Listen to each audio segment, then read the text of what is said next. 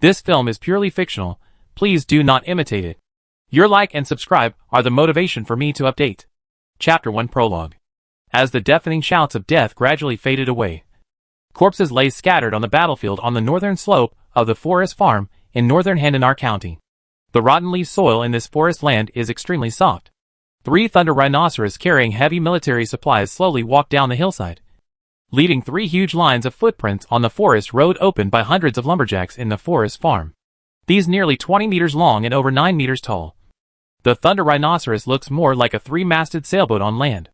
Each thunder rhinoceros is loaded with various supplies. These thunder rhinos have 4 thick thighs, and with every step they take, their heavy hooves sink deeply into the soft soil. The footprints were more than 1 meter in diameter and half a meter deep. They looked like horse traps designed to prevent cavalry from charging. A group of soldiers wearing metal armor followed behind the thunder rhinoceros. They were part of the infantry of the 4th Battalion of the 57th Heavy Armored Infantry Regiment under Duke Newman. They were withdrawn from the front line a week ago. After a week of repairs, they are currently receiving the mission was to clean up the battlefield on the north slope. The credit for cleaning the battlefield was attributed to Baron Sidney, the captain of the 4th Brigade. If he hadn't been the younger brother of the wife of the infantry commander, this kind of job of cleaning the battlefield would never have fallen to the infantrymen of the 4th Brigade. They were killed in action.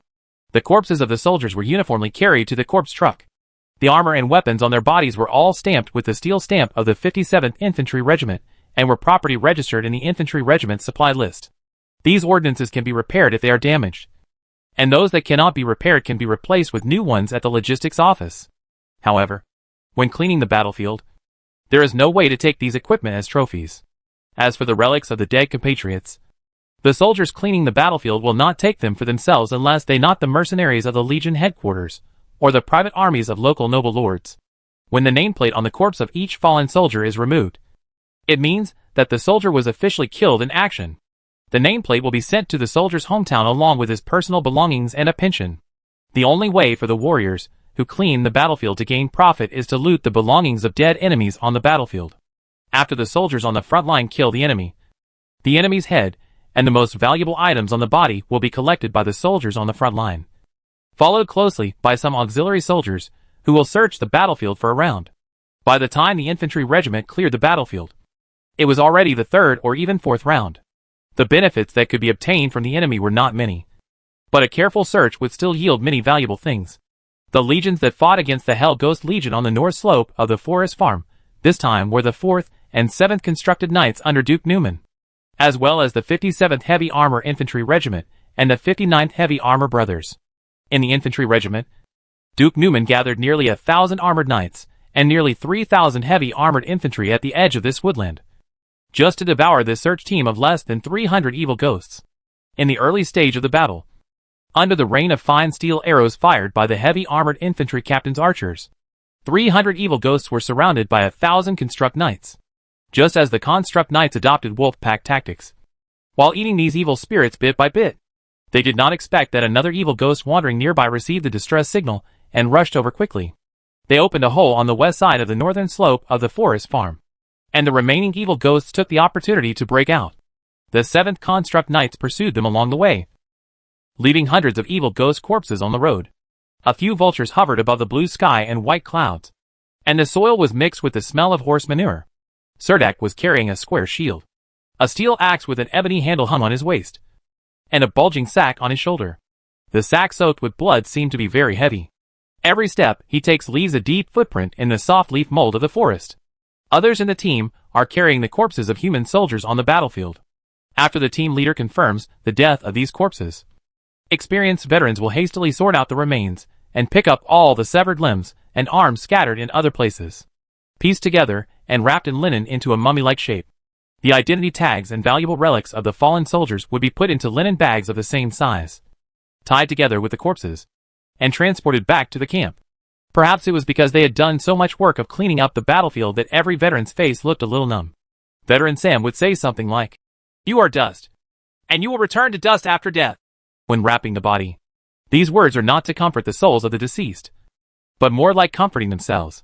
Surdak was a little tired of hearing this, but his task of cleaning the battlefield was not to deal with these dead human warriors. As the only warrior in the team who mastered skinning skills, Surdak was responsible for collecting the remains of evil spirits on the battlefield. The bodies that came down. Although the extremely precious black-striped demon skin on the heads and chests of these evil spirits had been cut off, there were still many valuable materials on these corpses. And these parts needed to be processed by warriors, like Surdak, who were experienced in skinning. Less than 20 meters away from Surdak lay an evil ghost body more than 3 meters high.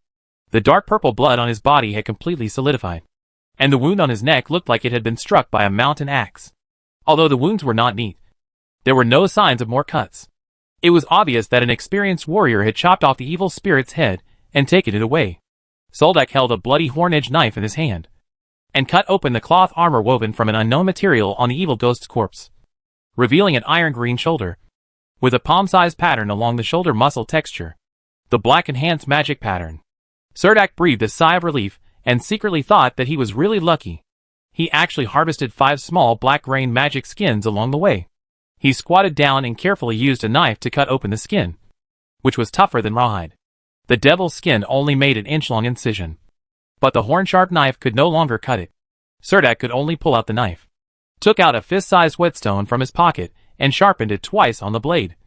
And then cutting the skin seemed much easier. There is not much left on the edge of this knife. Every time Surdak sharpens the knife, he will be very careful. He wants to extend the life of this peeling knife. This peeling knife needs to be sent to the blacksmith shop to repair the edge with steel. The camp here, the blacksmiths nearby were average in skills, and the repair fees charged were very expensive. Surdak prepared his army to return to the town of Handanar, and found a small blacksmith shop in the town. This way, he could save at least 3 silver coins. Surdak's hands were covered with dark purple sticky blood. He put the bloody black-striped demon skin into his pocket, and continued to search for other valuable materials on the body of the headless evil ghost. A large black mark appeared on his back. The tattooed devil's skin has been peeled off. But unfortunately, the black lines on the evil ghost's buttocks have not been completely formed, and have not formed a complete pattern. He sighed softly, and then turned his gaze to the evil ghost's buttocks. He grabbed one of the evil ghost's corpse's arms with both hands, trying to turn the evil ghost's corpse completely over, so that the evil ghost's chest and abdomen faced the sky. But the body was too heavy. He could only call to Sam, a veteran who was carrying the body not far away. "Hey, man, come on and help me. I want to turn this big guy over. Maybe his abdomen there will be a complete black magic pattern." Sam's face was covered with brown freckles, and when he smiled, he would show his rotten teeth.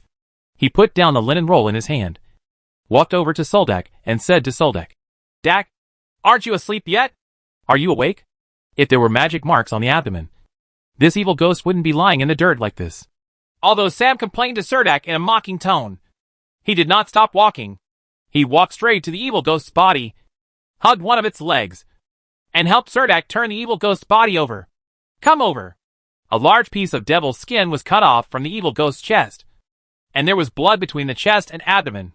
Several broken ribs even protruded from the fascia, exuding a disgusting stench. Surdak's eyes were drawn to attracted by the evil ghost's corpse. He didn't notice anything strange around him. Sam on the side released the thick thighs of the evil ghost's corpse, pointed at the human being suppressed by the evil ghost on the ground, and said in surprise, "Oh my God, who is this?" He instinctively stepped forward and reached out to lift the man's face buried in the soil. When he touched the man's stubbled chin, his eyes suddenly widened, and he couldn't wait to shout around. "It seems like he's still breathing. Come quickly. There's someone alive here." The soldiers of the second team scattered elsewhere heard Sam's shouts, quickly put down what they were doing, and ran towards this side quickly. The man had only a faint breath. Everyone stood around the survivor's body and said, "He is not wearing a military uniform. He doesn't seem to be one of ours. Then where did he come from?" Another young warrior with a scar on his face said curiously while squatting on the ground, "Wake up." Chapter 2. Time to wake up from the dream. When Young woke up from his dream, the first thing he saw was a blond man with a bloody dagger in his hand, squatting in front of him and smiling stupidly at him. He was lying on the grass with a splitting headache. He wanted to struggle to sit up, but he had no strength at all. The surroundings were filled with the smell of horse manure and blood. Young wanted to ask where this was, but he didn't know how. It felt like there was an apple stuffed in my throat. I couldn't say anything, and I even had some convulsions. On the other hand, the man holding the dagger spoke a series of strange words towards Young. Seeing that his face was covered with purple-black mucus, He seemed to have no ill intentions. The huge roar made the land tremble, and a giant rhinoceros like a hill appeared in He Buiqiang's field of vision. This rhinoceros had 2 giant rhino horns on its head. The longest one was more than 2 meters long and was turbid. Its eyes looked as big as a wash basin, and its huge nostrils could fit a basketball into it. There were several heavy chains tied to its body, and huge wooden boxes were hung on the chains like packages. Boom, boom, boom! Watching the giant rhinoceros pass by, its 4 thick thighs dug a series of deep pits in the soil. Only in dreams can you think about whether you are speechless or speechless. And only in dreams can you see so many strange and bizarre things. He Buiqiang lay on the grass and tried to take 2 deep breaths, although his chest felt like a huge stone was pressing down, causing his whole lungs to hurt. He just thought he was dreaming and tried to close his eyes. It's just that what comes when you close your eyes is not darkness, nor does it wake you up from sleep. He found himself floating in a void space, with countless stars twinkling around his body. Just as he was floating in the void and looking around blankly, countless pieces of paper like snowflakes fell down one after another. Each piece of paper was like a firefly on a summer night, constantly flying back and forth around his body. He subconsciously stretched out his hand and touched a piece of paper floating in front of him, and a strange feeling like electricity was transmitted to his mind from his fingertips. They were clear or blurry photos, just like some intermittent and inconsistent movie reels. Those pictures were connected together to form a dynamic picture, but the images in the picture were even stranger. He Buiqiang touched a few more flying pieces of paper, which would disappear immediately if they touched his hands. And each piece of flying shredded paper only has a short image. These images look more like memories, but now they are constantly integrated into He Buiqiang's mind, making him miserable. I heard that if a person sleeps too hard, it is easy to get trapped in some terrible nightmares. At this time, you can give yourself some psychological hints and then force yourself to wake up. He Buiqiang wanted to give himself a big mouthful to wake up quickly. He raised his hand and slapped himself hard, but his palm passed through the side of his face. It seemed that he was still in a dream. At this time, many memory fragments have already flown into He Buiqiang's body. Although he has not understood it all yet, he is accepting the knowledge at an unimaginable speed. Of course, the fastest among them is to master the weird language, although these words are also produced from the throat. It is obvious that these sounds are different from the way He Buiqiang used to speak. When he was in school, He Buiqiang's biggest headache was foreign language classes. Now, he was forced to learn foreign languages in such a weird way. Fragments of memories poured into his mind. Although he had a splitting headache, the effect was surprisingly good. He felt someone slapping his face, and heard someone calling him in a weird accent. He Buiqiang was overjoyed. The memory fragments in the void disappeared little by little. He forced himself to open his eyes again. This time, what appeared in He Buiqiang's field of vision was a group of soldiers wearing European medieval armor, with blonde and blue-eyed men among them. Soldak squatted beside He Buiqiang and said to his companions carelessly, "Isn't he stupid?" He Buiqiang actually understood the man's language. "You are stupid. Your whole family is stupid." He Buiqiang wanted to spit back so loudly, but when these words came to his mouth, they were stuck in his throat again. But he couldn't make any sound, as if the vocal cords in his throat couldn't produce these tones at all. It felt as if he had been hit by a car, and all the bones in his body seemed to be falling apart. Waves of severe pain surged up with the beating of his pulse, sometimes light and sometimes heavy. He Buiqiang felt that he might faint again at any time. This feeling was unbearable. "It's not like I'm dreaming, but all of this was unacceptable to me." Surdak, veteran Sam and 10 other comrades belonged to the 2nd Squadron of the 6th Squadron of the 4th Battalion of the 57th Heavy Armored Infantry Regiment. Sam is the leader of the 2nd team, because of his excellent skinning skills. Surdak stood out among these 11 people and became the vice captain of the 2nd team. When Surdak was cleaning the battlefield in the forest on the north slope, he found the dying He Buiqiang under the corpse of the evil spirit. It's just that He Buiqiang doesn't have an identity plate on his body, which means that He Buiqiang doesn't have any identity. And he's not wearing the uniform of the 57th Heavy Armored Infantry Regiment. He even has lost all his weapons and shields. Such a person cannot be the 57th Heavy Armored Infantry Regiment. Therefore, the logistics personnel of the 4th Battalion did not want He Buiqiang to occupy the limited number of trucks. The logistics staff of the 4th Brigade argued that after Bo Chong simply bandaged him, he placed him under a big tree on the edge of the battlefield. If he had any comrades, they would most likely come back to him. When he said these words, the logistics staff is also very unsure. After all, The 4th Brigade is responsible for cleaning up the battlefield from the rear, and its main responsibility is to deal with the corpses left behind. Every cart is filled with supplies to be transported back to the camp. There is no way for a wounded person to be piled with the corpses, and it couldn't be tied to Thunder Rhino's back like cargo, which forced the logistics staff to give up on He Butcheong, who had no identity. After saying these words, the logistics staff also had a stern look on his face. When he saw that no one in the second team soldiers refuted, he took advantage of someone to greet him from a distance. So he patted the dirt on his buttocks, turned around and left quickly. I knew Geist wouldn't care about this. That stingy guy would rather use a cart to haul back some valuable wood. Serdek glanced at Captain Sam, waiting for the captain to make a decision. Captain Sam reached out and rolled He Butcheong's eyelids and found that his eyes could move back and forth with his fingers, and his fingers were close to his eyeballs. There was obvious fear in his eyes. So he came to the conclusion. He is a mute. You see, he is not a fool. While Soldak used a skinning knife to cut open He Butcheong's blood-stained clothes and treated his wounds with bandages, he said to Captain Sam, We don't know the number of his team. What should we do? Captain Sam is a veteran with 15 years of military experience. He checked some of He Butcheong's injuries inside. They are all injured like this. Not taking him back to the camp is no different from killing him. Don't worry about that. The nonsense about the logistics staff. We just need to know that he is from the Green Empire. As for his identity, that is the matter of the Logistics and Government Affairs Department. We can't let him fend for himself here. Soldak said. You're right. I'll be a stretcher. Sam grabbed Soldak and said to him, You are here to collect evil ghost materials for us. After clearing the battlefield this time, whether we can drink wine, eat meat, or eat chaffy vegetables, it all depends on your hand. There is a harvest, and there is an evil ghost corpse ahead. Go and peel off the useful black-striped demon skin. Jielongnan. Go chop down a wooden stretcher. A black boy who had been squatting next to him silently stood up immediately, pulled out a short knife from the side of his trousers, and readily agreed. Okay. Head. The battlefield filled with gunfire seems to have a little more human touch because of this. Chapter 3 Extra People. Dusk. The afterglow of the setting sun renders the clouds fiery red on the horizon.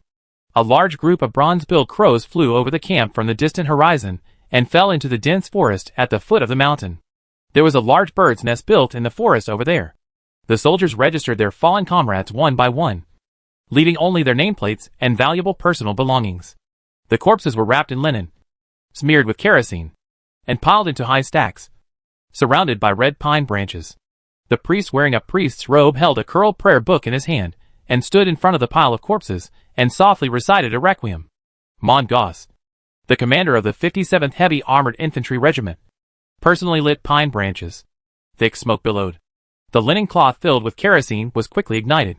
The fire quickly spread to the entire pile of corpses.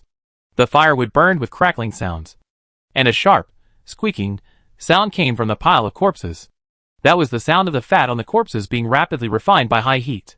10 night watchmen will keep watch here until dawn to prevent the fire from spreading outwards. The 4 captains of the 57th Heavy Armored Infantry Regiment stood behind Commander Mongoss, expressionlessly waiting for the ceremony to end before leading their respective teams back to the camp. Every time after cleaning the battlefield, Baron Sidney, the captain of the 4th Battalion, had a trace of pride on his face. Even in the military camp, he paid great attention to his appearance and kept his military uniforms ironed and clean at all times. He wore a pair of polished long military boots, and the scabbard on his belt was inlaid with 3 nails as big as nails. Sapphire. 2 red copper medals of nobility hanging near the chest of the military uniform were also polished and polished. Before returning to his tent, he would patrol the camp of the 4th Brigade as usual. The first thing he checked was naturally the animal pen.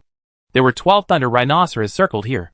These thunder rhinoceros were not his personal property, the private property of his brother-in-law, Commander Mongoss, the commander of the 57th Heavy Armored Infantry Regiment. These large land beasts are mainly responsible for carrying valuable materials in the military camp. The favorite food of these thunder rhinoceros is potato cakes full of starch. You only need to mash the sweet potatoes, steam them in a basket and let them cool, and you will get potato cakes as big as a wheel. They need to eat at least 50 potato pancakes the size of a wheel in one meal. Fortunately, they don't eat them all the time. They only need to feed the potato pancakes twice a day, morning and evening. Afterwards, Baron Sidney would go around the 5 squadron camps below and check the layout of the sentry posts at night. He would not return to his camp until it was completely dark. But tonight, he wanted to return to his tent early. The adjutant came forward secretly an hour ago to report that the caravans following the 57th Heavy Armored Infantry Regiment had sent representatives to wait outside his tent. Although there was no clearing of the battlefield this time. Rich oil and water. But the harvest is still very good after all. You can always get some black stripe magic skin from these evil spirits, which is a hot commodity in the eyes of magic merchants. Baron Sidney knew very well how to clean the battlefield. What things could be taken, such as the small pieces of black striped demon skin on these evil spirits, and what things should never be taken, such as some valuables from the fallen soldiers and the Legion standard equipment. Weaponry. However, Baron Sidney felt a little dissatisfied at the moment. Just after he inspected the sentry post, he was blocked by several soldiers. However, he knew that Sam, the veteran standing at the front, was a captain of the 5th Squadron. Baron Sidney's deepest impression of this veteran Sam was that he was a veteran with considerable experience when his father led the brigade. This guy himself was like a slippery man. Old Loach. No matter how dangerous the battle situation is, this guy can survive. But it is absolutely impossible for an old bastard like this to get promoted through meritorious service. At this moment, veteran Sam and Soldak stood in front of Baron Sidney with the remaining 10 soldiers of the 2nd team. "What's the matter with you guys?" Lord Baron asked with a stinking face, and everyone could see the dissatisfaction on his face. Veteran Sam wanted to retreat, but at this time, Soldak beside him stepped forward and reported to Captain Sidney. "Baron Sidney, the situation is like this." At this time, Sam could only bite the bullet and stand beside Soldak, waiting for Soldak to finish everything. Baron Sidney has 300 warriors under his command. Although he may not be able to name all of these warriors, he has a certain impression of each warrior. The most profound impression of Soldak is that this young man has many talents. He has good skinning skills and is considered a technical talent in the team. Because of this, Baron Sidney was patient and allowed Soldak to finish all his words. After listening to Soldak's account, Baron Sidney frowned and said displeasedly, "Why do you come to me for such a thing?" Veteran Sam glanced at Soldak secretly, with a look in his eyes that said, "Look, you don't want to listen to me, even if I say something. Let's see what happens if the Baron blames you." Soldak looked at Baron Sidney nervously. Perhaps Baron Sidney was infected by Soldak's sincere eyes. Or perhaps Baron Sidney was eager to get away, so he had to deal with the matter quickly. So he ordered Soldak, "You guys, he'll leave it to the logistics department. We're not a field medical center." Soldak answered honestly, "We went to the logistics department of the regiment, but the man did not have an identity plate and could not prove that he was a soldier of our regiment or a friendly regiment. The logistics department refused to accept him." Baron Sidney certainly knew that those departments in the infantry were bound to blame each other when there was no benefit. He lowered his head and thought seriously. The adjutant behind him leaned into Baron Sidney's ear and whispered a few words. Baron Sidney's eyes lit up, and he immediately said to Soldak, "That's it. Then ask him where he is from and leave it directly to the merchants outside the camp. I think when those merchants were transporting supplies to Green, I won't mind bringing back a wounded soldier, but his family will need to pay a reward." Thinking that although that person was not a fool, he had not said a word until he woke up, Soldak explained to Baron Sidney again. "Lord Baron Sidney." These words probably burned out the last bit of Baron Sidney's patience. The expression on his face became lighter and lighter, and he said casually, "That's it. Originally, the military camp cannot accommodate such people without identity, but I can treat it like you don't know anything. Since it's so heavy, if you can't survive these days, just find a place to bury it in the woods outside the camp. If you survive, as long as he can walk, let him go as soon as possible. Remember not to get me into trouble." After saying that, he led his adjutant and walked through the middle of Soldak and Sam. "Yes, Lord Baron." Soldak trembled and saluted quickly. He Buchiang was lying in a tent filled with the smell of sweat and feet. For the first time, he felt that he was a redundant person. After Soldak rescued him from the battlefield, he racked his brains to send him to various places with the ability to receive and treat him, such as the infantry regiment's logistics department shelter, such as those who followed the infantry regiment to make war fortune, the caravan. But unfortunately they were unwilling to take in He Buchiang, who was seriously injured and could not move. In the end, Soldak did not leave He Buchiang in the woods outside the camp and let him fend for himself. He persuaded veteran Sam and everyone in the 2nd team, and after obtaining their consent, He carried He Butchung into the tent in the camp and found a quiet corner. Although there was no military doctor and no dilution of healing potions, due to the rationing of liquid, they could only get some cereal from the canteen every day and pour it into He Butchung's stomach rudely like a spoonful. Although life was so difficult, He Butchung found that his body was as tenacious as weeds. Under such adversity, the injuries on his body actually improved little by little. He Butchung closes his eyes every day and has to accept the memory fragments flying in the void. When he opens his eyes, he sees a group of low-level soldiers living tenaciously in this strange world. He finally discovers that this is not a dream. He should be traveling through time. Got it. Chapter 4 Recuperation. During these days of lying in the tent recovering from his injuries, He Butchung had a general understanding of the world based on the memory fragments flying in the spiritual world. Among those memory fragments, what impressed He Butchung most deeply was not this bizarre world, but the practice year after year, day after day. Slashing with a sword and blocking with a shield seemed to have become some kind of conditioned reflex. There is also a gentle blonde with light freckles on her face, and a sea of fire that can burn everything. He Butchung calls the void full of stars the spiritual world. After closing his eyes, some remaining memory fragments will continue to appear in the spiritual world, gradually integrating into He Butchung's body. The feeling is not possession, but fusion. He Butchung discovered that the owner of this body was named Jambok. He was originally born in a noble family in the northern city of the empire. He had no worries about food and clothing and received a good education. As the second son of the family, Jambok did not have the right to inherit the title or territory. Therefore, the route planned by the old Earl for Jambok is to enter the Advanced Warrior Academy and strive to be promoted to a first-level warrior, so that he can inherit a set of magic pattern constructs and a war horse from the family treasury and become a construct knight. Jambok did follow the old count's plan, but something unexpected happened when he was only one step away from becoming a first-level warrior. He joined a small group called the Wind Chasers. When he was out on a mission, an evil mage kidnapped his companions. When he chased the magician again, he was caught in the sea of fire. Although Jambok was saved from the sea of fire by the people who came after him, he was rescued, but his body was severely burned, and it seemed that he had lost the chance to become a strong man. This part of the memory is very messy. Later, for some unknown reason, Jambok began to travel around. Unexpectedly, he encountered an evil ghost in the dense forest on the northern slope of the Grove Forest Farm in Helensa County. As a knight with a spirit of sacrifice, Jambok resolutely decided to stay at the end in order to save his companions. However, despite being seriously injured, the corpse of an evil ghost accidentally fell on Jambok's body. Perhaps from that moment on, the owner of this body, Knight Jambok, was already dead. The person who was revived by Surdak from under the corpse of the evil spirit was He Butchung, who had traveled to this world. Chaotic footsteps were heard outside the camp again. In recent times, small-scale battles have frequently broken out near the forest farm in Helensa County. The evil spirits, who have been driven away, often come out of the dense forest and attack those around the forest farm stronghold. The 57th Heavy Armored Infantry Regiment was stationed at the foot of the forest farm and was often harassed by these evil spirits. All the soldiers of the second team, including Soldak, followed Baron Sidney out for nearly a day and night.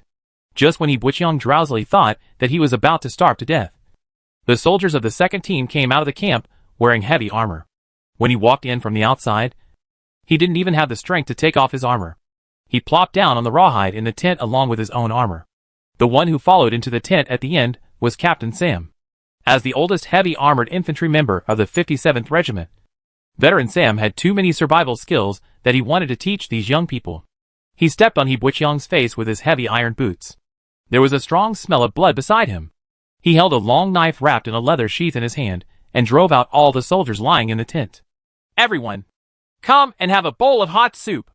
Even if you want to sleep, you must take off your armor, lest you sleep too hard and the straps on the armor will destroy your arms and legs." Sam kept chattering while helping other soldiers take off their armor. When he was idle, he talked so much that people wanted to cut out his tongue. Carrying a large wooden bowl, Soldak trudged to He Butchung's side, sat down on the moisture-proof felt spread on the ground, put his hand under He Butchung's nose, and felt that there was still a trace of breath. "Relax." He Butchung weakly opened his eyes and barely glanced at him. He Butchung was filled with gratitude for the soldier who rescued him from under the evil ghost's corpse. Soldak untied his iron boots and said to He Butchung, Man, you are really an invincible little strongman. You look better, but your complexion is just a little worse. Two extremely heavy iron boots were tied together by Serdek skillfully and hung at the vent of the tent. A gust of wind blew over, and a strong smell like snail powder spread throughout the tent. After freeing his feet, Serdek did not rush to take off the heavy armor on his body. Instead, he first took out a piece of oily black cloth and carefully wiped the edge of the saber next to him, and then used the saber. Insert it into the scabbard. Soldak leaned down and held He Buqiang's head with his hands, and poured a little hot soup into him. With the food in his stomach, He Buqiang felt that his stomach finally no longer hurt like he was twisting. However, it is followed by pain in other parts of the body. Soldak didn't care about the pain on He Buqiang's face and whispered to him, "You can't guess what we encountered last night. A large group of evil spirits passed by our defense area. Fortunately, their target was not us. Otherwise we will be dead. When will this kind of fearful days end?" It seemed that all he needed was someone to talk to. And He Buqiang didn't need an answer. He took off his heavy mail and threw it in the corner of the tent. Serdek's body was filled with the smell of blood, but he seemed not to smell it at all.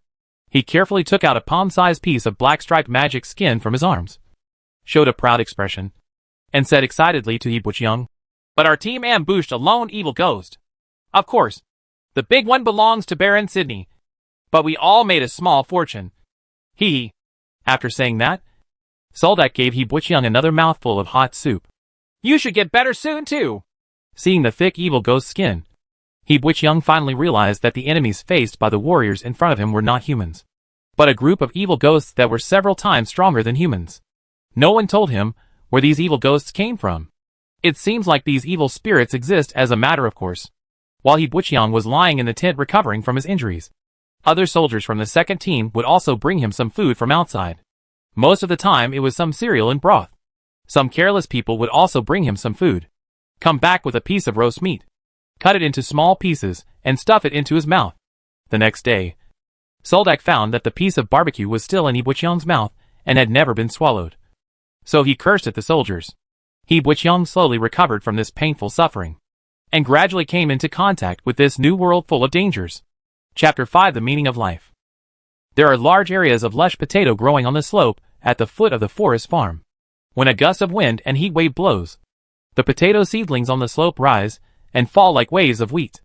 There is abundant rainfall here, and the climate is warm in summer. There are no natural enemies like groundhogs. The sweet potatoes grow very vigorously. The watery and tender stems and leaves are the favorite food of the thunder rhinoceros. However, if you want to keep the thunder rhinoceros strong, just feed these thunder rhinos sweet potatoes that contain a lot of starch. The soldiers of the second team wave their sickles against the scorching sun, cut down large areas of potato seedlings, and use pickaxes to dig out the potatoes buried deep in the soil. Each of these sweet potatoes, which are as thick as an arm, is 1 meter long. The light yellow slurry contains a weak toxin.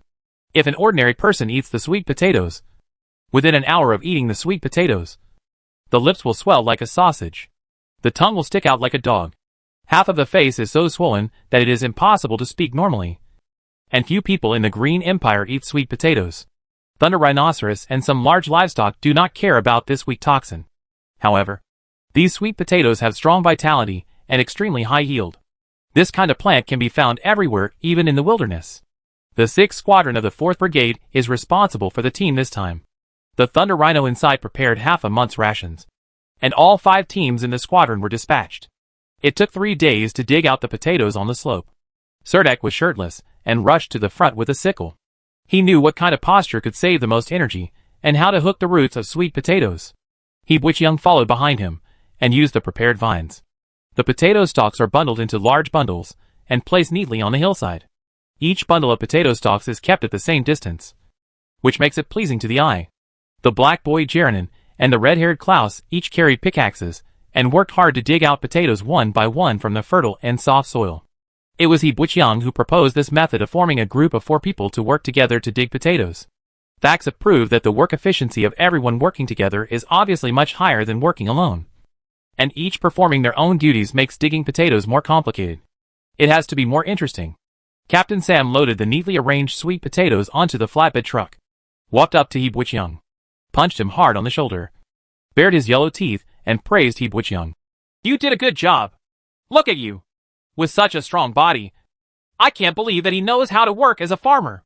Soldak, who was the leader, stopped, straightened up, picked up the kettle, and drank a big gulp before throwing the kettle to He Buqiang. He Buqiang was not polite, and poured the remaining water in the kettle into his stomach. Are you from the north? Captain Sam asked, sitting on a bundle of potato seedlings, looking up at He Buqiang with squinted eyes. He Buqiang saw the endless snow-capped mountains from the fuse memory, hesitated for a moment, and then nodded slowly. When this war is over, we all can collect some travel expenses for you. And you can go home. Captain Sam took out a pipe from his arms, held it at his mouth, and sucked it dryly twice, and said in a hoarse voice, He Buqiang said. He Buqiang squinted his eyes, and recalled the other world, his smile full of bitterness. What? Don't you want to go home? Captain Sam asked He Buqiang. Although He Buqiang can currently understand Imperial language based on the knowledge in his memory fragments, he cannot pronounce it accurately. Therefore, there are still certain obstacles in communicating with others. He can only listen, not speak. Soldak has been taking care of He Buqiang during this time, so the two of them are close. But Soldak rarely talks about this to He Buqiang. This time Captain Sam asked He Buqiang, and Soldak took the opportunity to ask, Have you forgotten where your home is? Soldak didn't expect that He Buqiang would actually nod. He was a little speechless, and didn't know how to comfort him. He could only curse blankly. Damn plain war. Then what are your plans in the future? Captain Sam asked He Buqiang, seeing that He Buqiang was silent and did not speak. He just thought he was a mute with normal hearing. He turned to Soldak and said, Dak, you are not. Do you know any merchants in Talapa? Otherwise, ask them if they are short of manpower. Soldak agreed. I will take the time to ask him tomorrow morning. As one of the few warriors in the 57th Heavy Armored Infantry Regiment with skinning skills, Soldak was obviously more popular with the businessmen who followed the infantry regiment into Handanar County to collect war wealth. He knew several businessmen. The steward of the team, Sam asked Soldak to find those businessmen for help. It was definitely not without purpose. The black boy Jialongnan interjected from behind. Captain, why don't you keep the big guy? Since He Buqiang woke up, his injuries have gradually improved. Although he is still unable to speak, this does not prevent him from doing things. Many experiences from the memory fragments of the body owner. After integrating those experiences in other worlds, many novel ideas have emerged. Some may not be realized due to various restrictions, but some have very good results when used. Because of this, He Buqiang's injury has not healed yet, but it has been accepted by everyone in the second team. Captain Sam chewed his pipe and cursed vaguely. Nonsense! We are doing military service. The recruitment system of the Green Empire is here. If it is not compulsory recruitment, who would be willing to come to fight and lick blood with this kind of knife tip? Day? Jialongnan was so stunned that he couldn't say anything. He could only pull a piece of toasted wheat cake from his arms, stuff it into his mouth, chew it casually, and then swallow it. He Buqiang clearly saw a bulge the size of a table tennis ball in Jialongnan's throat. He watched him swallow the dry wheat cake with great difficulty. He didn't even need to take a sip of water, but his eyes were a little straight. These freshly cut potato seedlings are also transported back to the camp and thrown into the trough outside the animal pen. Those small hill-like thunder rhinoceros came from all over, opening their big mouths and swallowing a bunch of potato stalks in one bite. These thunder rhinoceros with an amazing appetite are considered to be the most powerful in the military camp. But feeding these big guys is extremely difficult. Heavy work, usually with dedicated breeders. And only temporary thunder rhino preparation rations would be sent to a group of soldiers to collect in the wild. After the 4th Brigade got the good job of cleaning up the battlefield, it subsequently performed several reconnaissance missions. This time, together with the preparation of fodder for the thunder rhinoceros. It was all done by Count Mongoss in order to impress the other captains. Become more balanced. These sweet potatoes were transported back to the camp. The work of the second team was not over yet. Then someone had to pound the sweet potatoes and send the sweet potato soup to the logistics cooking class, where the large steamer was used to cook the sweet potatoes. Potato pulp is steamed into potato cakes, which is Thunder Rhinoceros' favorite food. Making steamed potato cakes is one of the more interesting things for He Buqiang, because during the process of making steamed cakes, you can observe those Thunder Rhinoceros up close. He Buqiang wanted to ride on the back of these big guys, which weighed dozens of tons. However, the keepers in the camp are very careful and do not want people to come into contact with these giant beasts easily. although he has infinite curiosity about this world. He Buqiang always feels that he does not belong here. During the days when he was lying in the tent recuperating from his injuries, He Buqiang had been secretly hypnotizing himself in order to endure the pain. He kept telling himself silently, "Don't be afraid. This is just a dream. When you wake up from the dream, all the suffering here will disappear." This is what he must say to himself silently before falling asleep every night. When a new day begins, he will look for the meaning of life in this world in the early morning sunshine. Chapter 6 Born to be a Warrior. It took 2 months for He Buqiang to fully recover. And these days in the military camp also allowed him to slowly settle down. Many infantry regiments in the Green Empire fight in the wild, and do not have specialized logistics supply units. The same is true for the 57th Heavy Armored Infantry Regiment. As the commander of the 57th Heavy Armored Infantry Regiment, Count Mongoss, and other infantry regiments, they all handed over the logistic supplies to the accompanying caravan. The number of caravans that followed Grand Duke Newman into Handanar County was very large. Those big merchants all followed Duke Newman's main body of knights to drink soup. Only some small caravans came to do heavy armor. For the business of the Corps. Of course, most of these caravans are business groups in the Baron of Sydney. These business groups not only help the soldiers bring their general's pay and letters back to their hometowns, but they can also occasionally bring news from their hometowns to the soldiers. Serdek can often get some black-striped magic skins in his hands, so he knows many of the managers of the business groups, and they can usually get together and have a chat. He Buqiang sat on the slope at the entrance of the camp, watching Soldak standing outside the camp chatting with a businessman wearing silk-tight pants and a long shirt with cut sleeves. Occasionally, the businessman with a beard on his face looked at He Buqiang from time to time. Take a few glances. At first, the businessman thought Soldak was joking, but later he became serious. Soldak waved to He Buqiang, who stood up from the grass, patted the grass clippings on his butt and ran down the hillside in a few steps. The businessman raised his head slightly and looked at He Buqiang. His eyes narrowed like a cunning fox. "Northerners?" he asked casually, his eyes falling on the biceps of He Buqiang's arms. He Buqiang nodded. "People here are very concerned about their identity as Northerners." Serdek on the side said quickly, "Hey! Larkin! He can't speak. It may be the sequelae of the injury, but there is absolutely no problem in what you ask him to do. Just don't expect him to answer." Larkin's eyes slowly looked around from top to bottom, and finally landed on He Buqiang's feet. Sighing, "He's strong enough. I'm sure he was a warrior before. You really have to stuff him into the caravan," Larkin asked Soldak with a smile on his last words, which felt like a joke. Serdek frowned and said to Larkin impatiently, "Can you please say something nice? If you don't want to, I will go find the big-eyed peak." Seeing that Soldak was not joking, Larkin quickly tried to smooth things over for himself and said, "I didn't say no. Please be patient with me. We are fellow villagers. You take care of me, and I take care of you. This is how it should be." Serdek felt that Larkin was still being naughty and wanted to scold Larkin, but Larkin didn't give him the chance. He patted Serdek on the shoulder and said repeatedly, "Okay, I understand." "What do you mean?" "Leave him to me. I don't think he needs much care. I will pay him his wages." He Buqiang was dragged away from the military camp by businessman Larkin. Soldak, who was standing at the door of the military camp, waved to him gently. The temporary residence of the merchants is not too far from the military camp. It looks like a lively street market. There are some tents set up on both sides of the tent market. There are various daily necessities outside the tents and various commodities along the street. The merchants will not giving up any opportunity to make money. The soldiers in the military camp would often run out to buy some daily necessities, and more soldiers would run out to have a good meal. However, for the merchants here, these small businesses are not their main business projects. Relying on the limited silver coins in the pockets of these soldiers is not worth having them follow the Legion all the way to the front line. The main business here is the large-scale purchase of military supplies in the military camp, including bulk purchases of food, cloth, ironware, and many other aspects.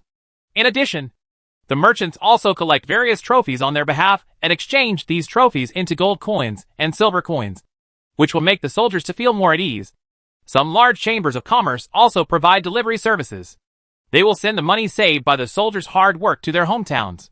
The 57th Heavy Armored Infantry Regiment is responsible for the defense line on the northern slope of the forest farm.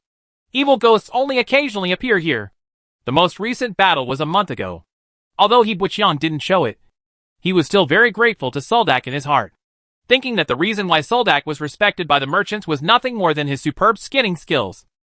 And looking down at the thick calluses on his strong hands, He Young felt that he should also put his own pick up the craft you are good at.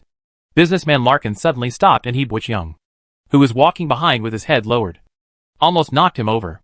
He turned to He Young and said, "Hey, I forgot to ask Dak what your name is. So what should I call you?" He Young tried to pronounce it, but his face turned red. When he spoke, he always subconsciously thought of the syllables AOE. It seemed that he had to completely forget it. "Big guy!" Larkin tried to shout. He Young's face looked a little ugly. "Northern boy?" Larkin continued to test. He Young glanced to the side. "How about I just give you a random name? It's just a code name anyway. How about calling you Morgan? There used to be a big man named Morgan in the caravan. He was a good driver of the carriage," Larkin suggested to He Young without any discouragement. "Road." Just when He Young felt that he should probably use his previous name, Larkin slapped his forehead hard and asked He Young, "Okay, what do you want me to call you?" "Little Duck." Seeing that He Young hesitated and did not continue to look bad, Businessman Larkin immediately patted his shoulder hard and said excitedly, I also think this name is really great." The two walked into this makeshift street side by side, Larkin still talking endlessly. He was very curious about what Soldak said about bringing He Young back from the battlefield. So he asked, "I heard that Dak dug you out among the corpses of evil spirits on the battlefield." He Young only nodded occasionally under his gaze. Larkin took He Young to a camp consisting of 3 groups of tents. He called over the curly-haired boy who was squatting on the street guarding the stall, and a strong man sleeping outside the tent. He introduced to He Young that the young curly-haired boy was called Gabby. The sleepy strong man is called Ulysses. We will do things together from now on. The curly-haired boy Gabby looked very naughty. He smiled kindly at He Young in front of Larkin and ran back to look at the stalls. However, the strong man Ulysses was very interested in He Young and took the initiative to reach out. He Young used to hold it, and it felt like a huge iron pliers clamping his hand. And the force became heavier and heavier. A triumphant smile appeared on Ulysses' face. But before the smile completely spread to his face, Ulysses' dark face slowly became a little stiff. He Young calmly let go of his hand, and Ulysses quickly retracted his hand, as if he had been bitten by a poisonous snake. Larkin just ignored these tentative moves among his subordinates. After greeting the 2 employees, Larkin arranged a place for He Young to live. Chapter 7: Larkin's Business. Businessman Larkin brought He Young to the door of a canvas tent and lifted up the tent, which looked like a huge warehouse. Large wooden boxes were piled together, many with labels with different words on the sides. There was an unsealed wooden box at the door. He Young took a look inside and saw a large leg bone lying on the bottom of the box. The leg bone was covered with black magic patterns. Those black magic patterns seemed to possess like some kind of vitality. It was slowly crawling on the leg bones. He Young felt dizzy just by looking at it. "This is a temporary warehouse for storing low-level magic materials. I will have someone place a wooden bed here," Businessman Larkin said to He Young. "You will live here from now on and temporarily help me guard the warehouse here. What you have to do every day is to count the supplies collected. From time to time, there will be carriages transporting these supplies to hand in our county." He Young nodded. The interior space of this tent was much larger than it looked on the outside, and there was a faint smell of grease floating in the tent. He Young crossed the stacked wooden boxes and walked to the end of the tent to find that it was filled with swords and shields. Almost all of them were. It is the standard weapon in the military camp. I didn't expect that such a small caravan would have so many military supplies stored in it. He Young couldn't help but pick up a knight's shield from the weapon rack, held it in front of his chest, and swung it with his hand, making a dull sound. There was a row of thick round-handled Roman swords on the weapon rack. The bronze handles were engraved with some simple patterns, but these patterns should be decorations. He Young could not feel the dizziness on the patterns on the black striped magic skin. The Roman sword's the blade was only less than 3 feet long, but it was unusually thick. He Young stretched out his hand to hold the heavy Roman sword and took it off the weapon rack. He Young felt that his movements were extremely smooth, especially at the moment when he held the sword hilt. He seemed to have a long-lost feeling, and he performed it skillfully and smoothly. Sword Flower came and inserted the Roman sword back into the weapon rack effortlessly. "Do you like these weapons?" Larkin stared at He Young and asked, as if he had discovered a treasure. His eyes became very bright. He Young nodded. Then his eyes fell on other weapon racks. In addition to a row of Roman swords, There were also several dark-edged daggers in this tent. The handles of the daggers were made of brown leather, which would be very comfortable to hold. In addition, there are more than a dozen Pagolio spears placed near the main pillar in the middle of the tent. This is a spear made of all metal. Only heavy armored infantry can use these heavy weapons. Larkin seemed to trust Serdek, and was not worried that Buqiang would keep tabs on himself while living in this tent filled with weapons and magic materials. Larkin then asked, "Then do you know how to maintain these weapons? Just take them out and wipe them regularly and apply some animal grease on the blades." As he spoke, he took out a greasy rag and wiped it vigorously on a Roman sword, as if he was giving an example to Buqiang. Buqiang took the greasy rag and did not wipe the Roman sword like Larkin did. Instead, he picked up a strip-shaped sharpening stone from the tray of the weapon rack. He first rubbed it skillfully on the edge of the blade before using the oil rag. Wipe it carefully on the edge of the sword. Larkin glanced at Buqiang with satisfaction, patted his shoulder hard and said, "Very good. You will be responsible for the maintenance of weapons from now on." The warehouse was filled with a musty smell of rotting bones. Larkin did not want to stay inside for too long, so he took Buqiang out of the tent and sat at the door of the tent. "Oh, by the way, we have 2 meals a day. You can choose to bring the food back here to eat, or you can eat together with everyone. As for the salary, it will be settled according to the 15 silver coins per week. If you behave if you are outstanding, I will give you an appropriate salary increase.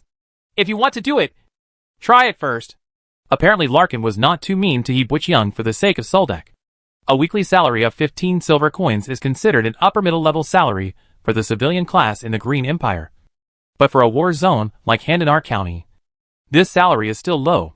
This should be Buqiang's salary during his probation period. There should be a possibility of slight improvement in the future. After explaining this, Larkin merged into the crowd of people in this commercial street and chatted very familiarly with the 2 warriors wearing mail. And Buqiang squatted down at the door of his tent, looking at the bustling crowds in the simple street market, his mind filled with confusion about the future. In front of the stall in the camp were a knight's light shield, 2 daggers, 3 Roman swords, and a Pagolio spear. Gabby was squatting behind the stall and yawning in boredom, holding 2 copper plates in his hand, throwing it up and down on the ground. Even if soldiers passed by Gabby would not sell the goods in front of the stall to those soldiers, just waiting for someone to take the initiative to stop. The standard weapons and equipment in the military camp are the property of Count Montgoss.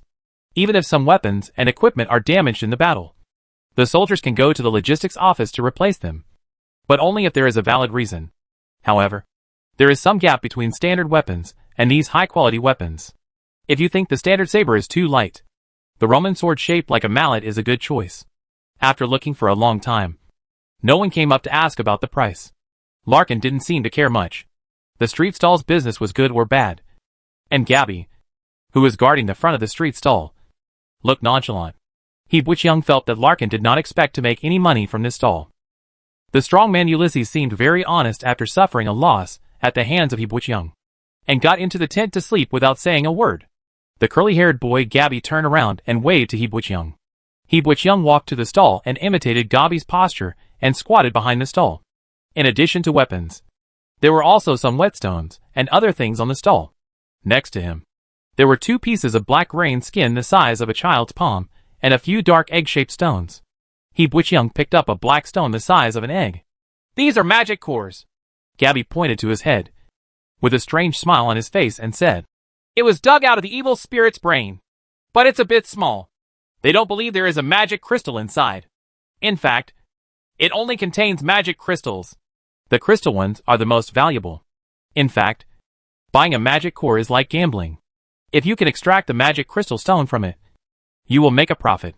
Otherwise, you will buy a worthless piece of rotten stone." Gabby scratched his hay-like curly hair, pointed to a pile of smaller magic cores on the stall, and said, "The one here costs 50 silver coins." He pointed to another pile of magic cores as big as fists and said, "The ones here are more expensive, about 1 gold coin each." Many people in the military camp like to bet on this. Hearing what Gabby said, Buqiang felt that buying a magic core was about the same as betting on jade. As if by magic, Gabby pulled out a piece of beef jerky from nowhere, stuffed it into Buqiang's hand, threw another piece of beef jerky into his mouth, and said to Buqiang, "I hope you don't mind what happened just now. Ulysses has no bad intentions. He just enjoys wrestling with people. He simply sat behind the street stall and introduced to Young. Actually, our daily work is very simple. I am responsible for looking after the street stall, and Ulysses has to keep vigil at night. There have not been many wars recently. Only after we win the war, we will be very happy. Busy! Gabby has a few brown freckles on his cheekbones, a high nose bridge, but is a bit thin. Like Larkin, he always talks endlessly when he starts talking. I don't think you are from Benet. Chapter 8 changes. The first ray of sunlight in the morning passed through the cracks in the tent and formed a straight spot on the moisture-proof felt. A group of forest birds with green feathers flew out of the forest with a flutter. From a distance, it looked like a small sandstorm. According to Soldak, the meat of this kind of thief bird is very tender and can be used with marinated with pepper and salt. Wrap it in a layer of flour and throw it into the oil pan to fry it until it's crispy on the outside. It is very troublesome to capture, and it also requires enough patience to handle these ingredients. Ulysses was wearing a thick tarpaulin raincoat, his body covered with dew, yawning and sitting on a truck, holding a spear in his arms. The emerald green grass leaves are covered with crystal water droplets. After the boss Larkin knew that Young had good cooking skills, he put him in charge of breakfast. There was still half a roast rabbit meat left last night, and Young planned to mix it with cereal and cook it into a pot of meat porridge. The diet of the people of the Green Empire is very monotonous, including oatmeal, baked wheat cakes, barbecue, and a series of broths. Anyway, anything can be boiled into soup, and anything can be added to the soup pot. It is more like a pot of chowder. But usually eating in the morning is relatively simple. Sometimes it's oatmeal, sometimes just a piece of wheat cake. Since the last time he suffered a loss, Ulysses has become very honest. When he saw Young crawling out of the tent, he carried a wooden bucket to the river to fetch water. The small river at the foot of the forest farm is not far from the camp, but the road is not easy to walk, especially in the morning when the grass is full of dew. Walking through the grass will make your trouser legs wet, and wrapping it around your legs will make your legs wet. People feel very uncomfortable. The pots and stoves were placed outside the tent. Young took out some charcoal ash from the cold stove, took out a blowpipe from the side, and blew several times on the embers in the charcoal ash. Sparks flew out and ignited. The grass next to it suddenly burst into flames. Of course, it doesn't matter if there are no sparks in the stove. Larkin still has flint in his hand, which is very convenient for starting a fire. Hi, little duck. Morning! Captain Sam came from the camp with all the members of the second team and greeted Young from a distance. Young stood up. He kept trying to speak, but unfortunately he still hasn't mastered the key to speaking. After Captain Sam approached, he patted Young on the shoulder and asked, "How are you doing at Larkin Caravan?" Young nodded vigorously, indicating that everything was fine with the caravan. Captain Sam smiled and said to Young, "It seems that Soldak has found a good job for you." Soldak came up from behind and said to Young, "Our team is on duty today. We are going to the mountain road on the west side of the forest farm for routine inspection. The indigenous people in Handanar County have been uneasy recently. We always try to set up roadblocks on that road, which has affected the transportation of supplies by our logistics department. We have carried out several joint encirclement and suppression campaigns with the brothers. Unfortunately, the natives always hide in the woods in advance because they are familiar with the terrain here, waiting for the infantry regiment to withdraw. They will also appear, like brown sugar. Very annoying. In the end, there was no other way. The infantry regiment could only arrange for us to take turns patrolling the forest road." Soldak said helplessly. "These guys won't wait for me. I have to go. I hope my luck will be better this time on the mission." Surdak, carrying a standard saber and square shield on his waist, wearing chain mail, quickly chased after the second team. The good luck in Soldak's words means that when the team enters the dense forest around the forest farm to perform tasks, they can encounter some rarely seen wild game in the forest. Going west from this forest area, it won't take long to enter the Gandil Mountains. Over there is a vast forest, which is the territory of Warcraft. It is a dangerous place that even the evil ghost army is unwilling to set foot on. Here at the forest farm large beasts often appear.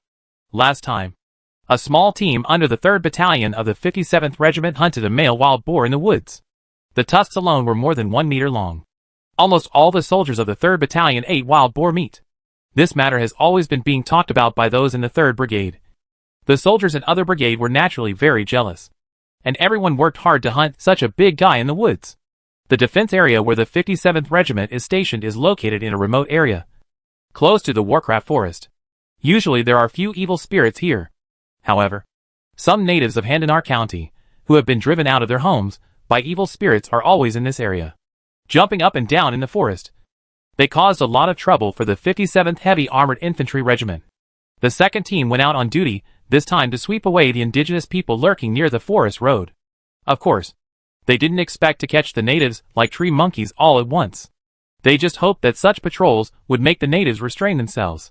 Of course, the soldiers of the infantry regiment didn't mind giving those tree monkeys a lesson. As the captain of the second team, Sam doesn't have so many ideas. He doesn't want to have so many adventures, because every adventure is equivalent to a danger. Despite this, when the second team entered the forest to the west of the forest farm, just like the other teams, several ordinary soldiers had several beast clips hanging on their waists. It wasn't until the members of the second team disappeared into the woods at the foot of the mountain that He Buqiang withdrew his gaze. He Buqiang squatted in front of the stall, holding a thick Roman sword in his hand. At this moment, he had a feeling, as if the Roman sword in his hand was an extension of his arm. He was immersed in this subtle atmosphere, and his perception became extremely sharp. Every movement around the stall was noticed by him immediately. Noticed. The curly-haired boy Gabby wanted to visit this temporary market, so He Buqiang looked after the stalls for him. Of course, he did not forget the boss Larkin's instructions to use a piece of oilcloth to maintain the high-quality weapons in the warehouse. He held the Roman sword in his hand with all his strength. He waved his hand, and a series of fighting skills seemed to be innate. Larkin was still the same. He was nowhere to be seen all day long. He was probably the most unreliable boss He Buqiang had ever seen. This small caravan did not look like a caravan. For 3 days in a row, the stalls were empty. There was no opening. But Gabby happily purchased a piece of black-striped magic skin from the warrior, and was praised by Larkin. "How can I sell this dagger?" He Buqiang pointed to the wooden board next to the dagger. The price of the dagger was clearly written on it. Dagger price, 35 silver coins. The words on the wooden board were written by Gabby, but the handwriting was crooked and a bit sloppy. The man glanced at He Buqiang silently, picked up the dagger from the stall, put his thumb on the edge of the dagger and scratched it, feeling the sharpness of the dagger. "Can it be cheaper?" the man asked again, and He Buqiang shook his head, seeing that He Buqiang had no intention of letting go. The man didn't want to get too entangled. He took out 35 silver coins from his wallet and threw them to He Buqiang, then turned and left with the dagger. When the curly-haired boy Gabby came back from the street, he was surprised to find that He Buqiang had sold 2 daggers and a Roman sword in just half a day. By this time, it was almost noon. From a distance, He Buqiang saw a voice covered in blood running out of the forest at the foot of the mountain in embarrassment.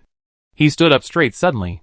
The soldier running in the forest over there was clearly the black boy Jielongnan. Chapter 9 Courage. The military camp of the 57th Heavy Armored Infantry Regiment is built on a slope at the foot of the forest farm. To the west of the forest farm is the Gundar Mountains. From the south of this hillock, you can have a panoramic view of the vast plain south of the forest farm. The rivers and streams meandering down from the Gundar Mountains enter the southern plains here. This is the season with the most abundant rainfall in Handanar County. Jielongnan ran out of the dense forest at the foot of the mountain covered in blood. He was still wearing mail armor on his upper body, but his lower body was only blood-stained linen shorts. He was holding a standard saber in his hand. But Fong Dun no longer knew wherever he was going. He ran towards the camp with a panicked look on his face. The temporary market was located between the camp and the forest farm. At this time, a soldier covered in blood ran out from the dense forest of the forest farm. Of course, the first person to discover this situation was the people from the market. He Buqiang heard the news from the people in the market, exclaimed, only to find Jielongnan running back from the forest in embarrassment. "Hey, little Zach, why are you going?" Curly-haired Gabby shouted to He Buqiang. At this time, He Buqiang had already taken long strides and ran towards Jielongnan. He passed by the noisy market and nimbly avoided many pedestrians in the market. "As I walked through the market, my body felt as light as a gust of wind. When I was young, I ran as fast as him," a drunken old man sitting in an open-air tavern said to Larkin, who was also drinking. Larkin squinted his eyes, followed He Buqiang's back, and said casually, "Of course I know." Except for He Buqiang, several soldiers wearing standard mail armor rushed out from the market, just based on their attire. It can be concluded that they are all soldiers from the 57th Infantry Regiment barracks. Perhaps it is because they are fully armed and well equipped. Heavy armor. So when running towards Jielongnan, He Buqiang was always the first to run. He Buqiang faced Jielongnan and helped steady the black boy who was running a little staggeringly. There are several wooden arrows hanging on the armor behind the black boy Jielongnan. There is no way for these wooden arrows to penetrate the armor. Only when they hit parts without armor will the soldiers be injured. The injury on Jielongnan's body was only on his shoulder. A cut was made on his upper body with a sharp weapon, as if someone had cut his throat. But the position was slightly off. Sweat mixed with blood. Jielongnan ran out of breath, his face full of anxiety. Seeing He Buqiang coming towards him, he was not polite and directly held his arms with both hands. He was exhausted from running now. Take me back to the military camp quickly. I want to report to Baron Sidney that a group of indigenous warriors appeared in the valley west of the forest farm. Sam and the rest are dealing with the indigenous people in the valley. I want to ask Baron Sidney to send reinforce the troops and wipe out those bastard natives, Jielongnan said to He Buqiang in a panic. Without hesitation, He Buqiang lowered himself to hold one of Jielongnan's arms, preparing to carry him back to the barracks of the 57th Heavy Armored Infantry Regiment. At this time, the infantry regiment soldiers who were following He Buqiang also ran up and asked Jielongnan, "What happened? Were you ambushed by evil spirits?" He Buqiang was stopped by 2 infantry regiment soldiers. Jielongnan repeated to these infantry regiment soldiers, "We encountered an ambush by a large group of indigenous people from Handanar County." One of the infantry regiment soldiers asked Jielongnan, "Which brigade are you from?" Jielongnan quickly replied, "Our commander is Baron Sidney of the 4th Brigade." Afterwards, the black boy Jielongnan walked quickly towards the camp with the support of 2 soldiers wearing standard armor. Another soldier asked Jielongnan about the specific situation while walking. No one paid attention to He Buqiang. It seemed that nothing happened without him. He Buqiang stood on the grass on the slope and looked at Jielongnan in a daze as he rushed towards the camp. Jielongnan didn't even have time to look back at He Buqiang. Jielongnan did not bring much useful information to He Buqiang. He only said that his team was responsible for patrolling the mountain road in the valley west of the forest farm and found a group of natives from Handanar County. He Buqiang did not know these natives of Handanar County, but only heard a few words of these natives from Suldek. Although these natives were once the owners of this land, they are still in the social system of a very backward tribal clan. To the regular army of the Green Empire, these natives are completely a group of uncivilized monkeys. The soldiers of the Heavy Armored Infantry Regiment have never the natives of Handanar County were not taken seriously. But I didn't expect that it would be these aboriginal people holding wooden bows and stone spears who would cause trouble to the second team this time. Hearing that Suldek and Sam were still fighting the natives of Handanar County in the valley west of the forest farm, He Buqiang felt that the blood in his body was boiling. I remembered that Suldek had said in the morning that he hoped he would have better luck on this mission. But now it is definitely not good news. He Buqiang felt his hands were heavy. He lowered his head and found that the Roman sword he had just carefully polished behind the market stall was still in his hand. He didn't know where the courage came from. It was probably the strength of this body that gave He Buqiang a decision that shocked me. He did not return to the market stalls, but turned around and silently glanced at the noisy temporary market. He Buqiang found that many people in the market were watching the excitement. Some watched the 3 infantry regiment soldiers helping Jielongnan run back to the camp quickly, while others stretched their necks to see if there would be a sudden wave of wind coming out of the woodland here. When the enemy came, some people simply ran back to their tents to prepare to pack some of their goods. He didn't see Larkin and Gabby in the crowd, and he wanted to show Larkin that he just wanted to borrow his Roman sword. However, since Larkin was not found in the crowd, He Buqiang had no intention of going back. He just raised the Roman sword in his hand towards the street, hoping that Larkin would understand what he meant. Before Larkin could react, maybe he didn't see it at all, He Buqiang thought to himself. Then he started running slowly without looking back, and rushed into the dense forest of the forest farm. He planned to follow the path Jielongnan ran back to retrieve Suldek and Sam. Holding a Roman sword should be of some help. He Buqiang knew that his body was very strong, but he had not experienced a battle yet. Rushing into the dense forest ahead made his whole body become excited. A wave of heat surged up from the soles of his feet, and there was an inexplicable power in his body. He dove into the dense forest without sparing any physical strength. But only after entering the dense forest did he realize that he had no idea which way Jielongnan had taken. He Buqiang paused for a moment at a loss, then moved towards the west side of the forest farm. He had heard from Suldek that the Valley Mountain Road was to the west of the forest farm. A large leaf with countless jagged edges scratched across his face, drawing a line of blood on his face. This kind of leaf contains toxins that stimulate the sensory nerves, so the tiny wound on his face is particularly painful. Pain. Stepping on the soft rotten leaf soil in the forest. The forest is very humid, and it seems that water can be produced with every step. Some insects will emerge from the rotten leaves and run away. He Buqiang took a deep breath, suppressed the discomfort in his stomach, wiped his face hard, and chased straight to the west side of the forest farm. Chapter 10 Ambush.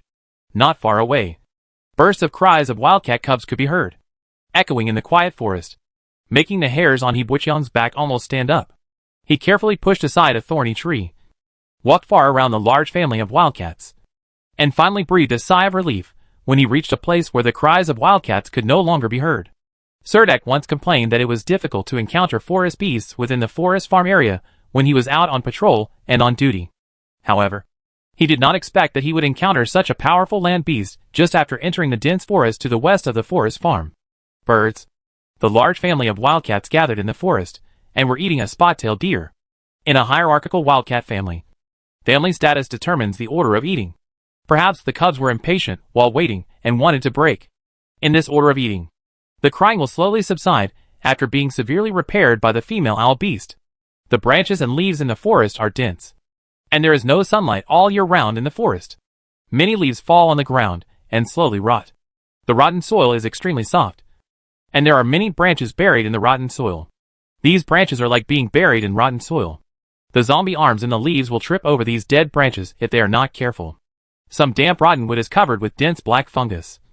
Many tree roots are covered with light brown moss. There are various oily yellow mushrooms on the top, and light yellow bracken, etc.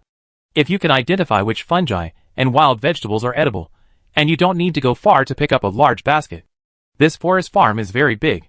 You can still see huge tree stumps far away along the hillside. He Buqiang found the right direction and drove all the way. Unfortunately, he couldn't find the supply line hidden in the valley even after walking very far. Along the way, he met the various small animals in the forest were not too afraid of people. There was even an ocelot chasing He Buqiang from the tree, constantly making demonstration calls, as if He Buqiang had invaded its territory.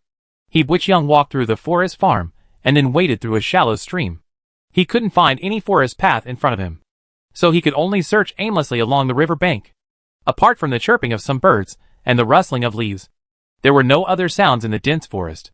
Not far forward, he saw some blood stains left on the rocks on the river beach. He Buqiang thought it was left by Jielongnan. He was about to step forward to take a closer look when he suddenly heard a strange cry of Jili Gulu. I happened to see several strange-looking indigenous people, wearing only animal skins and banana leaves around their bodies, surrounding a huge rock by the river and eating a white-scaled fish. Several wooden spears were placed on the stone beach by the stream. In addition to the wooden spears, there were also several wooden bows placed on the stone beach. However, it seemed that the range of such rough wooden bows was very limited. But there were no battle survivors around. It seems that Serdek and Sam were not at war with these natives. Soon the bloody fish meat was eaten up by the indigenous people. The 7 indigenous people did not leave in a hurry. Instead, they took off their animal skin clothes and jumped into the stream. He Buqiang groped around for a while. No trace of the second team was found, so they continued to explore deeper into the dense forest without disturbing the natives. Just when He Buqiang wondered if he was lost, he finally found a forest path in the dense forest. Although the road was not too wide, there were still some traces of ruts on the road. Although it had been washed away by the rain, it's blurry, but the footprints on the side are clearly visible. It can be seen that these footprints were left by the iron boots of the soldiers of the infantry battalion. After running so far, they still could not find the soldiers of the second team. The boiling blood in He Buqiang's body gradually cooled down. After calming down, He Buqiang began to think. With his own strength, how many natives can he deal with? He stopped in place for a while, and suddenly felt a dazzling light shaking him. He Buqiang did not turn around to check, but quickly hid behind a tree. Just as he hid behind the tree, an arrow shot silently from the right rear and nailed the tree trunk with a pop sound. If he hadn't been alert and hid behind a tree in time, the red-tailed arrow would have been stuck in his back, and cold sweat suddenly broke out on He Buqiang's head. Following the direction from which the arrow was shot, a figure flashed in the place with dense leaves, and the dark figure quickly hid in the forest. Unexpectedly, a native was following behind him. He Buqiang did not chase the native, but carefully pulled out the red-tailed arrow from the trunk. It was an arrow with an arrow polish from white bones. The tail feather is a very beautiful red feather. He Buqiang cannot tell what bird it is. The arrowheads of the bone arrows were stained and looked like they had been smeared with poison. Continuing to explore along the forest path, the native was always following He Buqiang. Whenever he had the chance, he would shoot a cold arrow at He Buqiang. However, he always refused to conflict with He Buqiang head-on. He shot an arrow every time. After that, they would quickly escape into the dense forest, leaving He Buqiang no opportunity to take advantage of. With such a tail following behind him, He Buqiang's spirit needs to remain highly tense at all times, which can easily make people feel tired. He Buqiang carefully observed his surroundings and found a slightly more open place along the forest path. From a distance, he saw the indigenous man flashing past the dense forest. The indigenous man was wearing clothes made of branches. He held a wooden bow in his hand and a pot of red tail feather arrows on his back. He stretched out his arms very vigorously. He chased the native and came to the place where the native was hiding. The native had already escaped, but the sense of danger never disappeared. Just when He Buqiang stayed there for a moment, 3 red-tailed arrows shot from He Buqiang's body. Shot from the side, He Buqiang screamed and fell to the ground.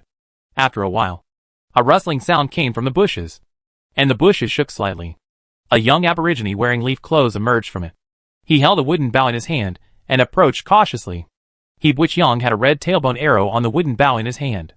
10 meters away from He Buqiang, the young native stopped.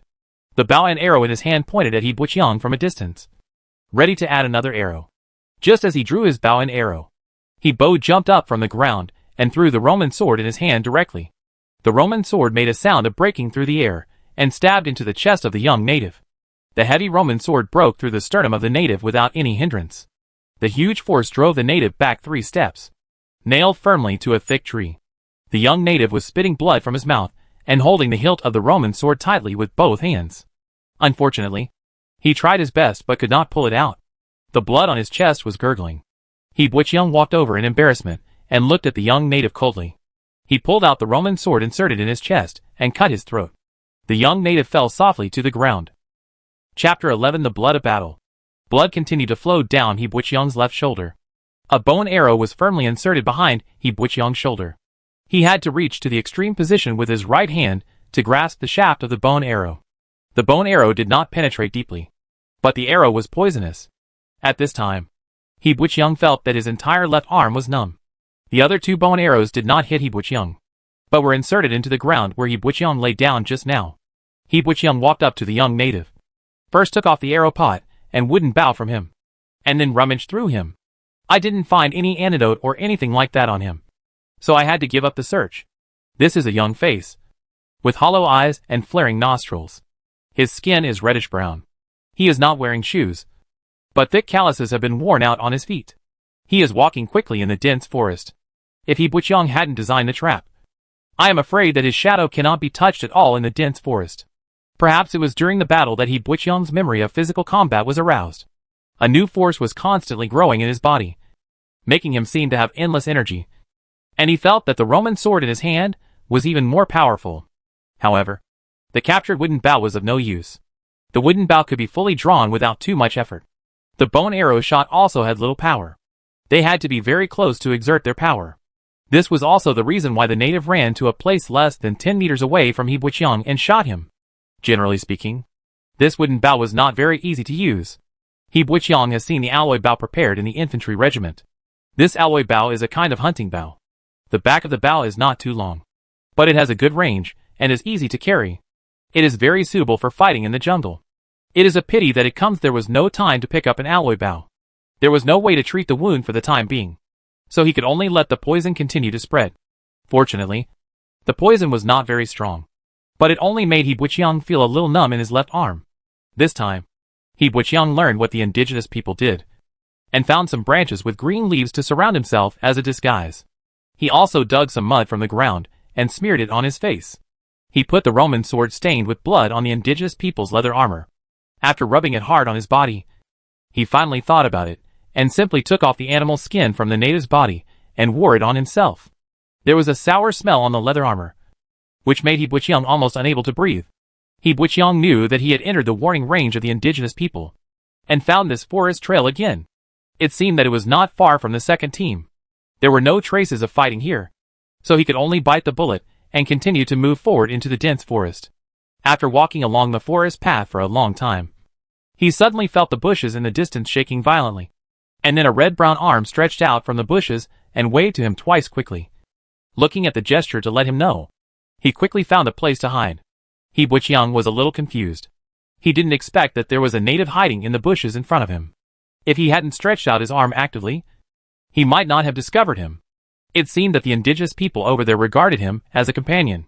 He Buqiang quickly found a bush to hide, wondering how many indigenous people were in the bushes opposite. Is there any way to sneak past and solve the problem with the indigenous people over there? Lose. Just when He Buqiang was thinking wildly, a cry of "Jurgulu" came from the dense forest. The first cry came from no one knows where it came from.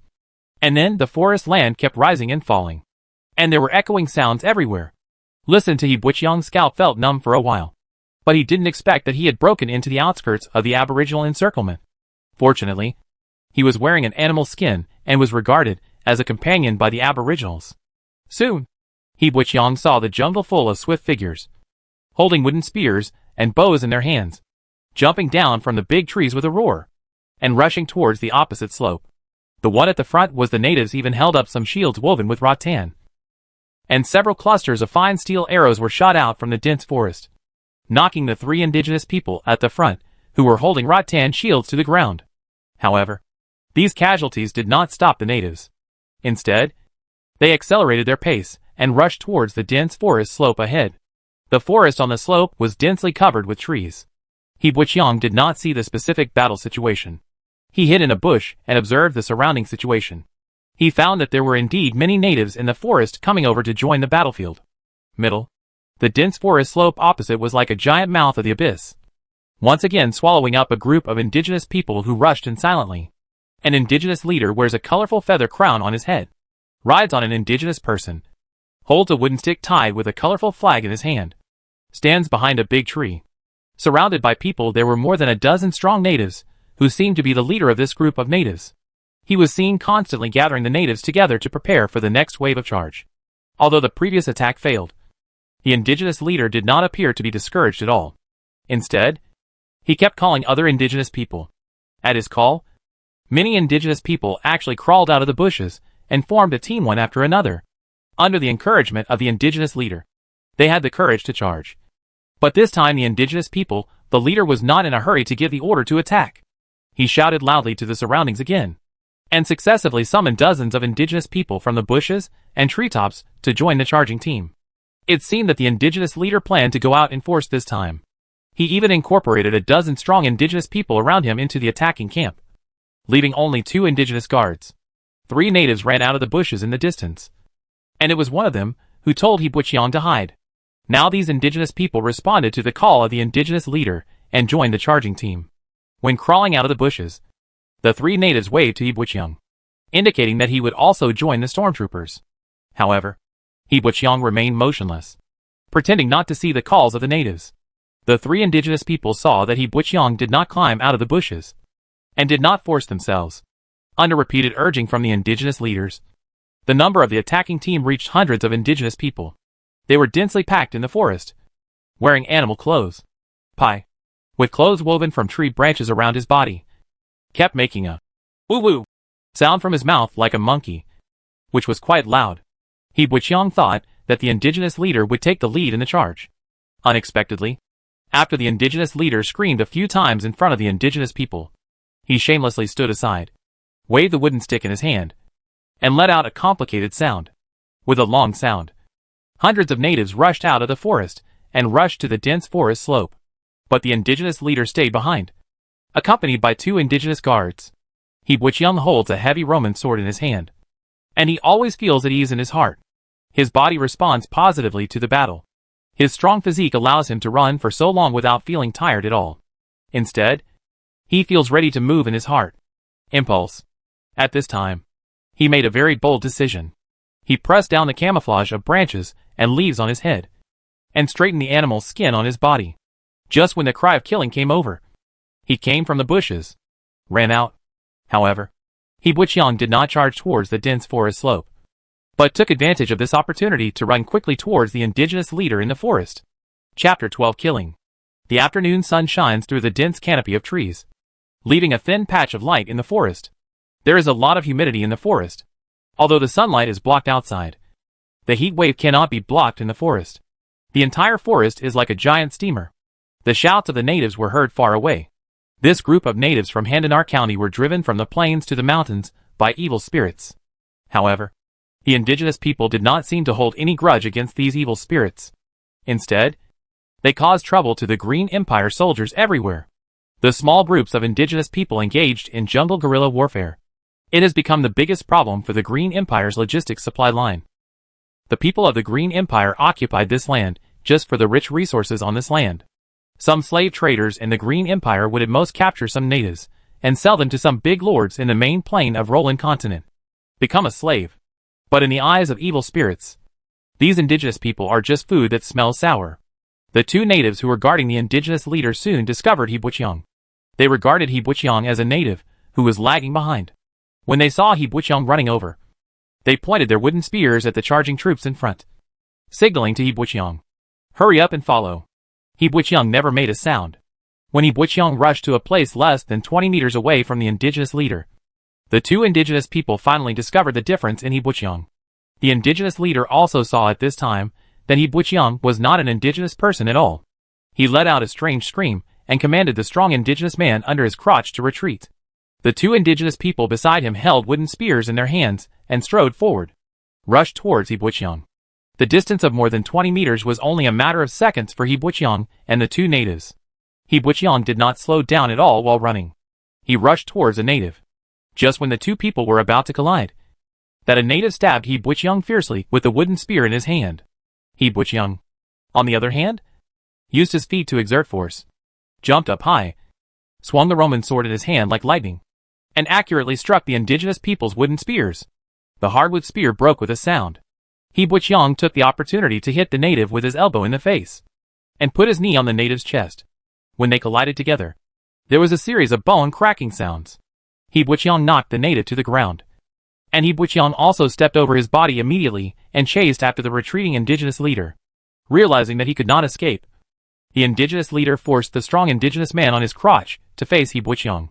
The indigenous leader waved a wooden stick with a banner tied in his hand and smashed it at He Buqiang with a red fire. He Buqiang was startled by the fire. He turned sideways and moved the burning stick out of the way. The stick passed by his cheek, and the hot flames made his face sting. The indigenous leader was overjoyed when he saw that the blow was effective. He ordered the strong indigenous man on his crotch to pursue forward with a jirigalu in his mouth. Although He Buqiang was strong, he lacked combat experience. The strong indigenous man carried the leader and stepped forward to pursue him. He raised his foot and kicked He Buqiang in the lower abdomen. He Buqiang retreated in embarrassment. The Roman sword in his hand instinctively thrust forward, and his wrist moved upward. He lifted it up and actually opened a 2-foot-long mouth on the chest of the strong native man. The abdomen and chest cavity were cut open with a sharp weapon, and the internal organs were squeezed out along the wound and flowed all over the floor. The strong man wailed and fell to the ground. The indigenous leader riding on his neck also lost his center of gravity and fell down. He Buqiang didn't expect that his body's instinctive reaction would be so sharp. He was a little panicked just now. His mind went blank, and the movements in his hands were completely subconscious. But he took advantage of the situation and killed the burly indigenous man. The indigenous leader who fell to the ground dropped the long stick in his hand. At this time, he was about to crawl over and pick up the long stick. How could He Buqiang let him get his weapon back? He clenched his hand, with the Roman sword inside. He gritted his teeth and threw himself on the indigenous leader, stabbing the sharp Roman sword into the back of the indigenous leader. The indigenous guard, who caught up from behind, stabbed He Buqiang in the back of the neck with a wooden spear. Out of his body's instinctive reaction, He Buqiang subconsciously held his chest and lowered his head, the wooden spear barely sticking to his scalp to pierce the air. He Buqiang grabbed the wooden spear with one hand, and the Roman sword in the other hand stabbed into the chest of the indigenous guard. The indigenous guard held his chest and fell on the leader. He Buqiang was worried that the indigenous guard would still struggle to death, so he stretched out his hand to carry the indigenous guard in a mess. With his broken braid, he used a Roman sword to wipe the neck of the native guard hard. and the native guard died directly. After killing 3 natives in a row, the blood in his body was still rushing, and his heartbeat was beating like a drum. He Butchiang was exhausted and sat on the forest clearing covered with dead leaves. His hands clenched tightly. The sword rolled to the ground at this moment, and the blood on his body quickly condensed, making the palm of his hand a little sticky. He Butchiang wanted to find some dead leaves and wipe the blood off his hands before he could sit on the ground and take a breath. The indigenous people hiding deep in the jungle discovered that their leader had been killed. They immediately let out rapid shouts in the dense forest. The voices rose and fell one after another, and the news of the indigenous leader's death spread quickly. The nearby indigenous people gathered around He Butchiang's position. Before the indigenous people arrived, messy arrows were flying one after another. A wooden arrow happened to land at He Butchiang's feet and lost its power. He Butchiang saw countless natives approaching and surrounded them. He was so frightened that he did not dare to hesitate anymore. He picked up the Roman sword on the ground and the long staff of the native leader with a banner tied to it, and rushed towards the gap in the encirclement. Probably the indigenous people who were charging in the front also learned about the death of their leader. The indigenous people who were charging in the front immediately collapsed. Countless indigenous people chased after He Butchiang, who was alone, and gave up the easy victory without hesitation. He Butchiang was worried about being torn apart by the angry natives behind him, so he ran in the direction he was coming with all his strength. Some natives wanted to stop He Butchiang halfway, but no one could stop him. Behind He Butchiang, hundreds of indigenous people formed a fan shape, shouting desperately and chasing He Butchiang. He Butchiang did not expect that he would offend all the natives by killing the indigenous leader single-handedly. He did not even dare to look back at the situation behind him, so he could only run forward as hard as he could. I don't know how far I ran, but I felt that my legs were getting heavier and heavier. The air I breathed into my lungs seemed to be never enough. There was a salty taste in my throat. He Butchiang knew that he was beginning to experience exhaustion. Despite the situation, the natives were always clinging to their backs and did not fall far behind. He Butchiang's feet gave way as he ran. He tripped over something, and his body flew forward uncontrollably. He Butchiang's face was pressed hard against the forest floor full of fallen leaves, and his body somersaulted forward, like a hard-landing airplane, lifting up all the large leaves in the forest, and his whole body fell. I was so confused that my mind went blank, with only one thought: it's over. Just when he was filled with despair, a melodious horn sounded across the forest, followed by a boiling cry of killing. Chapter 13 Victory. Whoosh! An arrow coated in black paint penetrated the dense bushes, bringing out a blueberry leaf that was shot in half, making a sharp sound in the air in the forest. The white feathers at the tail of the arrow shrank into a bunch during flight. The indigenous man rushing at the front saw with his own eyes a small black dot suddenly appeared in front of him. Before he could react, the black dot continued to expand. By the time he saw it, when it was a fine steel arrow, it was already too late to hide, and the arrow pierced his chest hard. The huge force caused him to fall on his back, and a handful of blood spurted out from his chest along with the arrows. A rain of arrows appeared in the forest, and the natives who rushed at the front immediately fell down a large area. This feathered arrow with fine steel arrow clusters can pierce leather armor, and is considered a deadly weapon for the natives of Handanar County. The soldiers of the 4th Battalion of the 57th Heavy Armored Infantry Regiment rushed out of the forest and scattered the natives with overwhelming force. The indigenous people could not stop the charge of these imperial warriors, wearing metal armor and holding sophisticated weapons in their hands. The wooden spears and wooden bows in their hands could not pierce the metal armor. The two waves collided in the forest, and the indigenous people immediately, they were overwhelmed by the Heavy Armored Infantry Regiment. In the face of absolute strength, the resistance of the indigenous people is futile. The afternoon sun shines through the dense branches and leaves and specks of light beams in the forest. He Butchiang climbed up from the ground in embarrassment. Hundreds of imperial soldiers passed by him with a blank look on their faces. Their metal armors were modeled in these spots. It looked a bit dazzling in the bright sunlight, and the shouts of killing were deafening. The imperial soldiers did not seem to give the natives any time to hesitate. The soldiers raised their standard sabers and killed the natives until their heads rolled down. The natives who were left behind turned around and fled into the dense forest, only to be taken away by another round of arrows. Many lives. He Butchiang walked to one side, picked up the long flag staff of the indigenous leader who fell on the ground, and pulled out the blood-stained Roman sword from the tree trunk on the other side. This Roman sword was borrowed from businessman Larkin, and He Butchiang still wanted to return the Roman sword. The indigenous people began to scatter in the forest, which meant that the last bit of resistance was gone. In front of the regular infantry regiment, these indigenous people were as fragile as a piece of paper. The soldiers of the infantry regiment were busy chasing down the indigenous people. And for a while no one paid attention to Hebuchiang. There was another sound of killing in the dense forest ahead. And the fleeing indigenous people seemed to be blocked in the dense forest ahead. Hebuchiang also boldly walked back, only to see that there was still a melee in the forest in front of him. In fact, it could not be regarded as a melee. It was basically a one-sided killing. The natives fled randomly in the forest, while the infantry regiment soldiers chased behind. He chased him like crazy in the forest. Through the chaotic battlefield, Hebuchiang saw a group of familiar figures. Sam, Surdak and several soldiers from the second team, covered in blood and holding standard sabers in their hands, worked side by side to block the retreat of this group of indigenous people. Probably no one expected that a rescue operation would eventually turn into a battle to encircle and suppress the indigenous people. Although there is nothing valuable on these indigenous people, the significance of annihilating this group of indigenous people is very important. In the past month or so, this group of indigenous people have often been active near the forest farm. They knew that they were unable to fight against the infantry regiment, so they set their sights on the teams patrolling the outer areas of the camp. Several patrol teams had already joined forces with them. This group of natives have fought against each other, and many teams have suffered a lot from them. In addition, these natives will rob caravans in the forest roads, which makes the infantry regiment's logistics department greatly distressed. You must know that the main supplies of the Green Empire's heavy armored infantry regiments come from these caravans.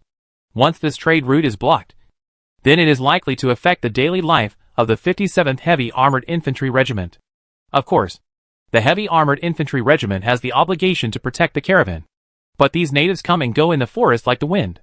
When they arrived, the natives emerged from the woods with a roar, and hundreds of them attacked the caravan together. When the reinforcements from the infantry regiment arrived, the group of natives dispersed like a swarm of flies and quickly disappeared into the dense forest, making it impossible to catch up.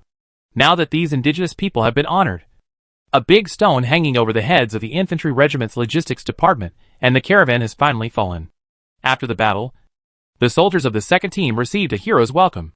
A group of soldiers from the heavy armored infantry regiment surrounded them, and everyone scrambled to kill the few young soldiers who could still move, lifted up and cheer loudly in the woodland to celebrate the victory of this battle. Rescue workers from the logistics department began to bandage the injured soldiers with hemostatic bandages. In the past, the injured warriors were treated by the accompanying priests sent from the temple. Since the outbreak of the Plain War, no priest has left the temple. Therefore, hemostatic bandages have become the most widely used first aid supplies in the military. Soldak limped through the crowd celebrating the victory, walked up to the unnoticed Hebuchiang with a sincere smile, stretched out a blood-stained hand, and didn't care about the disgusted look on Hebuchiang's face. Putting his hand on Hebuchiang's shoulder, he said to Hebuchiang, "We all saw it.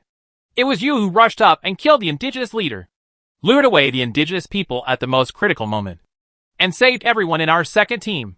Then Surdak asked again, "Have you met that boy Jielonan?"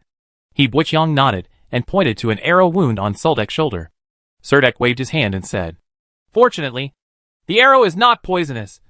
It just scratched a little skin. It doesn't bother me. You know that kid is the fastest in the team." Seeing the arrow wound on Hebuchiang's left shoulder, Soldak took off the clothes on Hebuchiang's shoulder, checked the blackened wound, frowned slightly, and asked, "You were also shot by the indigenous people. Arrow?" As he spoke, he pulled out a dagger without any explanation and scraped off the blackened flesh from the arrow wound on his shoulder. Hebo grinned in pain. He took out a bottle of medicine from his arms, carefully poured a drop of light green liquid from the medicine bottle, and dripped it on Hebuchiang's wound. A mixed poison. It is not only a paralyzing poison, but also can cause certain diseases in people. This is an antidote potion, which can remove most of the toxins on the arrow tip. But this thing is getting harder and harder to buy now. Sam, the captain of the second team, also squeezed out of the crowd at this time. He came to Hebuchiang, looked at the banner in Hebuchiang's hand, and said to Hebuchiang with gratitude in his tone, "Boy, good job. This time it counts. All members of the second team owe you their lives." Hebuchiang looked at Captain Sam, whose face was stained with blood, and smiled and made a gesture of equality. Captain Sam put his arms around the shoulders of Soldak and Hebuchiang with an excited look on his face, and strode towards the camp. Chapter 14 Acceptance.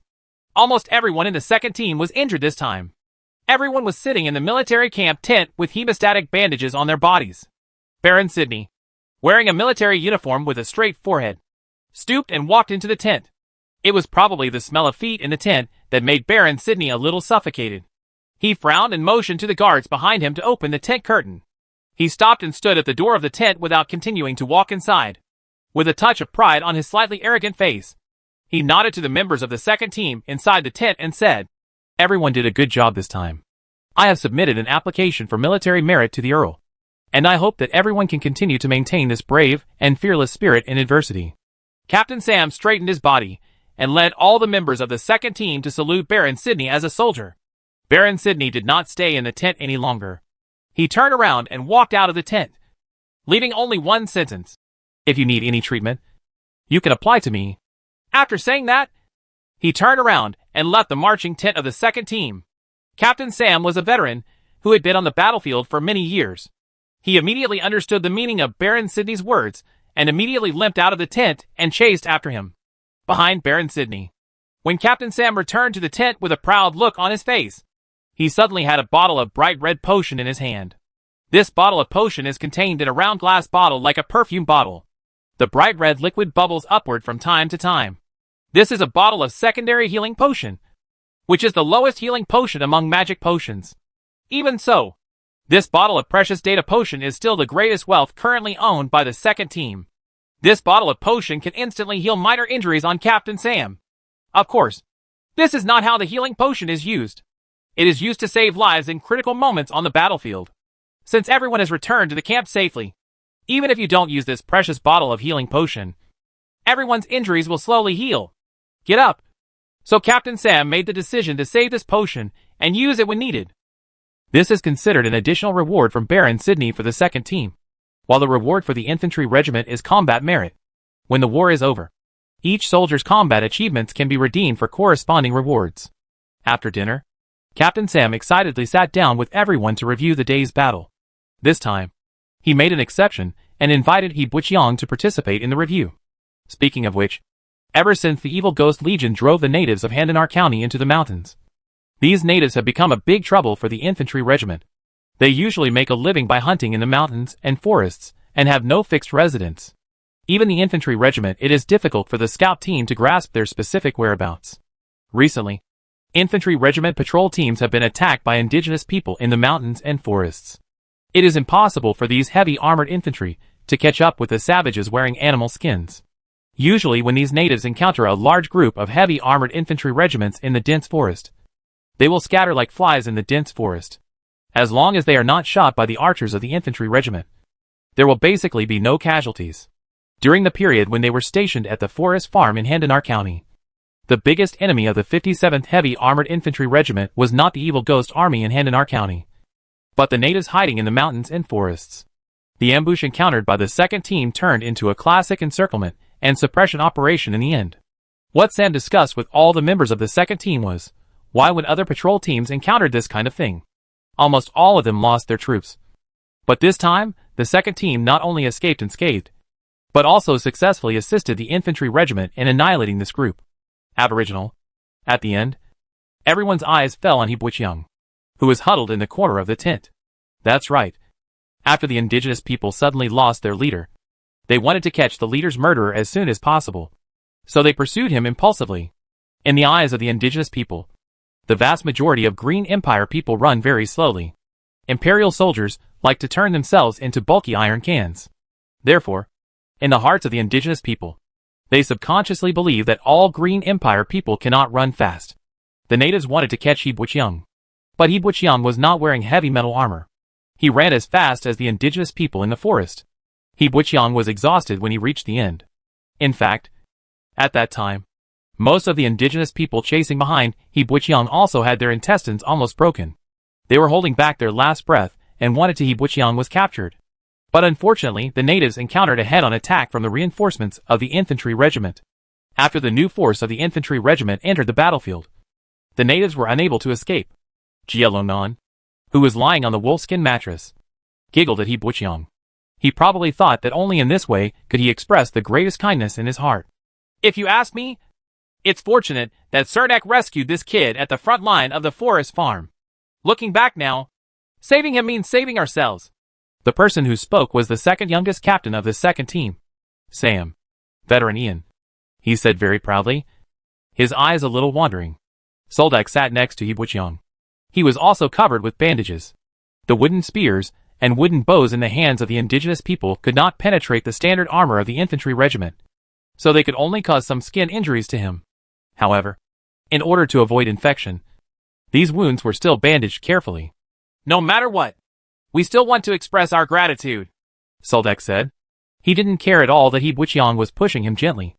Hibuchiang is somewhat familiar with the current situation of the members of the second team. No matter what kind of gratitude, it is an extra burden for the members of the second team. Serdek said this, and most members of the second team agreed. Veteran Ian Soldak opened his mouth to speak, then sat aside and remained silent. What do you think he needs?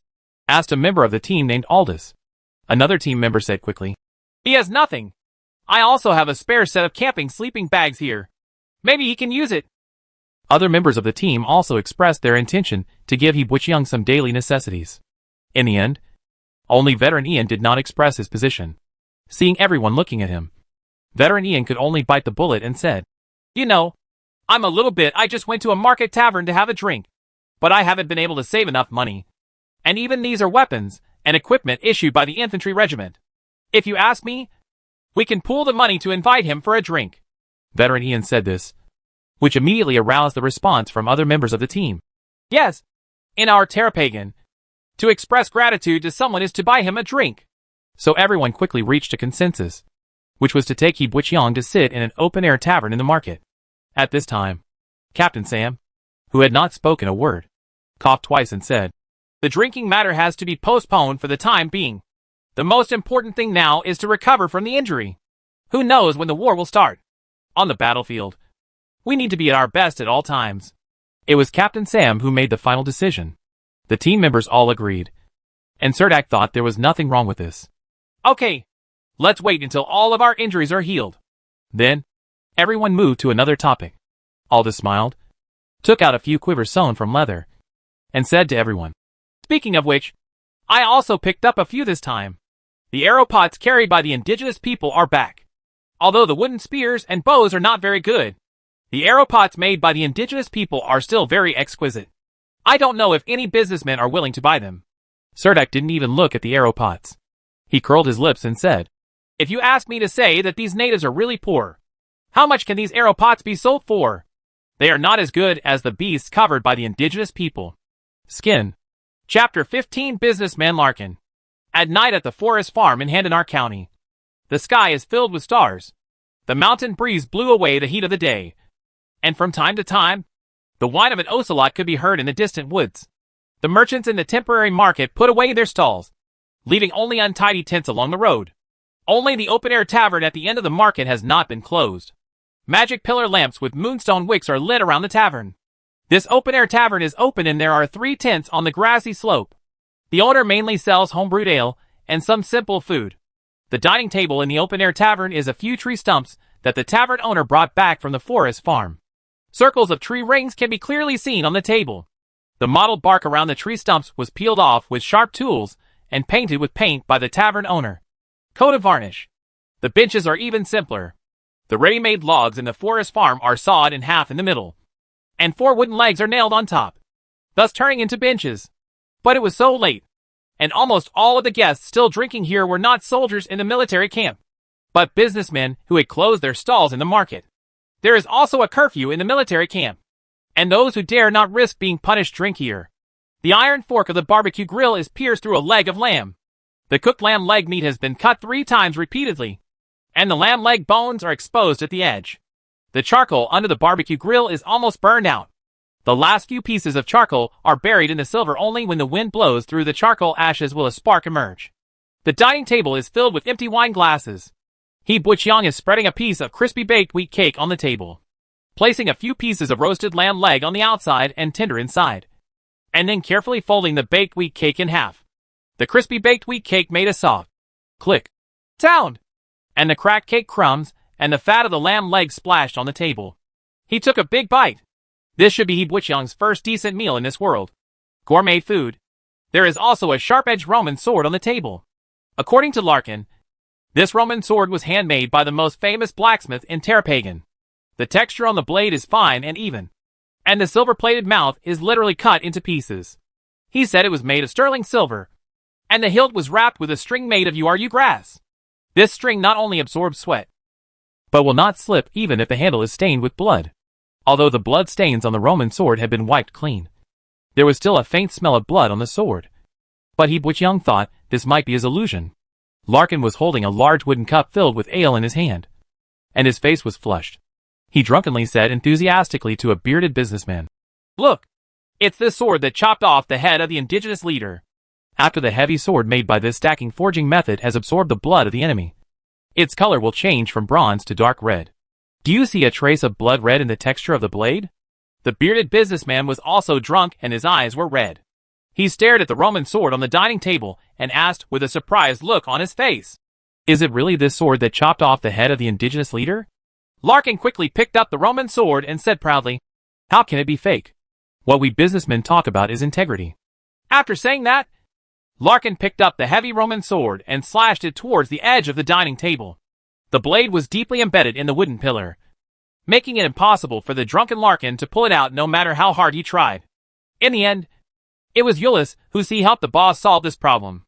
Larkin drank the last sip of ale in the cup, then waved to the tavern owner who was sitting at the entrance of the tent, indicating that he wanted to pay. At this time, the bearded businessman stood up, held Larkin's hand, and said to the tavern owner, "You are serving us 2 glasses of beer." "No, for glasses of beer. I am treating you to this meal. It is still early, and there has been nothing recently. During the war, we can sit down and drink slowly." The tavern owner poured 4 large glasses of beer from the barrel without saying a word, and asked the young waiter in the tavern to carry them to He Butcheong's table. After drinking for a while, until both of their faces turned red, the bearded businessman finally asked Larkin, "Do you want to sell this sword?" Larkin raised his head drunkenly, shaking his head like a rattle, and said decisively to the bearded businessman, "I want to keep such a good sword and take it home and hang it on the wall to decorate the living room." "You fool! Only then can I sell it." The bearded businessman took the businessman Larkin's hand, with a very expressive expression on his face. "Larkin, let me tell you. Look at our friends. We are all businessmen who have left their hometowns, and we are all from Osorno County. Since we are from the same hometown, we must help each other when we encounter troubles. The grain I transported from Osorno this time was exchanged for silver coins, but there was nothing else.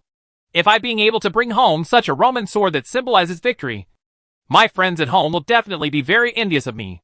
Larkin hesitated, but still said, "Ototada, I also have several brand new Roman swords in my tent. They are all of the same quality, and are of high quality and low price." The bearded businessman named Ototada seemed unwilling to reason with Larkin anymore. He slapped the table and said, "I just like this sword. I like the texture of this sword." Larkin seemed a little embarrassed, rubbed his forehead, and said to Ototada, "Well, I think maybe if you wake up tomorrow, you won't think so. Maybe you should calm down." "I'm already calm." Ototada let out a long wine burp, with a belly full of beer, and the outline of his body was like that of a stout dwarf. But he was much taller than the dwarf. Larkin drunkenly said to the bearded businessman Ototada, "Oh, well, since you insist on it, I have to say that Larkin is a very qualified businessman. He can maximize the benefits of all the items around him. The most important thing is that He Butcheong admires him." In the days after the battle to suppress the indigenous people, Larkin first sold the long flagstaff captured by He Butcheong from the indigenous leader to a magic materials merchant in this street, and then sold it to a magic material merchant in this street. The tattered animal skins were stripped from the indigenous people and sold to a leatherworker in the market. Now even the Roman sword that killed the indigenous leader was about to be sold by him. He Butcheong still felt a little sorry for the Roman sword and wanted to keep it, ever since he killed those aboriginals. He Butcheong had a feeling in his heart these days, as if the fighting blood in his body had fully awakened. Only when he was holding the Roman sword did he feel that he was real. However, Larkin promised He Butcheong before coming here that if he could sell this Roman sword, he would not only give He Butcheong a brand new Roman sword, but also a small buckler covered with iron. So He Butcheong felt that this transaction is still worth it. Chapter 16: The Best Losing Friend. He could feel that every time he held the sword in his hand, the blood in He Buqiang's body would slowly boil. It was this power in his body that was constantly changing himself subtly. Yes, when people realize that they have more powerful power, they often go through a process of continuous self-expansion. And they also find that they have no fear of death. As if the color of the world is black and white. In the bottom of He Buqiang's heart, there is still a faint hope. He felt that maybe he was still in a dream. Only the great fear of death would wake him up and return to the world he was familiar with. Perhaps it is for this reason that He Buqiang is not afraid of death in the deepest part of his heart. On the contrary, he still has a faint expectation. Recently, there hasn't been much fighting in the forest farm area where the 57th Heavy Armored Infantry Regiment is stationed. Every morning, soldiers from the 57th Heavy Armored Infantry Regiment can be seen running out of the camp to exercise. He Buqiang always stands outside the tent at this time, watching the soldiers doing basic tactical training, including heavy blows, shield blocking, and thrusting. Wait, the soldiers sweating and training on the playground will always give He Buqiang the illusion of being in it. Standing on the top of the slope, closing his eyes in front of the rising sun, and letting the rising sun shine on his body, He Buqiang took this opportunity to enter the spiritual world and capture the few memory fragments surrounding his body.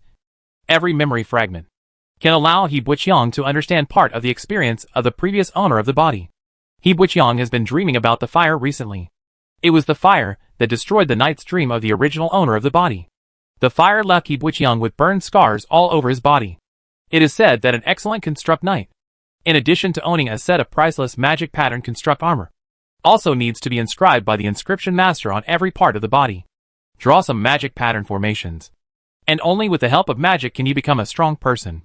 Larkin fulfilled his promise, and He Buqiang finally owned a well-made Roman sword and a small buckler covered with iron. The small shield is very delicately tied to the left forearm, only slightly larger than the arm guard. As for the long flagstaff of the indigenous leader that He Buqiang seized, Larkin sold it to a magic material dealer in the street market. Larkin did not get back a single copper plate from the material dealer. 3 days later, the material dealer brought it back. A brand new set of leather armor. This set of leather armor consists of 5 parts: long leather boots, hard leather trouser armor, leather breastplate, shoulder pads, and wrist guards. The leather armor is a bit tight on He Buqiang. Larkin boasted to He Buqiang that this set of leather armor cost him 11 gold coins. Even though this set of leather armor looked ordinary, it was sewn from the skin of a low-level magical beast, the blue deer. But what He Buqiang saw was that the breastplate was covered with various traces of spliced skin. Fortunately, the leatherworker still has some aesthetic skills, at least when splicing these scraps of skin. Most of the scraps of skin are symmetrical, making this set of leather armor not ugly. 2 weeks later, the second team fulfilled their promise and drank ale together in an open-air tavern. Almost all the soldiers in the Heavy Armored Infantry Regiment were civilians, and everyone had almost no spare money. Part of the military salary had to be used for daily expenses, and the rest had to be saved and sent home. A first-class soldier like Serdek can receive about 40 silver coins a month as military pay. And there are also other miscellaneous gains from each battle. He is considered the most generous person in the second team. Private Jielongnan's military salary was cut in half from that of Serdek. Most of the time, the silver coins were not enough for the black boy to spend on himself. Everyone drank together, but He Buqiang insisted on paying his share. This behavior attracted the favor of many people in the second team, especially veteran Ian. When he drank ale, the smile on his face was particularly bright, although Ian was very greedy.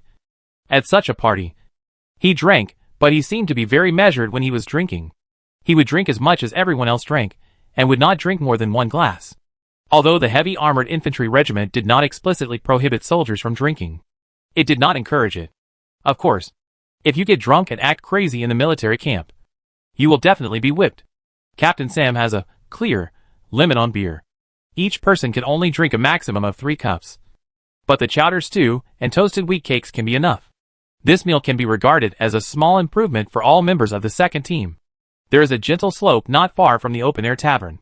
Less than a kilometer further south is the Handanar County Forest Farm, where dense woods are closely connected with the rolling mountains. Green grass, blue sky, white clouds. The alfalfa on this slope is 2 feet high, and a dozen small hill-like thunder rhinos are gnawing on the green grass by the river below the slope, where the water plants are the most luxuriant. Serdek took off the shield from his back and placed it on the grass. He laid down on his back with his head resting on the shield. He put his hands behind his head and looked at the blue sky. He squinted his eyes and enjoyed the rare free time. He Buqiang sat next to Soldak, with one leg flat on the grass, one leg bent, one hand on his knee, and the Roman sword at his waist placed aside. Soldak pulled out a sweet grass root, bit it in his mouth, and said to He Buqiang, "In 4 months, I will complete my military service." It turned out that Soldak was still serving in the military, and He Buqiang thought that the members of the second team were all professional veterans, like the Captain Sam. "I have decided that I will not stay here any longer," Soldak said in a relaxed tone. He Buqiang smiled at Soldak as a silent blessing. Soldak continued, "I have saved a sum of money and a military merit that is enough to allow me to go home through the plane portal. When the time comes, I will rush directly from the forest farm to the town in Handanar County to exchange for the teleportation gate pass, and then take the magic airship to Tullier City from there. There is a portal in that city that can take me directly back to the main city of Bena." Although He Buqiang didn't speak, Soldak knew what he would say, and then naturally went on to say, "Yes, Bena province is my hometown." Speaking of his hometown, Soldak's face was filled with this happy smile. "But my home is not in Bena City. I was born in a very remote mountain village. The land there is barren, but it is vast and sparsely populated. I want to return to my hometown as soon as possible and use the skills I have learned to do my best. I believe I can do whatever I can to improve everyone's lives," Soldak said. After saying that, he turned to look at He Buqiang. "Do you want to ask me where I live?" He Buqiang wanted to roll his eyes at Soldak and complained in his heart, "What eye did you use to see that I wanted to ask for your home address?" Soldak snapped his fingers and said with a smile, "Ah, it's really rare that you are also curious about something." Neuropathy. After Soldak enters self-pleasure mode, He Buqiang is usually very speechless towards his friend. Soldak didn't even look at He Buqiang, but said to the side, "Listen, I will only say it once, and I won't repeat it again. My family lives in the seaside area of Tarapagan, Osorno County, Bena Province, Lanza City Wall Village. My family is still waiting for me to go back early. More than 3 years have passed, and I don't know what my family has become." Soldak looked at the clouds on the horizon, and the nostalgia in his heart made him fall into silence. After a while, he recovered from the faint sadness, sat up from the grass, and said to He Buqiang, "Yes, do you want to go back with me? I have a very cute sister at home. Mary, if you are willing to go back with me, I am willing to marry my sister to you." Soldak smiled like a treacherous fox. "Hey, if you don't object, it will count as your agreement." MMP. 10,000 alpacas rushed through He Buqiang's heart. Soldak suddenly seemed extremely excited. He stood up from the grass, patted the grass clippings on his body, and said to He Buqiang, "Well, this is really a good idea. But the only problem is plane teleportation. The pass to the door is not very easy to use." Without any explanation, he pulled He Buqiang up from the grass and said to him, "Okay, while we still have time, try to earn more military merit, and maybe we can exchange for 2 teleportation passes." He Buqiang was speechless. Chapter 17 Military Life. The forest farm in Handanar County is located on the eastern edge of the Gundar Mountains. The 57th Regiment is the most inconspicuous heavy armored infantry regiment under Duke Newman of the Bennett Army. This infantry regiment was guarding the northern slope of the forest farm to guard against the return of the natives who had fled into the forest. Duke Newman's main force of the conscripted knights is gathering in the Grizzly Hills area of Handanar County. As for the Dark Ghost Legion coming from the abyss, they are trapped in the siege of the Bennett Coalition. Now they are just waiting for the main force of the conscripted knights to assemble. After that, Duke Newman will launch a general attack on the evil ghost army in Handanar County. The Handanar County Forest Farm can be said to be one of the most fringe areas of the battlefield. Although it will not involve too many battles, it is destined to be difficult to accumulate military exploits. This is for Mondstadt, who has been doing nothing for most of his life. For Captain Goss, it was very much in line with his wishes. A leaf slowly fell down and landed right in front of He Buqiang, blocking his sight. But he lay in the mire without daring to move. He had a dense cluster of glass grass on his head for most of the day. Most of his body was submerged in the mire, and the half of his body was exposed outside the mire. The camouflage had become a little dry, and it was so stiff that he couldn't reach out to peel off the fallen leaves in front of him. He Buqiang tried to hold his breath and blew away the fallen leaves in front of him. The leaf was swaying in the artificial wind blown by He Buiqiang's mouth. It's a pity that it's only a little short. He Buiqiang thought a little discouragedly. His eyes were a little dark, and he felt like his brain was lacking oxygen. Just when He Buiqiang couldn't help but want to reach out and push the leaves in front of him, the bushes opposite suddenly moved slightly, and a wooden bough emerged from the bushes. He Buiqiang quickly held his breath, and then a native man wearing animal skins emerged from the bushes. He glanced around very vigilantly, and did not leave in a hurry. Instead, he took out his wooden bow and pointed at several people. Several arrows were shot from suspicious places, and one of them landed right in front of He Buiqiang. The moment the wooden arrow was inserted into the soil, his heart almost jumped out of his chest. If the leaf in front of him hadn't blocked half of He Buiqiang's sight, He Buiqiang would have discovered in advance that the indigenous hunter shot an arrow towards him. It is estimated that it would be difficult for him to continue lying in this quagmire so calmly. Cold sweat dripped from He Buiqiang's forehead. But fortunately, the indigenous hunter did not try to shoot a second wooden arrow. He took 2 cautious steps forward with his bare feet. His broad sole stepped on the dead leaves without making any sound. He held a wooden bough in one hand and a wooden spear in the other, and rushed to the side of the quagmire. A frog in the grass next to the quagmire was frightened and jumped into the puddle, but was pierced by the indigenous hunter with a wooden spear. The indigenous hunter crossed his 2 big feet, pursed his lips, pulled out the frog on the wooden spear, and put it on the grass rope around his waist. A pendulum was exposed under the animal skin skirt. He Buiqiang took the Roman sword in his hand, holding it. At the moment when the native hunter stretched out his hand to tie the grass rope around his waist again, He Buiqiang suddenly jumped up from the mire and slashed open the lower abdomen of the native hunter with a sword. Before the native hunter could scream, He Buiqiang smashed his throat bone with a punch, pressed him into the mud pit, and cut off his head with a Roman sword. Just as He Buiqiang wanted to take a breath, he felt the round leaves of the bush on the left swaying slightly. He quickly laid down, and a wooden arrow flew past the back of He Buiqiang's neck. He jumped up and rushed towards the bush. But unfortunately, I only had time to see a vague figure, like a nimble deer, running into the depths of the dense forest and disappearing in the blink of an eye. He Buiqiang stood there and touched the cold back of his neck, thinking that he was lucky this time. His body was covered with mud.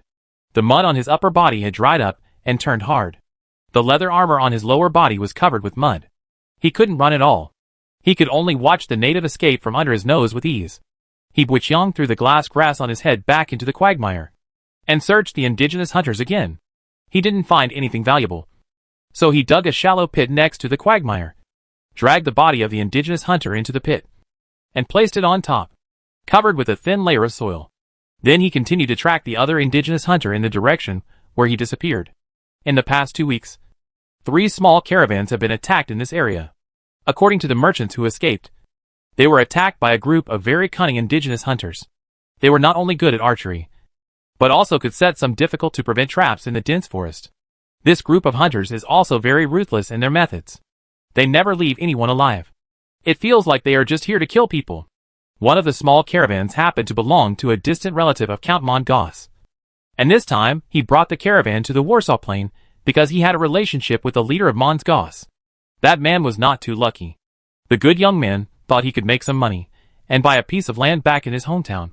After all, as a third-class baron, he did not have his own territory and could never hold his head high in front of other nobles. Count Mongoss admired such a young man very much and even planned to marry one of his daughters to this nephew. Unexpectedly, the young man was killed by a group of indigenous people who came out of the mountains before he could reach the forest farm. Count Mongoss was furious and ordered the 4th captain, Baron Sidney, to handle the matter. Captain Sam of the 2nd team has been wandering around this mountain forest with a group of men for 5 days. Ian even guessed that these natives had already fled elsewhere. It was He Buiqiang who thought of asking the members of the 2nd team to squat at various water sources in this area to see if they could gain anything. Unexpectedly, they would have to wait for most of the day. He Buiqiang suppressed the nausea in his heart, put the head of the indigenous hunter into a linen bag, and rushed towards the meeting point. He Buiqiang walked into the gate of the 57th Heavy Armored Infantry Regiment's barracks together with the members of the 2nd team. The soldiers guarding the door just turned their heads slightly and didn't bother to look at him again. As a non-staff member of the 2nd team, many people in the infantry regiment knew him, but they could not call out his name. When passing the marching tent of Captain Baron Sidney, Captain Sam pushed Soldak and signaled that Sirdak would complete the report. Soldak took the linen bag from Sam's hand and walked straight to the tent door. The guard standing at the door of the tent raised his head, glanced at Hebuchyeong, who was mixed in the crowd of the second team, smiled at Soldak and asked, "Hey, Dak, are you new to your team?" "No," Soldak said, waving to the members of the second team, indicating that they could go back to the tent and wait. Soldak asked flatteringly to Baron Sidney's bodyguard, "Is the Baron here?" The guard was very familiar with Soldak and whispered in Serdak's ear, "Inside. You know, the one who just came back from Captain Mongoss is not in a good mood." After saying that, he glanced at Soldak again, lowered his voice and said, "It's nothing important. It's best to come back tomorrow." Soldak raised the bag in his hand, showed a rather confident smile, and smiled mysteriously at the guard. "Oh, this is my business. Maybe he will feel better after hearing this." The guard's eyes lit up, and he said with surprise, "Oh, well, I'll go report it." Chapter 18 Game of the Brave. The tent was filled with a faint smell of perfume. Baron Sidney was holding a thick parchment book and sitting on a chair with a backrest in front of a square table. There was a magic lamp on the square table, and the moonstone wick emitted soft light. The guard opened the tent's tapestry curtain, and Soldak strode in from the outside. His combat boots were stained with mud and blood, leaving a clear row of footprints on the beige velvet carpet. Serdak's body had a choking smell of blood, and the linen bag in his hand was dripping with sticky blood. He glanced nervously at the footprints left behind him, his face with a nervous and embarrassed expression on his face. He sneered at Baron Sidney behind the wooden table and said, "Okay." A fairly standard military salute. A sweet laugh came from behind the gauze curtain of the tent bed, but the laughter immediately stopped. Baron Sidney raised his head expressionlessly. He is the kind of noble who pays great attention to his words, deeds, and appearance. He always maintains a calm heart and meticulous hairstyle. His eyes fell on Serdak's face. Soldak felt as if the beating heart in his chest was caught by a big hand, and he couldn't even breathe freely. He held his breath, stood up straight involuntarily, and said bravely, "Lord Baron, we are here. The group of indigenous people were found in the mountain call in the northern area of the forest farm." Baron Sidney's displeasure was not written on his face, but after hearing Soldak's report, he raised his eyes and stared at Soldak and asked, "Oh, have you found it?" Soldak subconsciously touched the half-moon-shaped rib plate on the breastplate with his hand and said, "Yes, sir. They sneaked to the water source to fetch water and gave us the opportunity to kill 3 of them. But it was a pity that we failed. Catch them alive." Baron Sidney's eyes first fell on the bag of blood dripping from Soldak's waist, and then he strode behind the desk, where a parchment map hung against the edge of the tent. Baron Sidney held a magic the desk lamp, almost stuck the lampshade of the magic desk lamp on the map, and pointed at the map and asked Soldak, "Can you understand this?" Soldak followed Baron Sidney, walked to the map, wiped his hands vigorously, then drew a large circle on an area of the map, and replied, "This is the forest farm area. Very good. Can you point out where you found the natives of Handanar County?" Baron Sidney's eyes showed approval, and his voice became much more pleasant. Soldak was not in a hurry to answer, but carefully observed the map for a long time before saying, "Okay, it's probably in this area." He narrowed down the area he pointed out before, pointed to the place where a ridge was marked on the map, and said to Baron Sidney, "This group of indigenous hunters are currently hiding in a cave on a cliff. The view there is wide, and the entrance to the cave is extremely narrow, making it easy to defend but difficult to attack." Baron Sidney nodded slightly, and put the magic lamp in his hand back on the table. "Are those aboriginal heads contained in the bag?" "Yes, my lord." After Soldak finished speaking, he was about to take off the linen bag. Baron Sidney waved his hand and signaled Soldak to retreat. He also said, "Tomorrow morning, gather all the soldiers of the 4th Brigade. I will apply to Commander Mongoss to mobilize longbow archers to completely clear the area north of the forest farm." After Soldak retreated to the door of the tent, he asked Soldak, who was about to walk out of the tent, "Soldier, what is your name?" "Soldak, my lord." Baron Sidney nodded slightly to Soldak and said, "Soldak, you have done a good job. I will write your name on the front of the military merit application form." Then he waved his hand, indicating that he could leave. Soldak walked out of the tent and waved his fist excitedly. The curtain of the tent is lifted outwards, and there is a faint smell of mint in the room. The mint smell can effectively repel the poisonous mosquitoes around. Hebuchyeong looked up and saw the bunch of mint branches hanging on the top of the tent. The smell was refreshing, but also made it difficult to fall asleep. Gabby, the curly-haired boy, brought a bowl of steaming polenta and sat at the door of He Buqiang's tent, making a smooth squirt, squirt sound from time to time. Businessman Larkin sat opposite He Buqiang. There were several dirty magic cores in front of him. He held a magnifying glass in his hand and carefully inspected each magic core. He first put it in his hand to feel the weight, and then he bit the raised part with his teeth, and finally used a magnifying glass to carefully search for blood patterns on the magic core. After all inspections were completed, Larkin let out a long breath, and his tense face relaxed. Gabby, with cornstarch on his lips, moved closer to Larkin and said, "Boss, how are you doing?" Businessman Larkin put all these magic cores into his money bag, put them away carefully, and replied, "They should all be in stock. Little duck, are you hunting magic beasts when you go into the mountains before dawn every day?" He Buqiang shook his head and quickly made a motion of slitting his throat, indicating to Larkin that these magic cores were obtained from the indigenous people. Larkin nodded, then patted He Buqiang on the shoulder and said to him, "In the future, you can bring back any magic core of this quality. I will accept it all." Larkin then asked, "Are you going to the forest farm with Sam and Soldak tomorrow?" He Buqiang nodded. Larkin said to He Buqiang, "Be careful. The group of natives went into the forest as if they were back at home. You are not wearing that layer of iron. The leather armor cannot stop those wooden spears and wooden bows." After saying that, Larkin took Gabby and left with him.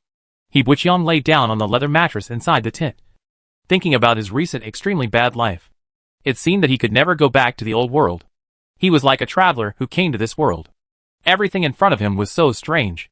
It's novel, and at the same time, it seems to be out of tune with this world. Fortunately, the original owner of the body has a very strong body. This is what He Buqiang should be most thankful for at the moment. Recently, He Buqiang followed the second team in the forest farm area. Larkin's place has become He Buqiang's temporary residence. However, since Larkin takes care of He Buqiang, Serdak reciprocates the favor and trades some of the magic cores recently harvested by the team with Larkin. He stretched out his hand and rolled up the sleeves of his linen shirt. He saw that his arms were covered with mottled burn scars. And then he closed his eyes, unwilling to fall into the horrific memories again. To be honest, He Buqiang was a little tempted by Solzak's invitation, especially when Solzak said he wanted to introduce his beautiful sister to him. He Buqiang was particularly moved. Maybe he should get a ticket to the Bena province. With a teleport pass, go to Serdak's hometown to have a look. Serdak said that war is a game for the brave. He Buqiang does not consider himself a brave person, but he has been able to make so many brave actions before. Thinking about it carefully, He Buqiang feels that he has so much courage. Maybe he just regards everything in front of him as a role-playing game. He looked forward to hearing someone say to him, "Game over," one day, and then he would wake up from his sleep. But Captain Sam said, "If you want to live longer in the heavy armored infantry regiment, you must be honest and don't show off." As I thought about it, sleepiness came over me. Chapter 19, Entering Gandarul. There were countless stars like lights floating in the void. I originally thought that these light spots were like stars in the night sky and must be very far away from me. But when He Buqiang merged with the memories of his body owner, one night, the void seemed to become a part of him. According to Gasoldak, He Buqiang should have felt his own spiritual world, which is very strange thing. So far, the Green Empire still has no effective way to guide people to experience their own spiritual world. It is said that if you gain certain insights in the spiritual world, you will have the key to open the door to magic. Soldak told He Buqiang that when he was 12 years old, he followed the children of the same age in the village to the city of Helensa and participated in the magic awakening ceremony at the Helensa Junior Magic Academy. At that time, there were more than 6,000 civilian children in the square, but there were only 2 children who were actually tested by the magic crystal and found to have a magic pool. Magic is synonymous with nobility. He Buqiang can feel his own spiritual world. Maybe he can talk to Commander Mongoss.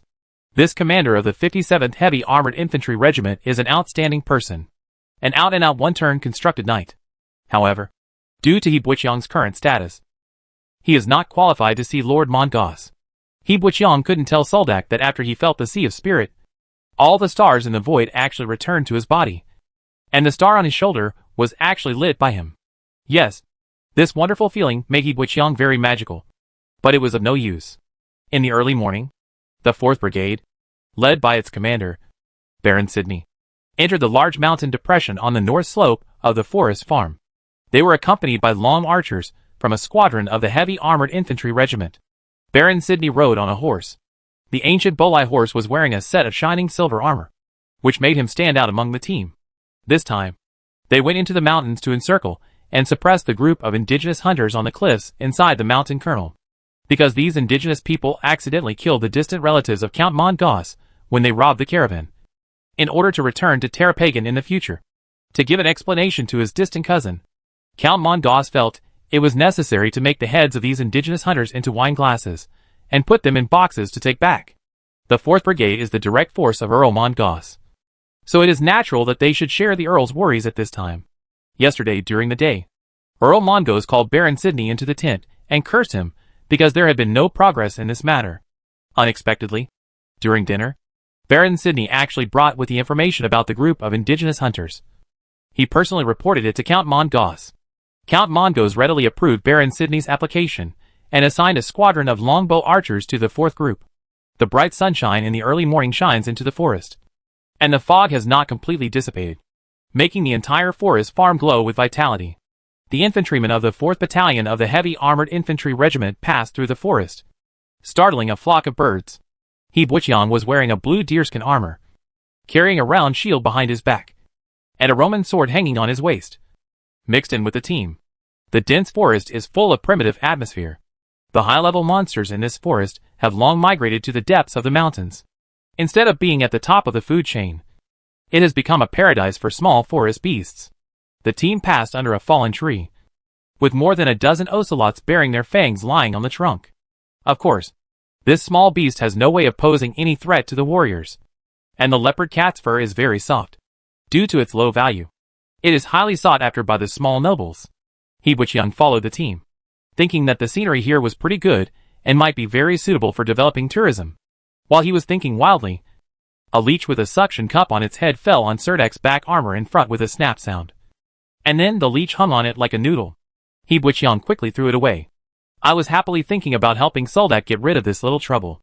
Every time the infantry regiment has a larger scale operation, the accompanying merchants living on the slopes will get wind of it. They hope to buy some trophies from the frontline battlefield soldiers as soon as possible, such as magic cores, leather, ores, and magic.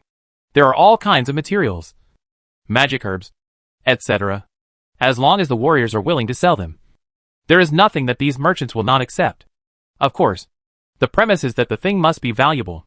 This was the dispatch of the 4th Brigade, which also alarmed the group of businessmen on the slope.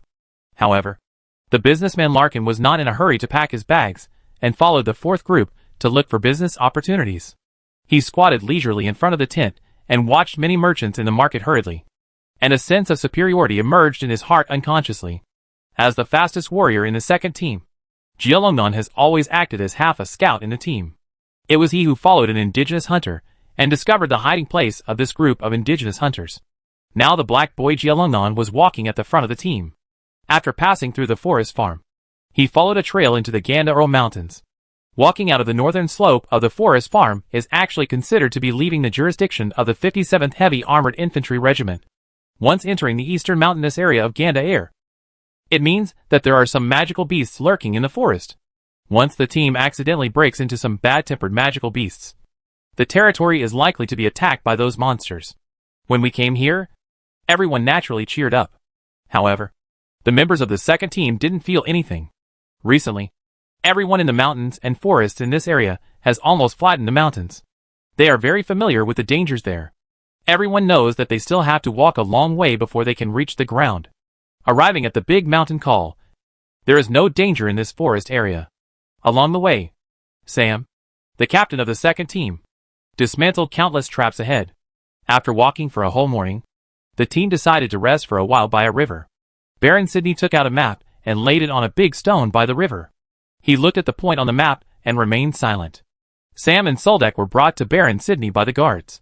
Baron Sidney then raised his head and asked Soldak, "How far is it?" Soldak was about to complain carelessly. At the current speed of the 4th Brigade, I'm afraid they won't be able to reach their destination even after dark. But before he could say anything, Sam nudged him with his elbow. Serdak immediately said honestly, "According to the current traveling speed, We will probably reach our destination before dark.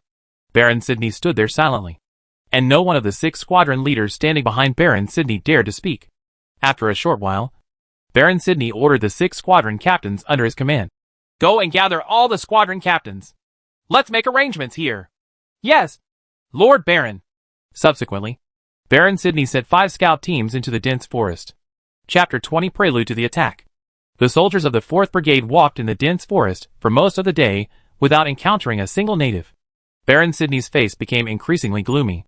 The team stopped beside a river in the valley, and Baron Sidney summoned non-commissioned officers above the squad leader level for preliminary combat deployment. The rest of the heavy armored infantry fetched some water from the river and made a fire on the stone beach to cook. The teams that go out on missions all carry very simple marching rations. He Buqiang has been eating these things these days. It is a food similar to rice noodles.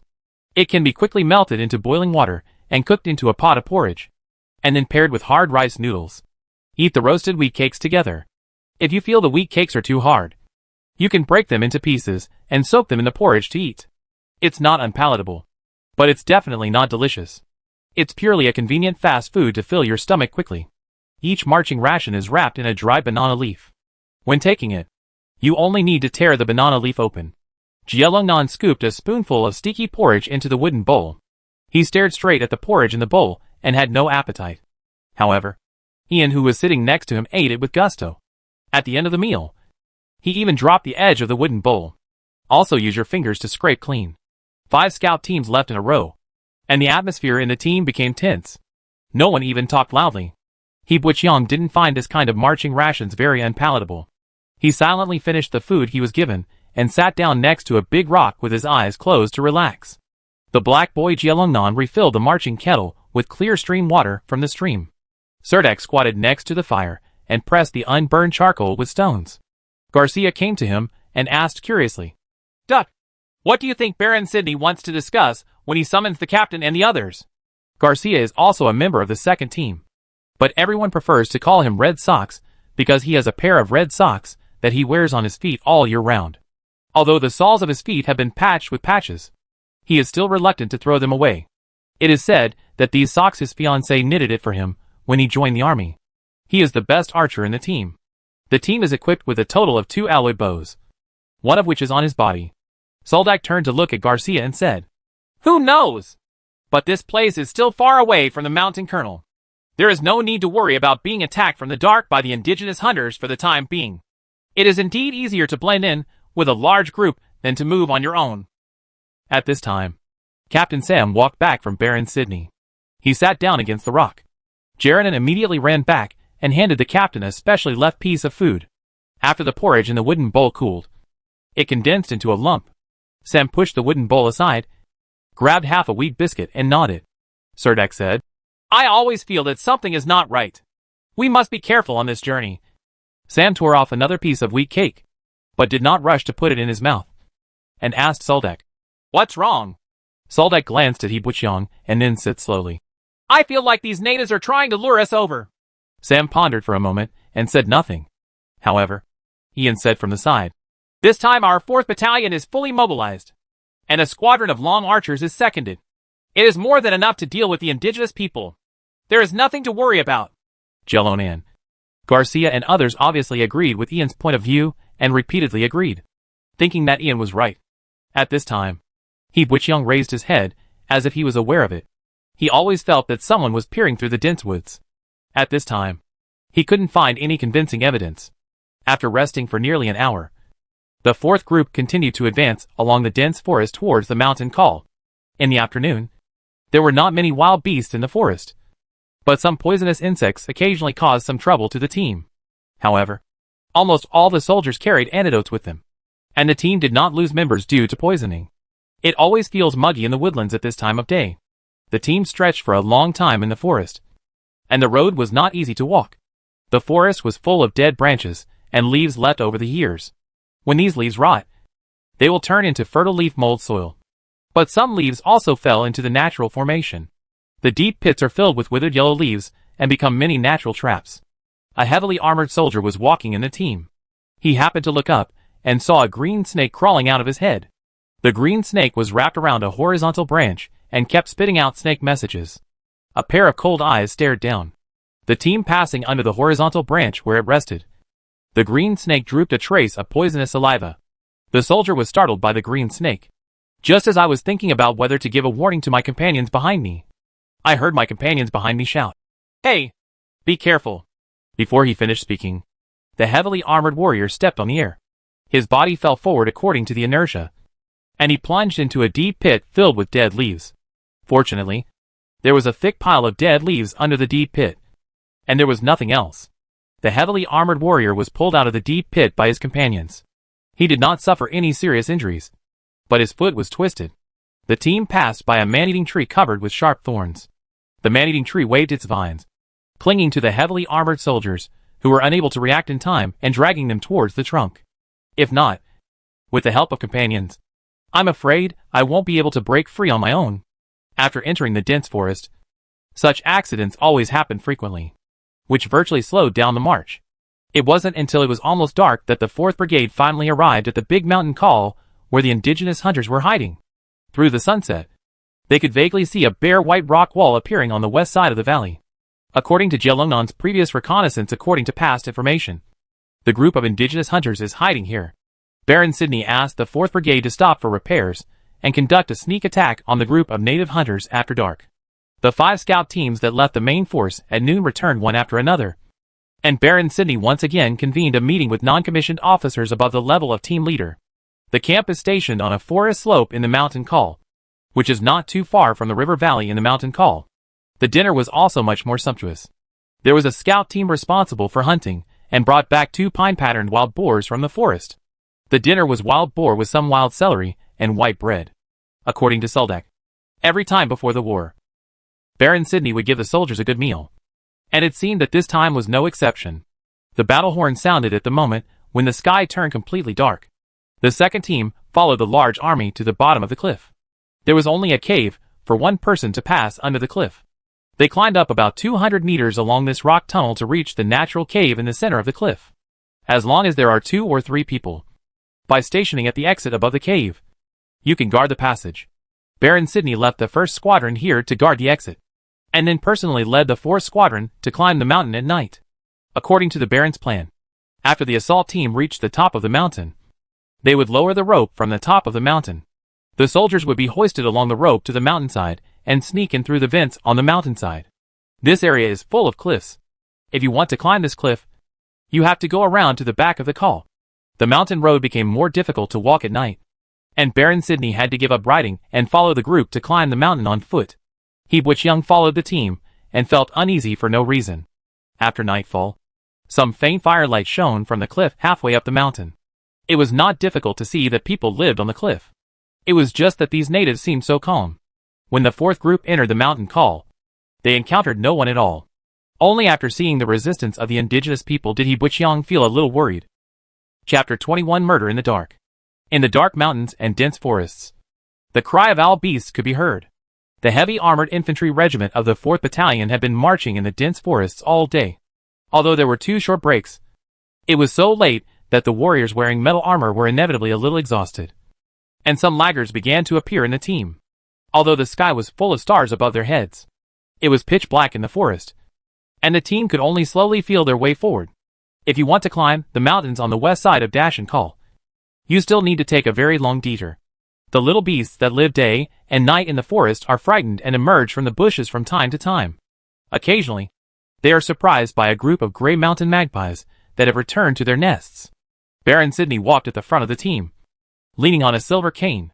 He had been riding a horse for a day during the day, and when he walked on the mountain road at night, he naturally had more physical strength than other warriors. Especially for this reason, Baron Sidney was also the bushes covered with thorns on the hillside were very messy. His meticulously combed light blonde hair became a little greasy and messy, and there was an oval leaf on his head. A squadron leader following Baron Sidney said tactfully, "Lord Baron, please let the team rest first." Baron Sidney looked at the dark mountains and woodlands, shook his head slowly and said, "Let the soldiers hold on. This is not a place to rest. We need to climb to the top of the mountain in one go." The squadron leader had a grimace on his face, seeing Sidney walking forward without looking back. He could only give an order to the soldiers behind him. "Let everyone follow." In the dark mountain forest, there are countless tree and vine traps buried between the bushes and dense forests. If the soldiers are not careful, they will be tied up by their ankles and hung in the trees by the tree and vine traps.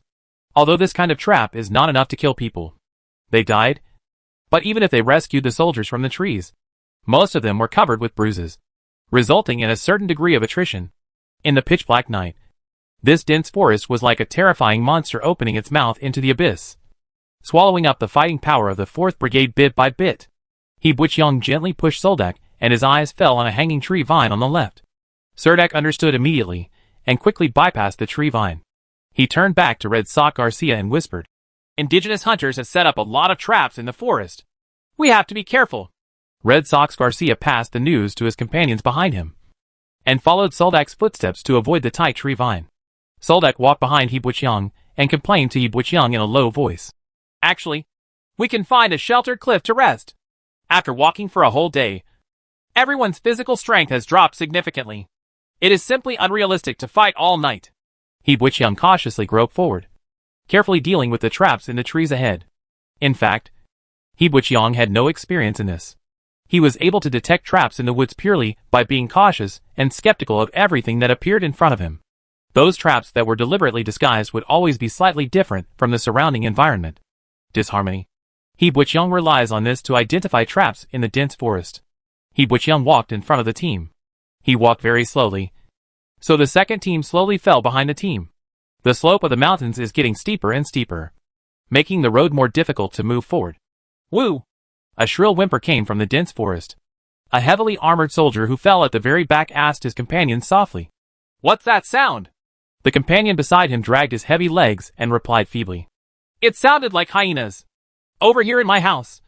These guys like to be in cemeteries, and they'll eat everything." The heavily armored warrior touched the weapon at his waist. His slightly uneasy heart slowly calmed down, and he said jokingly, "Including bodies buried in graves?"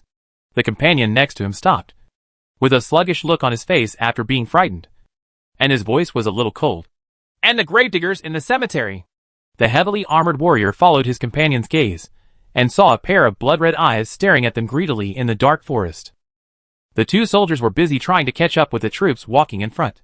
But another pair of blood-red eyes lit up in the darkness. And then pairs of blood-red eyes opened from the darkness. And there were dozens of pairs at once. The two warriors wanted to warn the front, but they didn't expect that those eyes only attracted their attention. Two huge shadows appeared from behind them, and a pair of hairy paws rested on the shoulders of the two warriors. The heavily armored warriors thought there were companions behind them filming them, and quickly turned around to look back. Unexpectedly, what was waiting for them was a bloody mouth, biting their throats like lightning, and throwing them both to the ground. After a few struggles, his body straightened up, and was dragged into the darkness by the two huge shadows. Crunch! A sound of tearing that made the bones ache came from behind. He Butchyoung felt a little chill on his back. At this time, the other heavily armored warriors, who were behind the team, also felt something was wrong. They looked behind to avoid the sound. I saw pairs of blood-red eyes following closely behind. The closest pair of red eyes had already revealed the general outline of its body. It was clearly a hyena with spotted manes all over its body. They opened their blood-red eyes. Each hyena is as big as a calf with its big mouth, and its white fangs are bared outside, reflecting a penetrating light in the dark night. "There are hyenas!" someone shouted out in the darkness, and the whole team stopped and everyone looked back. Sure enough, many hyenas emerged from the bushes in the forest. Pairs of blood-red eyes appeared one after another in the darkness. It was not known how many hyenas were following behind. The leader of the 6th Squadron of the 4th Battalion stood up immediately and shouted to the soldiers in the last row, "Everyone, keep quiet and don't shout. The shield warriors in the team come to the back. The long archers are ready, and listen to my orders." The soldiers of the 4th Battalion of the 57th Heavy Armored Infantry Regiment were all well-trained veterans. When someone gave an order, the soldiers immediately picked up their shields and quickly formed a shield wall. Members of the second team were also mixed in. He Butchyoung raised his arm, and Soldak took the first step to block him behind him, holding a square shield with one hand. After all, everyone is a well-trained warrior, and the speed of formation is very fast.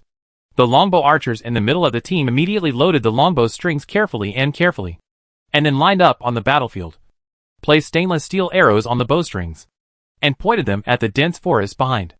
The squadron leader immediately gave the order. Get ready. Shoot the arrow. A hail of arrows shot out from the team and disappeared into the forest in an instant, followed by the wail of hyenas. Just when the squadron leader wanted to order the long archers to fire a second round of arrows, the hyenas also jumped out of the dense forest behind. Ouch! They desperately rushed towards the shield wall formed by the soldiers at the rear, and someone in the team immediately shouted, "No! They're coming! Block them! Spearmen form formation behind!" Chapter 22 Jelonon's Wish. The dark night shrouded the mountains and dense forests, and countless pairs of blood-red eyes opened from the darkness. The hyena rushing at the front was covered with fine steel arrows. The arrows shot by the long archers were extremely powerful. The arrows could easily penetrate the hyena's hard skull. The running hyena had feather arrows stuck in its head and fell down the slope. On the ground, countless dead leaves splashed. The heavy armored infantry who fell behind the team quickly formed a shield wall under the command of the squadron leader, alerting the calf-like hyenas to rush up against the rain of arrows. The hyenas wanted to rush through the human wall on their shields, and the huge claws grabbed the iron square shield, and immediately scratched the square shield with several deep scratches. The hyena's hind legs are very strong. They tried their best to rush through the shield wall, but were pierced by the Paglia spear set up by the spearmen who arrived in time. Their heavy bodies continued to fall. It hit the shield wall and made a dull sound. Every collision of the hyenas is a great test for these shield warriors. The shield wall they form is like a canoe swaying in the wind and rain. There is a danger of being overturned by the wind and waves at any time.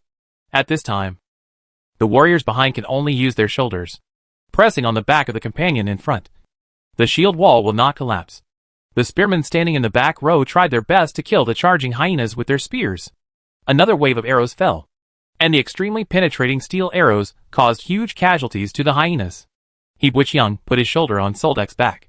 When he saw a huge claw clawing at Soldek's face, He Bwichang thrust out the Roman sword in his hand without thinking, and immediately cut off the hyena's claws. Pierce. The hyena let out a sharp wail, and a trace of poisonous saliva flowed down from its bloody mouth, biting towards Serdak's throat.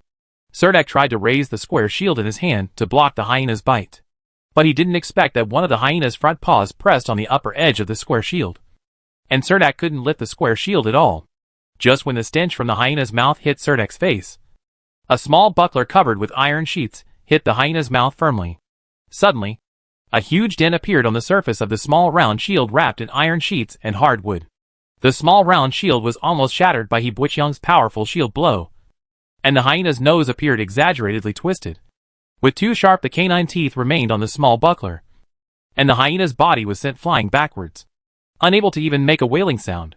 Red Sox, who was standing side by side with He Bwichang, stared at He Bwichang as if he saw a monster, and was so shocked that he couldn't even speak. A hyena tried to jump over Red Sox's head. He Bwichang took the opportunity to raise his Roman sword and cut a 2-foot-long hole in the hyena's belly.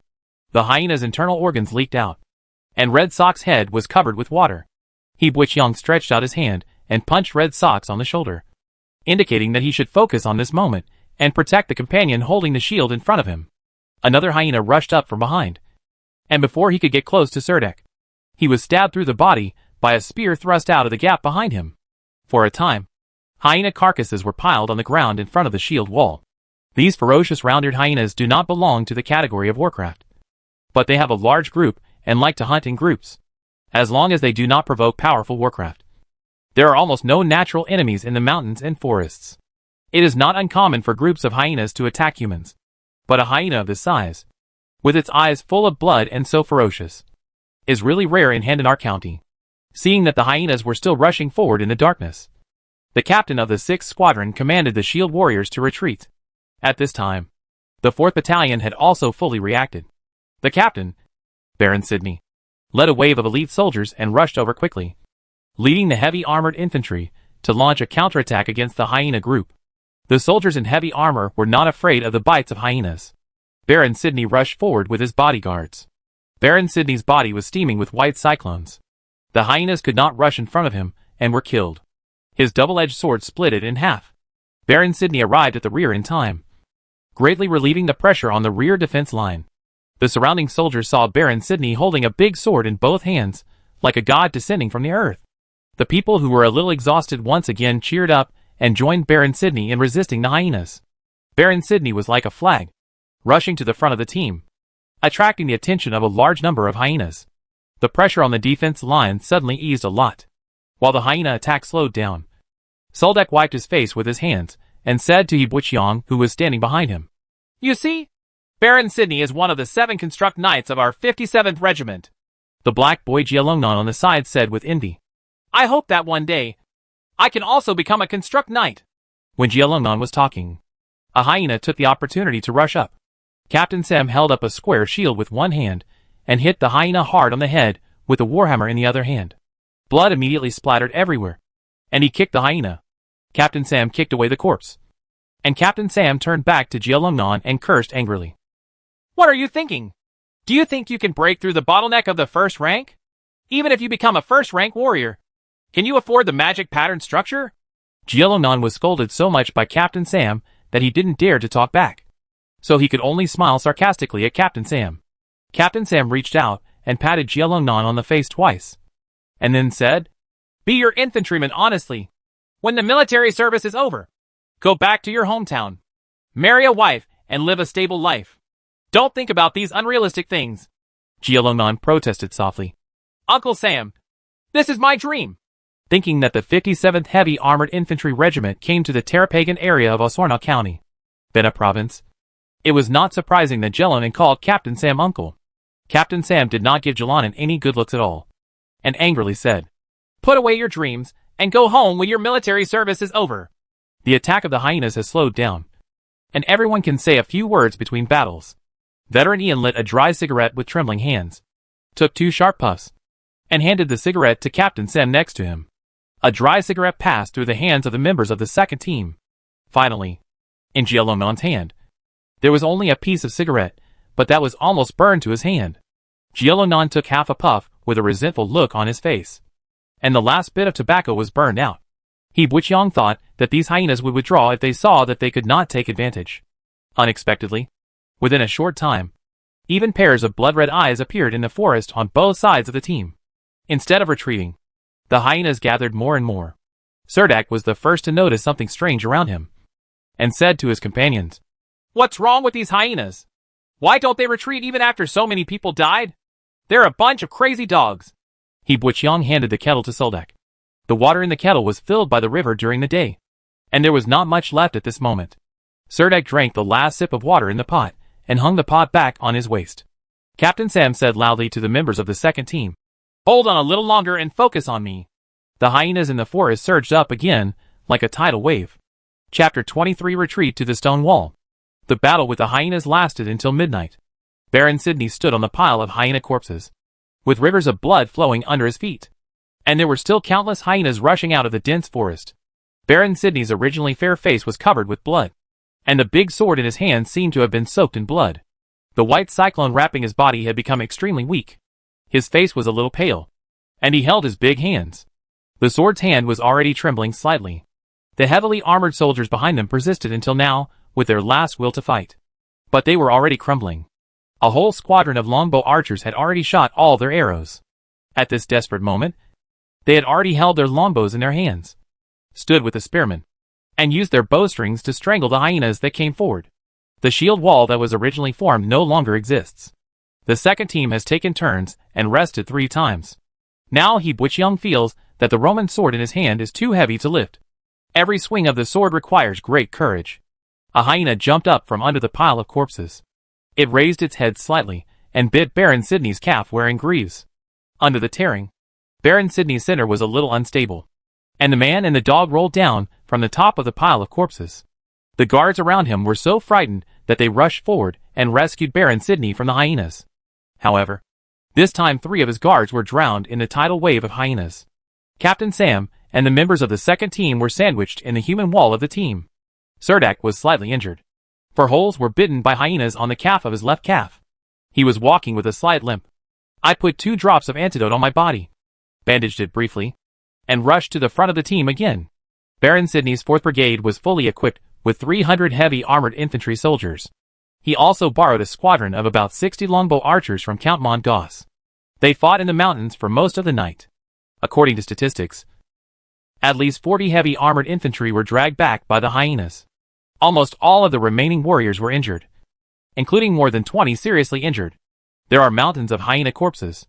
Unfortunately, these hyenas are not magical beasts, and there is no magic core in their skulls.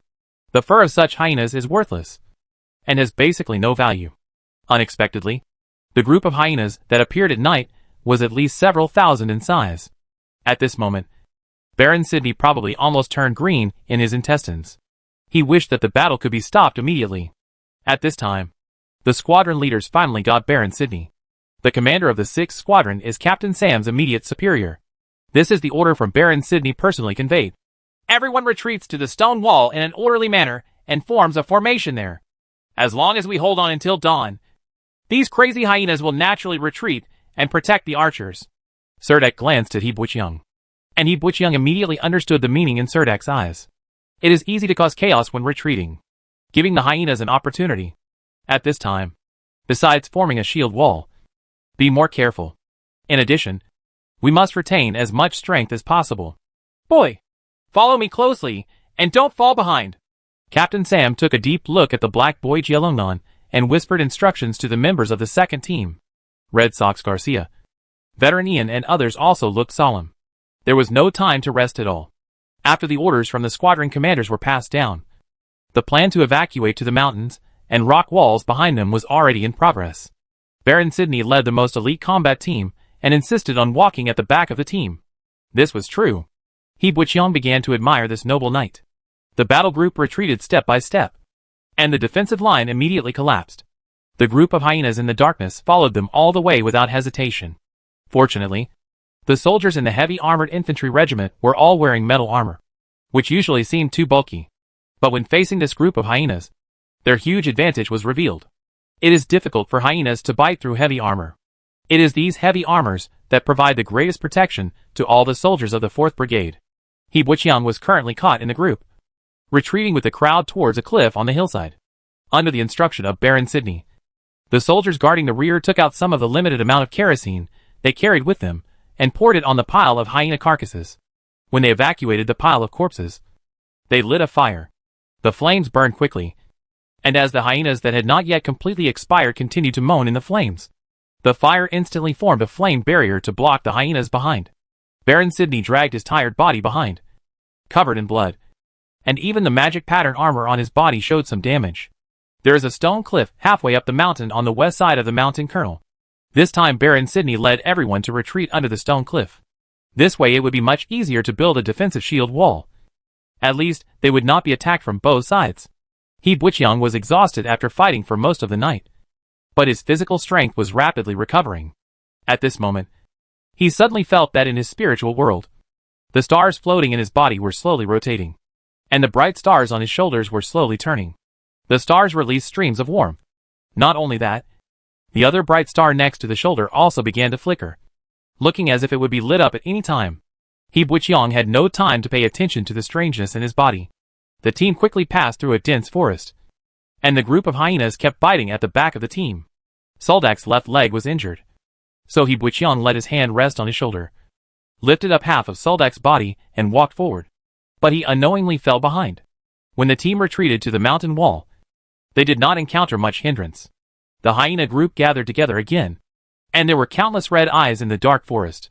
The soldiers who arrived at the bottom of the stone wall first quickly began to set up a defense line to meet their companions behind. The injured soldiers were placed in tents under the stone wall. The soldiers used some dry branches to form a semicircular wall, and then poured the last bit of kerosene on it. When the wall of flames burned fiercely, West Germany Baron Ni led the last group of warriors to retreat from the siege of the hyena pack. The most important thing at the moment is how to maintain this wall of firewood that can continue to burn all night. Although there is a large dense forest 50 meters in front of the stone wall, it is a pity that it has been completely occupied by a group of hyenas. If you want to get firewood, you must walk along the stone wall with searched on both sides, so that at least the warriors would not be trapped in the hyena pack. The soldiers of the 1st Squadron were responsible for guarding the gap in the fire wall to prevent the hyena group from rushing in through the gap in the fire wall. In fact, those hyenas are quite afraid of fire, and they don't dare to get close to them when they see the blazing flames. Several large trees near the stone wall were also felled by the soldiers, and they were quickly turned into pieces of firewood under the chop of the sharp axe. and were thrown into the wall of fire. At this time, the soldiers who had been fighting for most of the night finally took a good rest. Baron Sidney took out a palm-sized parchment scroll from his arms, and handed it to a guard beside him. The guard quickly walked to the stone wall, and unfolded the scroll without waiting for Baron Sidney's instructions, and nailed to the stone wall. Then another scene that was extremely surprising to He Buqiang appeared.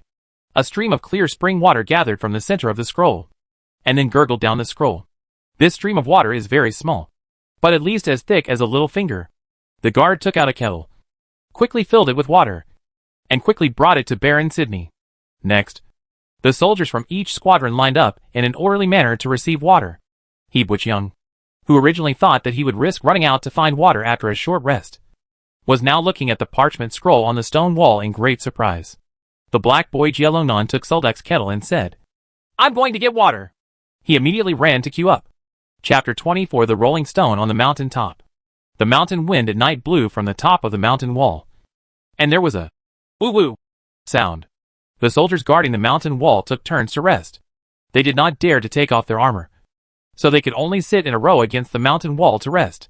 The armor worn by the heavy armored infantrymen of the Green Empire is a full coverage heavy armor. Almost everything except the hands, feet, and neck is completely covered.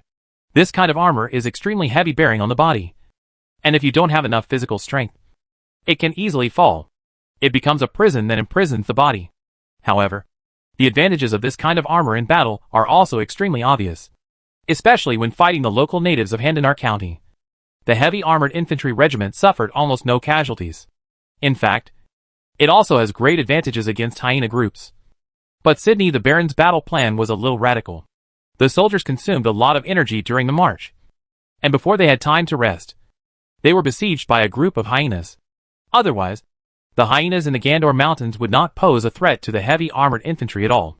The wall of fire effectively blocked the hyena group, but it also trapped the soldiers of the fourth group on the edge of the mountain wall. The heat wave that came over made everyone's mouths dry. The soldiers of the first squadron did not have to guard the gap in the fire wall. The hyenas were very afraid of fire, and did not dare to rush in. Even if one or two red-eyed hyenas occasionally rush into the gap, they will be killed directly by the soldiers guarding the exit. The hyena's body is thrown into the fire. The flames quickly ignite the fur on the hyena's body, and the hyena's body becomes deformed in the fire. Then the limbs and tail were ignited by the high temperature, and finally the entire charred body began to shoot out flames, eventually becoming part of the wall of fire. Jielongnan carried back 10 pots of water in one breath, and followed the example of other teams, placing the iron pot next to the fire wall, and cooking a large pot of thick marching rations. The rice cereal that was usually difficult to swallow was divided this time. He Buqiang felt that he didn't even need to swallow. The sweet rice cereal would flow into his stomach. He Buqiang was only wearing a thin leather armor, so he was not at the forefront during the battle with the hyenas. Although the muscles all over his body were extremely sore, he was not actually injured. He Buqiang closed his eyes, and sat on the stone wall. He could feel that the second star in the sea of spiritual consciousness was completely lit up. And then along with the first bright star, it exuded a soft shimmer. And these shimmers were little by little. He wanted to ask Serdak if the same situation was happening in his body. He thought it was all incredible, that there was actually a star map inside his body. But he still couldn't speak. Such abstract things couldn't be expressed with simple gestures, so he could only keep it in his heart. Seeing He Buqiang quickly stood up from the stone wall, giving up his position to the black boy Jielongnan. Members of the second team, including Soldak, believed that He Buqiang was able to recover his strength so quickly because he wore a lightweight leather armor. Serdak's left leg was bitten by a hyena. His leg was covered with greaves. The hound's fangs only penetrated the armor, leaving 4 bloody holes in Serdak's leg. The wound did not cause secondary damage. It was torn, and some antidote was applied when bitten. At this time, He Buqiang helped Soldak take off the greaves on his injured leg. He saw that the 4 bloody holes bitten by the hyenas had condensed into scabs. There seemed to be no symptoms of poisoning, so he cleaned the wounds again and cut them again. The wound was simply bandaged, and Serdak was helped to put his greaves back on. The veteran leaned against the stone wall and told about the battle with the evil ghost army in the Kempado River. Although that battle was the biggest victory in the Warsaw Plain in recent years, what no one knew was that there were nearly 70 heavy troops. The armored infantry regiment was completely wiped out by the evil ghost legion in that battle. The current level of fighting was just an appetizer to him. But probably only He Butcheong noticed that when he lit the cigarette, Veteran Ian's hands were shaking so much that he almost extinguished the small flame that had just been lit. A story from Veteran Ian made the members of the second team relax a little. Jialongnan leaned against the stone wall, trying to take off his armor and trousers, and take a nap during the short rest period. But his move was immediately stopped by Captain Sam. Seeing that some of the team members around him even took off their breastplates, the black boy couldn't understand Captain Sam's decision. But he didn't complain. He just sat there, a little unhappy. It didn't take long for Baron Sidney's command to come down, asking the soldiers to camp and rest under the mountain wall. The howling of hyenas was heard from time to time during the night, but the hyenas that were blocked by the wall of fire did not leave. This was the first time He Butcheong spent the night in the wild. He lay on the somewhat harsh stone ground, tossing and turning, unable to sleep. He Butcheong was a little worried that once the wall of fire was extinguished, the hyenas would pounce on them and tear apart all the sleeping soldiers of the fourth group beside the mountain wall. The black boy Jialongnan, who was lying next to him, was sleeping very hard. It was very uncomfortable to sleep with his armor on. In his dream, he kept shouting to take off the armor. Lying on his back on the stone ground, he could see the sky full of stars when he opened his eyes. His body had fully recovered and his whole body was not as sore as before. He wanted to walk around in the camp, but he was afraid of being caught by the night guard. The soldiers caused trouble to Surdak and Captain Sam during the interrogation, so they could only twist their bodies twice and force themselves to sleep for a while longer. There was a soft sound of gurgling along the mountain wall. At first, He Butcheong didn't pay much attention to it. He just thought it might be the natural sound caused by the mountain wind blowing across the cliff. But then a trace of sand and gravel suddenly fell on He Butcheong's face, and he sat up from the ground alertly. First it was like the crackling sound of drizzle on banana leaves, and then it was like countless drummers beating drums. The rolling sound gradually increased, and the entire mountain wall began to tremble slightly. It was like thousands of horses galloping between the mountain walls. Then, into the image of countless boulders rolling down the hillside suddenly appeared in his mind. He both stood up from the ground violently, and kicked Surdak and Jalanan beside him with all his might. Surdak woke up from his deep sleep without waiting for any reaction, and pulled him up from the ground. Immediately afterwards, He Butcheong kicked every member of the second team hard. Without waiting for Surdak to wake up completely, he ran towards the gap in the fire wall. "Hey! What's going on?" Surdak was involved in a leg injury, and was limping when running. He asked He Butcheong with a confused look on his face. He Butcheong ran forward expressionlessly, and pointed to the top of his head with his hand. Surdak also heard the rumbling sound at this time. His expression suddenly changed, and he shouted loudly to the confused Jialongnan behind him. "Jialongnan! Call Sam up quickly! There is a landslide!" Surdak's voice completely woke up the soldiers of the 3rd Squadron, who were on duty at night from their shock, and the camp suddenly became chaotic. At this time, He Butcheong and Surdak had already run to the exit of the fire wall. Looking at the countless pairs of ferocious blood-red eyes outside, He Butcheong clenched the Roman sword in his hand, got a square shield from the weapons pile, and fought desperately. Surdak rushed out. Members of the 2nd Squad followed and rushed out of the camp. The gravel from the top of the mountain poured down like a downpour. Chapter 25. Before dawn, a coconut-sized rolling stone fell at He Butcheong's feet and shattered. The gravel splashed onto He Butcheong's legs. Even though his legs were wearing leather armor, they were cut painfully by the gravel. A lot of gravel fell into the fire, causing sparks to fly. When He Butcheong grabbed Surdak's arm and rushed outside into the forest, the crazy hyenas with red eyes wanted to pounce on He Butcheong and bite him twice. But as large pieces of gravel fell from above their heads, the group of hyenas, the crazy hyenas, did not have the courage to stay where they were, and they let out bursts of rapid hissing. Suddenly, the hyenas turned around and fled towards the dense forest. He Butcheong and Surdak were the first ones to rush out of the camp. He was about to run down the mountain when he was stopped by Captain Sam behind him. Captain Sam was followed by Jialongnan, Red Sox, and others. At this time, he pointed twice at He Butcheong and Surdak to the east side of the slope. He Butcheong and Surdak understood immediately and ran towards the forest on the east side of the mountain with their Captain Sam. Relying on their alertness and excellent reflexes, they avoided several large falling rocks along the way. Several hyenas were about to pounce on them, but were buried under falling rocks from the sky. The hyenas behind them quickly fled with their tails between their legs. He Butcheong held up a square shield with one hand, trying to block the debris flying from above his head. Fortunately, everyone moved quickly enough, and ran to the safe area on the left side of the mountain in embarrassment before a large amount of debris fell. Baron Sydney and others also ran out from under the mountain wall with a large group of soldiers under the protection of a group of personal guards. Several larger rocks fell from a high altitude, but the indomitable Baron Sydney used his two-handed sword to split them in the middle. The white cyclone on his body turned into white flames again, steaming around his body, and it looked like it will make people feel that he is full of power. The hyenas let out shrill howls and disappeared into the dark jungle amidst the rain of gravel. Baron Sydney was leading the surviving soldiers of the fourth group in the woods on the hillside. There was a bloodstain on his face. He was obviously injured when he just escaped from the mountain wall. The double-edged sword was inserted diagonally. At his feet, tumbled rocks, large amounts of gravel, and soil with old branches and residual leaves were like an earth dragon, rushing down the mountain wall. The entire mountain wall was buried by the rockfall in an instant, and a large area of dense forest below the mountain wall was also washed away. Many soldiers took off their armor when resting. At this time, they could only wear linen shorts and stand bare-chested in the woods.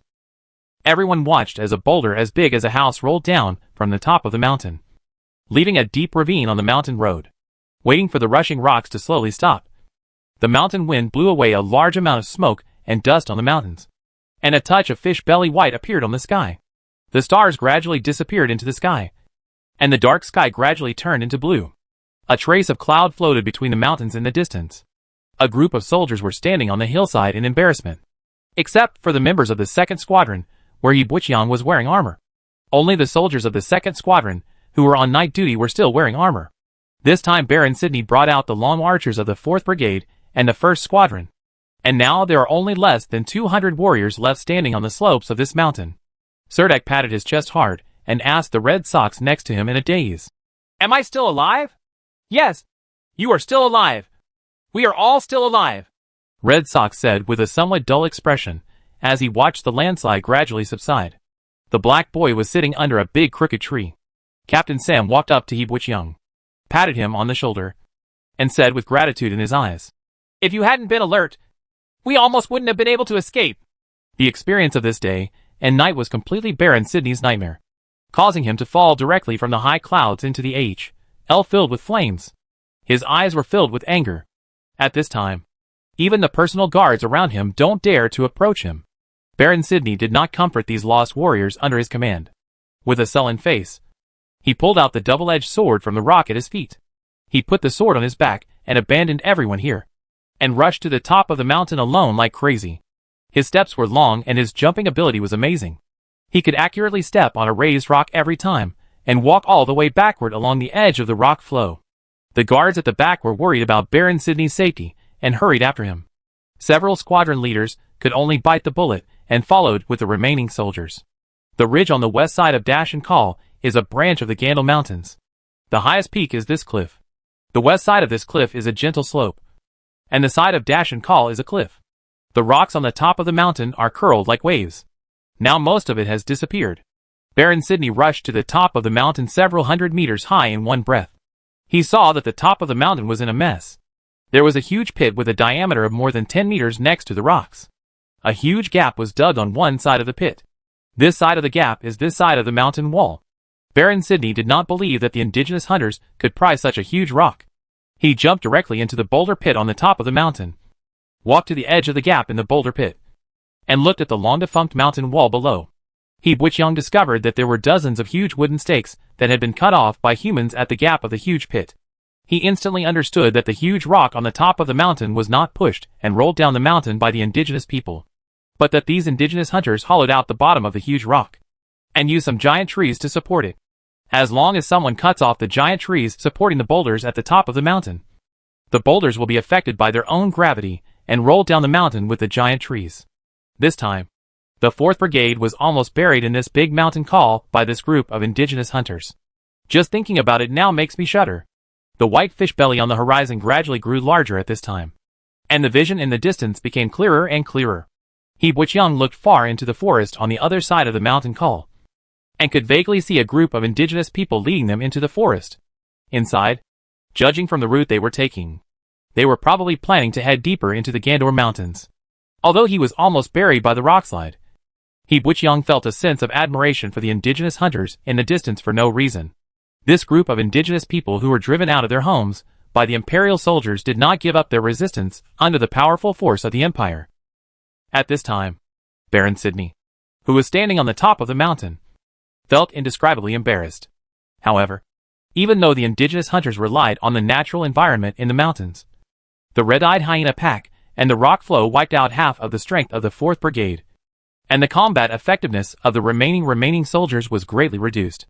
Even so, the group of indigenous hunters still did not have the courage to fight head-on with these warriors under Baron Sidney. It seems that there is not even the slightest difference in strength between the natives of Handanar County and the imperial soldiers. When dawn arrives, the red-eyed hyena has already retreated into the dense forest, and the sun-carrying hope slowly rises from the mountains. Hebuchyeong and Suldek sat back to back on the boulder on the top of the mountain, looking at the rising sun in silence for a long time. Chapter 26: Suldek's Road to Promotion. When Baron Sidney led the soldiers of the 4th Group into the cave in the middle of the cliff, they discovered that the indigenous people hiding in the cave between the mountain walls had long since disappeared, leaving only the empty cave. Hebuchyeong was not surprised. The natives dug such a big hole for the 57th Heavy Armored Infantry Regiment. It would be strange for these natives not to leave. The soldiers lowered the rope from the top of the mountain, slid along the rope to the halfway up the cliff, and entered the cave through the ventilation stone path on the mountain wall. The entire cave extends in all directions and has hundreds of stone chambers. These stone chambers are divided into residential areas and combat areas. The rooms in the residential area are paved with soft hay, and there appear to be traces of animal skins. There are even some graffiti and strange symbols on the stone walls. According to Suldek, these symbols are used by the indigenous people to record the seasons. They need store enough food before heading into winter. The combat area is lined with rows of lookout points. From the lookout points, arrows can be fired into the mountain kernel. If it is the long archers of the 57th Regiment, then the range of the bow and arrow can cover the hinterland of the mountain kernel. This may be due to the wooden arrows had little lethality against the soldiers of the infantry regiment. These natives were forced to evacuate without firing a single wooden arrow from here. This was originally supposed to be a natural cave. Based on the natural cave, the indigenous people expanded it in times before reaching its current scale. The cave has a special canteen, toilets, and long corridors. There is a 2-meter square pool near the canteen. An underground channel flows into the pool with sweet mountain spring water. When the mountain spring water fills the pool, the excess water will flow along the overflow channel into the ditch. Unexpectedly, the indigenous people would have such a hiding place in this big mountain kernel. Even Baron Sidney, who had a noble status, was amazed by the cave. In fact, this cave can serve as a medium-sized defensive stronghold. A total of 268 soldiers of the 4th Brigade were killed this time. Baron Sidney was in a very bad mood at the moment, but he couldn't blame anyone. The trap he fell into this time was entirely due to his eagerness to advance. What Baron Sidney couldn't accept was that this operation to encircle and suppress the indigenous people in the mountain call failed even once. Not a single native was caught. Baron Sidney's eyes were full of red bloodshot eyes, and his lips were dry and cracked. From a distance, he looked like a venomous snake that preyed on people, making everyone afraid to get close. I hope the charm of Lord Baron's sister is strong enough. Suldek stood next to Hebuchyeong and said in a low voice, "Will we be implicated this time?" Black Boy Jielongnan asked with lingering fear. Suldek wiped his mouth with his hand and lowered his voice and said, "You will probably be held accountable. I guess you will be labeled as poor investigation. Jielongnan stared at his big round eyes and said anxiously to Captain Sam, "We have to find a way to do something. I don't want to be tied to the rack and whipped when I return to the camp. That's really too much." Embarrassing. Captain Sam had a straight face and was unwilling to say anything more. "We'll talk about it when we get back to the camp." Fortunately, the 60 soldiers of the 1st Squadron who stayed at the entrance of the cave below the cliff suffered no losses in this battle. Last night, when the red-eyed hyenas swarmed over, the soldiers of the 1st Squadron also tried to kill the group of hunting dogs. But then he saw the huge number of hyenas, and after the 60 soldiers were exhausted, Jonah Knight, the captain of the 1st Squadron, decisively decided to hide all the soldiers of the 1st Squadron in the cave. The soldiers blocked the narrow entrance with stones, and everything went smoothly, escaped the attack of the hyena pack. The soldiers of the 1st Squadron did not know that the indigenous people in the caves on the cliff above their heads had evacuated overnight. They did not think about testing the indigenous people above their heads through a 100-meter-long vertical channel like a chimney. The cave built by the indigenous people in the middle of the cliff has 7 exits, 4 of which are in the open, and the other 3 passages are extremely hidden. Only by entering the cave and carefully studying the internal structure of the cave will you discover all the exits. It was 2 days later that He Bwichyeong walked out of this mountain call with the 4th Battalion again. Baron Sidney finally did not forget the soldiers buried by the rockslide and spent a day and a half clearing the soil and gravel from the mountain wall. After a while, more than 50 corpses were dug out. And then, they returned to the camp with the corpses of their companions. When Count Mongas heard that Baron Sidney's 4th group had fallen into the trap of the natives, and had lost more than 200 soldiers in the mountains north of the forest farm, he directly smashed a magic lamp on it. On Baron Sidney's face, the voice of angrily scolding Baron Sidney could even be heard outside the camp. Baron Sidney was scolded by Count Mongas, but he did not receive any substantial response. Punish. This incident made many smart people in the camp understand the truth. Nepotism is really important. After the 4th Brigade lost nearly half of its soldiers, it needed new blood to replenish its strength. The members of several squads were basically wiped out. Of course, the newly recruited rookie soldiers were unable to support a squad. They veterans need to impart some survival experience on the battlefield. So these veterans must be drawn from some well-organized teams. Captain Sam of the 2nd Squadron of the 6th Squadron received the transfer notice a week after returning to the camp. He was transferred to the 11th Squadron under the 5th Squadron as the captain, and also served as the deputy squadron leader of the 5th Squadron. It can be said that a small step forward. Captain Sam went to the 5th Squadron to serve as the captain of the 11th Squadron, and also brought the black boy Jelon in and the veteran Ian there. Surdak was successfully promoted to captain of the 2nd team. But this made Surdak sigh. He was able to get a promotion before retiring, although there was no military salary and no increase. His retirement resume would be very impressive. Of a sum. On the day Captain Sam left the 2nd team, the 2nd team also welcomed 2 recruits. These 2 recruits came to the city of Helensa in the Tarapagan area. Surdak asked a lot of questions with interest regarding the situation in my hometown. When I heard the 2 recruits say that there was a severe drought last year, and the crops in the field were reduced by nearly half, I couldn't help but feel a little worried about the situation at home. It's a pity that these 2 recruits are not from the same village as Surdak. Even the 2 villages are far apart. They don't know the situation in Wall Village. This time, the 2nd team was not held accountable, which surprised both Surdak and He Bwichyeong. Unexpectedly, Baron Sidney acted like a bachelor in this matter, and took all the blame. Seeing that his superior did not let him take the blame, the soldiers of the 4th Brigade suddenly felt that in fact, their immediate boss it's not bad. Apart from the pride and prejudice unique to aristocrats, there are actually no major shortcomings. The 286 soldiers who died in the dash and call had just been buried, and their belongings seemed to have begun to be forgotten even before they were sent back to their hometowns. After all, the living need to continue struggling to live, and they need to continue fighting for the Green Empire after waking up a new day. What about the dead? Maybe he will fly to the kingdom of God. Maybe he will be reincarnated as an undead soul. Due to Suldak's relationship, He Bwichyeong did not join the 57th Heavy Armored Infantry Regiment when it was replenishing the new army. He still had a free status as a non-staff member. Surdak has already started planning to apply for a 2nd teleportation pass. After retiring, he plans to return to his hometown with He Bwichyeong. Chapter 27 Level Test Storm. Chapter 27-26 Level Test Crisis. An assortment of red-eyed hyena skins hang at a makeshift street market outside the camp. It is said that this red-eyed hyena, which is almost as big as a calf, is a new species that is a cross between the native hyena and the H.L. dog in Handanar County. This red-eyed hyena not only inherits the characteristics of the native hyena's strong reproductive ability, but also has the characteristics of H.L. some dog ancestry. Although it was not directly upgraded to a low-level monster, it had obvious changes in size and strength, and was particularly ferocious. The red-eyed hyena group usually wanders in the Gandor Mountains. After decades of reproduction, it has become a herd that cannot be underestimated, even in the face of monsters such as the thorn-tailed crystal lion and the geomaniac bear. The red-eyed hyenas are not timid. Of course, this does not mean that the red-eyed hyena has the terrifying power of a 2nd-level monster. An adult geomaniac can easily tear into pieces dozens of red-eyed hyenas. But so what?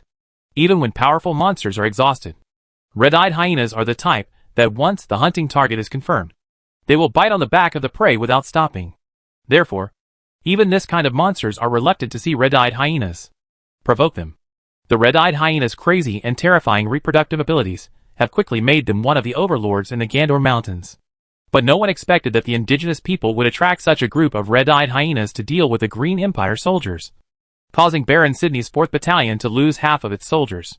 Therefore, in the following period, the soldiers of the Green Empire not only launched crazy revenge actions against the natives of Handanar County, but also began to enter in an orderly manner under the instruction of Count Mongoss, hunting for these red-eyed hyenas in the Gandor Mountains. As long as the infantry soldiers, who look like tin cans, bring enough supplies and bows and arrows, it is not difficult to deal with this kind of red-eyed hyena. As a result, a large number of hyena furs flooded into the temporary market during this period, and the market reached saturation in an instant. The streets are full of this kind of brown fur with black spots. This low-quality fur is hard and prickly, and cannot be used to sew fur coats. It can only be made into dog skin mattresses that are moisture-proof and cool-proof. Larkin watched with a frown as He Buqiang carried a large bundle of hyena skins into the tent. Then followed He Buqiang to the tent door and complained to him. "Little duck, I say you have hunted so many red-eyed hyenas recently. It's time to stop. This thing has nothing of value except a piece of skin that can be used as a mattress." He Buqiang smiled and put the hyena skin into the corner of the tent. Since there had been no fighting recently, the tent that served as a warehouse seemed empty. Red Sox Garcia carried a bundle of hyena skins and followed He Buqiang. "What can we do? Only by hunting red-eyed hyenas will the higher-ups approve the mission application." Businessman Larkin frowned and kept complaining. "Red Sox, I'm not saying that we won't hunt red-eyed hyenas. You can hunt less and bring back some specialties from Mount Gandor. You have brought back so many dog skins. They are almost all ruined on the streets." Red Sox stood at the door of the tent, drinking water, and said, "Our captain asked you to find a way to find a tanner to make 13 dog skin mattresses for us, and asked me to bring you a deposit." Then he took out a palm-sized money bag from his arms, took out a pile of silver coins from it, and stuffed it into Larkin's hand. After businessman Larkin saw in air, he immediately said to Red Sox with a smile, "Captain Soldak is really a good man. In the past half-month, the street markets have been filled with pieces of dog skins with black spots." As Larkin said, hyena skins are now a waste. At this time, it is most practical to use these cheap hyena skins to make dog skin mattresses for your own use. Apparently Larkin knew that Surdak should use his own money to pay benefits to the team members this time. So he gave Surdak a get-a-good-guy card. He Buqiang rarely goes to the military camp.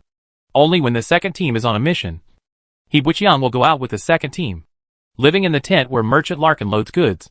He Buqiang does some appropriate exercises every morning. When he is free every day, he and Gabby tie up Merchant Larkin to look at the stalls. There are no valuable goods on the stalls. It's better to be in front of a street stall than to do nothing. He Buqiang has always wanted to discuss the situation in his body with Soldak, but he was unable to express it. Soldak, who became the captain of the second team, has been busy recently, and he really can't figure out the meaning of the human figures drawn by He Buqiang on the ground. So after thinking hard for a quarter of an hour, Soldak thought that He Buqiang wanted to try to practice a kind of fighting spirit.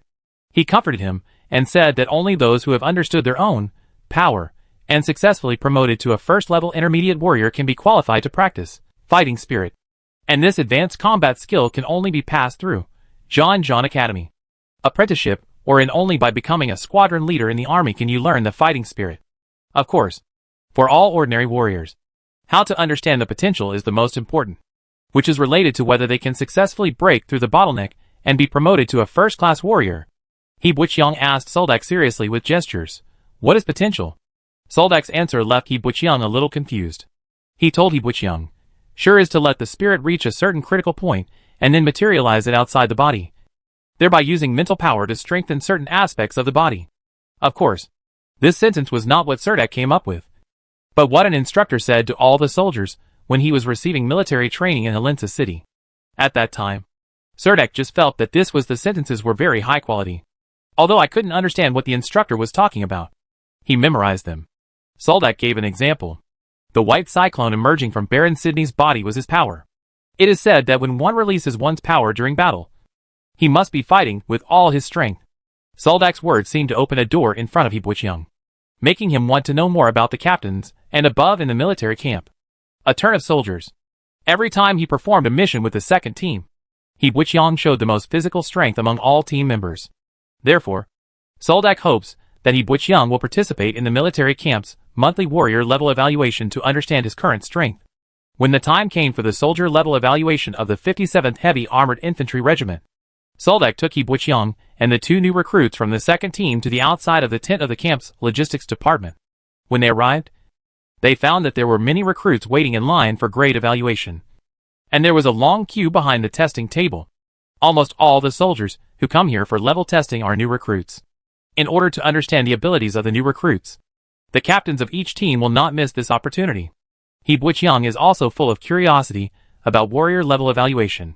Although he has inherited part of the body's original owner's memory, he still doesn't quite understand how the levels are distinguished. Surdak is a 6th level warrior. Being able to become the captain of the second team is an exceptional promotion. In addition to the recommendation of former Captain Sam, which played a vital role, his skinning skills have also become recognized by other teams.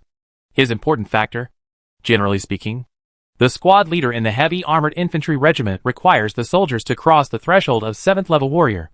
The squadron leader of the 6th Squadron is only 1 step away from becoming a 1st level warrior. It is said that he has been stuck at the bottleneck of a 9th level warrior for more than 3 years. And he still has not been able to understand the potential and take the final step.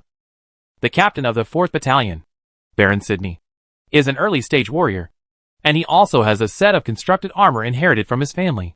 If not, even if his sister married Count Mongoss, it would not be the reason for him to become the captain of the 4th Brigade. You must know that the women around Count Mongoss are far better than the 57 heavy armored soldiers. There are more than twice as many corps captains, so one's own strength is the last word. Because of this, Soldak took He Butcheong to the logistics department to test the warrior level, and He Butcheong did not refuse. Chapter 28. You look a lot like me. As the new captain of the 4th Brigade, Soldak brought several recruits to the logistics department of the military camp. When the other captains saw him, they came over to greet him familiarly. Some of them even had no friendship with him. Came over to say hello. This way of socializing is very popular in the military camp. People with different statuses have different circles. Soldak was promoted to a squad leader, and his social circle also became the captains of other squads in the military camp. Maybe just because of saying hello and saying a few more words, the other party will lend a helping hand in times of crisis in the future. After all, this is the battlefield of Handanar County, and any danger may occur. Therefore, Surdak had to act like a junior at this time and humbly accept the congratulations and encouragement from other captains. He Butcheong stood with the other 2 newcomers, like 3 geese standing in a long queue, quietly waiting for the level test. This is the central area of the 57th Heavy Armored Infantry Regiment. There are many tents on both sides. On the top of the tents are flying flags symbolizing various departments. On the flag of the logistics department is an ear of wheat and a sword. The soldier walked out of the white tent, looking very efficient. Squad captains are considered to be the lowest level of the military camp non-commissioned officer system. This group is very large. A group of people stood outside the logistics department tent chatting. Surdak has a gentle personality and knows a little bit about everything. He is not a prostitute and is very witty, funny, and quick to join the group. After a long wait, it was finally the turn of He Butcheong and the 2 newcomers. After the newcomers from the second team showed their soldier nameplates, they successfully entered the inspection area inside the tent. Only He Butcheong was stopped. The reason was that He Butcheong did not have 5 soldier nameplate of the 17th Armored Infantry Regiment. At this time, Soldak found that He Butcheong was stopped outside the tent, and the team came to a brief standstill. He quickly ran up, with a smile on his face, and said to the logistics official guarding the door of the tent, "Let him go in. He is from our squad, and I can prove for him that we are from the 2nd Squad of the 6th Squadron." Surdak's posture was very low, probably to avoid unnecessary complications. The logistics department official raised his head and glared at Soldak, with a trace of displeasure on his face. He did not speak, but stared at Soldak, signaling for him and He Butcheong to get out of the way. Soldak placed his nameplate in front of the logistics department official, smiled again and said, "You can think of him as me. This is my nameplate. Please let him go in and test it." At this time, the logistics department official raised his head completely, revealing a familiar face. Only then did Surdak realize that the logistics department official in front of him was the same one he had met when he was cleaning the battlefield on the northern slope of the forest farm. The expression on Soldak's face was a little unnatural, and he had to plead in order to allow He Buqiang to successfully participate in the warrior level test. The logistics department official raised his eyebrows, raised his voice an octave, and shouted rudely, "What nonsense! Your nameplate can only represent you. He doesn't have a warrior nameplate. No matter what. I can't let him in. I even doubt how an unidentified person like him got into the camp and stayed there. Are all the guards at the camp gate blind? A bunch of guys who are neglecting their duties." As soon as he roared like this, a group of spectators gathered around him. These reprimands made Serdak's face look bad. The team captains gathered around. Of course, they had to stand up and help intercede at this time. "Why are you so rigid? It's just a level test. I know this soldier. Please let him go in for the test." The captains of other teams also echoed, "That's right." Unexpectedly, the logistics department official slammed the table hard, stood up angrily, and said righteously to the team captains, "This is impossible. Unless you can get the new handwriting of Count Mongo's, I will not let you go." After saying these words, the captains of other teams around him also looked embarrassed. The official from the logistics department seemed to be planning to pursue the victory. He pointed at Soldak and said angrily, "Also, I advise you not to wander around the camp. Next time you are seen by me, I will definitely report you to the military justice department. Don't think I am joking." The logistics department official said these words in one breath. Soldak's face suddenly turned red. He was about to punch the official with a fist until his face was bruised. But He Buqiang secretly held him back. The captain also discovered that Soldak was on the verge of going berserk, and the captains quickly pulled the young captain aside. An older squad leader whispered to Soldak, "Soldak, ignore him. He is such a rigid person. This kind of test will be held every month. Maybe next month's test event will not have him checking at the door. You can try it next month. Try. Don't get into grudges with the people in the logistics department. Although they have no rights, our living allowance is in their hands." Serdak nodded gloomily and said, "I know. Hey, today is really unlucky. Forget it. Thank you all for today. Let's go." After saying that, he and He Buqiang left the logistics department angrily and returned to the camp with a gloomy expression. Serdak's application for level testing was unexpectedly rejected by officials from the logistics department, which made Serdak depressed all day long. He Buqiang thought it was nothing. The other party was just following the rules. He was not a soldier in the 57th Heavy Armor Infantry Regiment and had no right to enjoy the benefits of the soldiers. This in itself did nothing wrong. On the contrary, oneself seemed to have become a moth in the military camp without realizing it. Thinking of this, He Buqiang felt a little ashamed and felt that he needed to take the time to understand the rules and regulations in the military camp. Soldak sent He Buqiang out of the camp. The two sat on the grass on the slope outside the camp. He Buqiang asked Soldak why he always received special care from him. Not only did he save him from the battlefield, but he was also always concerned about his livelihood here. He was worried that if he rashly joined the infantry regiment, he would end up in the 57th. The Heavy Armored Infantry Regiment served 4 consecutive years of military service. So He Buqiang was always regarded as a non-staff member of the second team. Soldak looked at He Buqiang with a proud smile on his face. "That's because you are a lot like me." He Buqiang was a little confused and looked at Soldak in confusion. Soldak stood up from the grass and said to He Buqiang, "I can see the shadow of myself in you. You are kind-hearted, but a little stubborn.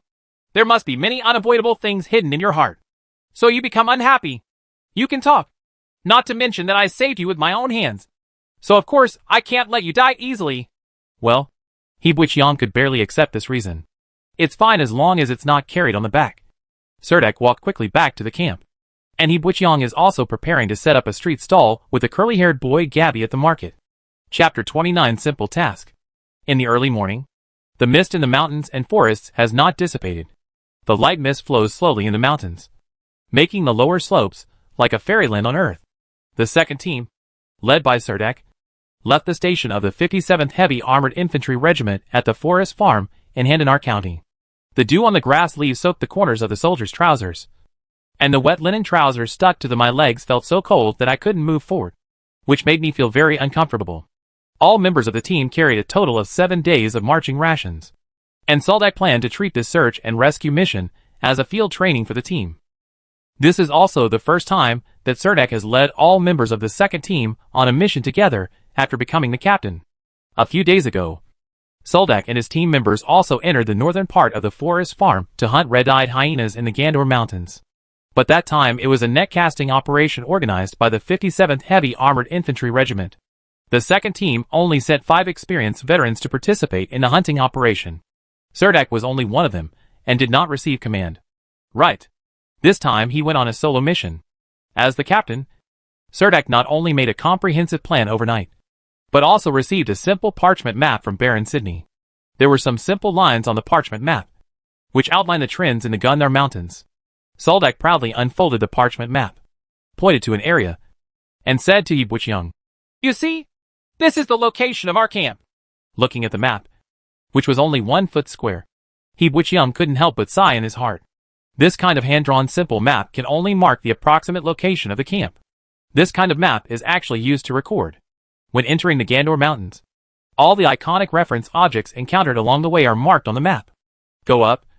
This way, you won't get lost in the mountains. This knowledge is all in the memory fragments of the original owner. Yi Buqiang has recently been sorting out the memory fragments in the spiritual world when he has time. So he has gained a lot of experience. Although currently communicating with Cerdak, he can only express himself through simple gestures. But Cerdak didn't seem to care at all. He always liked to drag Yi Buqiang to talk about this and that. But what he usually talked about the most was his hometown of Wall Village on the outskirts of Helensa city. According to Cerdak, the small village was far away from the war, and the fields were filled with fields of wheat. Standing in the golden wheat field in autumn, open your arms, face the sun and close your eyes, enjoying the warmth of that beam of light. When the wind with a faint scent of wheat straw blows by your ears, it is like a wonderful bagpipe. The goal of the second team's mission this time is to find a Bena swordsman in Gandar Mountain and bring him back to the camp. Baron Sidney received the news. This Bena swordsman is a constructed swordsman from the main constructed knights under Duke Newman. He chased an injured evil ghost from the Camperdo River in the northwest of Handanar County and entered Gandar Mountains, and his subsequent whereabouts remain unknown. The official document did not mention the identity of the swordsman, but everyone guessed that the swordsman must be a big shot. Otherwise, it would be impossible for Duke Newman to issue a military order and order all the regiments stationed in the Gandar Mountain area to send out reconnaissance teams to find the whereabouts of swordsman Bena. After receiving this mission, Cerdak's second team got into the dense forest of Gandar Mountain before the fog in the mountain forest cleared. At the same time as the second team, there were 16 other teams of the infantry regiment. These teams went deep into the vast mountains and soon disappeared in the dense forest. Cerdak led the second team along the edge of the eastern area of the forest farm and detoured to a mountain ridge. There happened to be a river valley below the mountain ridge that stretched for tens of kilometers. The team searched northeast along the mountain ridge. You will not be troubled by water source problems. Cerdak didn't have much hope that he could find the Bena swordsman. The Gandor Mountains went for hundreds of kilometers and span Camperdo County and Handanar County on the Warsaw Plain and Ordens County, let alone a swordsman walking alone through the mountains and forests. Even if the 57th Heavy Armored Infantry Regiment walked into this mountain, it would not cause any splash. The mountain forest is not always so dense. The soil around the forest farm is fertile, and patches of fir, red pine, and oak will grow to form a woodland. After walking out of the forest farm, the hillside suddenly opened up, except for the waist-high weeds. There were some low trees on the hillside. Clusters of wild blueberries popped up among the weeds. As for the wild grapevines, climbing the hillside, the clusters of grapes on the vines are green and astringent. Only when they are completely ripe will they attract a kind of short-tailed turtle dove that lives nearby. Cerdak stood on a big rock on the hillside, holding the parchment map in his hand, frowning and looking at it for a long time, but could not see anything. At the foot of the mountain is a trickling river valley, with lush water and grass on both sides, and bushes a little further away from the river. There is a group of one-horned bison on the other side of the lake and river, and a few crystal lions are lurking behind the rocks. However, their fur shows the color of flowing mercury in the sun, so no matter how much they are covered, they are still easily exposed and hidden. Location. However, this kind of crystal lion runs faster than a cheetah. As long as they get within 100 meters, these bison cannot escape no matter what, because the fur of crystal lions is very precious. They are like a piece of running gold in the eyes of hunters. A large number of hunters poured into the Warsaw Plain specifically to hunt the spiny-tailed crystal lions unique to this plain. Therefore, the crystal lions living on the edge of the Gandor Mountains have become increasingly rare. If it weren't for the fact that the second team had no confidence that they could defeat a crystal lion, Serdek would have given up on this mission without hesitation and directly guarded the river until all these crystal lions were captured. But now, Serdek could only take a glance at it from a distance, and then continue to move forward with the second team. For the 2 recruits of the second team, this is undoubtedly a very novel place. They will be amazed at every new discovery they make. This is different from the veterans, who only care about things that are useful or dangerous to them. When they encounter dangerous things, they will stay away from them. When they encounter something useful, they will walk up to it and take it for themselves. The hyena skin mattresses that Serdek prepared for the team members were of great help. The humidity in the mountains and fields this season is very high. If you set up a tent and lie on the grass to sleep all night, your whole back will be wet when you get up early in the morning. Yes, this kind of red-dyed hyena leather is very moisture-proof. Lying on it will quickly relieve you from the fatigue of the day. After walking northeast along the mountain valley for 2 days, I found several indigenous people on the other side of the river. They were several indigenous women surrounded by animal skins. They walked in a row from the forest path, each of them carrying a clay pot on their head. After arriving at the river, they began to squat by the river to fetch water. These women were very vigilant and only stayed at the river for a few dozen seconds. After they filled the pots with water, they quickly left the river. Side. Chapter 30 Fish Hunting by the River. Several clearly visible water lines appeared on the river, going straight towards the place where the indigenous women were fetching water. When they arrived at the river, the group of indigenous women had already left the river. These ferocious beasts could only ride in the shallow water. There was a huge splash of water, revealing a section of white scale belly, and then quietly disappeared into the river. The distance was a bit far, and it was not clear whether those ferocious beasts were crocodiles or not. In short, they were not benevolent creatures. Fortunately, those indigenous women walked fast. Otherwise, they would have been in danger. Hebuichiang had such thoughts in his heart. He immediately realized that this idea could not be known to the people around him. Now all the soldiers of the 57th Heavy Armored Infantry Regiment hated the indigenous people. Hebuichiang shook his head vigorously, trying to throw these thoughts out of his mind. It is said that there are countless ferocious beasts hidden in the deep mountains and swamps of the Gandor Mountains. It seems that this statement is true. Hebuichiang walked along the mountain ridge with the second team for 2 days. But in fact, he did not escape from the Gandor Mountains edge area. Red Sox climbed out of the tent at this time. He came to Hebuichiang's side and followed Hebuichiang's gaze towards the river valley.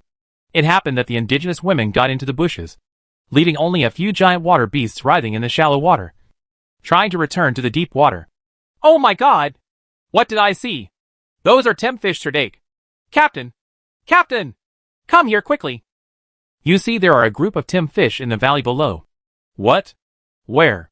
Hearing Red Sox cry, Soldak ran faster than a rabbit. When his figure appeared next to Hebuichiang, the Temfish had already dived into the water, leaving only a few faint water lines.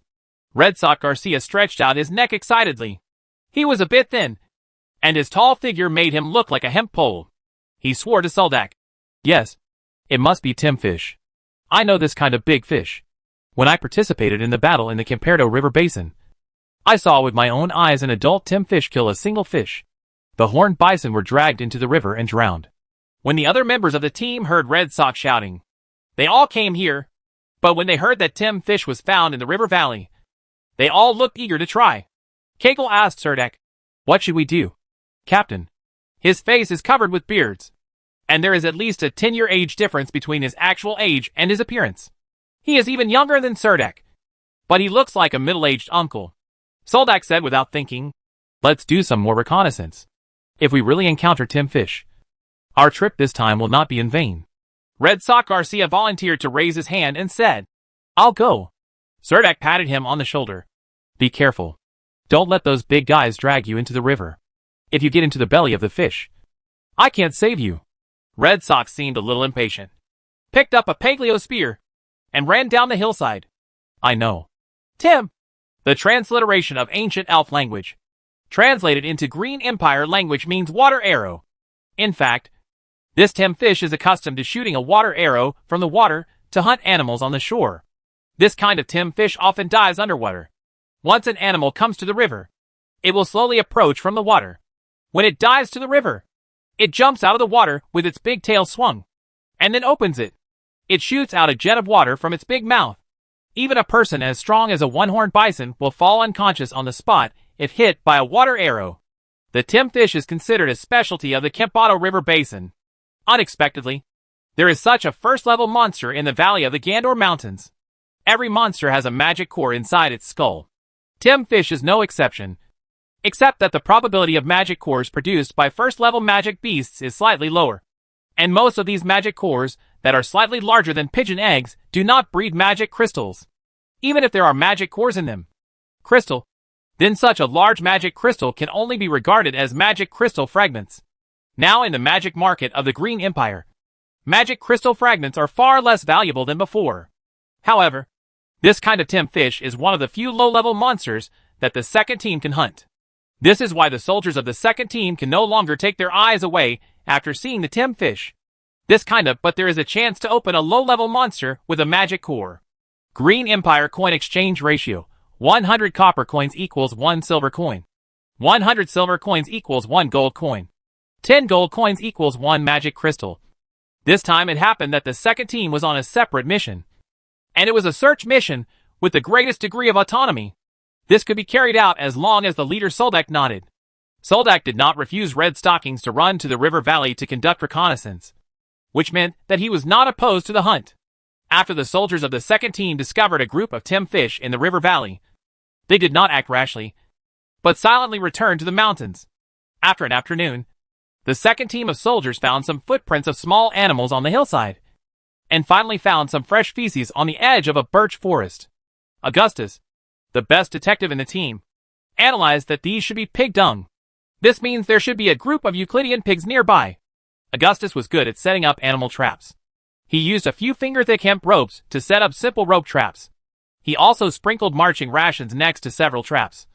And then everyone returned to the tent to wait. After dinner, the soldiers returned to the birch forest and found that the rope trap set by Augustus actually trapped 2 special pigs that were not much bigger than native dogs. It was not that the other rope traps were not set, but that the ropes were bitten off by the yuzus with their teeth. Those yuzus who bit the ropes escaped with the nooses on their legs. The remaining 2 yuzus seemed to be alive.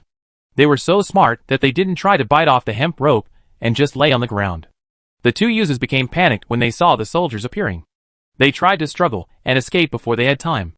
Augustus, who rushed up, beat them to death on the spot with a wooden stick.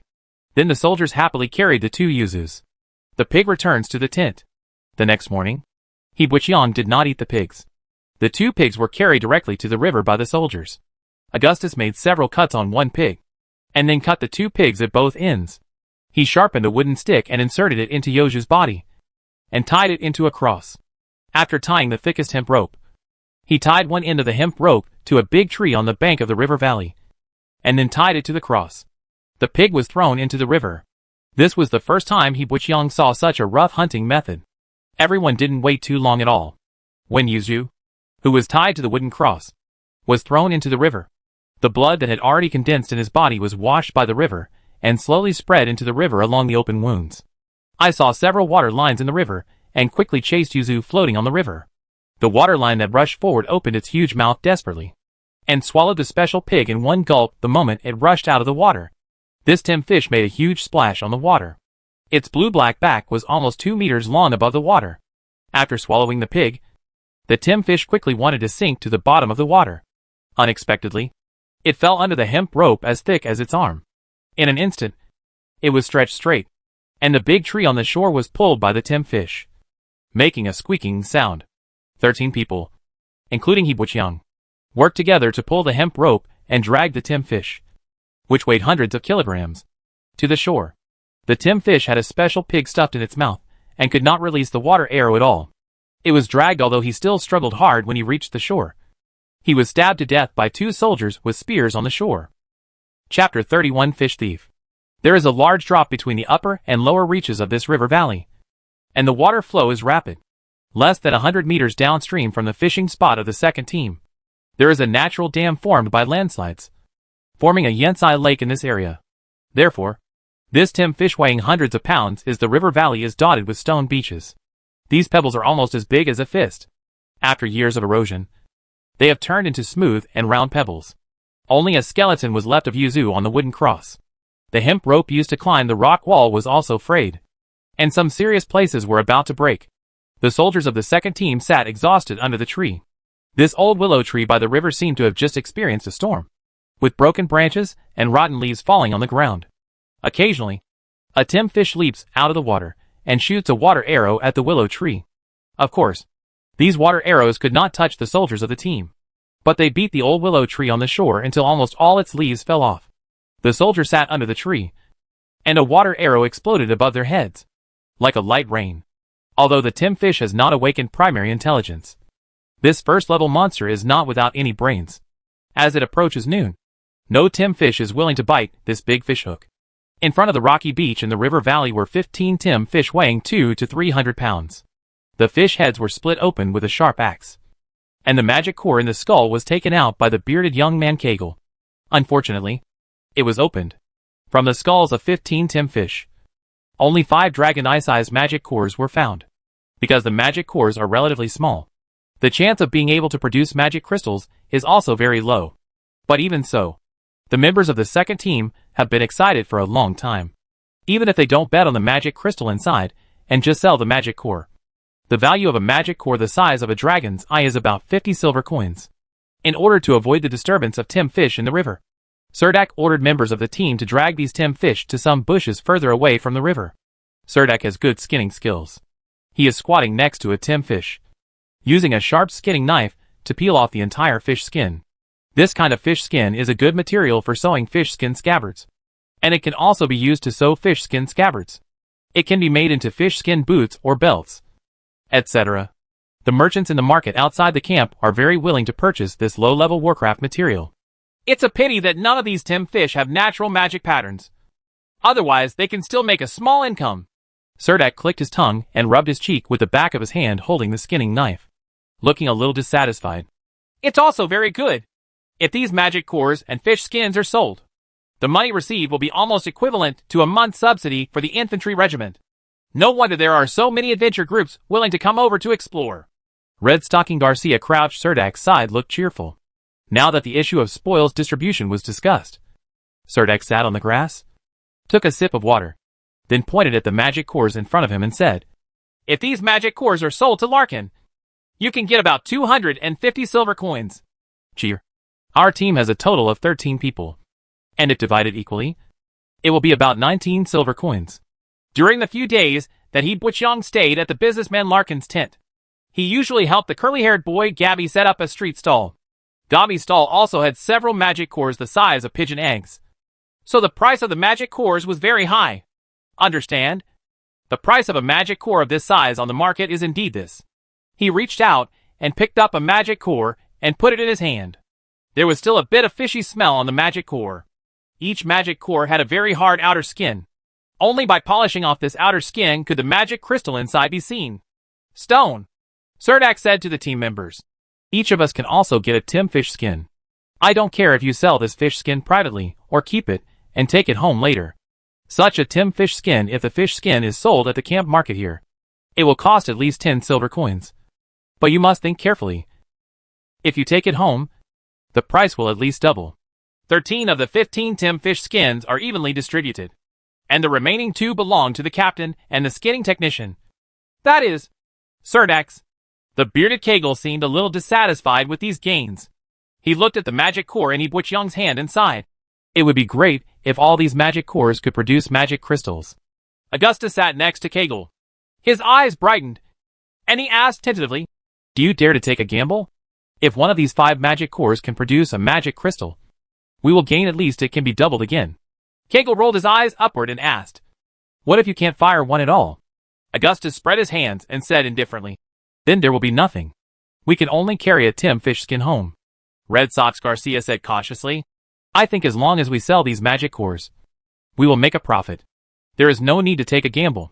Seeing that some people's eyes started to light up after hearing Augustus's words, Soldak immediately waved his hand and said to Augustus, I've seen people use magic cores the size of dragon's eyes. They even opened 20 of them, but couldn't find any magic crystals. The magic core yield rate of first-level magic beasts is still too low. If you want to stop it, just pay to remove it. If you buy these magic cores, and you can find magic crystals, all the gains will be yours. Augustus spread his hands helplessly, indicating that he was completely destitute. curled his lips and said, "If no one supports me, then forget it." He Butchung calmly put the magic core in his hand back to its original place.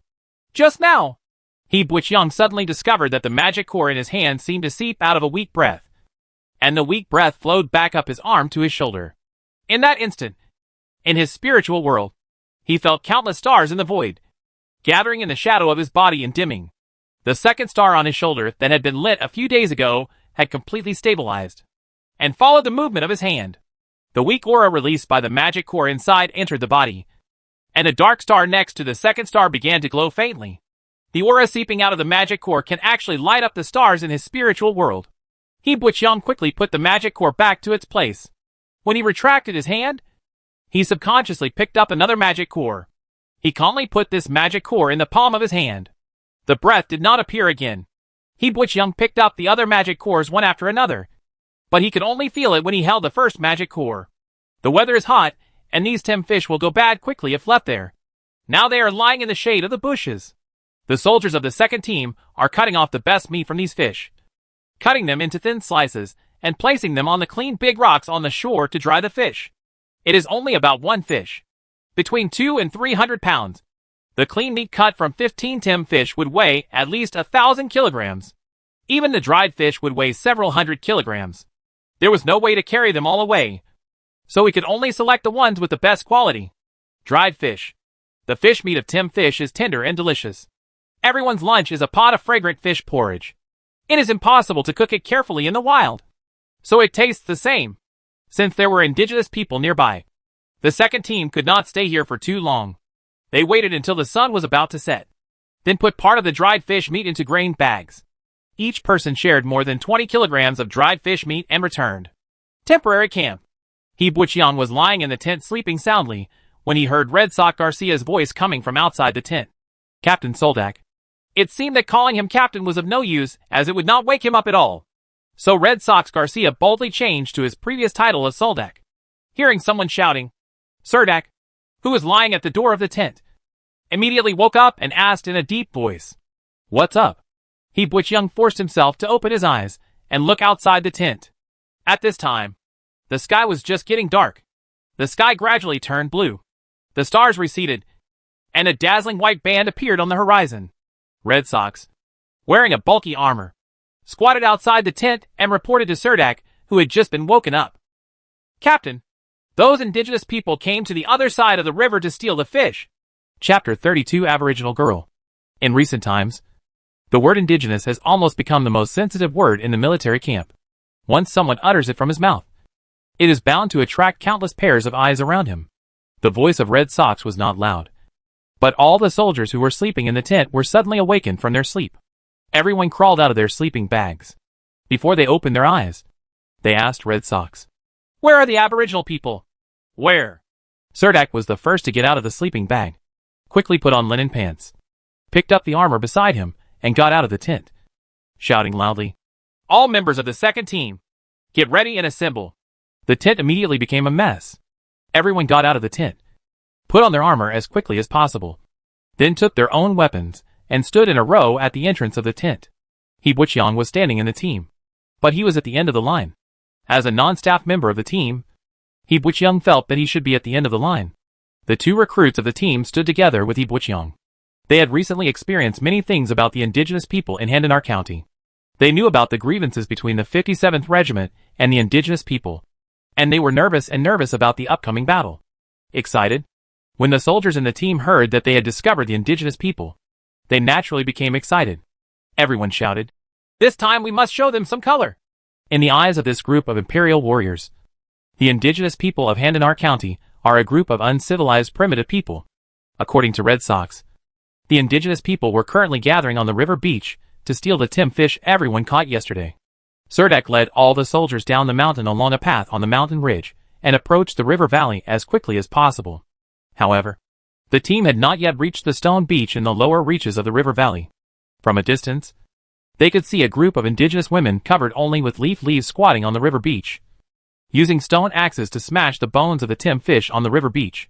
There were already several tim fish carcasses left on the river beach that were smashed open by these indigenous women. A group of young indigenous girls walked from the shallow water of the river valley to the other side, carrying pieces of bloody fish bones on their heads. At this time, the indigenous women standing guard on the river beach discovered the second team and quickly shouted a warning to all the indigenous women on the river beach. These indigenous women took the large fish bones they could hold and fled towards the river valley. Shallow water area. Want to cross the river from here to escape to the other side. The soldiers of the second team stared at Red Sock Garcia in confusion and asked him, "Why are they a group of indigenous women?" Red Sock Garcia spread his hands and said innocently, "It's just a group of indigenous women. As I said, I found a group of indigenous women stealing fish by the river." All the warriors looked at Serdek, waiting for the captain to make a decision. Serdek thought for a moment, and finally waved his hand and said, "Let's go over and have a look. It's best to catch one of them and ask them about the location of their gathering place." After the second team was discovered by the indigenous woman on the river beach, they did not rush forward immediately. Everyone stayed on the hillside for a while, and then came to the river beach. The river beach was already in a mess. Many Tim fish bones that had not been transported away in time were still left on the river beach. But those indigenous women had long since ran away. Serdek didn't seem to have any intention of chasing across the river. He stood by the river with a group of soldiers. Unexpectedly, those indigenous women who came to the river to fetch water were frightened before. But at this time, they actually had the courage to walk from the shallow water of the river, cross the river by running water. He Buchiang stood in a team, lowering his head and wondering whether to tell what he had discovered, because when he was just rushing down the mountain, he found an indigenous woman who had not had time to cross the river hiding in a bush full of thorns. He could even feel the bright eyes in the bushes, but he didn't say it out loud. Serdek led the second team out of the river beach and continued to explore along the established route. When passing by the bush, He Buchiang couldn't help but glance into the bush. Unexpectedly, he happened to look into those bright eyes. The big light green eyes in the bush suddenly shrank. He Buchiang seemed to be completely unable to see those eyes. He looked away calmly and walked forward through the knee-high grass. It has been nearly 3 months since I arrived in this strange world. At the beginning, I just lay in a tent in the military camp to recover from my injuries. I knew nothing about the outside world. The only way to obtain knowledge was through some memory fragments left by the owner of the body. Later, after the injury healed, He Buchiang moved from the military camp to businessman Larkin. And then he gained a deeper understanding of the world. He went on missions with the second team because he didn't know what else he could do. Until one day, he and the members of the second team went to the mountains and forests to eliminate the indigenous people who attacked the caravan. At this time, He Buchiang suddenly realized that his current role was clearly that of a group of invaders occupying other people's homes. The imperial soldiers drove these natives from the fertile plains into the mountains. The 57th Heavy Armored Infantry Regiment was stationed at the forest farm to prevent the natives in the mountains from reorganizing and colluding with the evil ghosts of the abyss, interfering with this big battle in Handanar County. He looked away and deliberately gestured with the recruit in front, successfully diverting the attention of the recruit, who was looking around out of curiosity, and passed by the bushes as if nothing had happened. "I really hope I still have a chance to hunt some timfish. So maybe I can buy a silver hairpin for Helensa," the recruit said to He Buchiang as he walked away. He felt that He Buchiang was a good listener. Anyway, no matter what he listens to, he will not spread it around because of his big mouth. He Buchiang just smiled at him. The next time I saw those big light green eyes was on the evening of the 5th day of the second team's mission. He Buchiang is sitting on the cross branch of an oak tree outside the camp to keep watch. He will stay here until midnight. Fortunately, the sentry job only comes once every 7 days, and it is not difficult to get through. In the camp not far away, there was laughter from the members of the second team, as if they were telling a very vulgar joke. The owner of those big light green eyes was squatting on the crown of a maple tree opposite him. Her figure was hidden by the dense leaves. If He Buchiang hadn't remembered those green eyes, he would have sent a warning to his companions. News.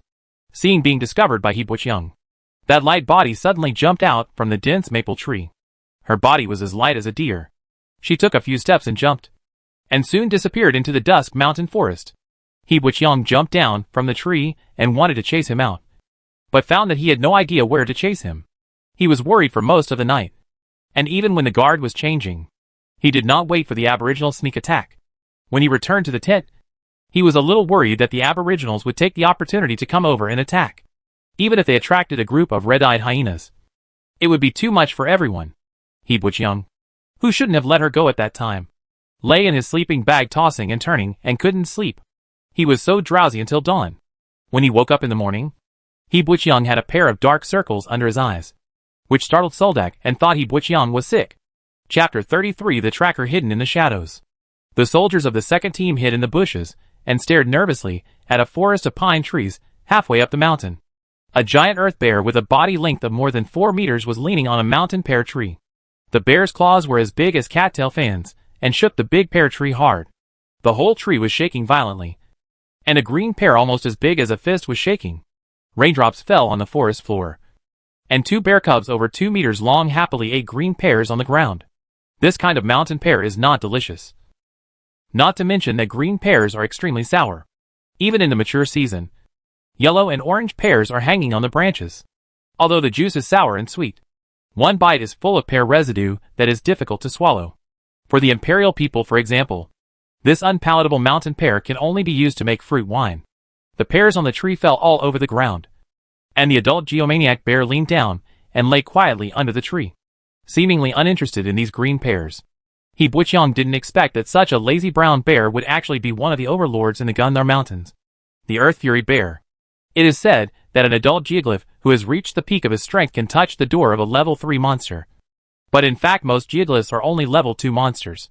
For the soldiers of the second team, the violent earth bear in front of them was like an insurmountable mountain. It is said that the earth dire bear has the power of earth magic. It is difficult for ordinary weapons to pierce its bare skin.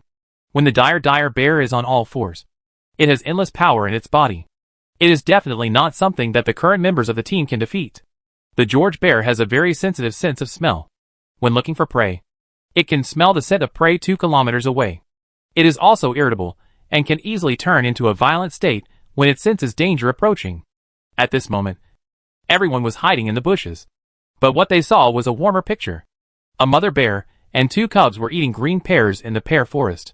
He Buqiang felt that there must be some reason why the indigenous girl appeared. At dusk last night, she appeared on the top of the tree and disappeared quickly after being discovered. She was obviously warning He Buqiang that this forest area was dangerous. This made He Buqiang unable to sleep well all night. After the team packed up their tents and continued to move forward, He Buqiang never let down his guard. He was actually on guard against a large group of indigenous hunters, or red-eyed hyenas, that would suddenly appear in the surrounding forest. It wasn't until they saw the huge geoburst in the forest on the mountainside that He Buqiang realized that the big guy in front of them was the source of the unknown danger, and that the danger was slowly approaching. The body of this second-level monster is like a mobile treasure house. Its skull is destined to have a magic core containing magic crystals. An intact bear skin is even more valuable. However, Cerdak was not stupid enough to hunt the dire bear.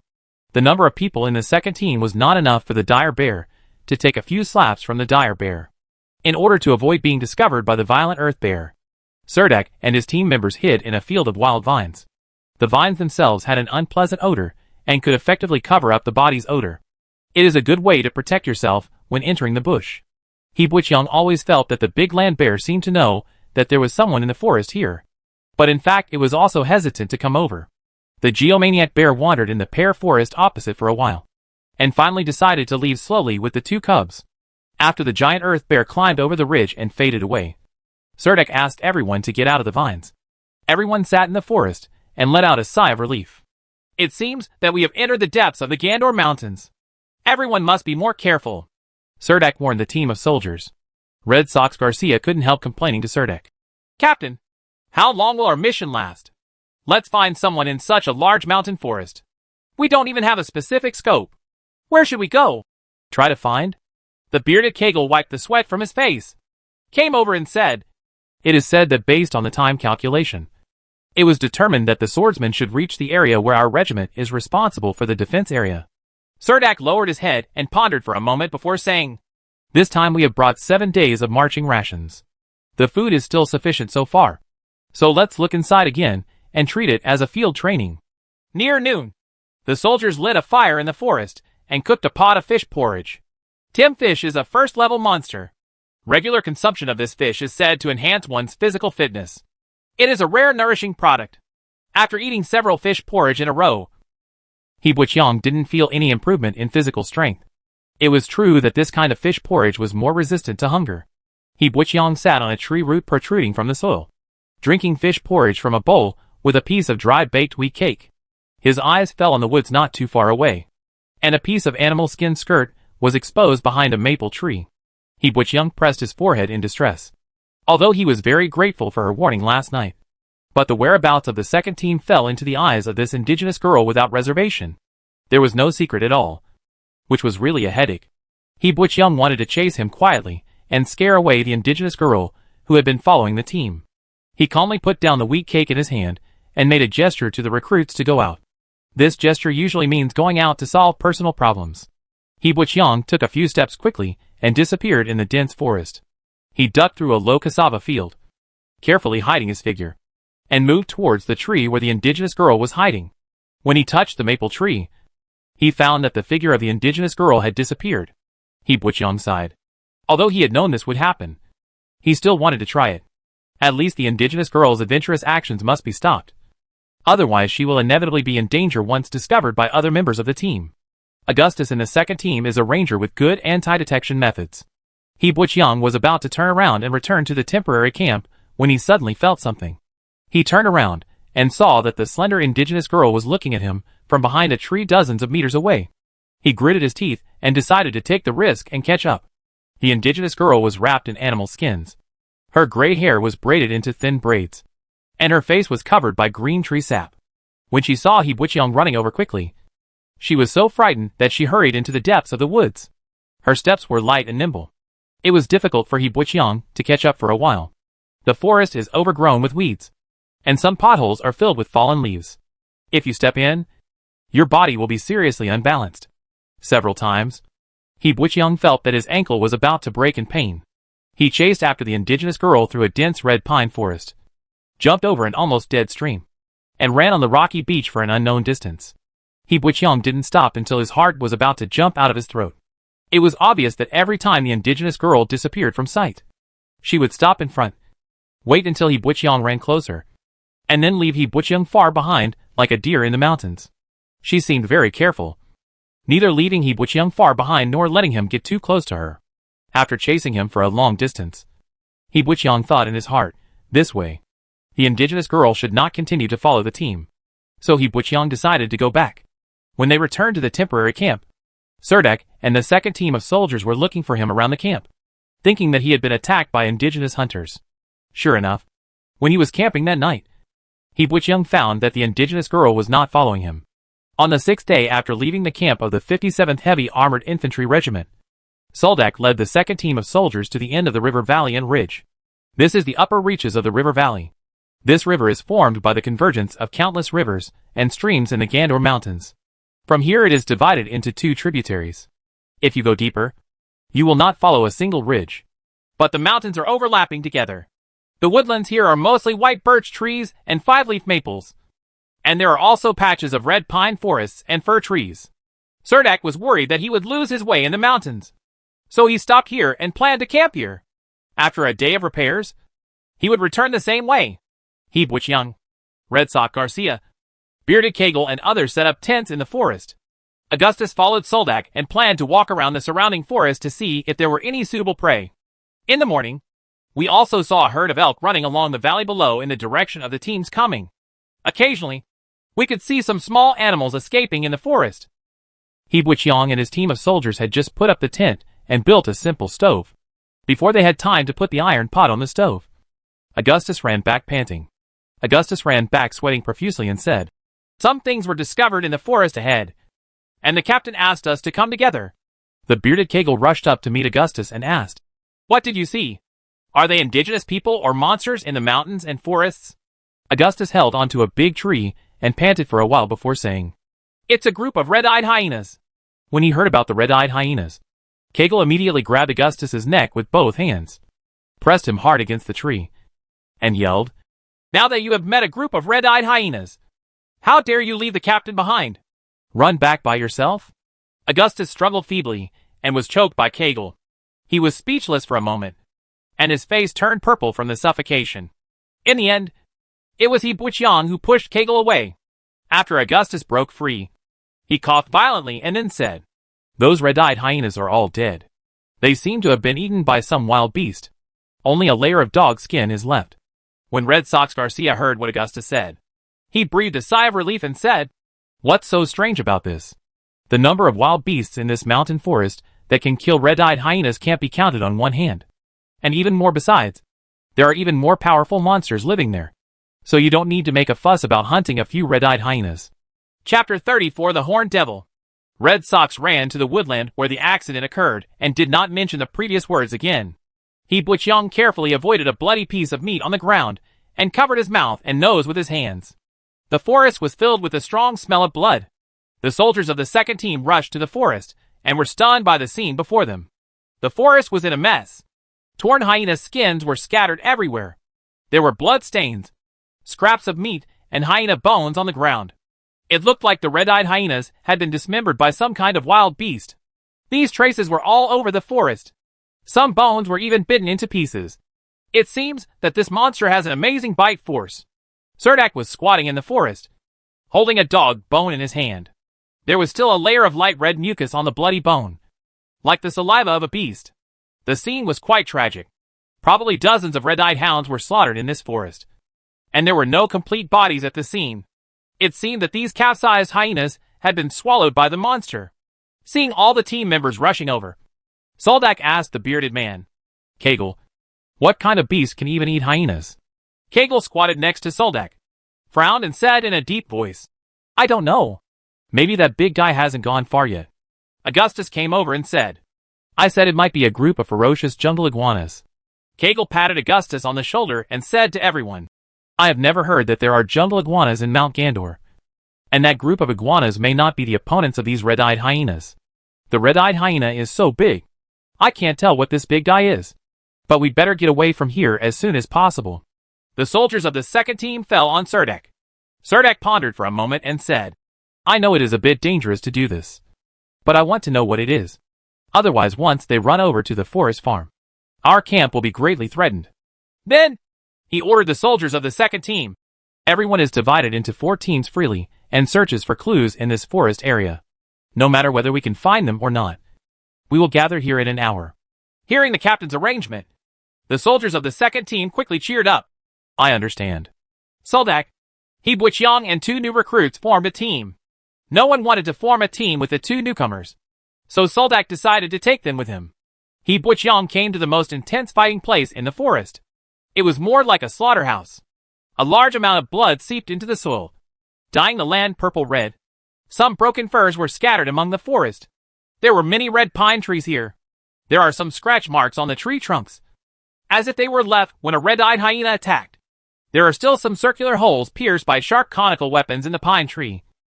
And there are some blood stains on the edges of the holes.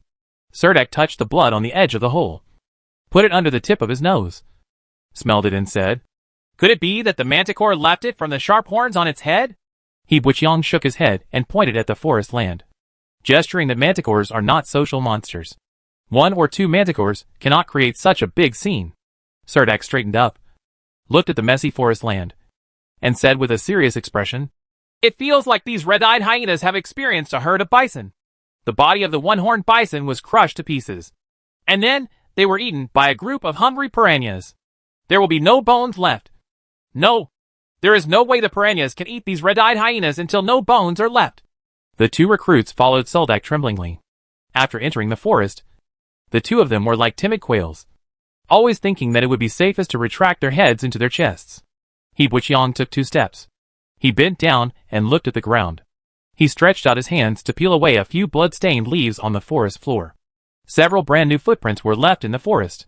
They were weird footprints, longer than normal human feet. A little way out, there are only 2 toes in the front, and it looks like a Y-shaped tree branch. He didn't recognize such strange footprints, so he raised his head and looked at Soldak. "These are the footprints of the evil devil with horns." Soldak's face turned very bad. He said to He Buchyoung, "We have to gather the manpower quickly and leave here. The evil devil with horns is not something we can deal with." With that said, he no longer continued to explore the woodland, but turned around and strode back, making evacuation gestures to other group members in the woodland as he walked. He Buchyoung has heard the words, "Evil Ghost Army," countless times from other people. This time Grand Duke Newman is preparing for a big battle in Handanar County. His opponent is the evil ghost army on the plain of Warsaw. Unexpectedly, Cerdak tracked the traces of the Horned Devil, and his first reaction was to decisively lead all members of the team to quickly leave the forest. When the other groups saw the captain making an evacuation gesture, they immediately gathered towards Cerdak and then quickly left the forest. Fighting against the evil ghost legion is a matter of constructing the knights. We heavy armored infantry are not even cannon fodder in front of the evil ghost. We must rush back to the camp as soon as possible and report the findings here to Baron Sidney. Sue, Cerdak said as he walked. It wasn't until the second team of soldiers all left the forest that Cerdak's slightly pale face softened. It seemed that the evil spirits had left a big shadow in Cerdak's heart. At this time, He Buqiang recalled what happened yesterday. The indigenous girl approached the second team's temporary camp. She didn't seem to be following them. She seemed to want to lure him away from this dangerous area. Otherwise she wouldn't have led him such a long way. It's a pity that he didn't understand the intention of the indigenous girl at that time. Thinking about it now, He Buqiang couldn't help but break out in a cold sweat on his back. Ouch! A roar of a huge bear came from the valley below, shaking the entire valley. This roar is a harbinger of the madness of the Earth Bear. There is an Earth Bear below the valley. Captain, we have to leave quickly. Once we are targeted by the violent Earth Bear, no one can escape. Augustus, he came closer to Cerdak and said eagerly, Come on! It's too damn dangerous here. Cerdak waved to all members of the team and ran towards the temporary camp. Cerdak said to He Buqiang while running, Do you think we will meet that big guy? He was only halfway through his words when his voice became trembling, and he paused after speaking. He grabbed He Buqiang and looked down the hillside in horror. He Buqiang followed Cerdak's gaze and saw two cubs lying next to the river at the foot of the hillside, with blood dripping all over the ground. A longhorned devil squatted next to the cubs. The 4-meter-sized geoglyphic bear raised its two front paws and pounced towards a horned devil of about the same size opposite. The giant boulders beneath the earth's violent bear's feet were trampled to pieces, and the evil devil with long horns actually arched his body and pointed 2 meters long black devil horns at the violent earth bear by the river. The moment the earth dire bear rushed forward, the body of the longhorned evil ghost suddenly jumped up, and the horns on its head pierced the earth dire bear's chest without any hindrance. Chapter 35 Crazy Earth Violent Bear. The horned evil spirit got down on all fours and pierced the earth dire bear's body with the sharp long horns on its head. At the same moment, the earth fury bear stood up straight, raised its huge bear claws, and slapped the horned devil's back hard with a row of bone spurs. It immediately crushed the horned devil's chest and back, and the black and purple sticky thick blood splattered everywhere. The earth tyrant bear lowered its head to look down at the horned devil beneath him. The earth tyrant bear fell into a violent state and completely lost its mind. Regardless of the horns inserted into its body, it lowered its head and bit the horned devil's back neck, tearing it apart with all its strength. Then, the ferocious head of the horned devil was forcefully bitten off by the earth violent bear, and the 2 long horns inserted into the earth violent bear's body were also taken out of the body. The huge body of the horned devil fell to the ground, and its head, which was connected to a section of bloody vertebrae, was thrown away 7 or 8 meters by the violent earth bear. A large amount of blood flowed out of the 2 blood holes on the earth dire bear's body, dyeing most of its long brown hair red. An earth-colored halo appeared under the dire bear's feet. Soon the bleeding from the wound was stopped, and it ignored it. The headless evil ghost corpse that kept twitching slowly walked to the side of the 2 cubs and gently nudged the corpse of the cubs with its nose. It's a pity that the bodies of the 2 cubs were completely cold at this moment. When the bear suddenly arched the ground, the cubs rolled feebly. After several futile attempts, the female bear roared angrily towards the valley again. Just when He Buqiang had a premonition that something bad was going to happen, he saw 2 iron-green evil spirits with long horns emerging from the dense forest. Upon closer inspection, these 2 evil spirits had no skin on their bodies. He Buqiang could clearly see the solid muscles wrapped around the bones. The muscles were only covered with a thin layer of fascia. The horned devil, who had just been torn off his head by a violent earth bear, not only had 2 horns on his head, but also had a layer of seemingly hard purple skin on his body, and sharp bone spurs grew on some joints and spine. The body shape is also a bit bigger, obviously not at the same level. However, judging from their size, they were more than 3 meters tall. The 2 evil ghosts crawled out from the dense forest on all fours, with some blood on their mouths. When they saw the violent earth bear by the stream, their bloody eyes revealed ruthlessness and greed. They stretched out their long tongues and licked their cheeks. Although these two evil ghosts did not have horns on their heads, they had a pair of bony hands with sharp nails. Seeing the earth-violent bear on the river beach, and probably smelling the smell of blood in the air, the two evil ghosts became a little restless. The geomantic bear, which had just lost two cubs, seemed to have discovered a new world. It finally found an outlet to vent its hatred again. It kept twisting its shoulders and arched its body slightly. After gathering momentum, it was like a steam train rushed towards the two evil spirits. The two evil ghosts immediately realized how powerful their opponent was. They wanted to retreat and took 2 steps back. Just when he was hesitating, the earth-violent bear had already rushed in front of the evil ghost. Its 2 huge bear claws were like cattail fans, and slapped the 2 hesitant evil ghosts away. It was obvious that the 2 evil ghosts were being beaten away. The violent land bear slapped him so hard that his bones and tendons were broken. He fell to the gravel beach by the stream and struggled to get up. Just when all the team members breathed a sigh of relief, a faint layer of black energy emerged from the 2 evil ghosts, who had broken bones and tendons. The broken arms recovered quickly and emerged from the gravel beach again. Stand up. At this time, 3 evil ghosts walked out of the dense forest behind the earth-dire bear. Several evil ghosts surrounded the earth-dire bear in the center, and continued to slowly approach the dire bear. The dire bear found that its retreat was blocked by the evil spirits. The ghost cut off and landed on the ground with only 2 hind legs. The body actually stood upright, with 2 sharp claws in a pounce position, and let out deep roars at the evil ghosts. A faint earth-colored halo of light rose from the feet of the earth-burst bear, with a diameter of about 7 or 8 meters.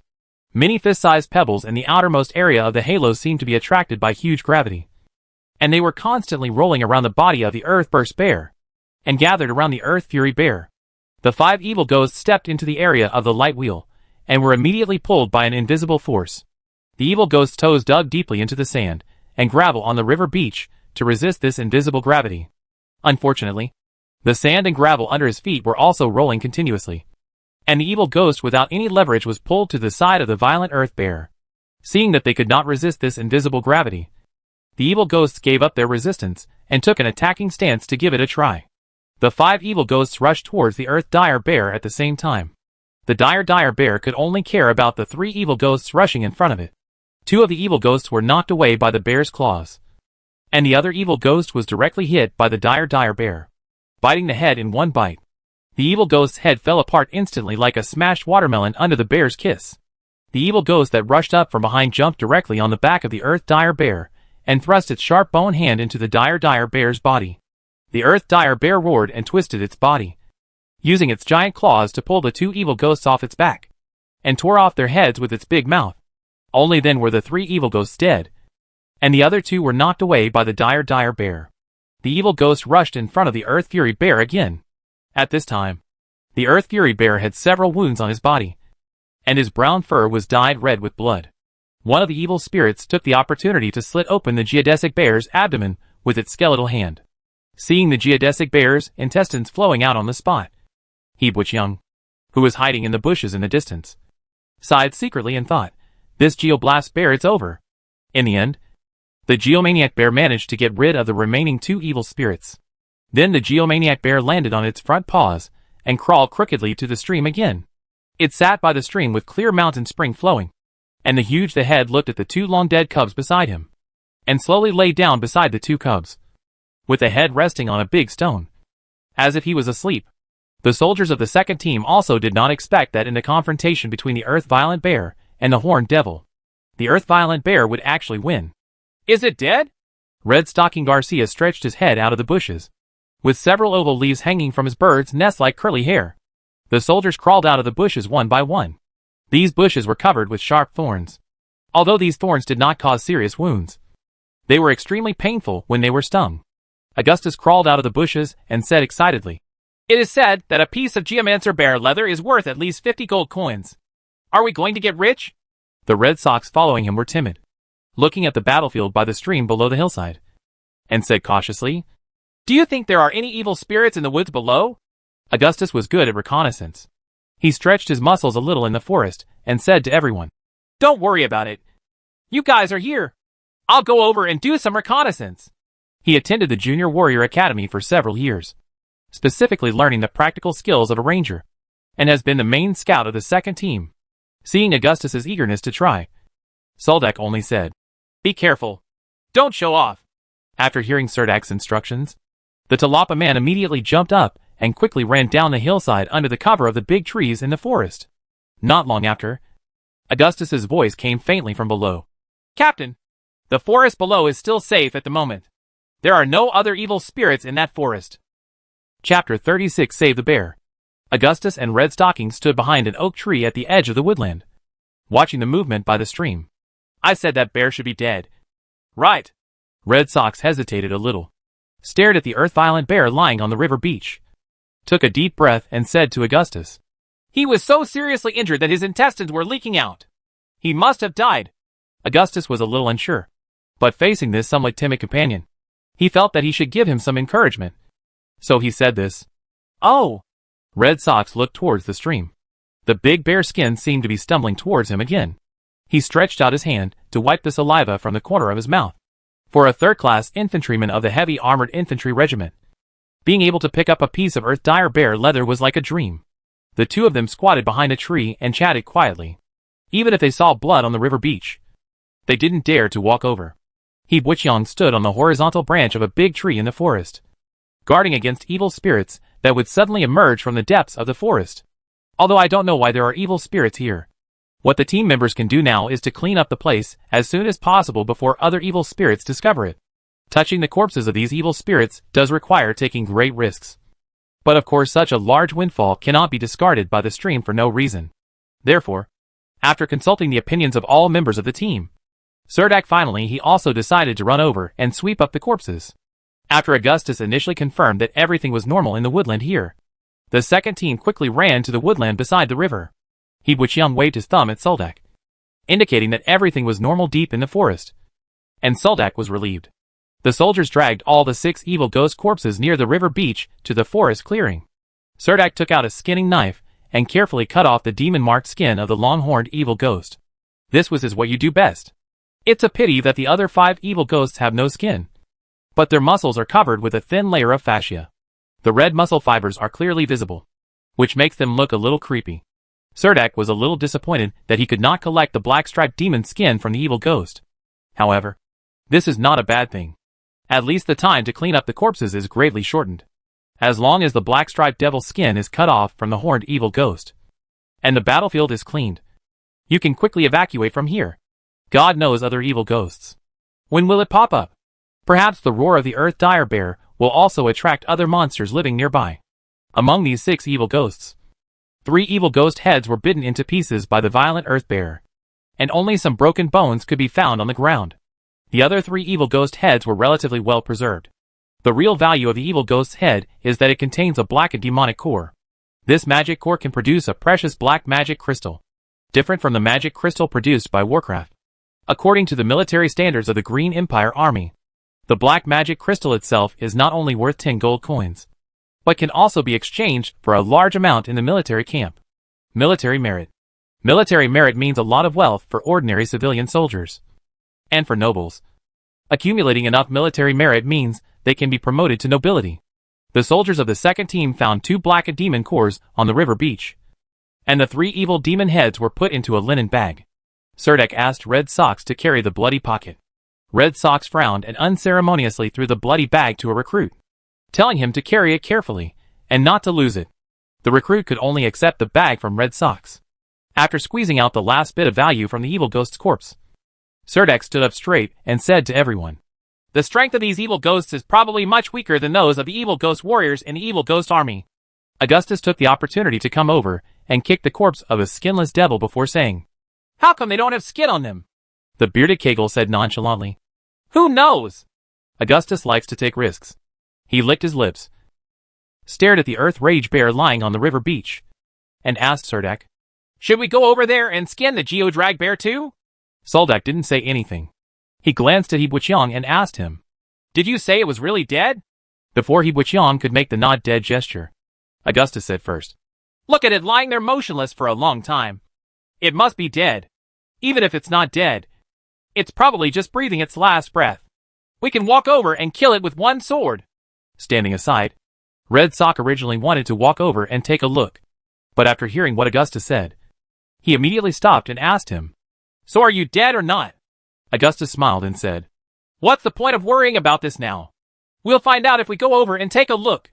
Can we just leave this bear skin here? Let others come and take advantage of it." After saying that, he rubbed his hands and prepared to walk over to check the situation of the violent earth bear. Just as he was about to take a step, He Buqiang grabbed him. Then He Buqiang made a step back gesture to everyone. Under everyone's gaze, he walked straight towards the geomantic bear that fell beside the two cubs in front of the river beach. Although he didn't know whether the earthly violent bear was still breathing, he could feel the faint earth magic aura around the earthly violent bear. This great geomaniac was not completely dead. He walked step by step to the body of the violent earth bear that looked like a mountain of meat. But even so, the earth-fury bear still lay motionless. Although the wounds on his body no longer continued to bleed, they were quite serious. There was a nearly 2-foot-long wound on the geo beast's abdomen, with a section of intestine filled with grease squeezed out from it, and tearing wounds on its chest and back. He Buqiang had the courage to get close to the earth-fury bear's chest and clearly felt that the earth-fury bear actually had a weak heartbeat. So he made a still-alive gesture to Soldak, who was hiding in the forest. After seeing He Buqiang's gesture, Soldak immediately waved to He Buqiang and asked him to withdraw quickly. He Buqiang just pretended not to see Serdak's gesture. Although he felt that the aura of the violent earth bear was extremely weak, it seemed to have an extremely strong vitality in its body. The Earthstorm bear's closed eyes trembled slightly, as if it was about to wake up from a deep coma. He Buqiang accidentally stretched out his hand and pressed it on the head of the Earth Fury bear, and a slight warm current slowly flowed along his arm and into the Earth Fury bear's body. He felt that the 2 stars that were lit on his shoulders became extremely hot. So he looked at his hand in surprise, a little confused as to what was happening to him. He Buqiang helped the Earth Fury bear stuff the dripping intestines into his stomach, then ran to Soldak, took some needles and thread from red socks, and ran back under the surprised eyes of all the soldiers in the second team. He used an ordinary needle and thread to sew the belly of the Earthstorm bear, and then walked back silently. He Buqiang didn't know that after he turned around, the Earth Fury bear opened his eyes slightly, and then slowly closed them again. Chapter 37: The Road Back. The soldiers of the second team were quite complaining about abandoning a dying geomaniac bear lying by the stream. But now that Captain Serdak made this decision, even Augustus, who dared to take risks, said nothing more. Although no one said it, everyone's dissatisfaction could still be felt. So the atmosphere in the team was a little dull on the way back. 2 days later, when the team members were climbing over a giant red rock mountain without any shade, someone in the team suddenly exclaimed, "Look over there! That bear fishing by the bend of the river!" The soldiers of the second team stood in a row on top of the red rock. The team looked very neat. They all saw the giant bear standing by a big rock in the river bend. The terrain of the river bend is somewhat steep. The water flow is fast, and there are several dangerous bends. A tim fish was swimming upstream along the river bend. There happened to be a low waterfall at the river bend. The tim fish continuously flapped its tail, setting off huge waves of water, and rushed forward suddenly. Take the opportunity to jump out of the water and prepare to jump to the pool on the upper level. At this moment, the big bear would stretch out its giant palm and fly the hundreds-pound tim fish that jumped out of the water to the stone beach on the shore, leaving the tim fish to float on the pebble-covered river beach. Jumping around, trying to struggle back into the river, the giant swayed its heavy body, lazily walked to the river beach, stepped on the tim fish, bared its sharp canine teeth, hooked the skin around the gills of the tim fish, flicked its head, and pulled. He tore off a whole piece of fish skin, took a few bites and swallowed it into his stomach. Then he emptied out the liver and swim bladder and swallowed it, and finally started to slowly lick the fish meat. I don't know how many tim fish it has eaten before it has such a proficient fishing technique. It can completely hide its body in the shadow of the boulder. The tim fish, which is a first-level monster, is completely undetectable. At this time, the giant bear seemed to realize that someone was secretly observing on the top of the mountain. It suddenly stood upright with its huge body and roared towards the red rock on the top of the mountain. Just on the belly of the giant bear, you can still vaguely see the stitch wound. Augustus took 2 steps forward involuntarily. Everyone was standing on the ridge of Red Rock Mountain, with cliffs dozens of meters high on both sides. If He Buqiang hadn't grabbed him, he would have almost fallen off the slippery red rock. He slipped down the wall, but when he came back to his senses, he was so scared that he broke into a cold sweat. The bearded man glanced at He Buqiang with a complicated expression, and then stammered, It's that big earth-violent bear. Red Sox has a somewhat soft personality. He stared at the valley below with wide eyes, an expression of disbelief on his face. And he couldn't help lowering his voice and said, "It's really not dead." The violent earth bear seemed to roar once at the second team of soldiers, then ignored them, and leaned over to continue enjoying the food on the river beach. The soldiers all woke up from the shock at this time, and continued to walk through the red rock. The atmosphere in the team was finally not so dull, and everyone's topic of conversation fell on the earth-violent bear. The bearded Kegel is a believer of the earth goddess. No matter what the topic, he usually likes to introduce allusions to his teachings, and he naturally refuses to let it go at this time. He quickly said, "I heard that the earth-dire bear has the bloodline inheritance of the earth goddess Gaia, and is often blessed by the earth goddess. Therefore, he can recover so quickly after suffering such serious injuries. His physique is really not ordinary." Augustus did not agree with Bearded's statement, and said as he walked, "Even if there is one, it's so thin that it's almost nothing. Okay, but then again, its injuries heal really quickly." Red Sox murmured to the side, "This should be attributed to Little Duck's amazing first aid skills. And of course my bag of needlework." The soldiers of the second team ignored the Red Sox. Everyone jumped off the red rock wall one after another, and got into the dense forest again. The shady trees on the mountain ridge are much cooler than on the rock wall, and there is no exposure to the scorching sun. It is particularly refreshing to be blown by the cool breeze in the mountains and forests. The bearded man wiped the fine beads of sweat on his face with a piece of rough linen cloth, and said with emotion, "I was thinking, luckily we didn't do anything stupid. It's pretty good to just return to the camp with a few evil ghost heads. I think, listening to what you said, it seems like this is really the case." The warriors all talked about it, no longer thinking that it was a stupid thing to give up the bare skin of the geomaniac bear by the stream. The soldiers' thoughts were very direct, and they liked to show their emotions on their faces. When they saw the geomaniac bear appearing by the stream, they no longer had any complaints against Surdak and Hebuchyeong. Everyone began to discuss that although the search and rescue mission was not completed, there was a lot gained from this trip. The second team returned to the Yensai Lake where they hunted Tim fish again. They saw figures on the shore. The Tim fish in the river once again drew water lines, and gathered here quietly. This time the soldiers of the second team had experience in catching Tim fish, and once again caught a wave of leeks under the big willow tree. The fishing operation was not over until Tim fish chewed the bait into a skeleton, while Soldak was skinning these Tim fish. He suddenly raised his head, and asked Hebuchyeong, "You knew the bear was still alive at the time, right?" Hebuchyeong nodded without any hesitation. "You also know that it can get up and bite us to death at any time if it wants, right?" Hebuchyeong glanced at Soldak and said nothing. In fact, he didn't know if the bear would get up at that time. He just thought it would be dangerous. The soldiers were almost vomiting after drinking fish porridge these days. The soldiers only shaved off 2 strips of fine meat from the back of the fish, and other parts of the fish were casually discarded on the river beach and ignored.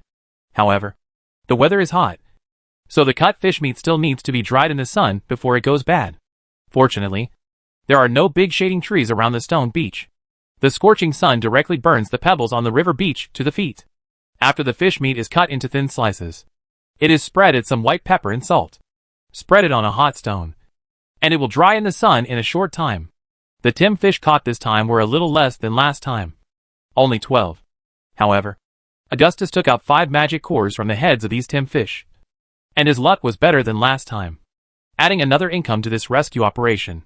When the second team of soldiers packed the dried fish into their bags and prepared to get back on the road, Hebuchyeong saw the indigenous women again on the bank across the river. Several indigenous women stood quietly under a big tree, looking at the remaining Tim fish meat on the river beach. His eyes were full of longing. However, Hebuchyeong did not see the indigenous girl among the group of people, which made him slightly disappointed. Hebuchyeong felt as if he had a strong insight, and could always discover things that others could not notice. Just like these indigenous women standing under a tree on the other side of the river near the edge of the forest. Although they were far away from here, he was still seen. He stopped, thinking about whether to tell him about it. But Surdak, who was walking at the front of the team, shouted his name loudly, asking him to follow the team. Hebuchyeong finally decided to swallow the matter in his stomach. He looked up at the sun that was about to set, and quickly caught up with the team that had gone away. Chapter 38 Rainy Night. The second team finally arrived at the campsite before the sun set. The camp was chosen next to a big rock on the mountain ridge. There were not so dense trees here, and there was a very flat stone platform. Cerdak thought he could rest here tonight. There are still embers from the last campfire on the stone platform. This place has higher terrain and is very suitable for setting up tents. The reason why the team left in such a hurry was that Cerdak had his own plan. He was worried that the evil spirits in the mountains would catch up with them along the way. With the current strength of the second team, they would have no choice but to escape if they encountered evil spirits. Cerdak couldn't figure out why the evil ghosts in the mountains were missing a layer of skin. They looked really scary. But their strength was weaker than the cannon fodder in the evil ghost army. He sometimes discusses these matters with He Buqiang. But He Buqiang mostly just listens quietly, and rarely expresses his own opinions. He Buqiang feels that the communication with gestures is too troublesome. The soldiers of the second team quickly built the tent using the wood left behind last time. Cerdak raised his head and glanced at the sky. The evening sky was filled with clouds like fish scales. Under the reflection of the setting sun, half of the sky was fiery red. Cerdak stood there and said, "It's going to rain. Make the bed in the tent higher." A drop of water fell from the roof of the tent and fell on He Buqiang's face, waking him up from his sleep. He opened his eyes and saw darkness in front of him. Lying in the tent, listening to the patter of raindrops falling on the canvas. The rainy night in the wild was very difficult. Everything was wet and cold, so I could only wrap my body in a sleeping bag and chop some logs before going to bed. He raised the mattress with branches and raised the mattress. It started to rain in the middle of the night, although the rainwater flowed into the tent. It did not flood He Buqiang's bed. Mixed with the chaotic sound of rain is the sound of light footsteps. Even if they are stepping in the rain, they are full of rhythm. He Buqiang also sat up suddenly. He got out of his sleeping bag, picked up his Roman sword and got out of the tent. It was still raining outside, and the cold rain fell on his face and body, immediately making him shiver, and he woke up completely. Pap pap pap. It was dark outside. He Buqiang stepped on the water on the ground and followed the sound. Although he couldn't see clearly in the dark rainy night, He Buqiang felt that there was a person standing in the big tree. When he got closer, he discovered that there was an indigenous girl with green eyes standing there. She was only surrounded by a piece of animal skin, was soaked by the rain like a drowned rat, and the long curly hair was wet and stuck to his face. When she found He Buqiang was only 2 steps away from her. She was so frightened that she took a step back. Behind her was a big tree. Her slender back was directly pressed against the trunk of the tree. Her big bright eyes were like ink in the night. Green gemstone. At this time, He Buqiang finally saw her face clearly. Her face looked a little green, and her skin was a little gray. According to He Buqiang's aesthetics, she was definitely not beautiful. In front of He Buqiang, she was like a frightened deer, trying to escape from the side. But He Buqiang grabbed her slender wrist. The indigenous girl was eager to break away. She took out a dagger from nowhere and hesitated whether to stab it. He Buqiang was so frightened that he let go of his hand, and the indigenous girl quickly ran outside the camp. He Buqiang followed closely, but it was too dark in the forest on a rainy night. Even after running for more than 10 meters, he could no longer find the trace of the indigenous girl, and he could only stop in the rain. He Buqiang didn't understand what the indigenous girl wanted to do by following the team again and again, but it seemed that the indigenous girl had no ill intentions. It rained all night. Finally, it stopped at dawn, and the entire forest took on a new look after being washed by the rain. Bean-sized water droplets were still falling down from the canopy of the dense forest. There was stagnant water everywhere in the forest. He Buqiang got out of the damp tent, stood at the door of the tent and stretched. The red sock who followed squeezed out from behind him, looked at the forest filled with water vapor, and said with a look of astonishment, "It rained very hard last night." At this time, Red Socks found an animal skin soaking in the puddle in front of the tent. He walked over in surprise, picked up the animal skin from the puddle, and said, "Why is there such an animal skin? There are also some words written on it."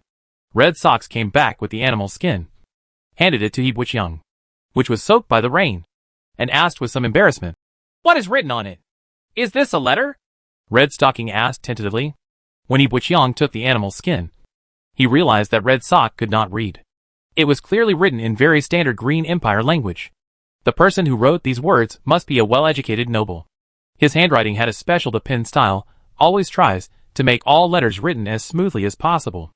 Although He Buqiang is currently unable to master the pronunciation of imperial language through the memory fragments of the original owner, he is no stranger to imperial writing.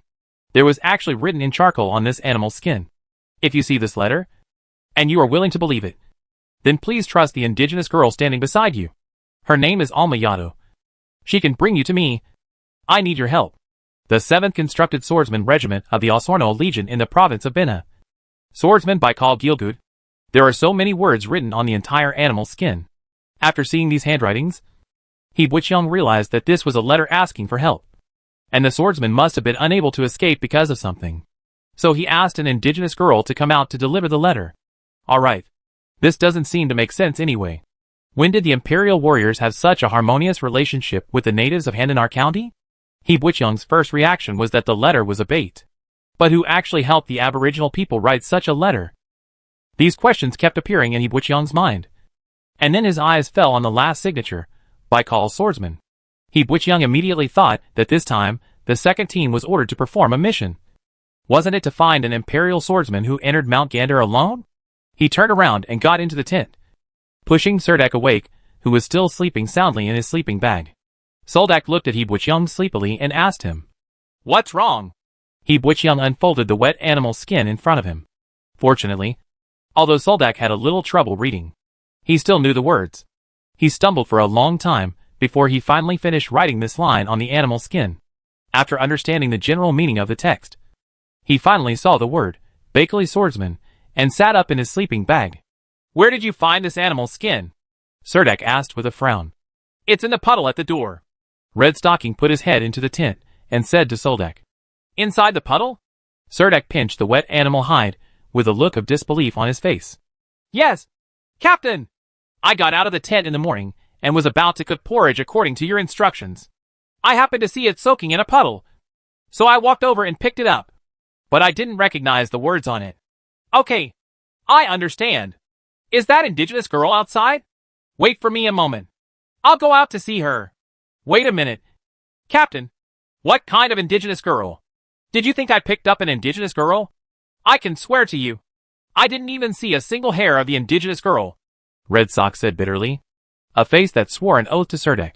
Before Red Sock finished speaking, a long gray hair happened to hang in the palm of the hand that swore. There is no soldier with long hair in the entire second team. Red Sock looked at the palm of her hand with tears in her eyes. At this time, it happened that the other soldiers in the tent were not awakened by him, and everyone's eyes were focused on the hand he raised. Chapter 39 Saving Swordsman Bina. It was as if time had stopped at this moment in the tent. Red Sox tried his best to tell Serdek, "Captain, I really haven't seen any indigenous girls." Serdek quickly put on his pants and armor, walked out of the tent with his upper body naked, and came outside the tent with the wet animal's skin in his hand. The other soldiers in the tent also crawled out of their sleeping bags one after another. They followed Serdek out of the tent without having time to put on their armor. The morning light shines into the forest through the dense leaves. Crystal raindrops hang on the leaves of flowers, plants and trees, emitting colorful light under the sunlight. Serdek walked around the tent, but couldn't find the indigenous girl. Just when he was about to give up, he suddenly saw these small footprints in a shallow puddle under a pine tree in front of him. Those were clearly the footprints of a woman, with a thin arch and 5 feet evenly spread out at the front of the sole, looking like a dandelion flying in the air. Next to these chaotic women's footprints, there are also some other men's footprints. Although the footprints in the mud have become blurry due to the erosion of rain, those faint traces are enough to explain many problems. Red Sox looked at the footprints blankly, not knowing how to defend himself for a moment. Fortunately, He Buiqiang stood up at this time and gestured at Soldak. The other soldiers looked at the two men in confusion. At this time, Soldak had already understood the meaning of He Buiqiang's gesture. "You mean you saw that indigenous girl last night?" Soldak asked. He Buiqiang nodded and gestured to He Buiqiang to leave. "You mean she left last night? Do you know where to find her?" "You don't know either, so you can only look for her," Serdek guessed as he continued. Soldak soon learned the general situation. "The indigenous girl sneaked in secretly on the rainy night last night, but she happened to be discovered by He Buiqiang, and she left in a hurry." With a serious expression on his face, Serdek summoned all the members of the second team together. The 12 soldiers of the second team gathered around Serdek, and Serdek said seriously, "Well, the task that Baron Sidney gave our team at that time was to go to the forest to find Baikal, Lord Swordsman Gielgud." Soldak continued, "I didn't expect that we really found some clues." So, the soldiers took turns looking at the animal's skin. And then, they realized that the message on the animal's skin was probably true. Even if it is not true, the orc girl must have news about the Baikal swordsman. Therefore, the mission of the second team will continue. Surdak paused, then looked around, and then said, according to the instructions from the top, once the Baikal swordsman is found, his safety must be ensured. Every swordsman is a valuable asset of Bina province. So regardless of whether the news on this animal's skin is true or not, we have to investigate. And once we find the Baikal swordsman, we must immediately launch a rescue, Soldak said firmly. The smiles on the soldiers' faces slowly disappeared, and everyone turned their attention to Surdak. Soldak continued, before this, I need someone to return to the camp to report the news. The old rules are to draw lots to decide who will deliver the news. After saying that, Surdak took out the iron pot from the tent. The soldiers took off the identity plates around their necks and threw them into the iron pot one after another, walking up to He Buqiang. As a non-staff member of the team, He Buqiang did not have an identity plate. Surdak placed the iron pot on the ground, solemnly took off his nameplate, and said to all members of the second team, as the captain of the second team, I must stay. So I use my nameplate to replace Little Dax. If I draw my nameplate, then Little Dak will return to the camp to deliver the message. With that said, he was about to throw his nameplate into the iron pot, but was stopped by He Buqiang. He Buqiang made gestures to remind Soldak of his thoughts. If he left, who would lead the way to find the indigenous girl? He Buqiang wanted to curse Soldak loudly at this moment. Idiot. Okay. I get it. After saying this, Soldak wiped the sweat from his forehead in embarrassment. He stirred the nameplates in the big iron pot, and then took out a nameplate at random. Then he looked at the front of the nameplate and shouted to the young bearded man, Kegel is out. Yes, Captain. The young bearded Kegel stood out from the crowd, making Red Sox look envious. Surdak hung all the trophies harvested by the team on Kegel, and said to him, take our trophies. Quickly return to the camp. Report to Lord Sydney, and say that we have found it. Clues to Lord Baikal. As you command, Captain. Kegel straightened his chest and replied, carrying a huge luggage behind him. Kegel set off alone along the mountain ridge. The remaining warriors, led by Soldak, returned to the Yensai Lake where Tim Fish was caught. It had rained all night, and the river was turbid, with many broken branches and leaves blown down by the wind. The water level had obviously risen a lot, and the original shoal had now completely disappeared. But this time He Buqiang guessed correctly. The indigenous girl was wearing an animal skin around her body and was standing by the river, seeming to be thinking about how to cross the river. The soldiers of the second team came out of the dense forest. She became a little panicked and took a few steps back in panic, stepping into the river with one foot. He Buqiang was walking at the front of the team. Seeing that the indigenous girl was very scared, he took the animal skin in his hand and unfolded it in front of the indigenous girl. Then he made gestures to the indigenous girl. What made the soldiers of the second team find it most incredible was that the indigenous girl actually understood it. Sure enough, she no longer retreated into the river, but stood on the spot and spoke with a kind of gesture. In a strange tone, he said a series of words that He Buqiang could not understand. He Buqiang was a little dumbfounded and said to himself, I can't understand anything you say. He Buqiang tried to point to the animal skin in his hand, and the indigenous girl nodded seriously. Then she lowered her guard and allowed He Buqiang and the soldiers from the second team to approach her. This skinny indigenous girl only wears a layer of animal skin, and her style is like a simple tube top and miniskirt. A section of long beeswax legs is exposed under the leather skirt. Surdak is ruthlessly standing in the team. After coughing several times, the warriors took their eyes away from the attractive chest of the indigenous girl. She pointed at the animal skin in He Buqiang's hand, then turned around and walked into the river. Walking across the river in front. The river surface in this section of the river is relatively wide. The current is not fast, and the deepest part is only deeper than the thin waist of an indigenous girl. The soldiers of the second team followed the indigenous girl and quickly waded across the river. Originally, Soldak was worried that a Tim Fish would attack the team, but until all the soldiers landed ashore, he did not see a Tim Fish. The indigenous girl shuttled through the mountain forest barefoot. She was very familiar with the terrain in this area and chose the best path. Despite this, she still had to stop and go along the way, so that the second team of soldiers behind could barely keep up. First, they walked into a fir forest, and then passed through a hollow tree hole of more than 10 meters. They walked in the dense forest for a short time, and climbed 3 ridges in a row. It was almost noon when the indigenous girl stopped. She stood barefoot on a big stone. Garcia, who was standing under the stone with red socks, looked up and felt a stream of heat coming out of his nose. Hebuchang jumped on the big stone, and his vision suddenly became extremely wide. A lush canyon appeared in front of him. This stone happened to be at the top of the canyon cliff. Standing on this huge stone and looking down, the entire canyon was visible. Close your eyes. The indigenous girl skillfully climbed down the wild grapevines growing on the cliff. The soldiers of the second team had no choice but to bite the bullet and follow behind. These wild grapevines were not strong, and they had to use their hands and feet to ensure that the vines were not broken. They made it all the way down to the bottom of the cliff without any danger. There was a gap at the bottom of the cliff, a crack in the boulder. An indigenous girl jumped into the crack. Chapter 40 Join Forces. The rock cracks under the stone cliff looked like cracks in the mountain, extending to the deepest part of the mountain. In fact, the indigenous girl didn't go too far inside. She only reached the end less than 20 meters away. Looking up from here, the sky becomes a narrow line. The rock walls on both sides showed mottled traces. There were more than a dozen indigenous hunters sitting at the end of the rock crevice. They all looked very tired. When they saw the indigenous girl walking in with Hebuchang and his party, all the indigenous hunters turned their attention.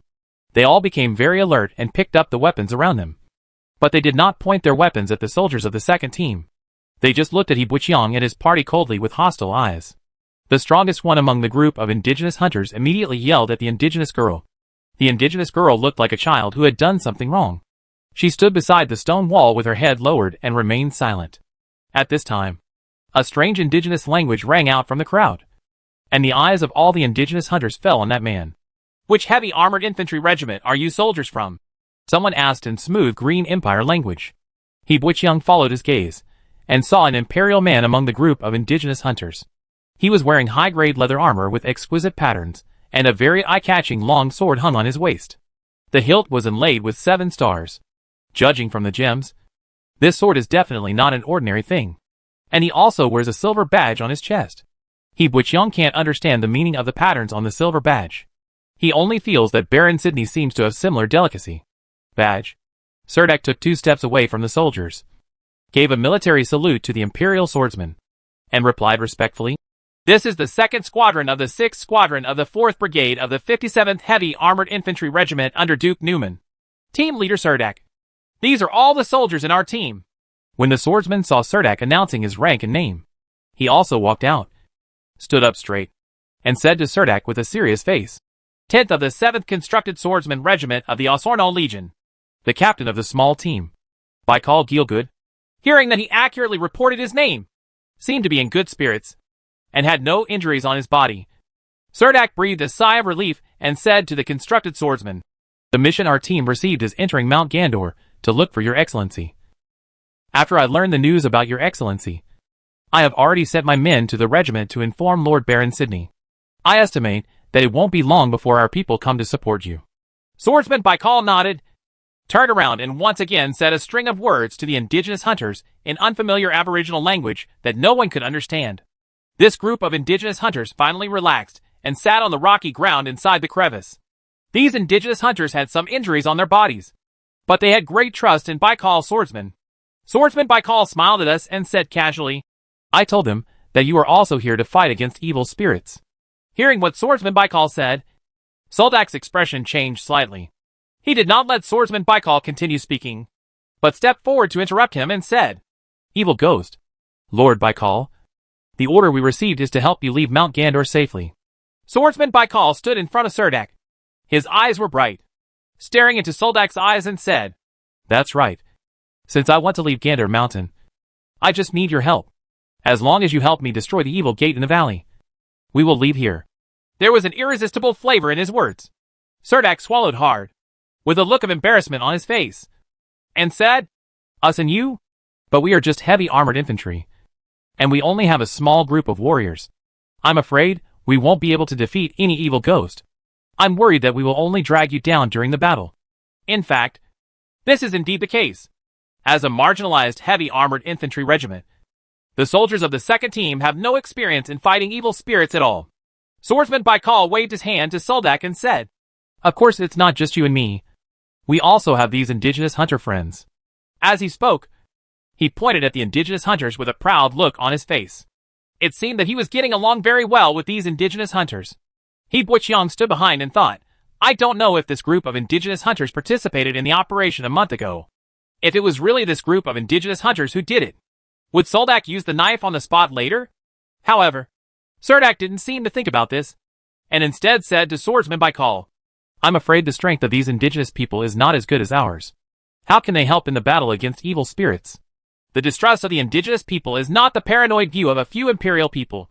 Most imperial warriors believe that the indigenous people in Handanar County are a group of completely uncivilized primitive tribes. In addition to being able to arrange some in the forest, the indigenous hunters outside of the trap, there is no combat effectiveness at all. Swordsman Baikal waved his hand impatiently and said to Soldak, I know that once I propose to join forces with the indigenous people. This move will definitely arouse all kinds of doubts. Surdak lowered his eyelids and stood in front of the Baikal swordsman. His current thoughts were relatively simple, and he only thought about bringing the Baikal swordsman back to the military camp to complete the mission. As for fighting evil spirits, that is a matter of constructing the knights. As the cannon fodder of the heavy armored infantry regiment, there is absolutely no meaning in dying in this nameless valley. Seeing that Surdak was not moved at all, Swordsman Baikal put his hand on Surdak's shoulder and said earnestly, Before entering Mount Gandal, I and the other Imperial Knights, and you will with the same thoughts and attitudes. I also once looked down upon the indigenous people of Handanar County. But when I saw with my own eyes the love these indigenous people have for their homeland, they have been fighting bravely to protect their homeland from being invaded. They don't want the evil spirits to continue to invade the home they have worked so hard to open up. Only by fighting side by side with the natives of Handanar County can we stop the evil spirits from invading. It must be said that these words of Swordsman Baikal were extremely inflammatory, and Surdak's eyes obviously changed. He Buqiang saw the burning fighting spirit in his eyes. Swordsman Baikal finally raised his voice. I will personally report all this to Captain Tangerno when I return to my headquarters. He paused briefly and continued. But it is urgent to destroy this gate of evil ghosts. We cannot let it continue to send evil ghosts into the deep valley of Mount Gandor. As you command, Master Swordsman Baikal. Not only Surdak, but also all the soldiers of the second team said in unison. He Buqiang stood among the soldiers and sighed secretly in his heart. He is still young after all. Captain Sam or veteran Ian would definitely not agree to this. Chapter 41 Ritual A. The valley is located on a fault zone in the Gandor Mountains. The widest part of the valley is less than 2 kilometers, and the narrowest part is only more than 30 meters. Both sides of the valley are cliffs, with a height of tens of meters. To the north of the valley is a gathering place for the indigenous tribes of Handanar County. The dense mountain forest hides this valley very well. Even if you look down from the top of the mountain, it is difficult to find this valley among the dense trees. Nearly 1,000 indigenous people live in seclusion in this valley. The aboriginal dwelling in Handanar County is a wooden house about half a meter above the ground. The mountains are humid and rainy, and thatched houses built on the ground will soon become moldy and eventually rot away completely. Only by erecting the wooden house to allow ventilation underneath can the wooden house last longer. The roof is made of sun-dried banana leaves, and the two ends of the banana leaves are tied to the wooden frame. These wooden houses generally have no walls. Most of the wooden houses have strips of thatch hanging down from the roof, like door curtains. When the wind blows, these hanging thatches will sway with the wind. These wooden houses are built on the sloping mountains in the northern part of the valley, and they appear to be well proportioned. Swordsman Baikal led the second team of warriors to the indigenous tribe. The purpose of this visit was to visit the great wizard in Oyatila in the tribe. The reason why the indigenous hunters accepted the Baikal swordsman was also the indigenous hunters who were persuaded by the great wizard of Oyatila. Walking into the village, most of the indigenous people you see in the village are women wearing grass skirts. They are sitting or standing in the wooden houses, looking out curiously. There are also some fish bones of tim fish hanging on the beams of the wooden house. It seems that they should be the tim fish that the second team hunted by the river, after the soldiers cut off the best part of the fish meat. These fish bones, after being cut into small pieces by the indigenous women, they were transported back to the village. The indigenous people here have oily yellow skin like beeswax. Their eyes are mostly dark green or light green, and their hair is basically tied into fine braids. Most of the indigenous hunters are bald. These people in Handanar County in Ibuchiang's eyes, indigenous women were not beautiful, and their bodies were full of greasiness. Many women carrying indigenous children behind them looked more like two oilcloth bags dangling on their chests. The indigenous girl who brought the second team here followed the team into the village and disappeared in the blink of an eye. The indigenous children in the village were a little shy and timid. When they saw outsiders entering the village, they got into the wooden houses on both sides and refused to come out. The house of the indigenous, which in Oyatyra is located at the highest point of the indigenous village. 3 circular pavilion-style buildings are closely connected together. The wooden houses on the left and right sides are slightly smaller. The wooden house in the middle is almost 100 square meters. It is probably dedicated used for entertaining guests. Young followed the second team. There were some indigenous girls sitting on the steps of the wooden house. These girls were generally very thin. They were the boldest among the indigenous people. The great wizard in Oyatyra is an older woman. Her loose skin and missing teeth make it difficult to guess her age. She is standing on the steps of the wooden house, with a stooped body and a cane until by call. The swordsman walked to the bottom of the steps of the wooden house and spoke an indigenous language to Baikal. Her voice was hoarse and extremely calm, and her eyes were extremely focused as she stared at the Baikal swordsman. However, Young, like the other soldiers of the second team, could not understand the indigenous language, so he could only stand aside like a stupid bird. The great wizard led swordsman Baikal and the second team of soldiers into the big wooden house. There was a pit in the middle of the big wooden house, with a bonfire lit inside, and everyone was sitting around the pit. At this time, the indigenous girl came out from nowhere, took down the sizzling earthen jar from the pit fire, and threw a lot of mashed licorice and other herbs into the earthen jar, and cooked it for a few minutes. The big wooden house was filled with a strange smell. Young thought someone was sick, and the unpleasant-smelling decoction in the earthen pot was a cure-all. Unexpectedly, after boiling for a while, the indigenous girl actually brought back some wooden cups and gave them to the second person who was sitting around the pit. A small team of warriors. The indigenous girl blinked her big and smart eyes, making it difficult for people to refuse. So a row of silly birds sat in the big wooden house holding strange-smelling soups and had no idea what they should do. Her name is Anastasia Molly, but you can call her Molly in the imperial language. She can understand this word. She is the granddaughter of the wizard in Oyatyla and the youngest in this tribe. Of course, the prerequisite for her to inherit this tribe is that she must become a wizard. Swordsman Baikal introduced the indigenous girl to the second team of soldiers. The soldiers of the second team looked at each other, not expecting that this young indigenous girl actually had such a prominent status. Young just thought that the girl Molly was more casual in the big wooden house, and he did not expect that she was the granddaughter of the great wizard. Swordsman Baikal took out 2 Roman swords and placed them in front of Wizard in Oyatyra as gifts. Wizard in Oyatyra seemed very happy and ordered people to put away the 2 weapons. In indigenous tribes, the standard weapons of the Green Empire are the most popular items. Speaking of which, these 2 Roman swords were borrowed from Soldak by the Baikal swordsman. Afterwards, Swordsman Baikal began to converse with the great wizard in Oyatyra in the indigenous language. The great wizard in Oyatyra sat cross-legged on the wooden floor, nodding from time to time. Swordsman Baikal came here mainly to discuss how to jointly deal with the demon gate. But the soldiers in the second team were a little confused as to how powerful the indigenous people could be in fighting against the demon. Usefulness. The old face of the great wizard in Oyatyra has not changed much. She is getting older, and she sits there a little drowsily. Young took a sip of the medicinal soup in the cup. It was not as bad as he thought. Although the taste was a little weird, it was very refreshing. For the soldiers of the second team, the only thing in the big wooden house that caught their attention was the girl Molly, who was walking back and forth in the big wooden house. Her long, round legs were dangling in front of everyone's eyes. Augustus, he even spilled the soup in his hand on the armor. This caused the girl Molly to hide behind the great wizard in Oyatyra and snicker. Swordsman Baikal gave Augustus a sharp look. The great wizard then whispered a few words to the indigenous girl, and then the indigenous girl ran out. Soon, dozens of indigenous hunters gathered outside the big wooden house. They sat down on the ground under the shade of the trees outside the big wooden house.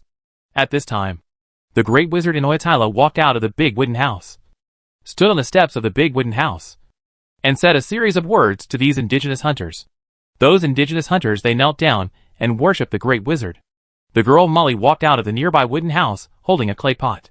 When she passed in front of the indigenous hunters took out a bamboo stick from the pot.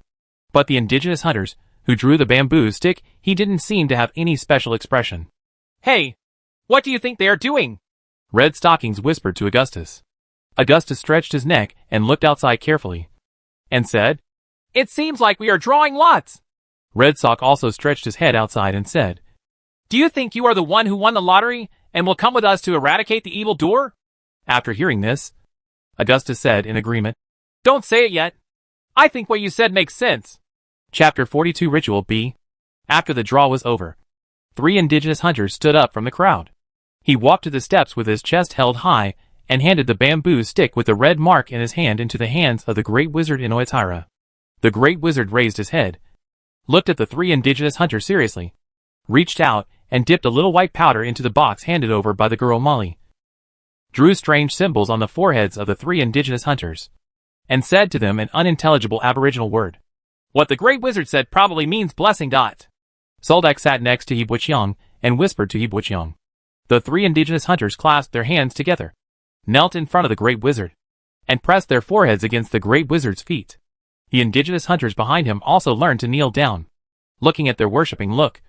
It was as if the person standing in front of them was a god. At this time, the Baikal swordsman sitting in the big wooden house said to the soldiers, "We will participate in one of their ceremonies later. Please be careful not to do anything rude during the ceremony." His eyes were stern, especially when he looked at Augustus. Just when he was talking to the great wizard, Augustus was sitting below and looking around, looking very impolite. Hearing what swordsman Baikal said, Augustus looked very respectful, but still showed an expression of indifference. He muttered in a low voice, "Master Swordsman, I don't think we need to rely on the strength of the indigenous people." Swordsman Baikal didn't explain much. He just said, "You haven't seen that evil door, so I'm afraid you don't know how terrifying it is. You'll understand later." Augustus shrugged his shoulders, and finally became quiet under the pressure of swordsman Baikal. The only stone building in the indigenous village is the circular altar in front of you. Above the altar is a 10-meter square platform with a height of only about 3 meters. There are stone steps leading to the platform in 4 directions. The entire altar is made of pebbles. From a distance, it is the most impressive building in the village. 10 young indigenous people stood under the altar and blew the horns. The low sound of the horns echoed in the village. The indigenous people in the village, men, women, old and young, all came out of the wooden houses and gathered towards the altar. However, women accounted for more than 70% of the total number of indigenous people in this group. And there were also many indigenous children. Soon everyone gathered around the altar. The members of the second team were also standing at the edge of the altar. Hibwichang looked back. It was estimated that there were hundreds of people in this indigenous village, but there were only a few dozen adult indigenous hunters who had just been drawn. In Hibwichang's eyes, this place almost all the indigenous men were dead. The great wizard Inoatara climbed onto the altar with the support of the girl Molly. There were more than 10 steps in total, and the great wizard took 2 rests. Following the great wizard Inoatila were the 3 selected indigenous hunters. They were only wearing crotch leather pants, exposing their bronze tendons, and followed the great wizard onto the altar. The great wizard stood on the altar, and his aura changed instantly. He looked like a different person. His rickety body straightened up, with a sacred radiance on his body, and the loose wrinkles on his face seemed to suddenly disappear. It has been reduced a lot, and a pair of eyes has become impossible to look at directly. She raised her crutches with both hands, looked up at the sky, and silently recited a series of aboriginal words. The 3 indigenous hunters knelt side by side on the altar, clasping their hands in front of their chests, looking pious and focused. After the great wizard finished reciting the incantation, a scene that made Hibwichang somewhat unbelievable appeared. It happened to be a sunny afternoon. Since a beam of light descended from the sky, it directly enveloped the great wizard. Then, the figure gradually appeared behind the great wizard. A huge phantom appeared. The phantom was a god and demon 7 or 8 meters tall with 2 faces, 4 arms and 2 legs. Seeing the phantom of the demon god, all the indigenous people standing in front of the altar, regardless of gender, old or young, knelt down and began to worship their gods. Only swordsman Baikal and the second team of soldiers stood abruptly under the stage, looking around blankly. There were 4 pottery pots the size of faceplates placed on the 4 corners of the altar. At this time, they were burning silently. Half-meter-high blue flame shot out from the pots. Hibwichang had a very strong feeling. His intuition told him that the pots were burning. The fire inside is cold. In view of swordsman Baikal's previous warning, the soldiers of the second team refrained from speaking. Hibwichang stood in the audience, as if he was watching an extremely ridiculous magic show. But his heart was extremely shocked at the moment. The moment the beam of light on the altar fell, there seemed to be some invisible force in the sea of spiritual consciousness, and it also pulled him into the void. At this time, the void formed by his own spiritual consciousness no longer only contained the phantom of his body, and the countless stars shrouded by the phantom of his body. A two-faced, four-armed demon god suddenly appeared opposite the phantom of his body. The statue had two completely different characters. One face carries negative emotions such as fear, destruction, and hatred, while the other face of the statue carries courage, justice, and hope. These are some inner feelings that He Buqiang cannot express in words. The huge statue stayed in He Buqiang's sea of spiritual consciousness for only a second. Just when He Buqiang's sea of spiritual consciousness was about to collapse, the shadow of the demon god actually disappeared, as if it had never been there. He Buqiang woke up and saw that the body of the great wizard on the altar was shaking at the same time. Inoitala looked at He Buqiang in shock. Fortunately, the ceremony was not interrupted because of this. Otherwise He Buqiang really didn't know how to explain it. Would he really have to use a branch and find a place in the sand to draw what just happened? The girl Molly standing next to the great wizard also gave He Buqiang a strange look. He didn't have time to think about these things, because there was a commotion under the altar.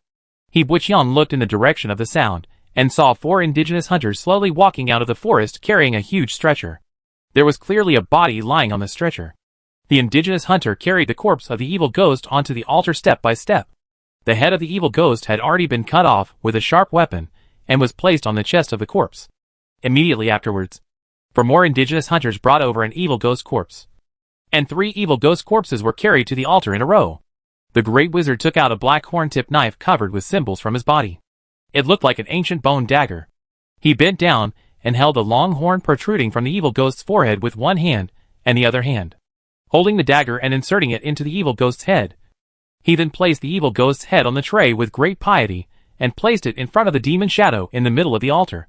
He Buqiang knew from the memory of the original owner of the body that it was an extremely rare sacrifice ceremony. At present, this kind of ritual is only passed down in the hands of some indigenous wizards. In the Green Empire, this kind of black magic ritual is expressly prohibited. As the great wizard muttered something, the devil's head in the tray at the feet of the demon's phantom was reduced to ashes in a burst of blue flames. Chapter 43 Ritual C. The afternoon sun penetrates into the forest like beams of light, forming small light spots on the damp ground. The shade of the trees completely covers the sky, and there is a rich deep green among the mountains and forests. A gust of wind blows, and the tops of the tree crowns rise and fall, forming a sea of leaves. There is a small square around the altar. The indigenous people in the village stand under the sun, looking up with great piety at the somewhat blurry shadow of the demon god on the altar. The great wizard offered a sacrifice, and the blue flames instantly devoured the evil devil's head. At this time, he raised the staff in his hand high and crawled at the feet of the demon's phantom. His whole figure seemed to be in a state of madness, kept shaking his body, like dancing with seaweed, and kept chanting a spell that made He Buqiang feel a little dizzy. He Buqiang felt waves of dizziness. He couldn't help but put his thumb and middle finger on his temples to feel a little better. In the sound of the long spell, the double-faced head of the demon god's phantom turned slowly, always smiling. The face turned to the front, with a pair of closed eyes on the mask-like face. At this time, that the eyes actually opened slightly, and 2 golden rays of light shot out from the eyes, which were so dazzling even under the scorching sun. The 2 eyes first fell on the great wizard. It was a kind of power given to him. A flush appeared on the great wizard's face. When she stood up and turned around, He Buqiang saw her clearly. The eyes have turned golden, as dazzling as a burning sun. No one can look at the great wizard at this time. The great wizard held the staff in one hand and clutched the dagger in the other hand. He walked in front of the headless evil ghost corpse, squatted down and scratched the evil ghost corpse with the dagger in his hand. Augustus, who was standing under the altar, turned his head to Cerdic and whispered in his ear, "Hey, this great wizard's skinning skills are much better than your captain." Cerdic glared at Augustus and yelled in a very low voice, "Shut up!" Augustus smiled and retracted his head. The great wizard on the altar had already peeled off a large piece of black-striped demon skin from the evil ghost's corpse. He walked up to an indigenous hunter with a piece of black-striped demon skin flowing with purple blood. He first used a dagger to kill the indigenous hunter. The hunter made a cut on his forehead and let the blood flow down the cheek of the indigenous hunter. He used the indigenous blood to draw strange symbols on the bloody side of the black-striped demon's skin. Augustus became restless again, and he whispered to Soldek again. "Captain, is this the black-striped demon's skin on the evil spirit? What on earth is this great wizard going to do?" The Baikal swordsman standing at the front of the team turned around and stared at Augustus with a serious expression. With a strong pressure in his eyes, Augustus quickly spread his hands, and once again expressed that he would say no more. The great wizard on the altar put his hand on the forehead of the native hunter, injected a divine power into the body of the native hunter, and then put the evil ghost's black-striped magic skin on the back of the native hunter. The body of the indigenous hunter underwent tremendous changes on the altar. The muscles on his body expanded rapidly, amid the painful sounds that he tried to suppress. The indigenous hunter turned into a 3-meter-tall strong man, with the black cloth draped behind him. The tattooed magic skin was also completely integrated with the body. When the indigenous hunter opened his eyes again, his face was also covered with black magic patterns, and his eyes became blood red. Growling like an angry bison, breathing heavily, he made fists with both hands and slammed them together in front of his chest. And a huge explosion of air sounded on the altar. The soldiers of the second team standing under the altar were so shocked that they were completely speechless when they saw the scene in front of them. He, Buiqiang and Soldek also looked at each other, not hiding the horror in their hearts. The great wizard drew a rune on the muscular chest of the native hunter, and the native hunter slowly regained consciousness. The great wizard of Inoyatila reached out and patted the thick arm of the indigenous hunter, motioning him to step aside. Then the second and third indigenous hunters began to follow the same pattern. The sacrifice ceremony was not over until the sun was about to set. The 8-meter-high demonic figure on the altar finally shattered into countless specks of light dust and disappeared on the altar. The 3 evil ghost corpses on the altar were also cut to pieces by the great wizard and were beaten to pieces by several indigenous hunters. After carrying the altar down, it disappeared into the dense forest not long after. The great wizard's divine power gradually disappeared, and with his hunched body, he slowly walked down the altar with the support of the girl Molly. The 3 indigenous hunters on the altar followed the great wizard down the altar. The indigenous people in the village made way for a passage on both sides of the altar, asking the great wizard to go first. There was no joy or excitement in the eyes of this group of indigenous women and children. When the indigenous hunters following the great wizard passed by them, everyone put their hands on them, and everyone looked concerned, saying the same words to the 3 indigenous hunters. It seemed like they were saying their final farewells to the tribal warriors. The soldiers of the second team stood behind the group of indigenous people, and Red Sox said with a surprised look, "It turns out that these natives of Handanar County can still have such powerful warriors." Augustus also came up from behind and said with emotion, "Captain, if they use this method to deal with us, our life in the 57th Regiment would probably not be as comfortable as it is now, and we would not be able to escape so easily on Forest Farm Mountain. Stand firm." Swordsman Baikal came over from the side and said, "Actually, this kind of sacrificial ceremony requires a lot of price." Through the sacrificial ceremony, these 3 natives forcibly gained strength that their bodies could not bear. This power itself is a weapon, a double-edged sword. Once they lose the blessing of the divine blessing body, this power will easily burst their bodies. A group of indigenous people followed the 3 indigenous hunters all the way to the great wizard's wooden house before they dispersed completely. The soldiers of the second team followed and also entered the wooden house of the great wizard of Inoyatila. The 3 indigenous hunters sat beside the pit without saying a word. They seemed to be quite conscious. The great wizard was captured by the indigenous girl. Help him to rest in a wooden house on the side. Apart from the soldiers of the second team, there were only 3 indigenous hunters in the wooden house. Red Sox took courage and asked, "Swordsman Baikal, do you think they will die soon after gaining this powerful power?" Swordsman Baikal was thinking intently, and when he heard someone asking a question, he replied, "That's exactly it." Red Stockings couldn't understand that these indigenous hunters could make such a choice calmly even though they knew they would die. Then why would they make such a choice? Red Sox couldn't help but ask again. Swordsman Baikal looked at the entire indigenous village outside. "Probably so that other people in the tribe can live a better life." He pointed to the other side of the valley and explained, "The evil ghost's door is in this valley. Once the evil ghost successfully comes here through that door, the indigenous villages in this valley will surely be destroyed. I will be the first to be plundered by the evil spirits. I have been reluctant to leave this valley because I was the only one who could kill those evil spirits in this valley before." Swordsman Baikal finally said, "I asked Molly to take the animal skin scroll and go outside the valley to find the Green Empire soldiers for help. So you have the opportunity to come here. The plan to eradicate the evil ghost gate this time is between me, and it was formulated together with the great wizard Inoyatira.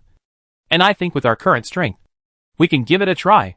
Not long after, the great wizard Inoyatira walked out of the wooden house on the east side with a pale face, supported by the indigenous girl Molly. It seemed that this sacrificial ceremony had consumed a lot of her.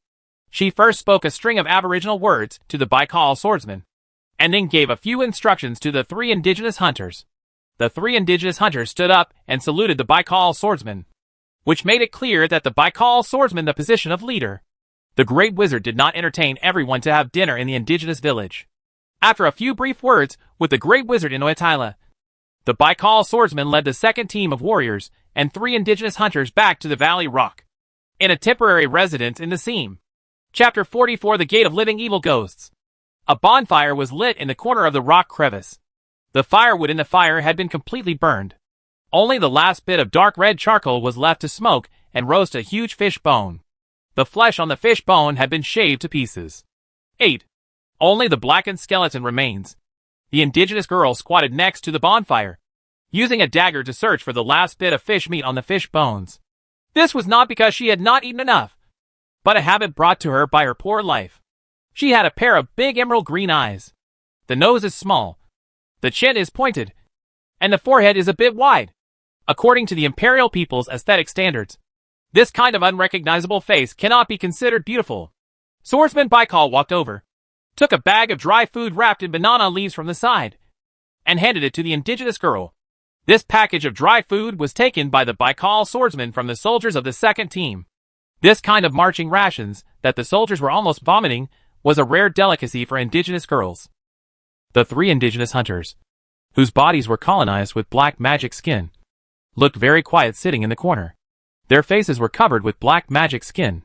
It seemed that their bodies were trying to suppress this kind of pain.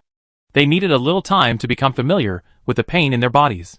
With this power, whether it was running, jumping, or punching with a sword, they lost the familiarity with their bodies. The Baikal swordsman planned to conduct some training on them before dark. He Bwichyoung wanted to go over and have a look, but the 3 indigenous hunters looked aloof from strangers, and he couldn't communicate with them, so he had to give up the idea. Soldak told He Bwichyoung that consuming the flesh and blood of World of Warcraft for a long period of time can improve his own physique. Recently, the second smallest warrior's daily staple food is fish porridge. He has not felt whether his physique has improved. The 3rd star in the sea of spiritual consciousness, it just lit up inexplicably. The Baikal swordsman, the second team of 13 warriors, and 20 indigenous hunters formed a temporary combat team. They left their temporary residence in the crevices of the valley at night and entered the dense forest of the valley. The indigenous girl Molly was also one of the entourage. She was very familiar with the environment of the dense forest in the valley, so she took the initiative to lead the way. In fact, the temporary residence on this side of the rock crevice is not far from the Devil's Gate. There are indigenous hunters taking turns guarding the evil ghost gate at all times. As long as there is any movement, the indigenous hunters here will immediately report to the temporary residence in the crack.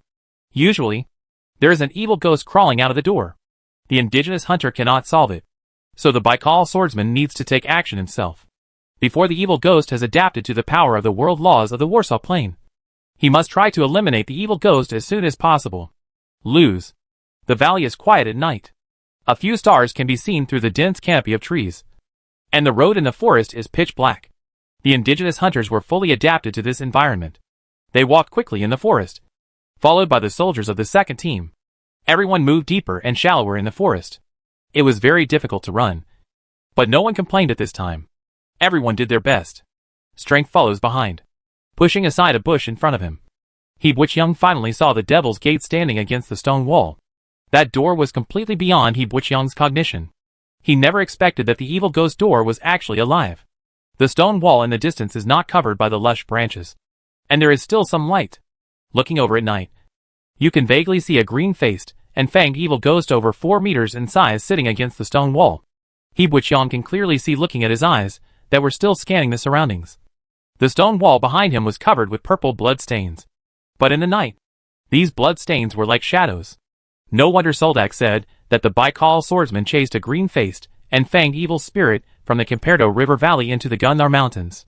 The green-faced and fanged evil ghost was sitting on the stone wall, holding a huge bone club in his hand. He seemed to be in good spirits, but its chest seemed to have been cut with a sharp weapon, extending from the collarbone and throat down to the mermaid line. This wound, which was 2 meters long, turned outwards, and purple blood stains continued to flow from the wound to the mermaid line. Exudation. Just when everyone in the second team was wondering where the Devil's Gate was, suddenly a bloody ghost hand stretched out from the abdominal wound of the green-faced fanged devil. This hand forcefully opened the wound of the green-faced fanged devil. Zhang's face was extremely twisted in pain. At this time, another hand stretched out from the wound, and then a head that was constantly emitting green smoke poked out from inside. The moment the evil ghost's facial skin came into contact with the air, it was quickly corroded as if it had encountered strong acid. It roared in pain and crawled out of the green-faced evil ghost's body bit by bit, and its body continued to emit breathing green smoke filled with foul odor. When he completely emerged from the green-faced devil's wound, the skin all over his body quickly corroded away, leaving only the purple-red muscle tissue inside his body. The 2 natives who were originally guarding the bush saw Baikal's swordsman coming over, and quickly reported the situation to him in native language. The resolute face of the Baikal swordsman was full of solemnity, and he kept nodding while listening to the indigenous people's story. Then he patted the shoulders of the 2 indigenous hunters, and said a few words to the girl Molly. Molly handed 2 packages of grilled fish to the 2 indigenous hunters. The 2 indigenous hunters ran to the side, and ate the food hungrily. Swordsman Baikal gathered the soldiers of the second team, and introduced the situation here in a low voice. This is the power of the world law of the Warsaw Plain. For these evil spirits in the HL, the air of the Warsaw Plain is like poison. After their skin comes into contact with the poison, it is quickly corroded and melted away. However, these evil ghost warriors are extremely adaptable. As long as they are given enough time to adapt, they will slowly grow new skins, and the new skins are completely in line with the power of the laws of this world. If you look closely at their movements, you will see if their arms and thighs are extremely uncoordinated. These are also affected by the laws of the world. However, they only need to adapt to these effects on their actions for most of a day before they can fully adapt. If they hadn't seen it with their own eyes, it would probably be difficult for the soldiers in the second team to understand what Baikal swordsman said. If Baikal swordsman explained it on the spot, it would be easier for everyone to accept it. He Buqiang thought of the evil ghosts he had seen in the woods upstream of the river valley. It was probably for this reason that they had no skin on their bodies. However, those evil ghosts could obviously fight easily. They seemed to have adapted to the laws of this world. He even slaughtered a group of red-eyed hyenas, and devoured the flesh and blood of those red-eyed hyenas. But before they had time to digest that part of the energy, they encountered the more powerful Geoblast bear. When hunting the Geoblast bear, they were killed by the Geoblast bear. At this time, Swordsman Baikal then said to the soldiers, "So if you want to kill these evil ghosts, you must do it while they are not familiar with the laws of this world. This is why I can't leave this valley easily." His eyes passed through the faces of each soldier, and he said to everyone seriously, "Now, what I want to do is to eradicate this evil ghost door. Only by killing this green-faced evil ghost can the evil ghost door be completely closed. I need your help." Hearing what Swordsman Baikal said, the soldiers of the second team were all high-spirited, and seemed to have no regard for life and death. Swordsman Baikal continued, "Every time I try to get close to it, this green-faced evil ghost will completely ignore its body's ability to withstand it, forcefully tear apart its body, and release a large number of evil ghosts.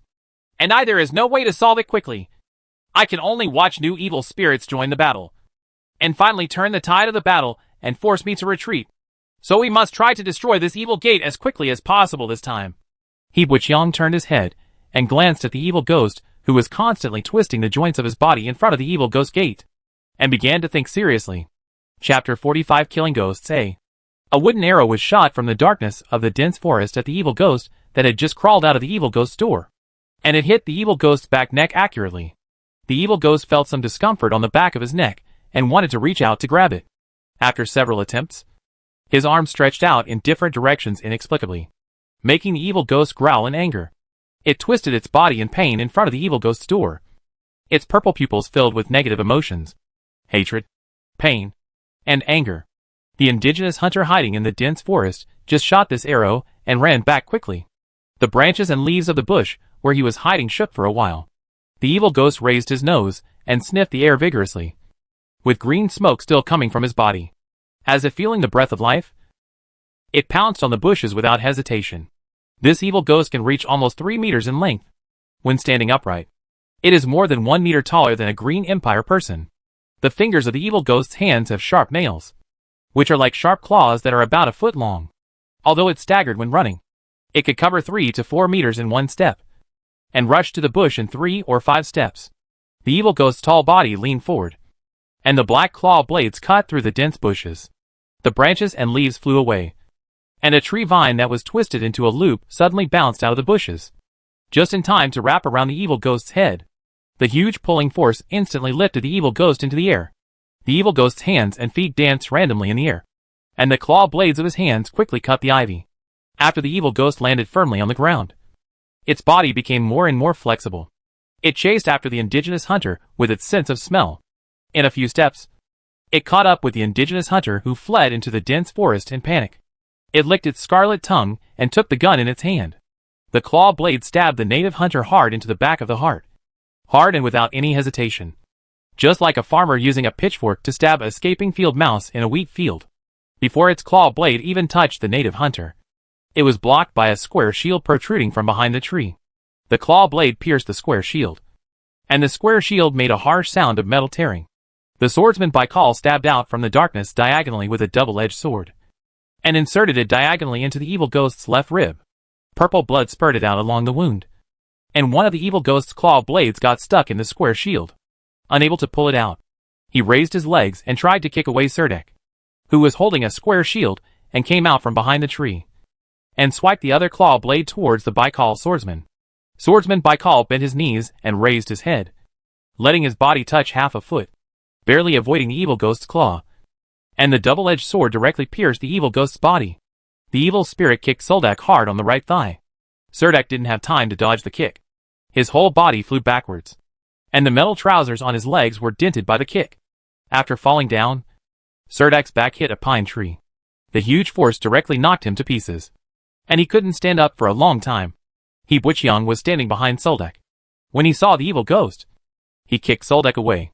He held the Roman sword in his hand and slashed at the evil ghost's ankle. The Roman sword struck the evil ghost hard. On the ankle, it felt like a blunt knife had cut into the rubber, and the Roman sword was bounced back. Looking at the evil ghost's ankle, there was only a very shallow scar. At the same time, 2 Pagolio spears stabbed out of the evil ghost's back. Although the sharp spears did not pierce the evil ghost's body, they also penetrated deeply into the evil ghost's back.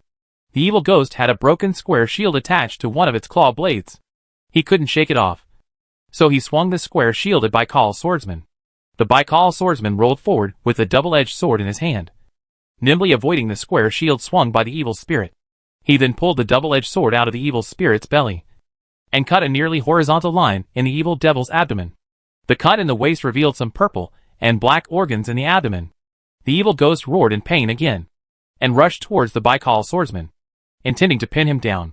At this time, He Butchyoung happened to be standing next to Baikal's swordsman. He wanted to get away and dodge to the side of the evil spirit, but saw the evil spirit flying towards him. At this time, it was too late to avoid it. The evil spirit was so fierce. His eyes seemed to be waiting for the moment when He Butchyoung turned around and ran away, and stabbed the claw blade in his hand into the back of He Butchyoung's heart. He Butchyoung took a deep breath at this time, and actually took the Roman sword and hit the evil ghost. The evil ghost quickly used a claw blade to meet He Butchyoung's heavy sword.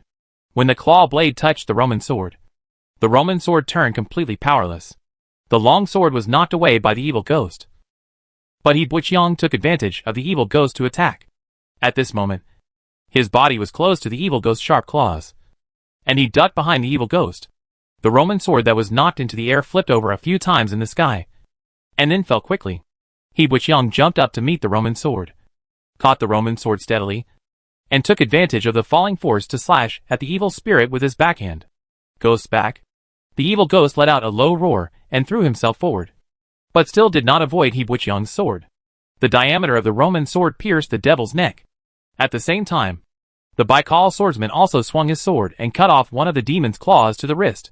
The evil ghost still wanted to struggle, but 2 soldiers from the second team stabbed him through the body with spears. A tree vine was thrown from the tree and hit the evil ghost's neck. More than a dozen indigenous hunters pulled a rope desperately, laying the evil ghost's burly body down in the forest clearing. The Baikal swordsman took the opportunity to catch up, raised his double-edged sword and chopped off the evil ghost's head with one strike. The bloody head rolled far away in the forest clearing. Cerdak was helped up from the ground, pointed at the devil's gate next to the stone wall, and reminded everyone, "Don't be stunned. There's another one crawling out." Before He-Buqiang could take a breath, he walked to the bushes and saw two more evil ghosts crawling out of the living door. Just as Baikal's swordsman said, the green-faced evil ghost had already realizing the danger. He sped up the spawning of evil spirits. 3 enhanced native hunters emerged from the woods, looking like they have adapted to their abilities. The swordsman Baikal wiped his double-edged sword on the evil ghost and strode to the bushes. The green-faced evil ghost had obviously noticed the situation here and realized that the danger was approaching. So he struggled hard, and desperately tearing at the wounds on his body. Bursts of painful ghost cries penetrated the valley, which was particularly harsh. From the evil ghost door opened by the green-faced evil ghost, several ghost hands stretched out again. Those ghost hands scratched the green-faced evil ghost's wounds until they were bloody and bloody. Several evil ghosts crowded in there at the same time. From the wounds, they struggled to climb outwards. Their bodies kept emitting green smoke, and their original skin quickly melted away when it came into contact with the air. In just such a short time, 3 evil ghosts had already crawled out of the evil ghost door. Accelerating the birth cost the evil ghost gate a great price.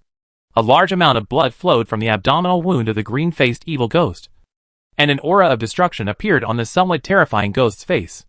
"We must organize this evil gate quickly. We won't be able to bear any more." Swordsman Baikal stepped forward with his double-edged sword and said anxiously, "Then let's proceed according to the plan first." After saying this, Cerdak waved his hand to a person who died in the second team. Chapter 46 Killing Ghosts B. The warrior stood behind the bushes, holding an alloy bow and shooting an arrow at one of the evil spirits. The stainless steel arrow accurately inserted into the back of an evil ghost. But the evil ghost did not fall. It turned around and stared angrily at the direction where the arrow came from, and rushed towards this direction with an extremely discordant movement. Coming over, the other 2 evil spirits roared and rushed over after them. This time, the soldiers of the second team did not lure the 3 evil spirits away. The 3 indigenous hunters following the team rushed towards the evil spirits like wild bulls. They held the square shields used by the soldiers of the second team and fought with the 3 evil spirits bumped into each other solidly. Boom, boom, boom! There were dull collision sounds one after another. Unexpectedly, the 3 indigenous hunters were as powerful as the 3 evil ghosts. One of the evil spirits wanted to use its claws to pierce the square shield of the native hunter on the opposite side. Instead, the 5 sharp claws got stuck in the square shield. How could the native hunter let go of such a good opportunity? He tried his best to flip the square shield. The shield was used to forcefully break the evil ghost's claw blade from its wrist. The evil ghost let out a shrill scream and stabbed the indigenous hunter's head with the other claw blade. The indigenous hunter raised his square shield again and collided heavily with the evil ghost's claw blade. The claw blade penetrated the square shield and stabbed 5 bloody holes in the arm of the indigenous hunter. However, the indigenous hunter seemed to be unable to feel the pain at all. He pulled the evil ghost with a broken arm into his arms and swung out at the same time. A punch hit the evil ghost's head hard, and there was a crisp cracking sound from the evil ghost's vertebrae. Soldak and He-Buqiang followed the indigenous hunter. When they saw the evil ghost being entangled by the indigenous hunter, Soldak quickly stabbed the Roman sword in his hand into the evil ghost's body along the ribs, possibly lowering the hilt of the sword, trying to let the blade pierce the evil spirit's heart. At the same time as Soldak took action, He-Buqiang suddenly jumped up, and the Roman sword in his hand pierced the evil ghost's neck again. This is the weakness that He-Buqiang found in the evil ghost. Only the back of the neck with a Roman sword can be easily penetrated, and only by cutting off the evil ghost's head can the evil ghost truly die. The evil ghost's body collapsed like a giant building. Soldak took advantage of the situation and pulled out the Roman sword that had been inserted into the evil ghost's heart. He put one knee on the evil ghost's chest, raised the Roman sword and struck it with all his strength a dozen times, and finally considered cutting off this evil spirit's head completely. He raised his head and realized that the battle with the other 2 evil spirits was not promising. The situation of the other 2 indigenous people was not good after they collided with the evil ghosts. Although the 2 evil ghosts had not adapted to the laws of the world in this plane, this did not prevent them from inserting their claw blades into the indigenous people hunter's body. As soon as they fought, the 2 indigenous hunters were stabbed through the body by the claw blade. Fortunately, the devil's claw blade could only cause penetrating wounds. The claw blade penetrated the square shield, forearm, and upper arm directly into the chest of the indigenous hunter.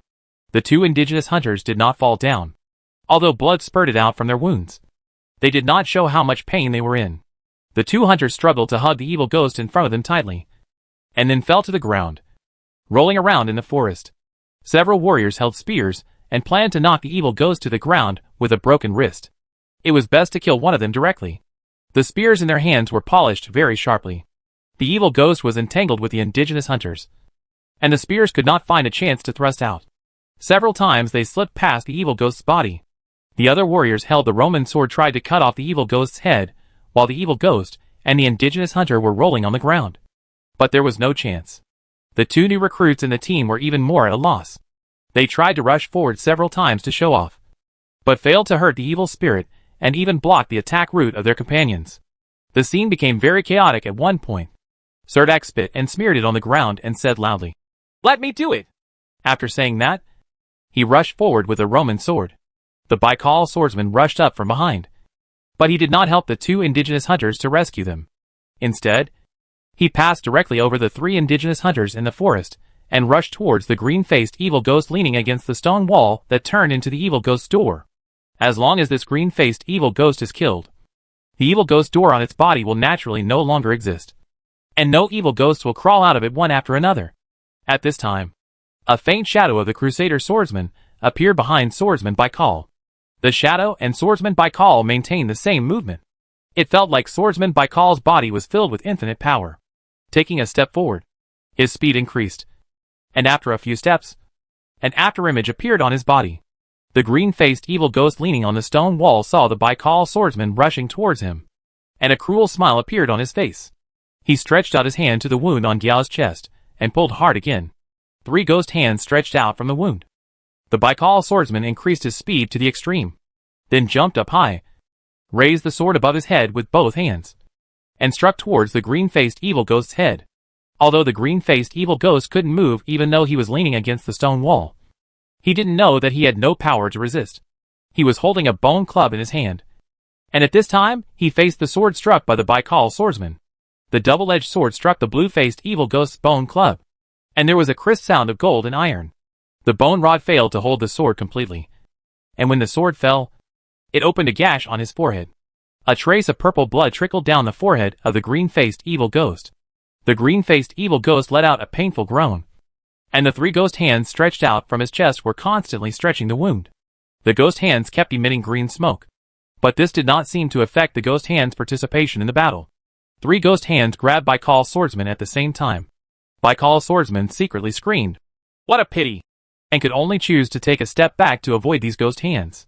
He failed to kill the green-faced evil spirit immediately and destroy the evil ghost gate. At this moment, 3 more evil ghosts were about to crawl out from the evil ghost gate. The Baikal swordsman became more anxious and swung his sword towards the green-faced evil ghost. The green-faced evil ghost slashed with a sword. Seeing that the green-faced evil ghost was unable to resist, it was blocked by 3 ghost hands. One of the ghost hands was chopped off by the Baikal swordsman, and the other 2 ghost hands were cut with deep wounds. But this could not stop the 3 evil ghosts from crawling out of the green-faced evil ghost's body. The swordsman Baikal used a big sword in his hand to knock away the bone club of the green-faced evil spirit. The big sword moved downwards and chopped off the head of a struggling evil spirit trying to crawl out. Before Baikal swordsman could draw the sword back, several ghost hands protruding from the belly of the green-faced evil spirit grabbed the blade tightly. Swordsman Baikal refused to give up the sword in his hand, and the green-faced devil's bone club came down again. At this moment, the phantom of the Crusader swordsman behind swordsman Baikal actually moved. The phantom of the Crusader swordsman actually used both hands to hold the bone club in the hands of the green-faced evil ghost. For a moment, the green-faced evil ghost and Baikal swordsman were in a stalemate.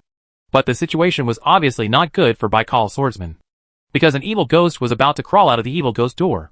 When the ghost crawls out, the swordsman Baikal must abandon his sword and withdraw. He Buqiang, who was assisting the indigenous hunter to kill 2 other evil spirits, saw this scene and immediately ran to the Baikal swordsman. Chapter 47 Killing Ghosts. See, for such a long time, in the eyes of the soldiers of the second team, He Buqiang was just a homeless man who received extra care from Soldak. He has no identity and cannot tell where his hometown is. He Buqiang and Soldak are very similar in some places, They have a strong and well-proportioned figure, a pair of deep light blue eyes, and even the lines of their faces are very similar. They even like to sit quietly on the grass on the hillside, looking at the evening glow and sunset. The soldiers of the second team even joked that they should be long-lost brothers. Seeing Baijiali's swordsman in a dilemma, He Buqiang didn't think much about it. Driven by instinct, he ran towards the Devil's Gate with his Roman sword in hand. Although the bone club in the hand of the green-faced evil ghost was held by the Crusader swordsman Shadow behind Baikal's swordsman with both hands. For the first turn constructed swordsman, he had the ability to release his power in the battle. There is a certain time limit, and the specific time depends on the strength of the first turn swordsman's own mental power.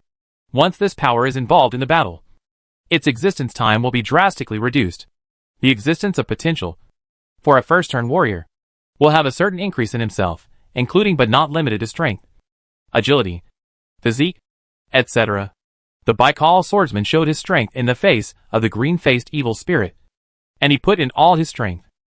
During the stalemate between the two sides, the phantom of the Crusader swordsman pressed above the green-faced evil ghost. The two evil ghosts did not climb out of the evil ghost's door, so even Surdak did not. It can be seen that Baikal swordsman has stepped into the gate of ghosts. As long as he relaxes even a little, the evil spirits crawling out of the gate of evil ghosts will tear him apart. For swordsmen, strength and physique are considered shortcomings of the Baikal swordsman. However, the double-edged sword in his hand was tightly locked again, which left Baikal swordsman with no skills to use. The demon gate formed after the green-faced demon's disembowelment was not strong enough to withstand 3 demons passing through at the same time. Purple-black blood was constantly flowing out of his body, and he was in a very weak state.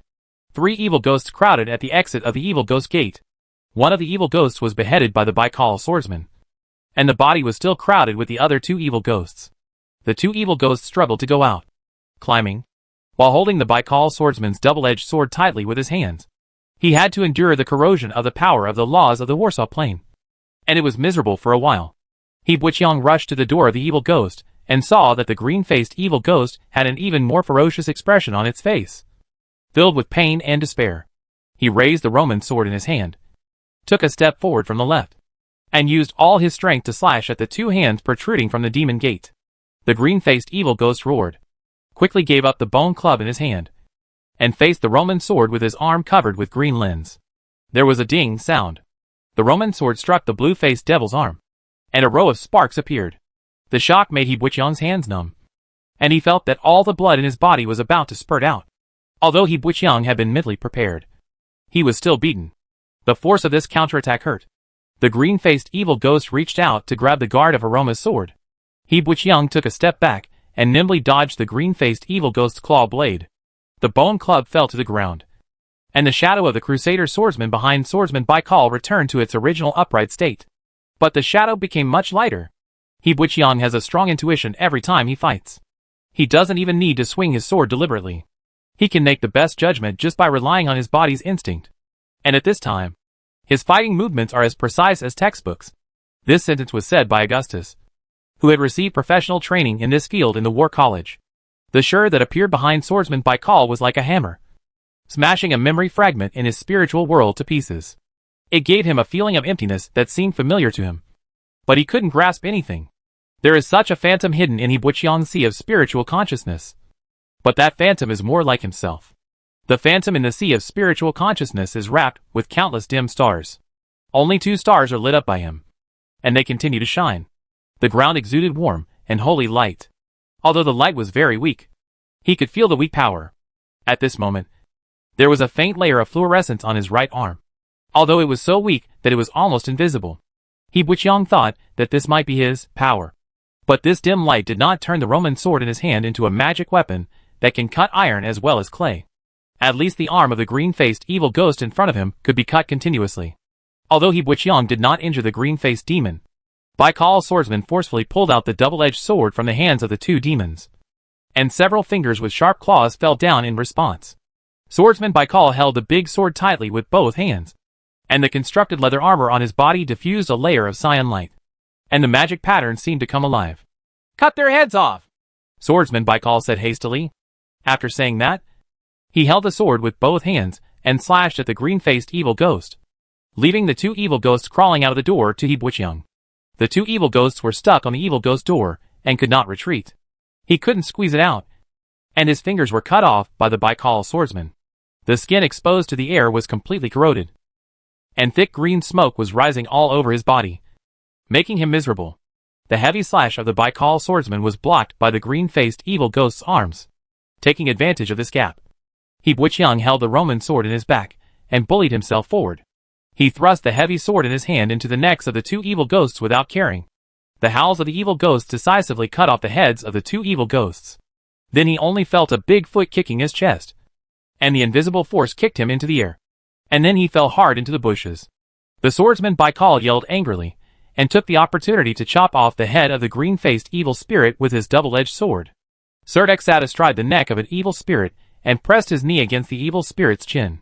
An indigenous hunter with black magic marks all over his body lay on the ground, hugging the evil ghost tightly. The rest of the soldiers in the team held down the evil ghost's hands and feet with all their hands, and held the evil ghost firmly. Living in the clearing of the forest, the evil spirit could not escape, no matter what. Serdek first pierced the evil ghost's chest with his long sword, and then took the hatchet handed over by the second team of soldiers. Like a lumberjack on the forest farm, he put all his strength on the evil ghost's neck and waved his hand. He used the short-handled axe inside, trying to chop off the evil ghost's head as quickly as possible. In addition, the fight scene between the evil ghost was quite fierce. Although the evil ghost was entangled by two black-striped indigenous hunters, the other indigenous hunters did not hold down the evil ghost's wrist in time, causing the blade claw in the evil ghost's hand to two black-striped indigenous hunters had more than a dozen bloody holes in their bodies. Those hunters used stone axes to smash the evil ghost's head. Unexpectedly, the evil ghost's head was harder than a stone. Seeing several indigenous hunters lying on the ground whose intestines had been stabbed to pieces by evil spirits, Serdek quickly brought a small team of soldiers to support them. The 57th Heavy Armored Infantry Regiment has participated in several battles with the Evil Ghost Legion. The advantages of the second team of soldiers are that they have sophisticated weapons and equipment, rich combat experience, and their own methods of dealing with evil ghosts. Serdek brought the second team of soldiers over to get rid of the third evil ghost. When Serdek stood up with the evil ghost's head and was about to high-five He Buqiang to celebrate, a figure flew over from the evil ghost gate and fell into the bushes in embarrassment. Serdek felt that the figure was somewhat familiar. The soldiers from the second team ran over and helped the man up from the bushes, only to realize that the man was He Buqiang. Chapter 48 The Tragic One Favored by God. In the groggy state, I would occasionally wake up for a short period of time. I felt like lying in a thatched house. Occasionally I would hear some voices, but I really couldn't understand what those people were saying. What? He Buqiang seemed to remember many past events. That thin figure was squatting in the back kitchen of the restaurant washing dishes, handing out leaflets at the crossroads of cars under the scorching sun, and later did some random part-time jobs, and then ran to the big ravine to pan for gold. And then, there was I borrowed money together, and bought a freezer to transport large goods. It seemed as if I saw myself being born again on a snowy night. A blonde woman held herself in her arms, and sang a sweet lullaby. Golden apple trees spread all over the mountains and plains, and the galloping river flowed like a jade belt. The majestic people in the square, the statues of the 5 heroes, and the magical ivory tower reaching into the sky, practiced the basic movements of the knight over and over again and again every day. Becoming a true knight is everything in life. Then I woke up in a wonderful world inexplicably. It was like an extremely absurd dream. The first thing I saw after I woke up was a battlefield that was raging with war and blood, and there was a headless evil ghost that almost crushed me to death. But I was like a tenacious weed. The land survived. The chaotic lights and shadows kept passing through my mind like a movie reel, spitting constantly, making me feel a little dizzy. Those chaotic chapters in the spiritual world are entangled together, like countless thin threads tangled together, kneaded together to become dough, and then pulled into thin threads by countless hands, and then kneaded together again. The irritability in my heart is like it's a bomb, ready to explode at any moment. The next moment, He Buqiang woke up suddenly. He breathed in the fresh air. In front of him was still the thatched house with a leaky roof. Through the round hole in the roof, he could clearly see the blue sky, and occasionally a trace of white clouds drifted by. A cool breeze blew into the room through the curtains made of dead leaves, bringing with it a bitter herbal smell. He Buqiang had a splitting headache, but he felt that his soul seemed to be completely integrated with this body, and many memories were deeply imprinted in his mind. The 3 ignited stars in the sea of spiritual consciousness release a faint starlight, slowly nourishing the body. The warm light seems to have magical power, slowly penetrating throughout the body, alleviating the chaotic consciousness. The pain caused, He Buqiang struggled to sit up, and found that his whole body seemed to be falling apart. Then the tide of memories slowly flooded his mind, and he remembered that before he fell into coma, he seemed to have been kicked hard by the green-faced devil. No wonder every time you can feel the intense stinging pain every time you breathe. I found myself lying on a wooden bed covered with fine grass. There was actually a fire burned to charcoal in the room, and a black pot hung on the fire. I couldn't figure out where this place was. Suehua heard the brisk footsteps, which were quite rhythmic. Before he could distinguish them, the agile figure brought a gust of wind to him. He Buqiang finally caught sight of the indigenous girl Molly. She was holding a large wooden bowl with white steam rising from it. When the indigenous girl saw He Buqiang waking up, her big green eyes were surprised for a long time. And then she smiled, and said a string of incomprehensible indigenous words to herself. He Buqiang looked at the indigenous girl blankly until she stopped. Only then did the aboriginal girl Molly realize that the other party didn't seem to understand what she said, and she was a little distressed. She saw the steaming wooden bowl in her hand, patted her broad forehead, and scooped out a piece of sticky food with a wooden spoon. The stuff was stuffed directly into He Buqiang's mouth regardless of whether he wanted it or not. The taste was like mashed red ginger. He Buqiang looked at the blue sky on the roof in despair, wondering why Soldak and the second team would leave him in this indigenous tribe. He Buqiang lay in this thatched hut for a whole week before he could get out of bed and walk around slowly. When he was lying on the wooden bed and was bored, he would let himself enter the wonderful sea of spiritual consciousness. His body in the void was only lit up by 3 stars. But He Buqiang soon discovered that these stars were not the stars in the starry sky, but more like some tiny dust particles in the sea of spiritual consciousness.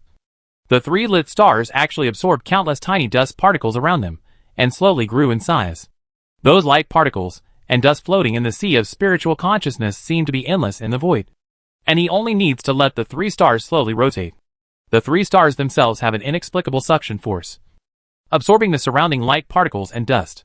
Strengthen yourself. When the 3rd star becomes more stable, the 4th star in the body is ignited. He Buqiang can clearly feel that every time a star is lit, his body's strength will increase a lot. A very obvious improvement. During these days when I was lying in the thatched hut recuperating from my injuries, the one I saw the most was the indigenous girl Molly. She was responsible for her 3 meals a day and 2 soups in the morning and evening. Occasionally, other indigenous women would come over.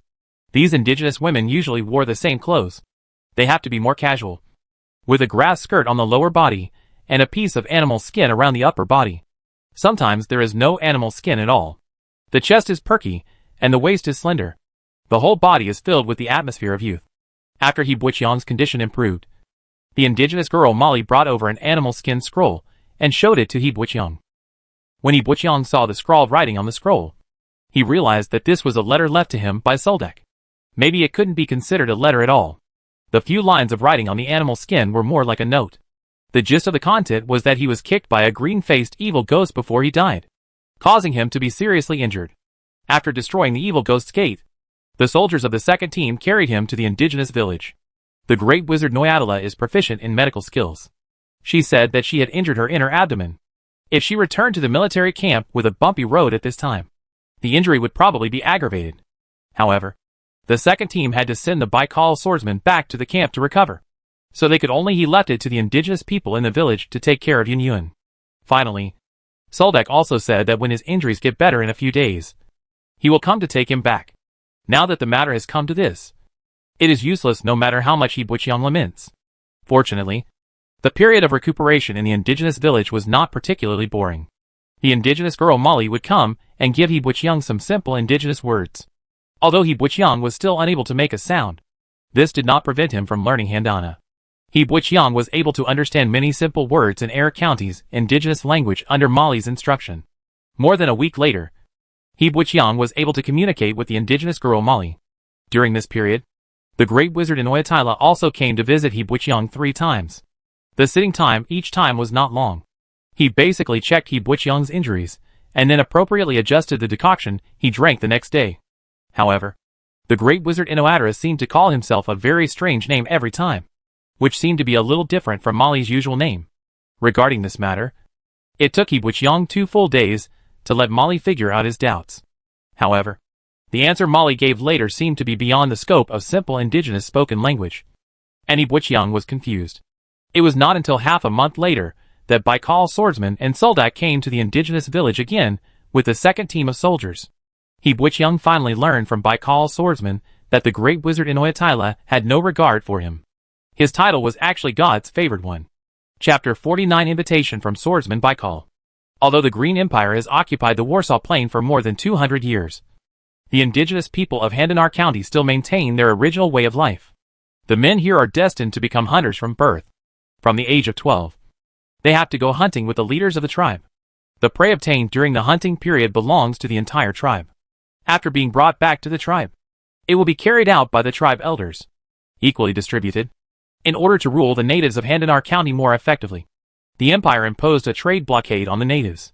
For example, cloth, ironware, cereal crops, etc. are usually difficult for the indigenous people to buy. Even now, most indigenous people still use wooden bows and spears.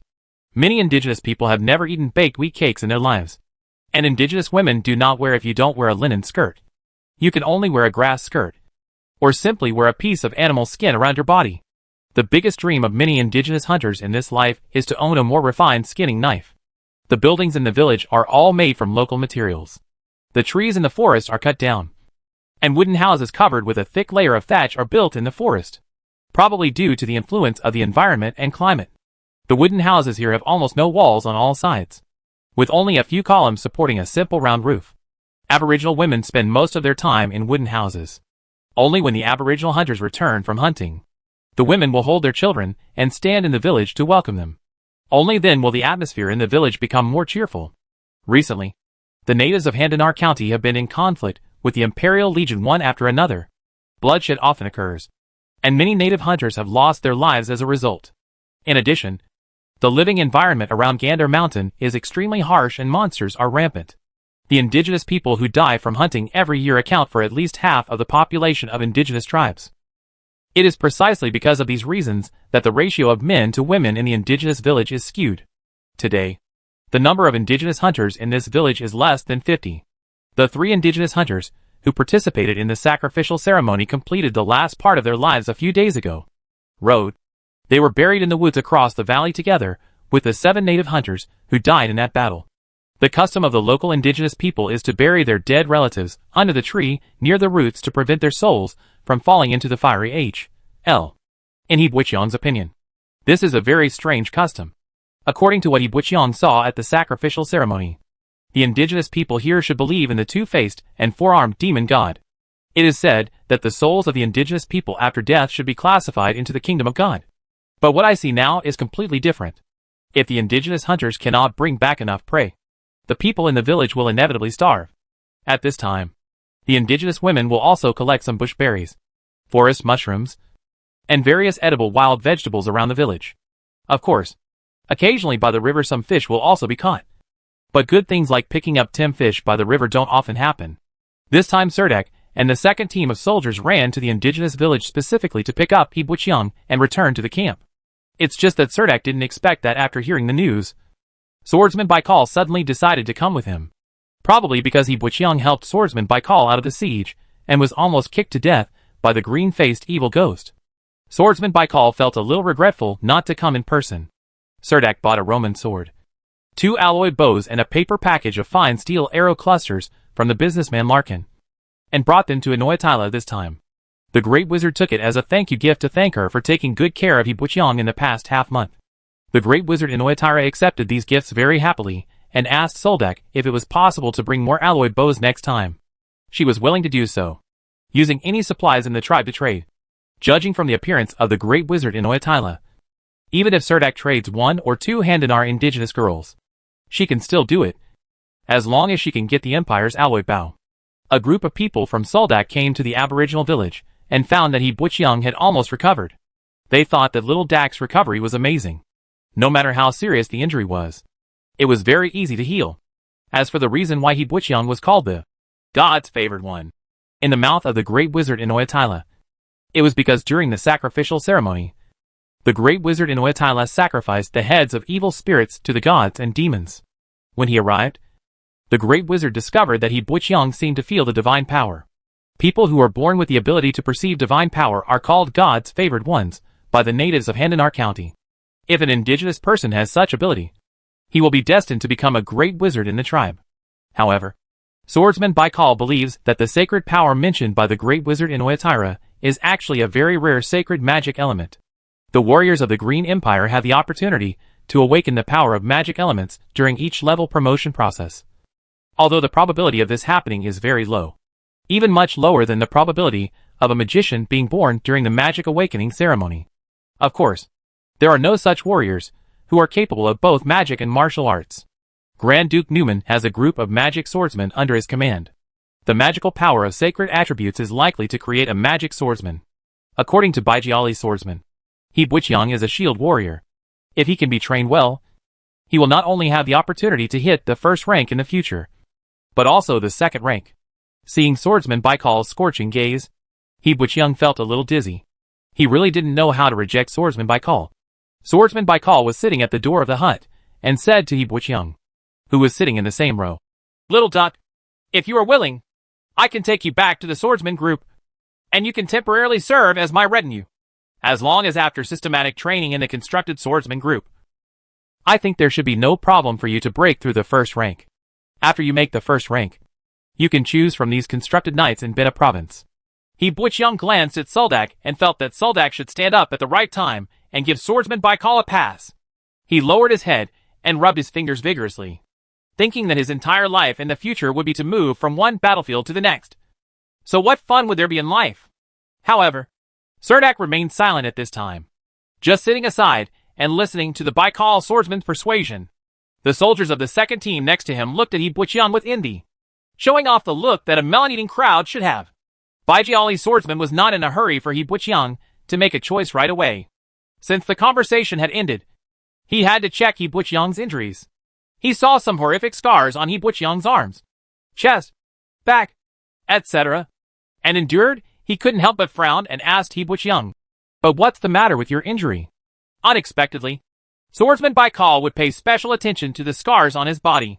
He Butchiang made gestures with his hands for a long time. With the help of Soldak, Swordsman Baikal figured out what He Butchiang wanted to express. Baijiali's swordsman leaned into He Butchiang's ear and said, "Well, you should have experienced a fire. These scars will have a great impact on you in the future. I'm afraid no inscription master will be willing to spend time to draw evil on you in the future." Pattern structure. You must know that the magic pattern structure on this part of the body will almost be a qualitative change for a warrior. After finishing speaking, he felt that he shouldn't say this, so he smiled awkwardly and added, "My topic seems to be a bit far. If you want to have an exclusive magic pattern structure on your skin, it will be at least after the second turn. Matter. Come with me. Staying here at the forest farm means nothing to you, and will affect your future development." Swordsman Baikal patted He Butchiang's shoulder and said seriously, Chapter 59 Talk on the way home. Before leaving the indigenous village, Swordsman Baikal and Soldak bid farewell to the great wizard in Oyatyla, and once again expressed their gratitude to the great wizard in Oyatyla for taking good care of He Butchiang during this period. This great wizard who could no longer tell his age was the actual controller of the village. He personally sent everyone to the entrance of the village. The indigenous people in the village took the initiative to follow behind the great wizard in Oyatyla, although they were not interested in the Baikal sword. The sergeant and the soldiers of the second team were still full of vigilance, but at least there was no longer the strong hostility in their eyes. As He Butchiang was about to leave the village, the great wizard in Oyatyla was actually a little reluctant to leave. She held He Butchiang's hand tightly, and the strength of those dry and dark hands was quite strong. She pulled He Butchiang and said many words in one breath. However, He Butchiang only learned some simple Aboriginal language from the Aboriginal girl Molly. The great wizard said he barely understood a word of these words, and could only stand there with a smile on his face that didn't want to be rude. Swordsman Baikal stood nearby and saw He Butchiang's embarrassment. He quickly took 2 steps forward and said to He Butchiang's translator, "The great wizard is formally inviting you. If you have time, you can come and sit in the village. He thinks you are a favored person by the gods, and is willing to exchange some methods with you on how to use these sacred powers." Knowing that this was what the great wizard in Oyatyla said to him, He Butchiang nodded quickly, indicating that he would definitely visit again if he had time. Perhaps because He Butchiang had lived in the village for a period of time, The Great Wizard of Inoyatala was more kind to He Butchiang than others, and he did not forget to invite him to come back before leaving. There is still a long way to go back to the camp. What Soldak received from Baron Sidney was a simple patrol mission. The second team did not dare to delay for too long, because there would be no special reason for returning to the team after the deadline. The second team will be punished by the regiment and Baron Sidney. When we walked out of the valley and climbed over 2 mountain ridges to reach the valley, we could still see the indigenous girl Molly standing on the top of a high stone cliff, looking over here. The small group of soldiers trekked along the ridge beside the river valley towards the camp, and the girl's slender figure became increasingly blurry in their sight. The trip went smoothly, and the soldiers of the second team seemed relaxed along the way. The road on this ridge is not easy to walk. The limestone in this area is severely weathered. Many large pieces of limestone are constantly broken and peeled off from the main body under the erosion of the scorching sun and heavy rain. Once you accidentally step on these broken pieces on the rocks, it is easy to lose your balance and fall off the ridge. He carelessly jumped over a piece of gray-white limestone. The Red Sox swayed, and the stone under his feet fell off, and he fell down the hillside. He Butchiang quickly grabbed his arm and helped him up from the ground. Red Sox was also so frightened that he broke into a cold sweat. Seeing some gravel rolling down the hillside, Red Sox shrank his neck in fear. Captain Surdak, who was leading the way, noticed something was going on here and immediately scolded Red Sox. Pay attention and walk carefully. Falling from here is no joke. Hey, Red Sox, if you fall from here and die, will the epitaph on your tombstone in the future read, "My dearest partner died on the way home from a patrol mission"? Augustus said, and he said with a smile from behind, "Hack you!" Red Sox spat at Augustus, then turned around and continued walking forward, probably not wanting to make the journey home so dull. Red Sox said to He Butchiang behind him, "Little Dake, the Great Wizard in Oyatala seems to be very kind to you. If you tell him if he wants to marry Molly to you, then he will let you stay in the tribe justifiably." Because he could not speak during the march, He Butchiang was unable to respond accordingly to the Red Sox. Captain Soldak, who was walking at the front, immediately said to Red Sox, "Go away. Little Dak and I have agreed that we will return to Helensa together after I retire. I want you to stay by yourself. There are so many indigenous women in this village. Maybe you can marry a large group of indigenous wives." Hearing what Surdak said, the soldiers of the second team immediately responded. At this time, Red Sox did not care about Soldak's status as captain, and retorted, "Captain, I think you have any thoughts about little Dak? Oh, don't slap me in the face." When they camped at night, the other soldiers fell asleep. Soldak and He Butchiang gathered in front of the bonfire. Soldak held a piece of wood in his hand and kept turning over the unburned charcoal in the bonfire, and handfuls of sparks exploded. It flew upwards with the airflow and disappeared in a moment. What do you think about the invitation from Baikal swordsman? The firelight reflected Soldak's chiseled face red, and he looked particularly serious. He Butchiang raised his head, took a look, and shook his head at Soldak. Soldak hesitated for a moment, and finally said, "If it were me, I would definitely not miss this good opportunity. It is the most elite group of constructed swordsmen under Duke Newman. Maybe it is true as the Baikal swordsman said, if you do that, you can become an amazing construct knight in the future." In fact, He Butchiang has seriously thought about this issue. But for him, he does not want to become a great construct knight. He came to this world inexplicably. He never thought about continuing to fight. He didn't have a good impression of the construct knights at all. He had often heard the soldiers from the second team discussing that the Duke's main force, the construct knights, had to confront them head-on. The evil army. What? At this time, do you still want to take the initiative to stick to it and die? Seeing He Butchiang's expression of reluctance, Soldak asked, "Aren't you willing? In the Green Empire, it seems that every warrior has a knight's dream. Only He Butchiang had no such idea at all." Surdak couldn't understand. Why? He Butchiang was very troubled by this kind of discussion about life, ideals, and the future, because at this time, his fingers were not working very well. He glanced at Soldak with some distress. At this time, Soldak's eyes seemed very candid, and he said to He Butchiang seriously, "Maybe this will be a turning point in your life. Not every first-level warrior has the opportunity to become a construct knight." Soldak said to He Butchiang. He Butchiang stubbornly shook his head, feeling that if Baikal swordsman was willing to give him a portal pass at this time, he would be happy to accept it. Soldak did not expect that He Butchiang would be so stubborn. Seeing that his persuasion was fruitless, He could only say, "Well, I think you should think about it." Chapter 51 Moyun Ridge. There have been several heavy rains in succession recently, and the alfalfa all over the mountains and plains at the foot of the forest farm began to grow wildly under the nourishment of abundant rain. Several thunder rhinos, as strong as hills, grazed beside the river beach. A group of soldiers were repairing the camp wall. They erected some new pillars to strengthen the wall. They saw members of the second team walking back from a distance, and some of them waved low to Serdek. Mosquitoes and flies were flying among the grass, and the road seemed a bit muddy. A winding rut led to the forest farm, and the tracks were filled with rainwater. The second team returned to the camp of the 57th Regiment. The Baikal swordsman chased after Soldak with some doubts, as if asking He Buqiang why he didn't go back to the camp with everyone. Soldak was patiently asking the Baikal swordsman.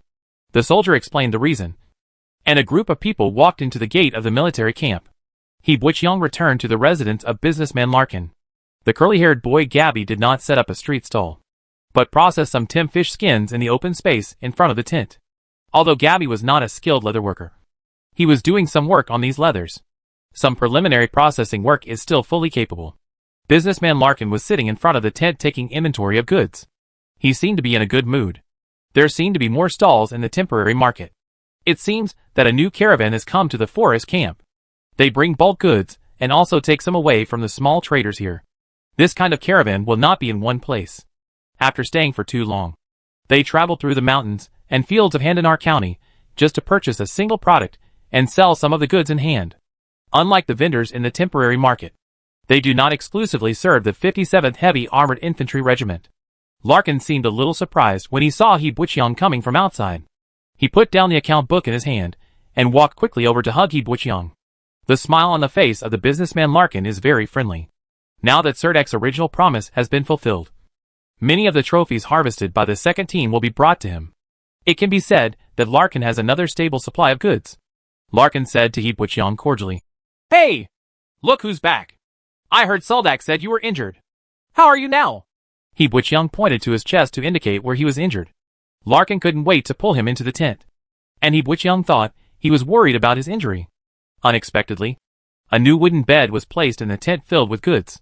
It had not been painted. The wooden board still exuded a faint scent of pine oil. It was also covered with a red-eyed hyena's skin. It looked very simple.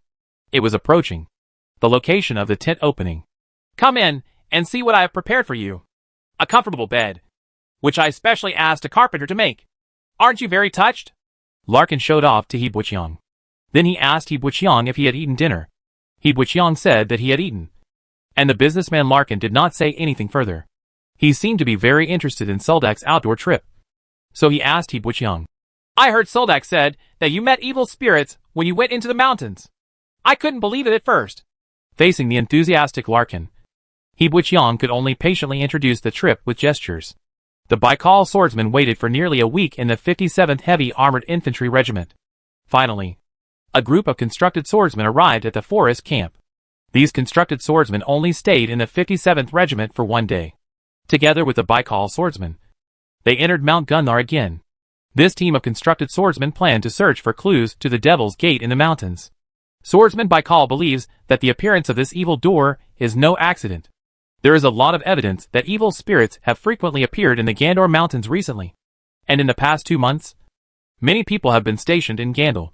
The sentries in the mountain area reported that several evil ghost squads had broken through the blockade of the Green Empire and entered the mountains.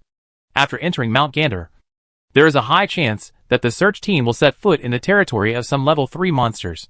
Therefore, the 11 members of the team are all first-level constructed swordsmen. I just don't know the identity of the captain who leads the team. Looks quite mysterious. This time, the second team found the Baikal swordsman and helped him eradicate an evil door. Finally, Baron Sidney felt proud. Captain Mongoss also gave him some encouragement. The second team, all members of the team were recorded with third-class military merit. What made the other teams the most envious was that Serdek and the second team also harvested black magic crystals this time. Apart from its own value, the black magic crystal can also receive a large amount of military merit in the logistics department. Of course, military exploits and such don't mean much to He Buqiang. Then, there was probably more than half a month. Every morning, He Buqiang would practice some basic movements taught to him by Soldak on the grass on the hillside. When the 4-star lit up in his spiritual consciousness, the Roman sword in his hand seemed a little light. He Butchong discovered that every time a star lights up in the sea of spiritual consciousness, the strength, agility, and physique will increase correspondingly. The changes are extremely obvious. Sometimes, He Butchong would spar with Red Sox on the hillside. Every time Red Sox would shake his hands, which were numb from the shock, and complain loudly that He Butchong's hands were too strong. Later, whenever Red Sox saw He Butchong, he would immediately hide away, unwilling to spar with He Butchong no matter what. During this period, Serdek also led the second team on several missions, but they were basically small missions with little profit. It would be better to sneak to the river valley to hunt Tim fish, and the rewards would be rich. This kind of rewarding Muyu's fishing ground is like a gold mine to the soldiers of the second team. Everyone keeps this secret and never mentions it in front of outsiders. He Butchong sat behind a huge rock on the hillside, closing his eyes and feeling his spiritual consciousness. The 5th star had already lit up in his body. He Butchong felt that he could easily insert the Roman sword into the rock behind him. He was hiding here just to find a secluded place and get a good understanding of his abilities. In addition to the improvement in strength, the soft light emitted by the 5 stars will also condense in the palm of the hand. In fact, it is a very wonderful feeling. The sacred power that controls the body gathered in the palm of his hand. And then he saw the palm of his hand light up slightly. And then, there was a faint light ball floating outside the palm of his hand. He Butchong was a little careless, and the light ball dissipated instantly. He Butchong regrouped the light group, and then maintained it carefully, fearing that the light group would continue to appear. Swordsman Baikal said that this faint yellow light contains the aura of sacred magic, and that this light group has extremely rare healing power. He Butchong looked at his arm with a wry smile and thought, with this kind of power, will he really become a field doctor in the future? Then he tried to transfer the sacred magic to the blade of the sword, and a faint shimmer appeared on the blade. However, this shimmer seemed to have no substantive effect. At most, it made the Roman sword in his hand more cool. A burst of rapid hoofbeats came closer and closer from a distance. It was unknown how long the ancient Bolai horse had been running along the muddy road. The rider on the horse raised the silver scepter in his hand, and the guard at the gate of the military camp hurriedly he ran down and quickly pushed open the wooden fence at the entrance of the camp. The knight unexpectedly rushed into the military camp without slowing down. Seeing this scene, He Butchong withdrew his gaze. The 57 heavy armored infantrymen had frequent contact with the command post in Handanar County, and many of them were preparing for battle. It has been more than half a month since Swordsman Baikal's search team entered Mount Gandor, but there is still no news about them. Just as He Butchong stood up and was about to pat his buttocks with grass leaves and return to the residence of businessman Larkin, he saw a team appearing on the edge of the forest farm. Each of them was wearing exquisite leather armor with magic patterns.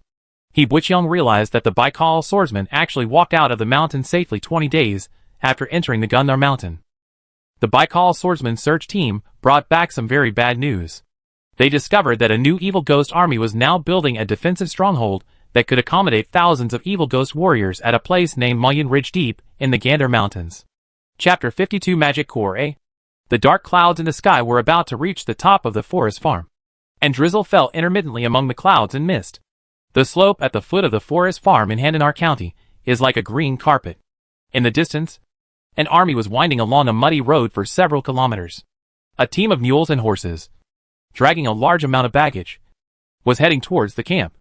This army was the 3rd army to arrive at the forest farm in Handanar County this week. A team. Seeing that there were many armored horses in the team, and the knights on the horses were also dressed like tin cans, holding dwarf chain shields and 5-meter-long knight spears in their hands. He Butchong guessed that it was another heavy armored cavalry regiment, although it is not the main force like the constructed knights. The combat power of the heavy armored cavalry is quite good. When the troops are superior, they are one of the few battle groups that can confront the evil ghosts head-on. In the recent period, there have been constant troops arriving near the forest farm. It is probably because of the news that the evil spirits have built a defensive stronghold on the Mullion Ridge in the Gandar Mountains that the great lords of Bena province have trouble sleeping and eating. It will take time for so many troops to rush here. Looking at 3 more splendid camps being built next to the camp of the 57th Heavy Armored Infantry Regiment. The temporary market on the hillside has nearly doubled in size from half a month ago. The tense atmosphere before the war has already filled the market. As the air spreads, people will even walk at a faster pace. The new caravan that arrived a few days ago began to prepare to rush to the next military camp after purchasing a large amount of red-eyed hyena skins. They will not be slowed down by the war that is about to begin here. This group of merchants will not only make a certain army core business. They are a group of born travelers. Early in the morning, the guys in the caravan had already started to pack up the tents in the light rain. They disassembled the tents in the rain, tied them up wetly, and then tied them back to the horses. The location where they camped on this hillside was quite good. Some merchants who came later had already taken a fancy to this place, and were just waiting for them to take over it as soon as they left. The last two stalls still have some final products ready for disposal. This caravan is mainly engaged in fur trade. But the stewards in the caravan also bring a lot of other things privately. Often before departure, there will be people in the caravan lay out these personal goods and make the final deal. Often at this time, someone will run to the stall to pick up the missing items with a sense of luck. Because the caravan is about to leave, everyone knows that the goods purchased are not returnable. The quality of the goods purchased at this time depends entirely on their eyesight. The variety of goods on the street stalls was very diverse. But there were no leather goods. Because of the light rain, there were not many people around the stalls. The waiters guarding the stalls were already a little impatient. Probably because they were not willing to do business in the rain. But the materials on the horse team side had not yet been sorted out. Generally, stalls like this would not be closed until the moment before departure. They were crouching behind the stall like black quail in their rainproof cloaks, not even bothering to move. He Butchyoung had a Roman sword hanging on his waist, and slowly came back from the river. After 5 stars lit up in his body, he began to feel that his fighting skills could not keep up with the improvement of his physical fitness. The basic movements he had practiced before were a bit out of place. He was in shape, so he would run to the river to practice every morning. Red Sox gave up being He Butchyoung's sparring partner a week ago. In the past few mornings, Soldak has been practicing fighting skills with He Butchyoung. He Butchyoung sometimes behaves like an agile and experienced shield warrior, but his combat skills only exist in some memory fragments and cannot be displayed in a coherent manner intermittently. So he seems like a person who does not know how to fight. Academic warrior. Although Serdak did not attend the Junior War College or receive formal training, he had been fighting on the battlefield for nearly 4 years and had extremely rich combat experience. The two complemented each other perfectly. Both have gained a lot. Sometimes the Baikal swordsman would take time to come over to watch the battle, and occasionally he would personally teach the two of them some practical sword skills. In the past 2 days, he generously taught a set of sword skills to the two of them. As a first-level swordsman, his understanding of sword skills is much higher than that of He Butchyoung and Soldak. This set of sword skills has been used by hundreds of people. The Galilean swordsman is called the Guide to Swordsmanship. Many students in the Swordsman Academy like to call it the Guide Technique. This set of swordsmanship is just an introductory swordsmanship. It is divided into 8 styles. There are no complicated and fancy moves such as jumping and dodging. But each sword style can be very coherent. The connection through the Baikal swordsman combining his own understanding of the swordsmanship seemed to suddenly open the door to Soldak and He Butchyoung's understanding of the swordsmanship. These days, both people have made great progress. Soldak told He Butchyoung very excitedly yesterday that he felt that he had made a breakthrough recently. So he ran to the logistics department to test his warrior level. And he was actually promoted to a 7th level warrior. Walking into the market, He Butchyoung's light leather armor had been soaked by the rain. He was about to return to the tent to take off the leather armor and dry it in the sun. This kind of leather armor would become hard, if not handled properly, after being exposed to the rain. Seeing the caravan preparing to set off in the drizzle, He Butchyoung also sighed in the letter. Fortunately, this caravan came over and bought a large number of red-eyed hyena skins. Otherwise, these skins would be on the streets here. I don't know. How long will it remain unsaleable? The corrupt leather market will directly reduce the desire of the soldiers of the 57th Regiment to hunt red-eyed hyenas in the mountains. At this time, he also saw 2 stalls placed in the rain. The goods on them were all soaked by the rain. Some weapons were wrapped in oilcloth, as well as some worn scrolls, blank parchment, copper plates, and military copper kettles, candlesticks, etc. But these goods all look like they have been used, and they are probably ownerless relics. No matter how cheap such things are, the soldiers in the military camp will definitely not buy them. Only some bargain-hunting businessmen and poor folks will buy these second-hand goods. Under the influence of Soldak, He Butchyoung was originally not interested in these things. But when he passed by, he found that there were black coal briquettes the size of walnuts piled on the stall. So he stopped unexpectedly and stepped back. After taking 3 steps, returned to the stall. Sure enough, I saw more than 30 magic cores placed on the stall. It looked like these magic cores had been selected many times. The remaining ones were dry and shriveled, or they had big defects on them. They were placed on the carpet. It looked like donkey dung and eggs. And it looked even more miserable after being soaked by the rain. There are many merchants in this street market who are engaged in the business of purchasing magic cores. Of course, many street stalls also sell magic cores. Such magic cores that do not produce magic crystals are also divided into several levels, such as this first level magic beast product. The purchase price of small size magic cores in the street market is about 50 silver coins per magic core. Generally, this kind of purchase price is considered to be a no choice. Just take everything as ordered. However, the price of such magic cores sold at street stalls in the market is much higher. Curly-haired boy Gabby's stall also has several magic cores of poor quality. The base price offered by Merchant Larkin to the curly-haired boy is 60 silver. Of course, the magic core can be chosen, and the buyer will bet on luck when buying it back. He Buqiang had never touched a magic core since he came back from the indigenous tribe. At this time, he saw some magic cores on the stall. His mind moved slightly, and he reached out and touched a wrinkled magic core from the stall. The caravan clerk squatting behind the stall saw that someone was interested in these magic cores that almost no one was interested in. He looked at He Buqiang seriously before asking, "What can I do for you? Are you interested in these magic cores?" He Buqiang nodded slightly, but the magic core in his hand did not react at all.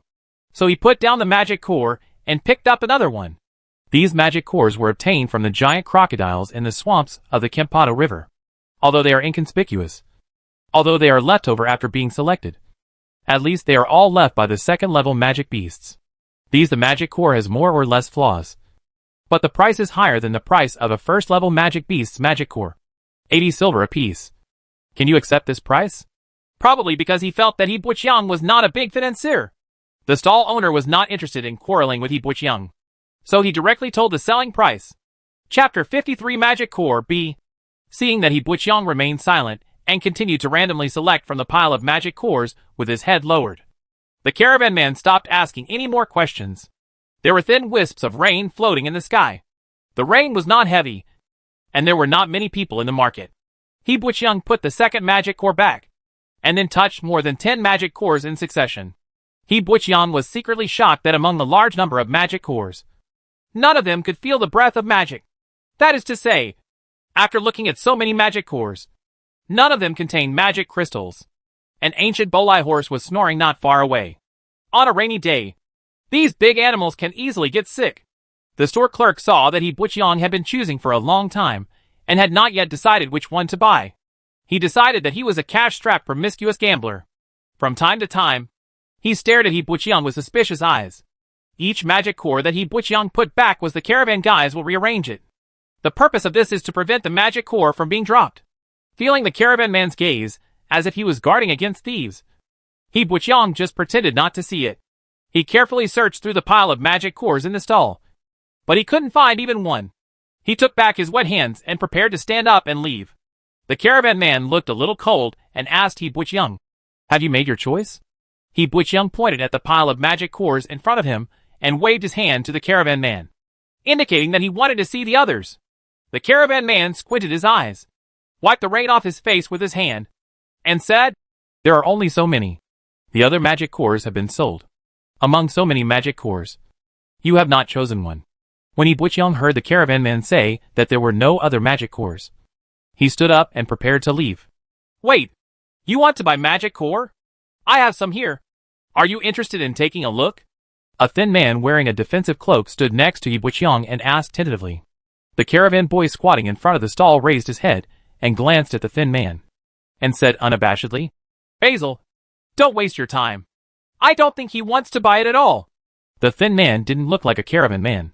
He should be a steward with some authority. When he heard the caravan man say this, he immediately said to the caravan man righteously, "Hey, how can you say that? Maybe do I have what he wants here?" After saying that, he enthusiastically pulled He Buqiang to the adjacent street stall, pointed to the dozen scattered magic cores on the stall, and said enthusiastically to He Buqiang, "Look at the quality of my magic cores. They are better than his. I don't know how many there are, but it is said that these magic cores are more expensive than the magic cores over there. But if you really want to buy them, I can make the decision and sell them to you at the same price. He Buqiang looked at the thin man named Basil and thought to himself, this guy must have thought of himself as a mutton and insisted on killing him. But since there was still a magic core on the stall, knowing that the chance of magic crystals appearing was low, I decided to take another look. Squatting in front of the stall again, He Buqiang found that the magic core on this stall was indeed slightly larger than the one on the previous stall, and the shape was much more regular. He was about to pick up a magic core and observe it carefully. At this time, the curly-haired boy Gabby squeezed into He Buqiang's side from outside. He did not dare to speak loudly, but whispered into He Buqiang's ear. Little duck, don't be fooled. This group of fur traders wandering around the camp will not put magic cores containing magic crystals on the stalls. When they leave, you will find that from their hands what I bought was not magic crystal at all. It was just a pile of worthless stones. After Gabby finished speaking, he secretly poked He Buqiang's arm with his finger. He Buqiang smiled at Gabby without saying anything, and touched another piece of magic core from the stall. He Buqiang discovered that although the magic cores in the stall next door looked ugly, they were still magic cores. However, the magic cores here were not magic cores at all. They were probably fakes carved from stone that resembled magic cores. Seeing that He Buqiang was still choosing the magic core, the curly-haired Gabby said angrily, "You are such a stubborn guy." There were no magic crystals in this pile of magic cores carved from stone. He Buqiang picked them up and was not sure which one to buy. Don't you even take a fancy to such a good magic core? Basil stared at He Buqiang, his strange eyes falling on He Buqiang, as if He Buqiang was a liar if he didn't buy a magic core. The people around the stall were also staring at He Buqiang. Since it was a boring scam, He Buqiang didn't pay much attention to the looks of the people around him. He was about to leave with Gabby when he saw 3 pigeon eggs placed in the corner of the stall. The black stones of the same size should be the magic core obtained from the skull of a first-level magic beast. This small-sized magic core usually has a very low chance of containing magic crystals. Even if it does contain magic crystals, the magic crystal reserves are probably not enough to cut out a standard unit of magic crystals, and most of them can only be made into slightly cheaper ones. Some magic crystal fragments. He Buqiang pointed at the 3 small magic cores. Steward Basil waved his hand impatiently and said casually, "Those are magic cores found from first-level monsters. These 3 are a bit small and only cost 50 silver coins each." He Buqiang held a dove egg-like magic core in his palm, and a very weak breath suddenly came out from the magic core and was quickly absorbed into He Buqiang's body. Unexpectedly, among these first-level magic cores, one can actually find one containing magic crystal fragments. Having said that, grasshopper legs are also meat. He Buqiang decisively decided to buy it on the spot. He almost didn't bargain with Basil. He took out a pile of silver coins directly from the money bag. 50 silver coins seemed heavy. He threw the silver coins into the hands of Basil's steward. He Buqiang took them with a magic core. He left without looking back, and the entire transaction took less than a minute. Curly-haired Gabby was scolding He Buqiang along the way. "Hey, little Dak, didn't you and Soldak just harvest some magic cores a few days ago? I really don't understand what you are thinking." He Buqiang returned to the tent, took off the wet leather armor from his body, wiped the rain off his body, and changed into a set of dry linen robes. He Buqiang then sat on the bedside and took out the magic core to study it carefully. The curly-haired boy Gabby sat on the chair and said swornly to He Buqiang, "Believe me, no one is willing to spend 50 silver coins to buy this magic core that is destined to be unable to produce magic crystal. Except you." He Buqiang smiled at the curly-haired boy and gestured with the file in his hand. "Do you really want to open this magic core? Listen to me. Sell it now. At least you will lose less." He pushed Gabby hard, and the boy stopped nagging and ran out quickly to borrow a file from a jeweler in the market. Gabby quickly borrowed the file. This was due to the businessman Larkin's very good popularity in the street market. Everyone was willing to help Larkin within their ability. When He Buqiang took the file and carefully filed the L of the magic core, after a little bit of the dark brown stone skin fell off. The curly-haired boy Gabby poured some water on the magic core, and suddenly a touch of amber color came into the eyes of the 2 people. Chapter 54 Farewell. The curly-haired boy Gabby took the magic core with a small window on its surface from He Buqiang's hand and walked to the door of the tent. Through the dim light outside, the amber-colored magic crystal inside exuded a faint light. "There really is a magic crystal. Little duck, you are so lucky." The curly-haired boy Gabby could not hide his envy in his tone. Then he felt that he shouldn't change his position, especially on the matter of gambling on magic core. The curly-haired Gabby's young face showed some seriousness. She pulled He Buqiang and said with a serious expression, "Although the goddess of luck has favored you this time, it's really hard to say this kind of thing. Let me tell you, don't do it next time. Stupid." At this time, businessman Larkin walked in from outside. I don't know where he heard the news about He Buqiang buying the magic core. He walked into the tent and said to He Buqiang, "Gabby is right. You probably know that a few days ago, I spent hardware to purchase 10 first-level magic cores from the second team. However, those magic cores have not been screened. As long as there is one in them. If a magic core contains magic crystal, I will make a profit. But even so, I still bear a lot of risk. If I get one magic crystal out of 10 magic cores, I will make a profit." Larkin then said to He Buqiang, "My magic cores are very different from the magic cores you buy at the stalls. Almost all of the magic cores on display at the stalls are left over after people have selected them. To put it bluntly, those magic cores are just a bunch of crap." "Stone," Larkin said very directly, "I just heard someone in the tavern saying that 2 guys are working together to cheat you. So I rushed back. If it is really the magic core of the giant swamp crocodile in the Comperdo River Basin, just anyone. The value is only about hardware. How can it be left on the street stall waiting for you to pick up a bargain?" The curly-haired boy Gabby kept winking at Larkin and held up the magic core that had opened the small window. Only then did Larkin realize that the situation had changed again. He took the magic crystal from the curly-haired Gabby's hand, looked at the bright light outside the tent for a moment, exhaled softly, and praised, "But you are pretty lucky." Businessman Larkin handed the magic core to He Buqiang and said, "Although this magic core is a bit small, the magic crystal inside is very full. It should be just enough for 1 unit of magic crystal, and it is an earth attribute magic crystal." Stone. He Buqiang learned some knowledge about the magic core from the businessman Larkin. According to Larkin, only the magic core of the first-level magic beast has the element of gambling, and it is not traceable. There is magic in the magic core of the first-level magic beast. The probability of crystal stones can also be identified in many ways. The stronger the monster itself is, and the longer it lives, the greater the chance that the magic crystal will exist in the magic core. The magic core in the skull of an adult level 2 monster basically contains magic crystal. Of course, if you obtain the magic core of a peak level 3 level monster, you must find a way to remove the magic crystal from the magic core, because the magic core is likely to contain high-level magic crystal. The rain outside did not decrease at all, but the caravan had already started to set off one after another. This caravan had many horses. The horse team in front completely disappeared in the rain curtain, and the horse team behind had just stepped out of the market. The 3 of them were sitting at the door of the tent. He Buqiang used a file to polish off the outermost layer of hardened stone skin of the magic core little by little. An oval amber magic crystal is revealed little by little. With the 4th Heavy Armored Infantry Regiment stationed in the Forest Farm area, the number of heavy armored infantry regiments near the Forest Farm has increased to 3,000. And the number of Imperial Heavy Cavalry has also surged to 1,000. The neighing of war horses can be heard at the foot of the Forest Farm every day. It was heard that some caravans also continued to gather in the Forest Farm area along with the Corps. They not only brought a large amount of logistical supplies, but also added new business opportunities here. Temporary neighborhoods are quietly expanding outward. Count Mongoss, the commander of the 57th Heavy Armored Infantry Regiment, has been discussing combat plans with the leaders of the other 3 infantry regiments and knights for the past week and tomorrow. I thought that swordsman Gabriel and the team of swordsmen would stay here until the war in Mayun Ridge was over. Unexpectedly, on the day when the 4th Heavy Armored Infantry Regiment arrived, swordsman Gabriel actually came to the market, find He Buqiang, and say goodbye to him. He was wearing an ordinary leather armor and linen leggings, with a simple sword hanging on his waist. He was walking lazily in the street market, among the bustling crowd. It was easy to see his tall figure. The figure is like a swordsman poet. Baikal swordsman walked to the tent where He Buqiang lived.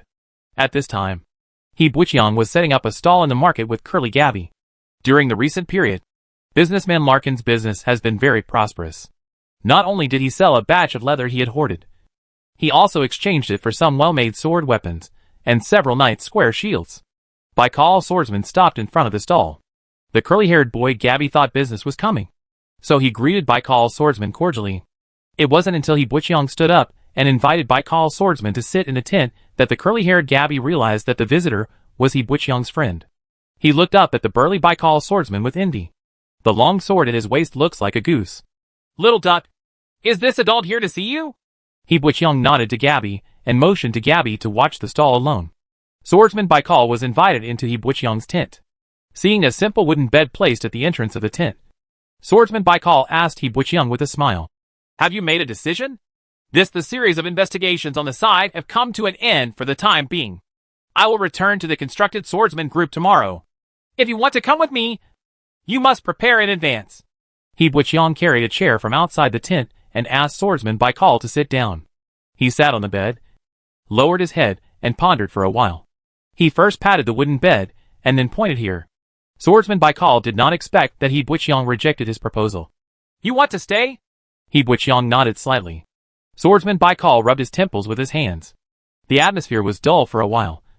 And then he said after a long time, Okay, I respect your choice. He sat on the chair with a calm look, as if he were facing an old friend who had been friends for decades. There was some noise outside the tent, with all kinds of hawking sounds mixed together, and it felt like a market. Swordsman Baikal carefully looked at the tent, including the various materials piled inside the tent. He seemed a little confused as to why He Butchung chose to stay. Is there anything worth missing here? I seem to owe you a thank you. If you hadn't arrived in time, I might have been the injured and unconscious person, Baikal Swordsman said to He Butchung. Thank you, little Zach. This sentence should have been hidden in his heart for a long time. When he said it now, he felt a lot more relaxed. He Butchung smiled shyly and shook his head. Swordsman Baikal remembered something again and hurriedly took out a piece of paper from his pocket, with a row of gorgeous imperial language written on it. It was a note with an address written on it. He Butchung folded it carefully and put it into his money bag. Swordsman Baikal then said to He Butchung, Oh, by the way, I live at number 61, Princess Tulip Street, in the 2nd district of Bena City. If you have a chance to go to Bena City, you can come to me at any time. He Butchung nodded. Then Swordsman Baikal took out a glass bottle from his belt. It was somewhat flat in shape, with a thin and round belly. It was only as big as a palm. It was filled with bright red liquid. He Butchung had seen this thing before. It was on the street. The potion shop in the city sells a similar healing potion, but the bottle is not as big as this one, and the color of the potion is not as bright red. Baijiali put the bottle of healing potion into He Butchung's hand and said, Take it. This will inevitably be used on the battlefield. After sitting there for a while, Swordsman Baikal stood up and left. He Butchung sat on the chair at the door of the tent, holding the precious bottle of healing potion in his hand. And for a moment, he felt infinite emotions in his heart. Chapter 55 Return to the Aboriginal Village. Recently, the soldiers of the 2nd team have complained privately that the daily patrol area has nearly doubled from a month ago. The patrol area not only includes the entire forest farm, but also the nearby mountains. Patrolled area. Baron Sydney even clearly drew a large circle with a red line on the map. Under Serdak's active efforts, the number of patrol missions of the 2nd team increased significantly. Soldak took advantage of the patrol opportunity and led the 2nd team to go to the Yensai Lake in the river valley to catch the Tim fish there. This time, the 2nd team was fully prepared. Not only did they bring fishhooks customized by the blacksmith workshop that looked like large iron anchors, but they also specially caught more than a dozen fresh short-tailed salamanders in the mountain streams and valleys. The soldiers that carried these salamanders to the river tied large iron anchors to the round salamanders and let them flop and struggle in the shallow water of the river beach. The Tim fish in the river discovered the prey on the riverside, quickly gathered together, drew clear water lines on the river, and created a wave of waves. The salamander sensed the murderous intention lurking in the river and crawled to the river bank with all its strength. Unfortunately, it dragged a big iron anchor underneath its body and could not get out no matter how hard it climbed. It could only make a sharp and shrill scream in the shallow water of the river, watching helplessly several Tim fish rushing towards each other and being swallowed by the strongest Tim fish in one bite. The soldiers of the 2nd team saw the opportunity and at the same time pulled the Tim fish to the shore. The Tim fish that left the river could only weakly shoot a few water arrows from its mouth, and was then split open by the soldiers with a mountain axe. The head was first searched for the magic core in the skull, and then dragged into the forest, waiting for Serdak to peel off the leather. The members of the 2nd team were very skilled in this series of processes. Everyone took turns to drag fish to the river bank and dry some Tim fish meat into dried fish. Although this kind of dry food is not very delicious, eating Warcraft meat regularly can improve physical fitness. So the soldiers of the second team will not waste these fish and meat. The hunting only lasts for half a day. If it takes too long, Baron Sydney will find out that the team secretly does private work during the patrol, and he will be whipped at the least. Serdek and the second team carried the loot and prepared to rush back to the camp overnight. They even prepared some red-eyed hyena skins. They had already thought of an excuse for returning late, saying that they encountered a group of red-eyed hyenas in the forest. Baron Sydney has a deep hatred for these hyena groups in the Gandor Mountains. As long as the soldiers hunt red-eyed hyenas in the mountains and forests, they will usually not be held accountable even if they return to the camp later. He Buqiang looked at these fish skeletons discarded on the river beach, and suddenly thought of the invitation from the great wizard of the indigenous tribe in Oetila. The great wizard asked him to go to the indigenous tribe to sit for a while, if he had time. Since his body has fully recovered now, it makes sense that he should go to the indigenous village to express his gratitude to the great wizard in Oetila. Since he has already arrived at the river valley, it's better to take this opportunity to visit the great wizard in the indigenous village, and casually ask the indigenous people to carry these fish skeletons back to the river beach. The aboriginal people would not be dissatisfied with these delicious fish skeletons. The soldiers of the second team had to return to the military camp within a time limit, and were unable to go to the indigenous village with He Buqiang. He Buqiang persuaded Soldak and separated by the river. The second team of soldiers returned to the camp at night, and He Buqiang went to the indigenous tribe alone. There is a light morning mist all over the mountains and forests. The morning sun has not yet climbed up the mountain ridges. The grass in the forest is full of dew. Even if you wear long leather boots, your trouser legs cannot avoid getting wet with dew. A drop of water the size of a bean fell from the sky and hit He Buqiang's nose. He Buqiang raised his head, and the branches shook violently. Several tabby pandas quickly got into the dense canopy, and the dew on the leaves was wiped off one after another, like it was a gust of rain that hit He Buqiang all over his head and face. The last few times I walked through the dense forest with the second team, I rarely saw so many small forest beasts. This time I walked alone in the dense forest. The little beasts were no longer afraid, and the journey was full of excitement. All kinds of fun and troubles. He Buqiang brushed the water stains from his hair with a wry smile, figuring that he wouldn't have to go too far to reach the indigenous village. He Buqiang had lived in the indigenous village for half a month, and was very familiar with the valley. He saw two 50 to 60 meter high lookout trees at the entrance of the indigenous village from a distance. He found a large protruding rock. He waved vigorously to the two lookout trees. What followed was a loud whistle. Apparently the natives on the lookout tree also saw He Buqiang. The whistle was obviously a greeting. When He Buqiang walked to the entrance of the village carrying half of a piece of fish on his back, the indigenous girl Molly ran out of the village like a cheerful deer, swinging her thin braids, and ran into He Buqiang's arms. She gave He Buqiang a big hug, and her green eyes were as clean and clear as mountain springs. The girl Molly didn't notice anything when she saw He Buqiang carrying a linen bag.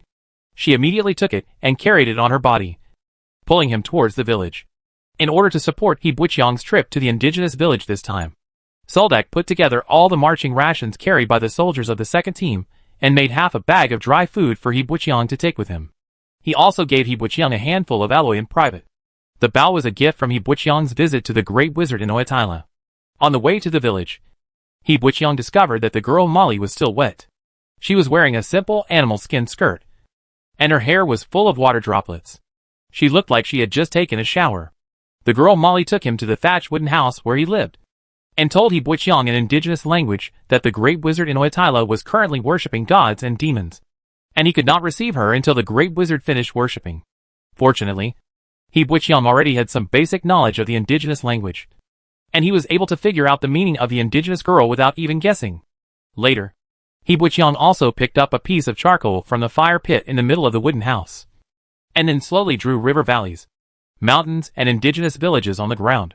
He also drew a simple fish pattern near the river valley with a few strokes, and used a series of gestures to tell the story. Aboriginal girls. You can ask Aboriginal women to go to the river to pick up those fish bones. Fortunately, the indigenous girl was quite smart. After watching for a long time, she finally understood that He Buqiang had asked them to carry the food. The indigenous girl couldn't help but give He Buqiang a big hug again, and then pulled He Buqiang out of the wooden house without any explanation. He Buqiang also did not refuse because the girl Molly took him to see the great wizard in Oetira, and followed her up the hillside. But after walking halfway, the girl Molly suddenly pulled him to a fork in the village. Not far away, he heard the sound of a gurgling stream in front of him. After turning around a wooden house, the scene that came into view was shocking. He Butchyoung almost spit out nosebleeds when he saw a group of indigenous women taking a bath in the stream. Not far away, there were indigenous children swimming in the stream. Some indigenous hunters were sitting on the grass beside the stream, whittling wooden arrows. The girl Molly ran to the stream without hesitation and spoke a series of Aboriginal languages to the Aboriginal women quickly. Before He Butchyoung could react, a dozen young and strong indigenous women hurriedly wrapped their grass skirts around their bodies, swarmed towards the village entrance, and disappeared in the blink of an eye. He Butchyoung is like a ball of air. No one pays attention to him at all. When the girl Molly remembered to take him to see the great wizard in Oetira, He Butchyoung sat in the wooden house and waited drowsily. Chapter 56 Seed of Light. The great wizard in Oetira stood on the wooden steps at the door of the big wooden house and looked very happy after seeing He Butchyoung. Instruct the indigenous girl Molly to bring out a green iguana to entertain He Butchyoung. Watching this 3-foot-long green iguana being decapitated alive. Its body parts were strung on white locust branches and cut into sticks. And then boiling hot water was used to burn off the hard cuticles on its body and remove its internal organs. Stuffed a bunch of unknown herbs. Spread some weird spices on the white and tender lizard meat. And grilled it on the fire pit. When He Butchyoung thought that he might eat this big lizard later, his stomach began to twitch. The great wizard in Oetila leaned on the leather cushion. And when he saw He Butchyoung taking out a gift, the smile on his face became even brighter. She came over and spoke a string of Aboriginal words to He Butchyoung, leaving He Butchyoung confused. I originally thought that after learning the indigenous language for half a month, I would be able to communicate simply with the indigenous people. But now it seems that I took it too much for granted. Fortunately, the clever indigenous girl Molly saw the embarrassment on He Butchyoung's face, and quickly helped translate from the side. Molly kept making gestures and breaking it down into simple words. And then He Butchyoung understood. In Oetila, the great wizard said that since He Butchyoung was a favored one chosen by the devil, he was a friend of the natives of Handanar County. Then, the great wizard in Oetila put the green iguana into a wooden pallet, and then led He Butchyoung into the small wooden house on one side. The indigenous girl Molly stayed outside, staring at He Butchyoung with envy. This bedroom is connected to the large wooden house. The room is less than 20 square meters in shape. The room is covered with fine straw mats. The walls are clean. Only a beam of light shines in from the circular hole in the roof. An oval light spot formed on the straw mat. There is only one shrine in the room, which houses an ivory sculpture. The ivory sculpture is a bit old, and the entire sculpture is yellow. Although the carving technique is very poor, you can tell at a glance that it is a statue of a demon god. The great wizard in Oetila walked to the front of the shrine, knelt down and bowed in a polite manner, and then asked He Butchyoung to sit over. The indigenous girl Molly was not here, and He Butchyoung couldn't understand what the great wizard was talking about, so he could only sit down according to the great wizard's instructions. The great wizard sat cross-legged in front of the shrine and recited a spell toward the shrine, while her body swayed like seaweed. When she finished reciting the incantation, she placed the tray in her hand on top of the shrine. At this time, the statue lit up again, and a beam of light shone on the head of the green iguana on the wooden plate. It didn't take long for the green iguana's head to disappear in front of He Butchyoung's eyes. A ray of light shone in from the circular window in the middle of the ceiling, covering the great wizard in the beam of light. A two-faced and four-armed phantom of the demon god appeared in front of her again. Perhaps the sacrifice was too shabby, and the phantom of the demon god appeared in front of her again. Ing is only as tall as an ordinary person. The shadow quickly merged with the great wizard, and then the great wizard opened her eyes again. There was no longer any emotion in her eyes, and she stared at He Butchyoung indifferently. Under the indifferent gaze of the great wizard, He Butchyoung's body gradually became transparent, and the phantom in the sea of spiritual consciousness appeared behind him. I originally thought that in the endless void of my spiritual sea of consciousness, the stars in the sky were not lit up. After the shadow of my body became infinite, it enveloped the stars in the sky. But at this moment, He Butchyoung discovered that his shadow did not contain the stars in the endless void. Those stars were just countless nodes under the shadow of his body. After the 5 nodes at the shoulders of the body were ignited, some faint and thin lines were connected between the nodes. A trace of electric light accumulated in the empty eye sockets of the great wizard, until the electric light covered both eyeballs. He pointed his finger at the top of He Butchyoung's head expressionlessly, and a halo of light was released from the tip of his finger. The halo was like a dandelion swaying in the wind, fluttering towards He Butchyoung. He Butcheung found that his body had become extremely stiff, and he could not move for a while. He Butcheung secretly said, "It's over.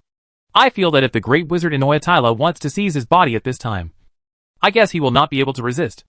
The halo like a dandelion slowly floated into the shadow, where He Butcheung appeared. He Butcheung felt that his spiritual consciousness was turbulent. The 5 nodes that were lit actually shone brightly in the shadow. In these rays of light, under the reflection of the sun, those thin lines also reflect the faint blue light. He Butcheung couldn't figure out what happened. He only felt a loud noise in his spiritual consciousness. It's like a certain prison in the sea of spiritual consciousness was destroyed by the halo. The originally empty shadows were dissipating little by little, and the nodes in the body seemed to dissipate with it. The 5 lit nodes were like candles in the wind, tottering. He Butcheung felt an indescribable panic in his heart. But then, the seeds of light floating in He Butcheung's body slowly spread a warm and soft glow. And the shadow, that was about to be disillusioned actually became solid, slowly reshaping his body. He turned into a 2-faced, 4-armed demonic shadow in front of He Butcheung's body. The next second, the seed of light slowly melted into the newly formed shadow of the demon god. The 5 nodes ignited in the shadow also shone brightly. And then the 6th, 7th, and until the third 9 nodes were also lit up. And the splendor gradually returned to calm. What He Butcheung didn't expect was that this 2-faced, 4-armed shadow actually returned to the sea of spiritual consciousness. The shadow that was originally like his own body turned into a 2-faced, 4-armed demonic shadow. However, the star-like nodes in the shadow did not change. Some of them were just ignited. In this indescribable fear, He Butcheung found that his body slowly recovered and his hands and feet could slowly move. He jumped up from the straw mat and grabbed the black robe of the great wizard in Oatira with one hand. He was like a fish out of water, opening and closing his mouth feebly twice without making any sound. The lightning in the eyes of the great wizard in Oatila disappeared at this moment. His face returned to calm, and his whole body seemed to have collapsed. The light beam covering his body disappeared, and he was picked up by He Butcheung with one hand. His body seemed weak, but his face, her expression was a bit strange, and she actually let out a cry similar to that of an owl beast from her throat. Seeing that the face of the great wizard in Oatila turned red due to suffocation, He Butcheung could only sigh softly and let go of his hand on the collar of the great wizard in Oatila. The great wizard in Oatila sat weakly on the straw mat, covering his throat with his hands and coughing, and it became increasingly difficult to breathe. He Butcheung also sat on the straw mat in despair. He wanted to know what happened to him. Chapter 57: The Troubles of Studying. For the next half day, He Butcheung checked his physical condition. Apart from the fact that the nodes in his body were igniting again, there seemed to be nothing unusual about him. If there is, it is that the shadow in the sea of spiritual consciousness has turned into a 2-faced and 4-armed statue of the devil.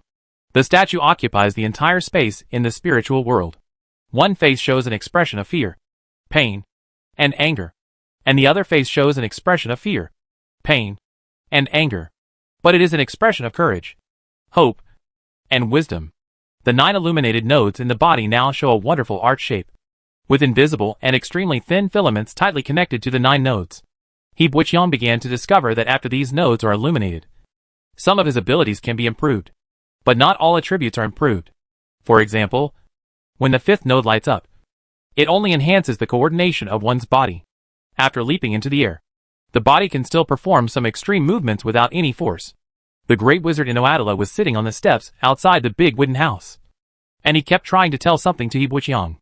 Unfortunately, even the indigenous girl Molly couldn't translate these words. The only words that Molly could understand clearly were God's favored one soul and brand are just a few. Feeling that his body was not much different, He Butcheung felt a little relieved. He Butcheung originally wanted to leave the indigenous village as soon as possible, but in the afternoon, the great wizard in Oatila regained some energy. She stood on the wooden steps outside the big wooden house with a cane, and said a few words to He Butcheung with a somewhat solemn expression. Fortunately, the consciousness of these sentences is relatively simple, and the aboriginal girl Molly successfully translated them. What the great wizard said to He Butcheung was about how to use his own power. He Butcheung looked at the great wizard in surprise, but he didn't expect that the great wizard would give him advice. The great wizard walked down the steps and stood in front of He Butcheung with a calm expression. I saw the great wizard holding the staff tightly with both hands and slowly closing his eyes. I didn't see her reciting the incantation. She just drank softly and saw a face that looked like a crying demon statue suddenly appeared behind her. The face of the demon statue had its eyes closed. At this moment, the whole aura of the great wizard Inoyatira changed. She exuded a dangerous aura. An uncontrollable power spread out from the inside of her body. He Butchyoung had several exchanges with Baikal swordsmen, and he knew in his heart that the great wizard Inoyatira had released his power. Unexpectedly, the great wizard's power turned out to be one of the faces of the demon statue. She waved the staff in her hand, and the staff sounded sonic booms in the air. She couldn't help but swing the staff and hit He Butchyoung. He Butchyoung subconsciously pulled out his Roman sword and held the great wizard's staff across the sword. The staff hit the Roman sword hard, making a muffled sound, and the huge force made He Butchyoung's arm numb. The great wizard seized the opportunity, and the staff in the great wizard's hand continued to hit He Butchyoung, without giving He Butchyoung a chance to breathe. He Butchyoung was also exhausted and had no backhand power. He Butchyoung still wanted to wait for the great wizard to slow down his offensive when he was tired, and then he would have the opportunity to counterattack. Unexpectedly, the great wizard was not tired yet. His right hand holding the sword was sore and painful under the great wizard's continuous attacks. If He Butchyoung hadn't held his breath in his heart and gritted his teeth with all his strength and persisted, he might have been unable to hold the Roman sword by now. Just when He Butchyoung felt that he was about to be exhausted, the great wizard Inoyatira yelled another indigenous language to himself. Molly, an indigenous girl who stood aside and watched the battle, accurately translated this sentence. Unleash your power. He Butchyoung only felt that the 9 illuminated nodes in the sea of spiritual consciousness were releasing infinite light. Suddenly, a 2-meter-tall demonic figure with 2 faces and 4 arms appeared behind him.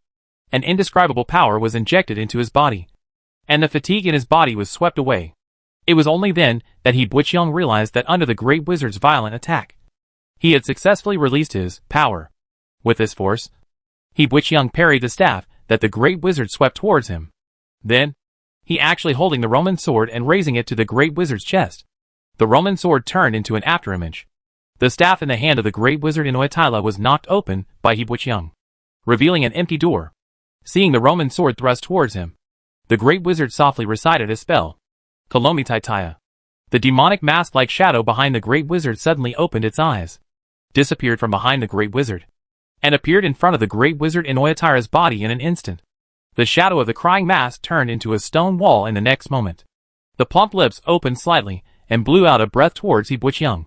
A sudden strong wind suddenly came over and blew He Butchyoung away, falling heavily to the forest clearing. Then the great wizard took back his power, and in the blink of an eye he turned into an old woman with a stooped body. It seemed that this period of fighting had also consumed a lot of energy from the great wizard Inoyatira, and she walked away with a tired look on her face. In front of He Butchyoung, the indigenous girl Molly quickly ran over, and with a wink, she slowly lifted up He Butchyoung, who had fallen on the ground, and complained a few more words to the great wizard. He Butchyoung has not yet recovered from the shock that he actually has power. In fact, he was just thrown hard and did not suffer any injuries. Before leaving, the great wizard Inoyatira spoke another indigenous language to He Butchyoung. Beloved of God, if you want to know how to use these powers, you must learn our language. The indigenous girl Molly racked her brains to make He Butchyoung understand the words left by the great wizard. At this time, no matter how dull He Butchyoung was, he could still feel that the great wizard Inoyatira was teaching him carefully before leaving. It seemed that it should be the benefit brought by his status as a god's favored one. Molly helped He Butchyoung back to his wooden house with thatched roof, while complaining to He Butchyoung distressfully. The Baikal swordsman who knew a little bit of indigenous language once told the girl Molly that He Butchyoung was a mute who could not speak. Molly was troubled at the moment, not knowing what she was going to do to teach He Butchyoung to speak the indigenous language. However, since it was something ordered by the great wizard Inoyatira, she must do it no matter how difficult it was. For those who wanted to become a great Molly, the wizard's successor, this is considered a test for the great wizard, and it is also a kind of practice. Then, on such a sunny afternoon, with an almost desperate look in her eyes, the indigenous girl began to do something that seemed almost impossible to teach a mute who did not understand the indigenous language to speak. Molly began to slowly read out every musical scale in the Aboriginal language to He Butchyoung. She had a pair of very smart green eyes. Her voice was also clear and crisp, that is unique to a girl. Her figure was slim and slender, although her face was obviously Chinese, characteristics of the natives of Darnall County, but of a very attractive type. Therefore, with such a language teacher, He Buqiang does not find it difficult to learn indigenous languages. And he's not actually mute. He just doesn't know how to use his vocal cords to pronounce words. Chapter 58 Magic Pattern Clothing. Every evening, children from indigenous villages gather at the entrance of the village. The older children will climb the tallest lookout tree at the entrance of the village, reflecting the afterglow of the evening sun, looking at the mountain road at the entrance of the valley, waiting for the adults to return safely from the depths of the mountain. Some smaller children would sit on the horizontal branches of the fruit trees, one by one, like a group of birds about to return to their nests at dusk, chirping nonstop. This time of day is usually the busiest time in the village. It wasn't until the indigenous hunters, who were stepping on the gravel in the mountains with their bare feet, came back carrying the prey that the indigenous children burst into cheers. There is a great hero in every indigenous child's heart, and they very much look forward to joining this hunting team one day in the future and becoming a qualified jungle hunter. Gander Mountain is rich in resources. Although monsters roam deep in the mountains, you can't just take a few steps to encounter them. Even before reaching the top of a mountain, there was a monster entrenched there. Obviously, this statement was a bit exaggerated. Some low-level monsters are distributed in the vast jungles. As long as an experienced hunter is able to identify whether there are monsters in the nearby area from certain traces in the forest. If you find traces of monsters, just avoid them carefully. Of course, this does not rule out unexpected encounters with certain monsters in the mountains and forests. At this time, you can only pray that the monster in front of you has just eaten. Aboriginal hunters like to hunt wild boars and wild deer. These two kinds of prey are abundant in the mountain forests. A few indigenous hunters only need to set traps and drive small groups of wild boars towards the traps in a detour. There will always be some harvest. The indigenous women gather at the entrance of the village and wait for the men to return. The prey they bring back will be handed over to the elders for distribution. The distribution system has long been agreed upon in the tribe. Men will usually receive the highest share, since they are expected to continue hunting, and will receive the leg meat and ribs of the game, followed by the sick and children, who will receive the backbone and offal. Finally, women and old people will get hooves, tails, scattered bits of meat, etc. Of course, the boar's head was to be sacrificed to the devil. Nowadays, the population of indigenous tribes is out of proportion. An indigenous village with a few hundred people now has less than 50 adult indigenous hunters. There are almost no indigenous elders. Most of the people left in the village are women and children. But the ratio of women ask for more. And of course you can get some good meat. The men in the village brought back 1,000 gene male wild boar, and more than 30 indigenous hunters took turns to carry it back to the village. The two tusks coming out of the mouth alone were half a foot long, and the back was covered with it had bristles as hard as pine needles. And the fatal wound on this male wild boar was a 3-foot-long wound on its abdomen. The indigenous hunters carried the male wild boar into the village. A wooden table had been set up in the square. A shy middle-aged indigenous man held an inch-long knife in his hand, and skillfully peeled off the wild boar's skin and hung it on the big tree next to it. Superior. Peeling and cutting the meat. Each portion is divided very accurately, and the remaining pork bones are thrown into the big pot and stewed into a delicious broth. The indigenous women will add various wild vegetables and sweet potatoes to the broth. And finally it was cooked into a pot of thick meat porridge. And the whole village gathered in the square to have a delicious meal. He Buqiang squeezed into the crowd and was watching 2 half-year-old children standing in the middle of the square wrestling with each other. The winner among them would get an extra piece of meat bone. The surrounding area was crowded with native people watching the excitement. In fact, the nightlife of the indigenous people is very boring. After dinner, only half-year-old children can still have the energy to jump around and compete. After dinner, the hunters will drag their tired bodies back to the cabin to rest. Of course, the indispensable entertainment activity during this period is sex. Aboriginal women regard giving birth as a mission. So women are often more passionate and unrestrained than men. It's just that the wooden houses here basically have no walls, so the sound can spread far away. The indigenous girl Molly took back 2 cooked meat bones from the cook.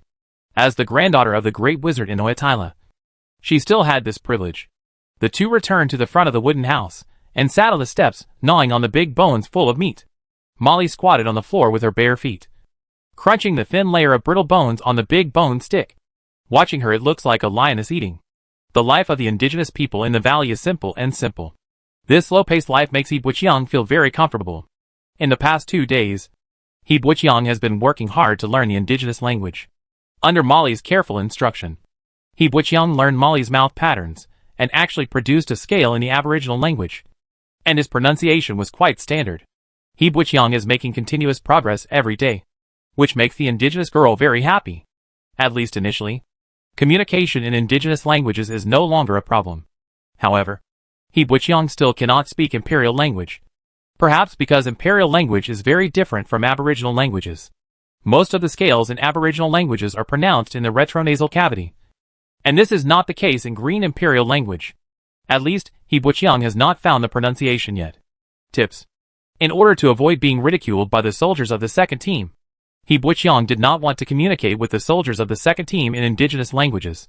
He Butchyoung believes that through his continuous practice, he will be able to learn the Green Empire language soon. In addition, He Butchyoung has always been curious about the sacrifice ceremony of the Great Wizard. At that time, the Great Wizard offered a sacrifice to the demon god during the sacrificial ceremony, and then received the demon god's blessing. He also peeled off a piece of black-striped demon skin from the evil ghost and attached it to the indigenous hunter. Then the native hunters gained great power. Before here, there had been no way to communicate with the Great Wizard in Oitira. But now that he could understand some of the Aboriginal language, he wanted to know what it was all about. He Butchyoung met the Great Wizard in Oitira. In response to He Butchyoung's question, the Great Wizard lowered his head and thought for a while, and then said, "Beloved ones, when we offer sacrifices to the devil, we will receive different blessings through the ritual. The previous ritual allowed me to see many things that I can't usually see." He Butchyoung listened carefully to the words of the Great Wizard in Oitila. Some words took a long time to understand the meaning. Seeing that He Butchyoung was listening attentively, the Great Wizard in Oitila continued. For example, "I saw the secrets of the black-striped demon skin on the evil ghost. Those patterns contain powerful magical power. However, although with the help of God's power on the altar, I can see through those secrets, I cannot imitate it. I can colonize this kind of demonic skin on the people of the tribe. Just like the black-striped demonic skin you saw, I used the power given by the demon god to colonize it on the bodies of our 3 warriors, allowing them to pass through this as shortcut to gain the powerful power of the evil ghost." The Great Wizard in Oitila spoke slowly to ensure that He Butchyoung could hear it more clearly. Then she said, "It's just that this kind of magic skin clothing has a big shortcoming. Once the carrier of the magic skin clothing has poor adaptability, and is not enough to carry the powerful power of the magic skin, then the carrier will be destroyed by the power in the body. He was so stretched that his body exploded and he died." He Butchyoung organized the conversation for a long time, and then asked stumblingly, "Are you saying that the 3 hunters will explode and die after colonizing the black-striped magic skin, because their bodies do not have such a strong carrying capacity?" After saying this sentence completely, He Butchyoung breathed a sigh of relief in his heart. "It seems that I have finally recovered my ability to speak. I never thought that communicating with words would be such a fun thing." The Great Wizard said, "That's right." After thinking about that night, one of the 3 indigenous hunters died on the spot, and the other 2 lived for 3 more days before dying quietly. He Butchyoung asked the Great Wizard in Oitila, "Then how did they persist for so long?" "That's because during the sacrificial ceremony, the devil sent down the blessing of the blessed body." The Great Wizard in Oitira replied. Chapter 59 The Eye of Truth. A bonfire was lit in the fire pit in the wooden house, and a plump indigenous woman brought a pot of fragrant broth to the Great Wizard. She squatted next to the bonfire, always glancing at He Butchyoung casually. The indigenous woman twisted her plump body around the room. It was not until the Great Wizard waved her hand impatiently that the indigenous woman exited in a panic. Molly was lying on the floor, curling up like a lazy cat. Seeing this scene, she smiled and said to He Butchyoung, "Her name is Themis. She seems to be attracted to you." He Butchyoung couldn't help but rolled his eyes, and did not answer the topic. The Great Wizard sprinkled some stone powder into the bonfire, and the flames of the bonfire immediately took on a faint blue color. A gust of wind blew by. The firelight flickered, and the light and shadow on the leaves hanging from the roof around the wooden house were mottled. He Butchyoung felt that this kind of flame made him feel a little depressed. The blue firelight reflected on the Great Wizard's face, making her expression look a little gloomy. He Butchyoung felt that the Great Wizard might be in a bad mood, so he stood up and said goodbye to the Great Wizard. But before He Butchyoung could speak, the Great Wizard in Oitila asked He Butchyoung, "Do you want to learn the ritual of sacrifice?" He Butchyoung never thought that the Great Wizard would ask him so directly, and he didn't know how to answer. In fact, for him, of course, it was not what he wanted. So he asked, "Can I?" The great wizard Inoyatila raised his eyelids slightly. His gaze seemed to be able to see through everything. The great wizard said hoarsely, "You are the one favored by God. Of course you can." He Buqiang was quite interested in these indigenous civilizations in Handanar County, so he seemed a little anxious. "What do I need to do?" The great wizard placed her hand next to the bonfire, and a ball of faint blue flame rushed into her hand, as if it was alive. The great wizard Inoyatira said, "For some people, these may be things that they will never be able to touch in their lifetime. But for us, this matter is very simple, because we can communicate with the devil through sacrifices. As long as the sacrifices are sufficient, we can have some special powers." He Buqiang knew that controlling flames was just a small spell, and that the great wizard Inoyatila added some unknown powder to the flames, which should be a medium. Otherwise, the great wizard Inoyatila would not be able to control the fire. The great wizard Inoyatila said to He Buqiang solemnly, "Before learning the sacrificial ritual, you must remember one thing clearly. After you establish contact with the devil through the sacrificial ritual, your sacrifice must be equivalent to your needs. If your needs are greater than bring out the sacrifice, and you will become a part of the sacrifice." He Buqiang felt nervous. It was really not easy to control the scale of the sacrifice ceremony. Then the great wizard added, "But most of the time, the value of the sacrifices is often greater than our needs. You can't expect the devil to make up for this part. There is no absolute fairness in this world." He Buqiang could only nod mechanically. Then the great wizard said, "The sacrificial ceremony must first meet 3 conditions. There must be an altar, a sacrifice, and an audience." Molly next to her was also listening carefully. When she looked at He Buqiang with her clear eyes, she had a look of envy on her face. The great wizard Inoyatila said, "The altar is not necessarily a square-height platform. It needs a soul medium. Through the soul medium, it can build a bridge with the devil, and then offer the prepared sacrifices, so that you can say to the devil, 'Make your wish come true.'" She took out a bag from her body, poured some gray stone powder out of it again, and sprinkled it on the bonfire, which suddenly burst into blue flames. He Buqiang finally understood that these stone powders were the soul medium mentioned by the great wizard. "Of course, usually not all wishes can be fulfilled by him, the devil," the great wizard said. Seeing He Buqiang's confused look, the great wizard explained, "To be precise, the demon god we believe in can only give us very limited things." This made He Buqiang very speechless. He did not expect that the god that the indigenous people believed in was also a weak one in the kingdom of gods. The great wizard Inoyatira continued, "Normally, the one who can bestow me with the ability. Usually there is only the divine body that represents courage, the eye of truth representing wisdom, the shield of blessing that represents hope, and the whisper of death which represents fear, death and decay that represents hatred, life burning representing destruction." After hearing this, He Buqiang thought that, as expected, the abilities given after the sacrifice were very consistent with the characteristics of this double-faced demon, and were at 2 extremes. "The eye of truth allows me to see some of the essence of the world, so I can peel off the black-striped demon's skin from the evil spirits and pass it on to our warriors.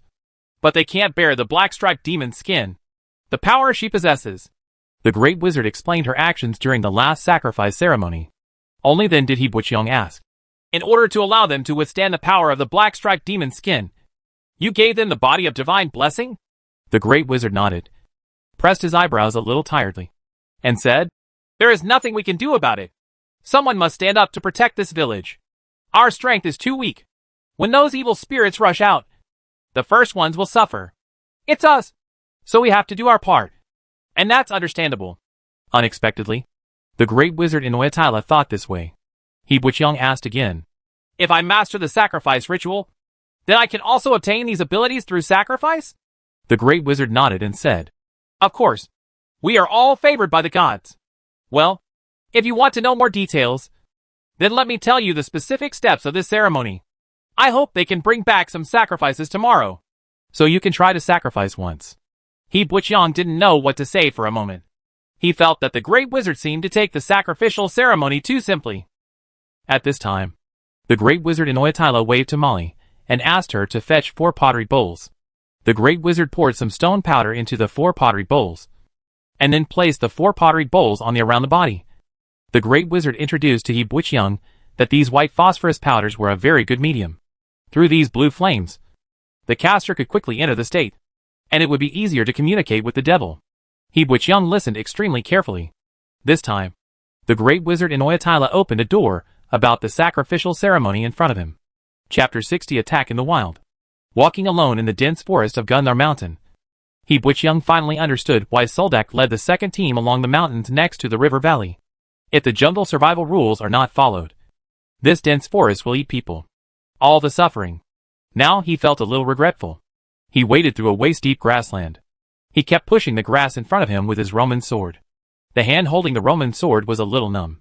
He Butchyoung licked his chapped lips, looked at the scorching sun above his head, and thought that maybe he should find a shady place to rest before leaving.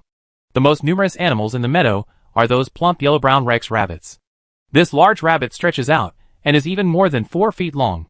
It happens that it runs as fast as lightning in the grass. But it also has a long body and a yellow body in the grass. The leaves have the same hair color. As long as they escape deep into the grass, there is no chance of catching them again. There is another kind of animal that is very abundant in the meadow, and that is venomous snakes. If you're not careful, it will emerge from the grass and startle you.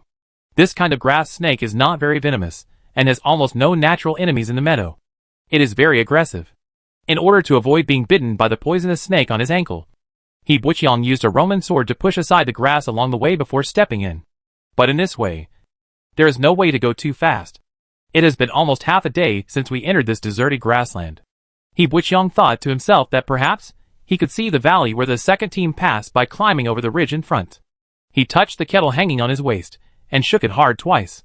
The remaining water was only enough for 2 sips. His throat was so thirsty that it was almost smoking. But He Butchyoung wanted to persist a little longer. He was worried that if he drank all the water in the pot at once, he would be in trouble if there was an emergency later. After living in an indigenous village for nearly 10 days and learning simple indigenous language, He Butchyoung also learned how to hold a sacrificial ceremony. After bidding farewell to the great wizard in Oyatila, He Butchyoung left the indigenous village. I originally planned to take a shortcut back to the mountains next to the river valley. But when I walked into this fork in the road, I realized that I had thought about the problem too simply. It seemed that there were only a few ridges separated. But when He Butchyoung climbed over one ridge after another, afterwards, the endless stretches of mountains came into view.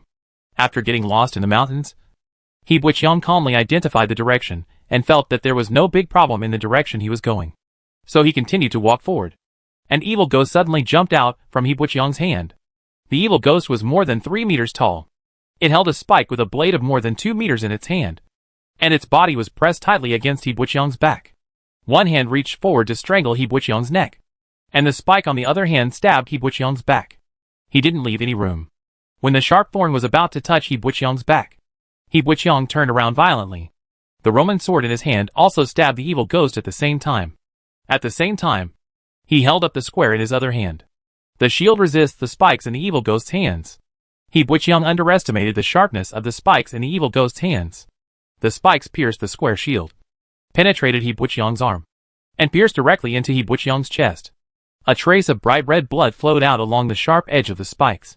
The Roman sword in He Butchyoung's hand also stabbed into the evil ghost's abdomen. The two stood in the meadow, entangled with each other under the scorching sun. The evil ghost ignored the wound on his abdomen, with a ferocious smile on his ferocious face, and stabbed the sharp thorns into He Butchyoung's body little by little.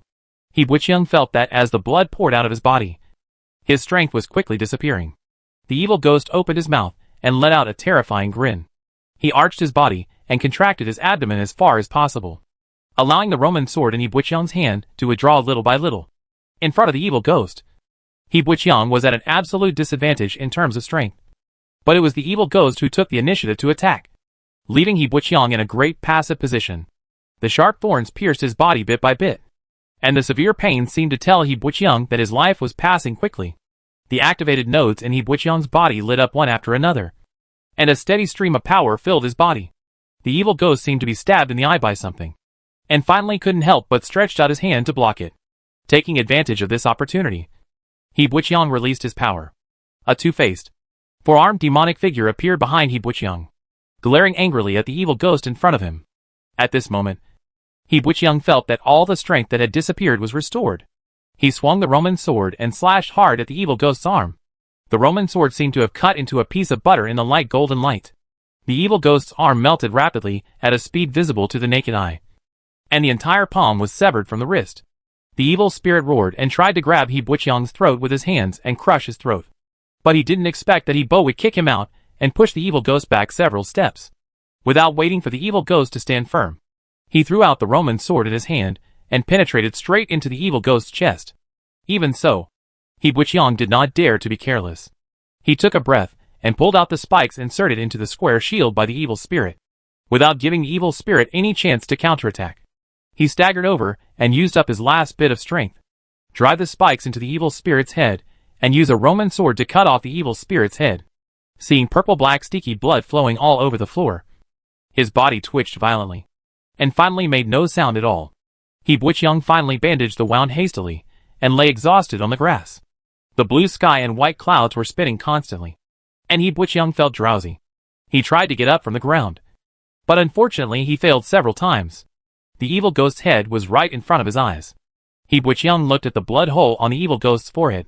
A piece of demonic core was faintly exposed in the blood hole. I don't know how long it took, but when He Buqiang woke up, he found that the sky was already full of stars. He struggled to get up from the grass, and frightened away a flower-tailed weasel that was squatting aside to eat evil spirits. It dragged its big fluffy tail and slipped into the grass. It seemed that it was just here to steal food. He Buqiang poured the last sip of water from the kettle down his throat and felt much better. He checked the injuries on his arms and seemed to have recovered a little. Most of the wounds were scabbed, but his leather armor was stained with blood.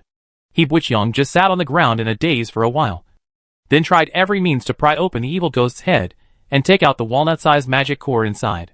Just looking at the evil ghost's body, He Buqiang sighed softly. If it were Soldak, he would definitely peel off this layer of skin from the evil ghost. Unfortunately, he did not learn the good skill of skinning, so he could only peel off this layer of skin. The corpse of an evil spirit was discarded in the grass.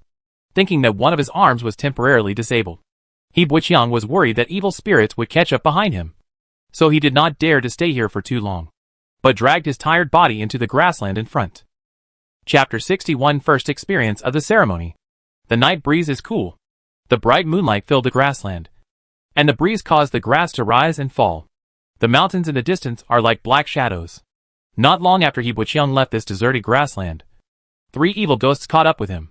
They saw the evil ghost with its head cut off lying in a pool of purple blood, and immediately began to trace the surrounding traces.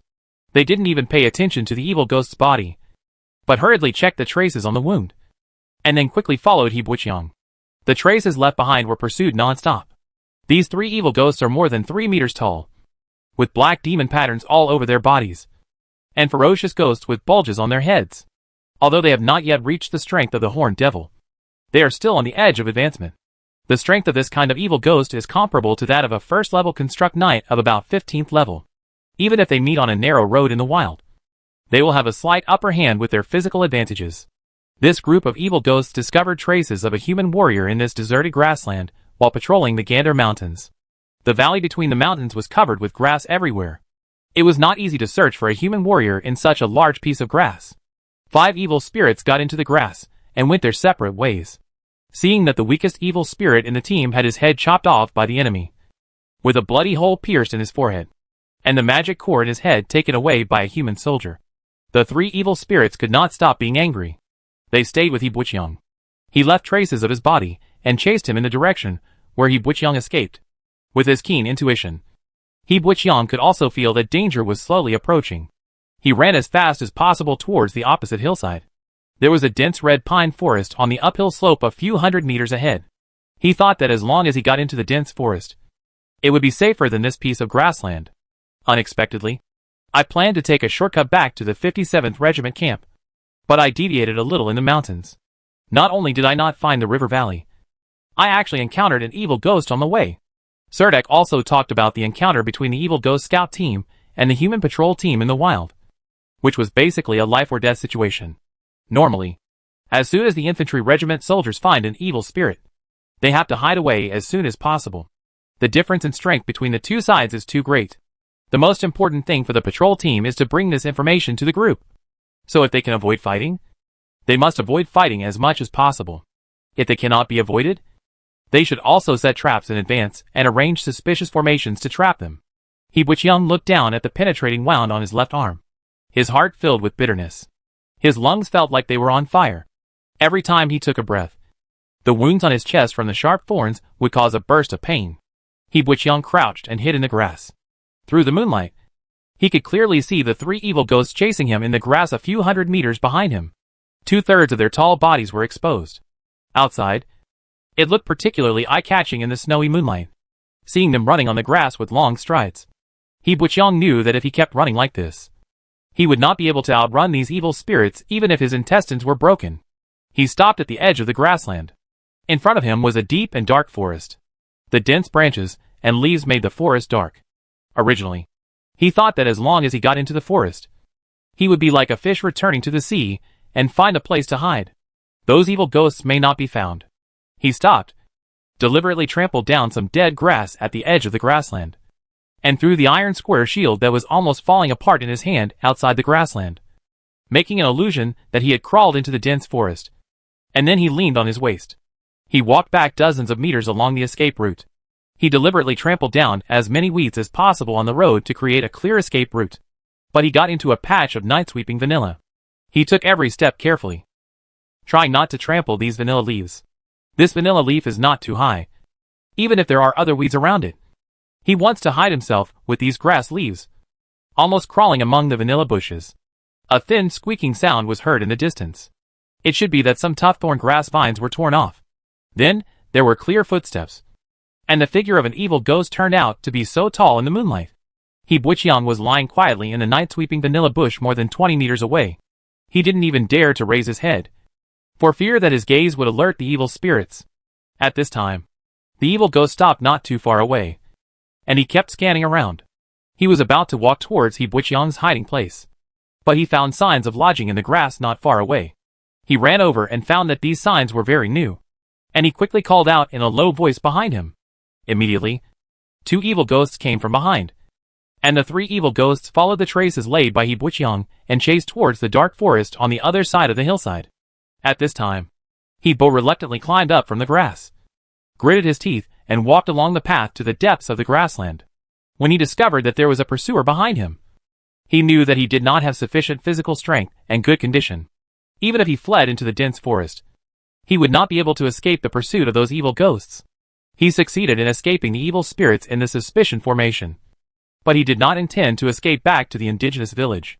In that case, it is no surprise that it will bring disaster to the indigenous villages hidden in the canyon. He Butcheong ran all the way back to the place where he killed the evil ghost. As expected, the evil ghost's body was still lying on the grass, and there was no evil ghost to collect it. He picked up the evil ghost's head from the ground, then found a place with thick grass and got into it. He Butcheong quickly opened a clearing in the grass, and then took out 4 pottery bowls from his luggage.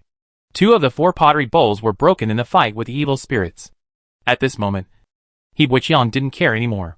He took out some gray stone powder from his backpack and put them into the 4 pottery bowls respectively. Although 2 pottery bowls were broken, He Butcheong also put gray stone powder on the 2 pottery bowl fragments. Then he placed the 4 pottery bowls in the 4 corners of the open space and ignited the gray stone powder in the pottery bowls. Suddenly, a small amount of blue flame burst out of the pottery bowls. He stood in the middle of the open space, thinking about it for a while, and worried that the ceremony would fail, and drew some symbols under his feet. After finishing this, he stopped. He sat down cross-legged and recited some unfamiliar indigenous spells in his mouth. While raising his hands, the ground swayed. As the spell ended, a faint beam of light suddenly dropped from above his head, and a shadow of the demon god appeared in front of He Butcheong. This shadow looked almost the same as his own. The only difference is that the 2 pairs of eyes of this phantom seemed to contain a hint of majesty. He Butcheong followed the steps given to him by the great wizard Inuitila and placed the evil ghost's head next to him in front of the demon shadow. The evil ghost's head slowly burned amidst the sound of He Butcheong's spell. The flames gradually extinguished, and the evil ghost's head completely disappeared in front of He Butcheong's eyes. The phantom of the devil stood in front of He Butcheong, turning around with a smiling face, and a blessing force poured into He Butcheong's body like sweet spring water. Chapter 62 Nesting. A light blue hexagram array emerged amidst the sound of the spell. He Butcheong only felt a warmth like sunshine filling his whole body. The wounds on his body did not heal quickly because of this, but the pain caused by it was reduced a lot, and the wounds no longer bleed outwards. There was already some. The exhausted body now only feels full of strength. In the pitch-black wilderness, The beam of light falling from the sky was particularly eye-catching. The three evil ghosts will use this light pillar as a guide. And they will probably return soon. So they still cannot stay here for a long time. At this moment, He Buiqiang's physical strength has not only returned to full state, but his physical fitness has also increased to a large extent. With endless strength all over his body, he even felt that he could carry the evil ghost's corpse, which weighed several hundred kilograms, directly on his back. After careful consideration, He resisted the urge to peel off the evil ghost's skin. When the great wizard taught him the sacrificial ritual, he repeatedly warned him to pay attention to the surrounding safety when using the Eye of Truth, and not to easily try to make magic pattern cloaks, especially the magic skin itself, and the carrier that can bear the clowns. If the difference in strength is too great, or the natural attributes of the two bodies are incompatible, it is easy to explode and die. Without preparation, trying magic pattern breeding equipment without authorization is tantamount to committing suicide. He Buiqiang felt that he had not reached that point yet. He identified the direction a little bit, and after confirming the direction, he got into the grass again. He ran out of the meadow, ran across two mountain ridges, crossed a river, and ran until the sky was bright. He found that the three evil ghosts did not catch up from behind. Only then did he stop halfway up the mountain. He Buiqiang when passing the valley and stream. I didn't forget to drink a bottle of water, and I drank half of the bottle in one breath. Although the body possesses the magical state of blessed body, after a night of running around, the body is still extremely exhausted. There was a woodpecker on the top of the tree tapping the trunk of the tree. He Buiqiang raised his head and looked at the fir tree dozens of meters high. The crown of the tree was like a big umbrella. Even if he could hear the sound, he could not hear it. Can't see where the woodpecker is hiding. He Buiqiang stood under the tree and studied the fir tree for a while. After planning the climbing path, he tried to climb it with his bare hands. This fir tree is very thick. The main trunk is close to the ground. It requires 4 or 5 people to hold hands to surround it. The bark is covered with mottled cracks. He climbed into the cracks of the bark with his hands. His whole body is like a gecko, with both feet exerting force underneath in a rhythmic manner. He climbed up to the top of the tree little by little. Although He Buiqiang has no experience in climbing trees, He Buiqiang's hands have strong grip, and he does not feel it is strenuous. After passing several horizontal branches in succession, He Buiqiang hung his body on the branch, took a breath, wiped the sweat from his face, and climbed to the top of the tree in one go. A woodpecker with black feathers and red wings fluttered out from the depths of the canopy and landed on the big tree next door. He Buiqiang found a strong branch at the top of the tree, pulled out a Roman sword from his waist, and chopped off some soft branches at the treetop. Built a bed like a bird's nest among the branches, and lay on it to try it out first. It was found that it was quite strong, but it was not comfortable to lie on the branches. So I spread a lot of thin branches on top. And it took a long time to set up the bed at the top of the tree. I took out a pack of marching rations from my luggage. I couldn't make a fire to cook porridge, so I poured the marching rations directly into my mouth. This kind of dry food is not unpalatable, but it just needs to be swallowed with water. The fine grains of wheat are fried. After that, some salt, meat powder, butter and other things were added. After eating some dry food, his stomach was no longer burning. He Buiqiang lay on the wooden bed in the treetop. He took off his belt, and used it as a safety rope to prevent him from accidentally turning over and falling from such a high tree crown after falling asleep. Hiding on the top of the tree and observing the surroundings. The view here is very broad. This fir tree is located halfway up a hill. Although you can see the valley here, you can't see what is on the other side of the hill. The bottom of the valley is covered with dense woods. A mountain stream flows into a certain valley from east to west at the lowest point. He Buiqiang poured a pot of water by the stream. He Buiqiang breathed a sigh of relief when no sign of the evil ghost was found. With the magical effect of blessed body, even if your body is slightly injured, you won't feel any pain. He Buiqiang checked the wound on his arm. Just when he climbed the tree, the wound was torn open again, and a lot of blood flowed out. I didn't feel any pain, so I didn't pay much attention to it. Now I saw that the black blood hole was oozing out of blood again. I was worried that I would die of excessive blood loss unknowingly if I continued like this. So I quickly tore off a piece of cloth from my underwear. After that, he wrapped up the wound well. Then he dragged his tired body and lay down on this makeshift wooden bed, falling asleep unconsciously. A drop of water fell on He Buiqiang's face. Then, another drop of water. The falling rain woke up He Buiqiang from his sleep. When he opened his eyes, he saw green leaves all over his eyes, and raindrops kept falling from the gray sky. He struggled to sit up, but was strangled by the safety rope around his waist, and almost fell off the wooden bed. Hack you, uncle. He was in a high place, and suddenly woke up from a deep sleep. When he woke up, he almost fell from the high place. He Butchyoung broke out in a cold sweat. He carefully looked down through the gaps between the dense branches and leaves, and felt more and more that sleeping on the top of the tree was too dangerous. The rain was getting heavier and heavier, and the dense leaves on the canopy could not block much rain. He Butchyoung held his backpack directly behind his head, squatting on the tree like a silly bird, hiding from the sudden rain. The trunk was wet and slippery, and it would be impossible to climb down the tree in this condition.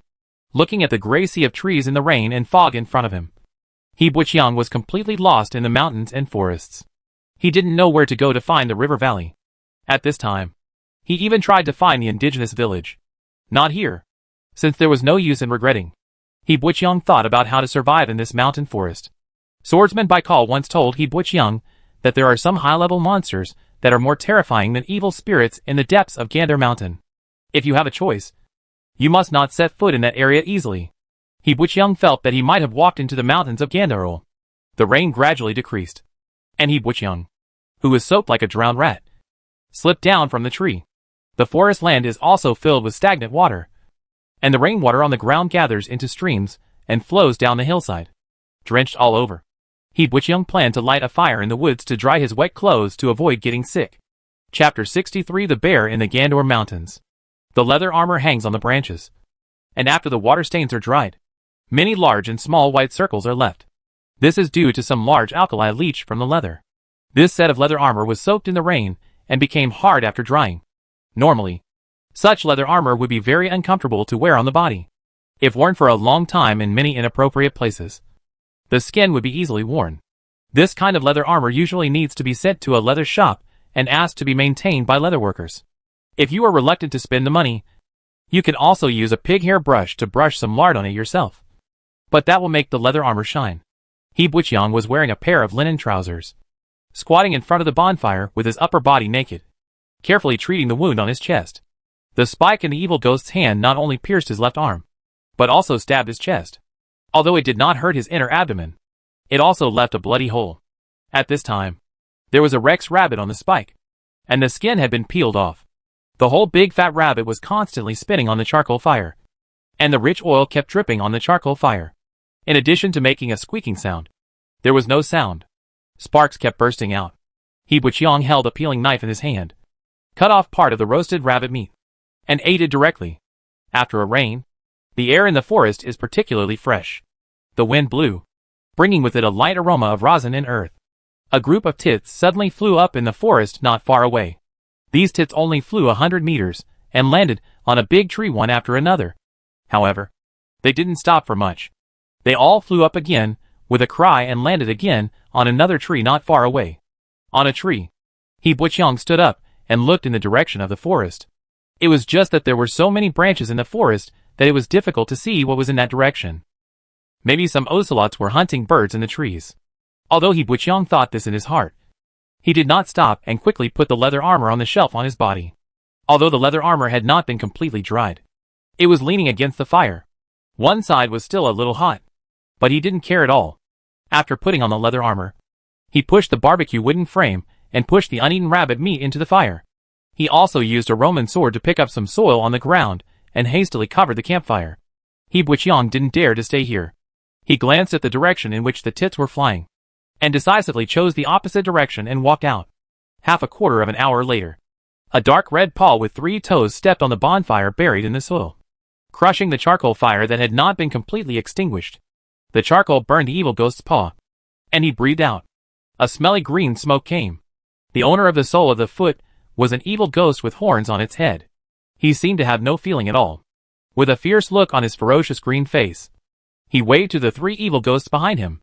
The 3 evil ghosts quickly leaned down, almost crawling on the ground, sniffing the surroundings with their noses like dogs. Without waiting for too long, one of the evil ghosts determined the direction in which He Butchyoung escaped. The horned evil ghost waved his hand vigorously, and the 4 evil ghosts quickly chased in the direction in which He Butchyoung escaped. He Butchyoung thought he had gotten rid of those evil spirits, but he didn't expect that the bonfire he made turned into the best beacon. attracting the evil ghost team again. This time he climbed all the way from the mountainside to the top of the mountain. Standing on a huge rock, he happened to see the tall figures of those evil spirits running in the forest. The evil spirits ran very fast and in the right direction, so it probably wouldn't take long to catch up to them. He Buqiang did not dare to stay any longer, so he quickly jumped off the boulder and ran along the gentle slope to the mountains on the other side. A violent earth bear slowly opened its eyes from the tree hole, and the pupils of those eyes flashed with a trace of angry flames. It lazily walked out of the dry tree hole. The sky outside the tree hole was already sunny. It shook the thick fat on its body vigorously. The bare skin on its body was as smooth as brocade. This earth-violent bear was in full swing. It was the female bear that the second team saw by the stream. After losing its 2 cubs, this violent earth bear killed those evil spirits with serious injuries. The injuries left at that time seemed to have been completely healed. Not only that, it looked bigger than before, which should be another breakthrough in strength. It yawned loudly at the entrance of the tree hole. A group of flying birds started up in the forest in the distance attracted its attention. It squatted in front of the tree hole and listened for a moment, and then slowly ran in that direction. Immediately afterwards, another group of birds flew into the sky from the forest, and the earth-violent bear quickly ran over there without any hesitation. The earth-violent bear chased them halfway up the mountain, and finally saw the evil ghost team, with hatred flashing in their eyes. This violent earth bear did not rush over immediately, but took its time to stay behind these evil ghosts. As long as the evil ghosts were slightly aware of it, they would quietly hide in the dense forest. These evil ghosts were focused on tracking He Buqiang in front of them, and they did not expect that a violent earth bear was following behind them. An evil ghost stopped and looked behind, but the dense forest behind him seemed quiet, without even a sound of insects. After the rain, the trees were wet everywhere. These tall evil spirits walked through the forest and unknowingly made their bodies wet, dripping with rainwater. The one-horned evil ghost walking in front glanced behind him, and was so frightened that the 3 evil ghosts behind him quickly followed. Not long after walking, the evil ghost at the end looked behind him suspiciously. Along the way, this evil ghost would always look back, but never noticed anything unusual. Although the horned evil ghost seemed a little impatient, it paid little attention to the evil ghost that was walking slower and slower. It wasn't until they climbed to the highest point of the mountain that they discovered that there were only 2 of the 3 evil ghosts left, and one of them didn't follow. Just when the evil ghosts were a little confused, there was a sudden roar of a giant bear halfway up the mountain, roaring, and at the same time, there was a low growl like a warning from an evil spirit. The horned devil no longer cared about chasing He Buqiang.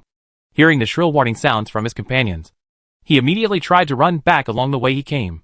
But when the long-horned evil ghost and his 2 men arrived halfway up the mountain, the straggler evil ghost had already fallen into a pool of blood. The evil ghost's head and half of its spine fell not far away. There are obvious claw marks on the body, and there is also an obvious collapse on the chest. The terrifying thing about these violent earth bears is the powerful power they possess.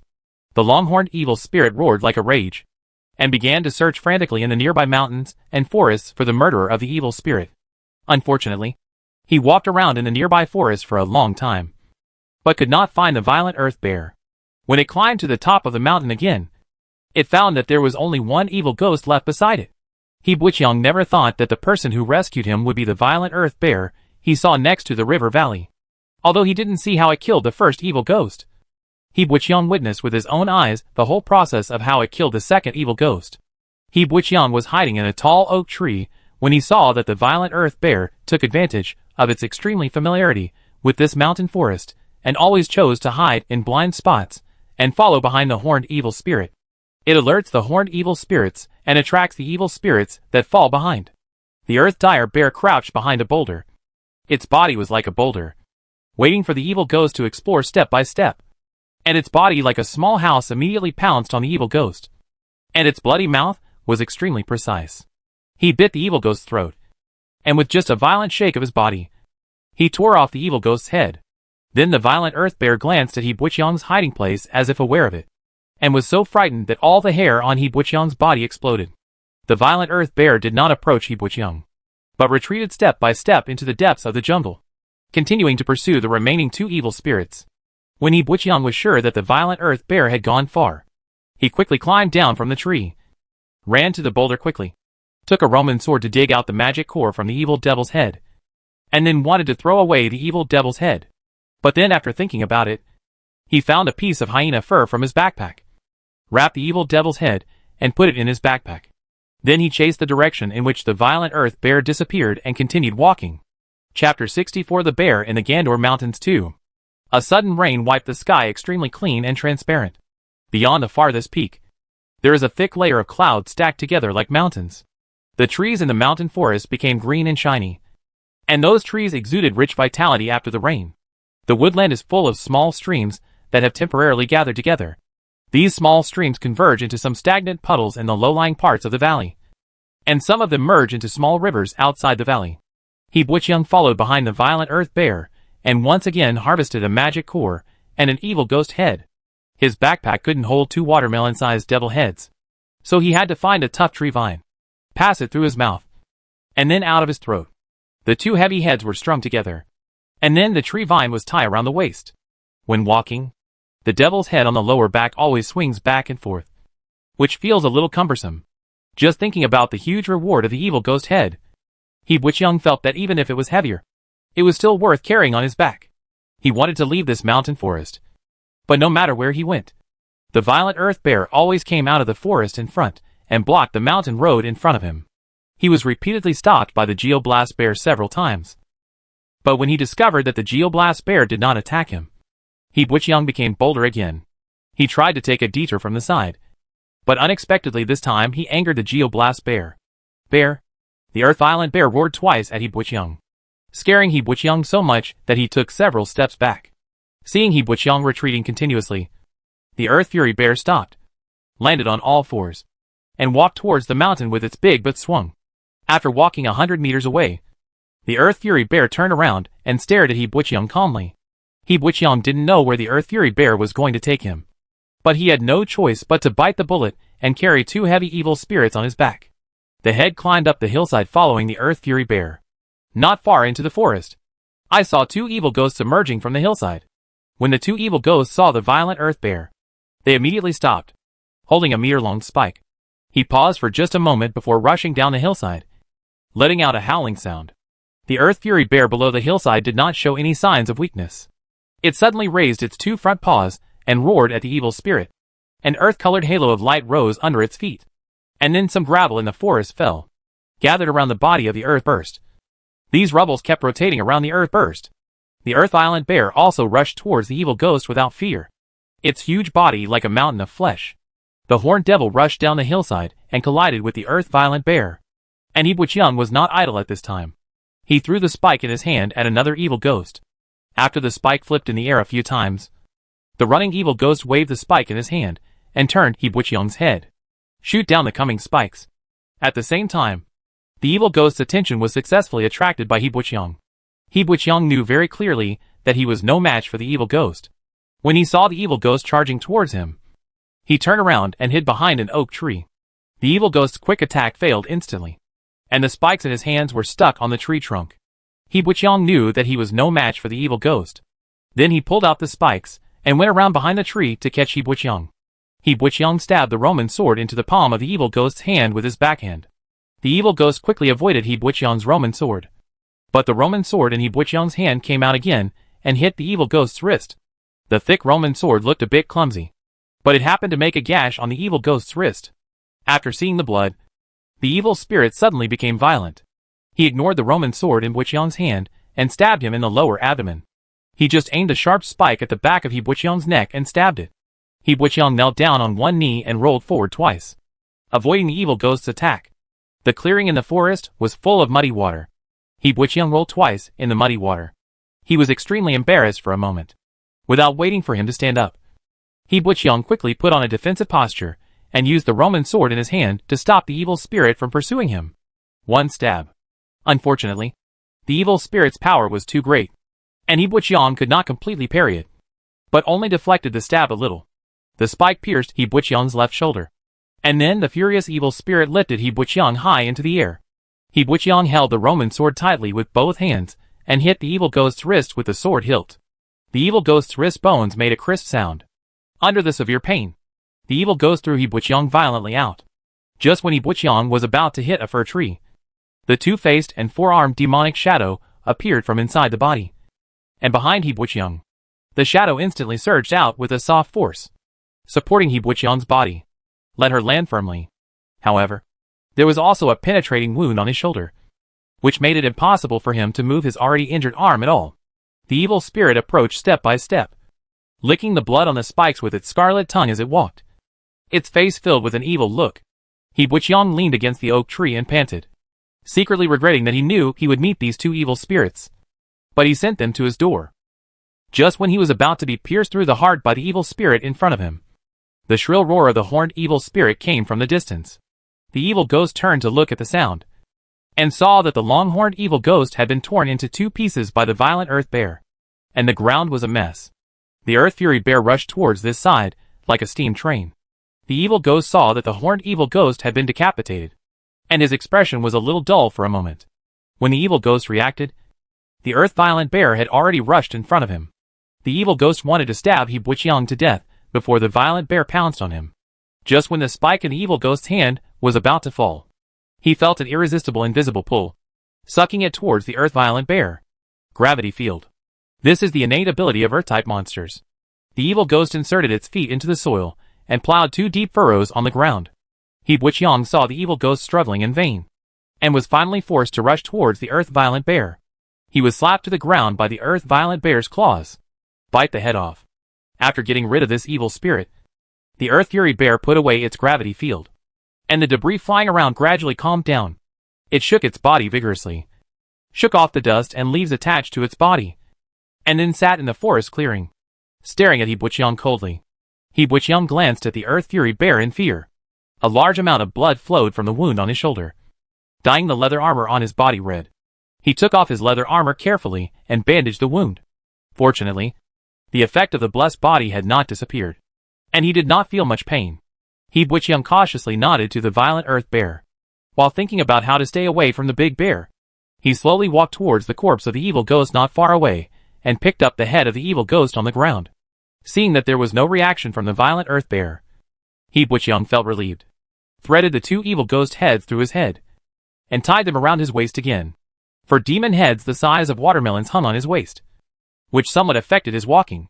After He Buqiang packed up these things, he carefully left the earth fury bear and walked slowly down the hillside. Looking back at the violent earth bear, He Buqiang breathed a sigh of relief when he found that it had not followed. He looked at the vast forest, and for a moment he didn't know where to go. Chapter 65. Walking out of Mount Gandor. He Buqiang broke off the leaves of a canna tree and drank the water in the leaf core, exhaling a long breath that had accumulated in his heart. He Buqiang looked back at the not-so-high mountain behind him, and noticed that on a raised boulder on the top of the mountain, the earth violent bear was leaning out half of its body and looking down, using it with its body as a radius. All the little forest beasts within 1 kilometer of the mountain range ran away in fear. But standing on the boulder, it looked like an overlord dominating the world. Yes, it is the king here, and this is its territory. Even if he returns to the camp, no one will believe what he has experienced in the past 2 days. A violent earth bear actually led him through several mountains.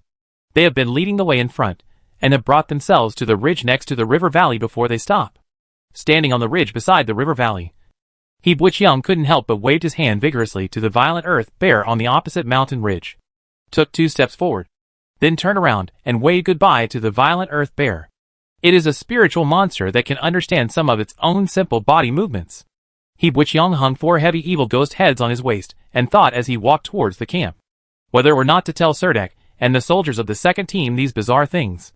Who would believe that it was a bear who saved him and brought him out of the jungle? Okay, and how do you say it? Do we need to speak Aboriginal language to them?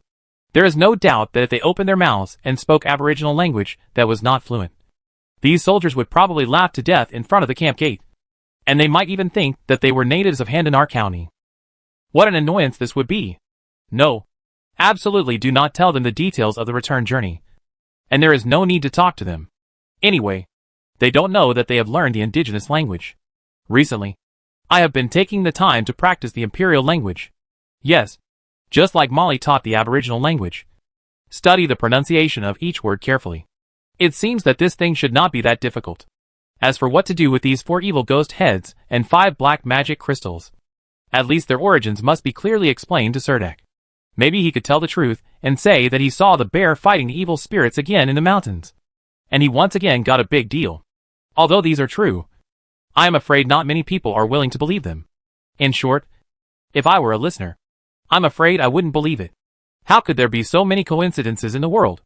Although the tree vine tied around his waist was deeply cut into his belly, He Buqiang just moved the tree vine to a different position, and never thought of removing the evil ghost's head from the tree vine and throwing it away. Just kidding. An evil spirit head can be exchanged for at least one magic crystal, which is 10 gold coins. In the Green Empire, an apprentice in a normal leather shop or a tailor apprentice in a tailor shop earns about 30 silver coins a month. This is the salary of a standard apprentice, which means that the apprentice needs 3 months of overtime. It takes 10 days' salary to earn 1 gold coin, and there is no need for any expenses during these 3 months. If you are a junior leatherworker or junior tailor, then your monthly salary is about 50 silver coins.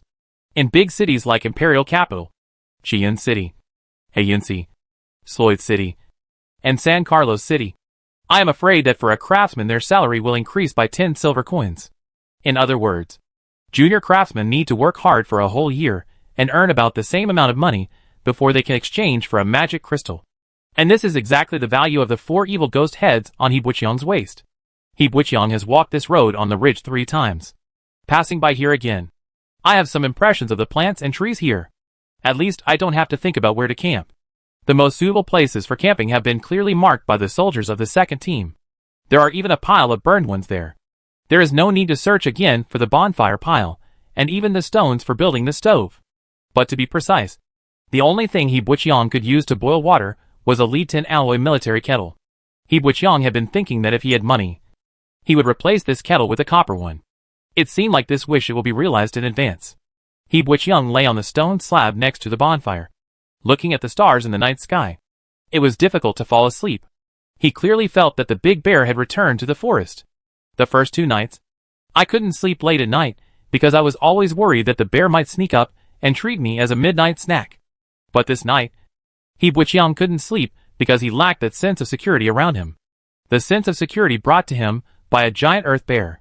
The night wind was bleak, and the forest under the night was not quiet.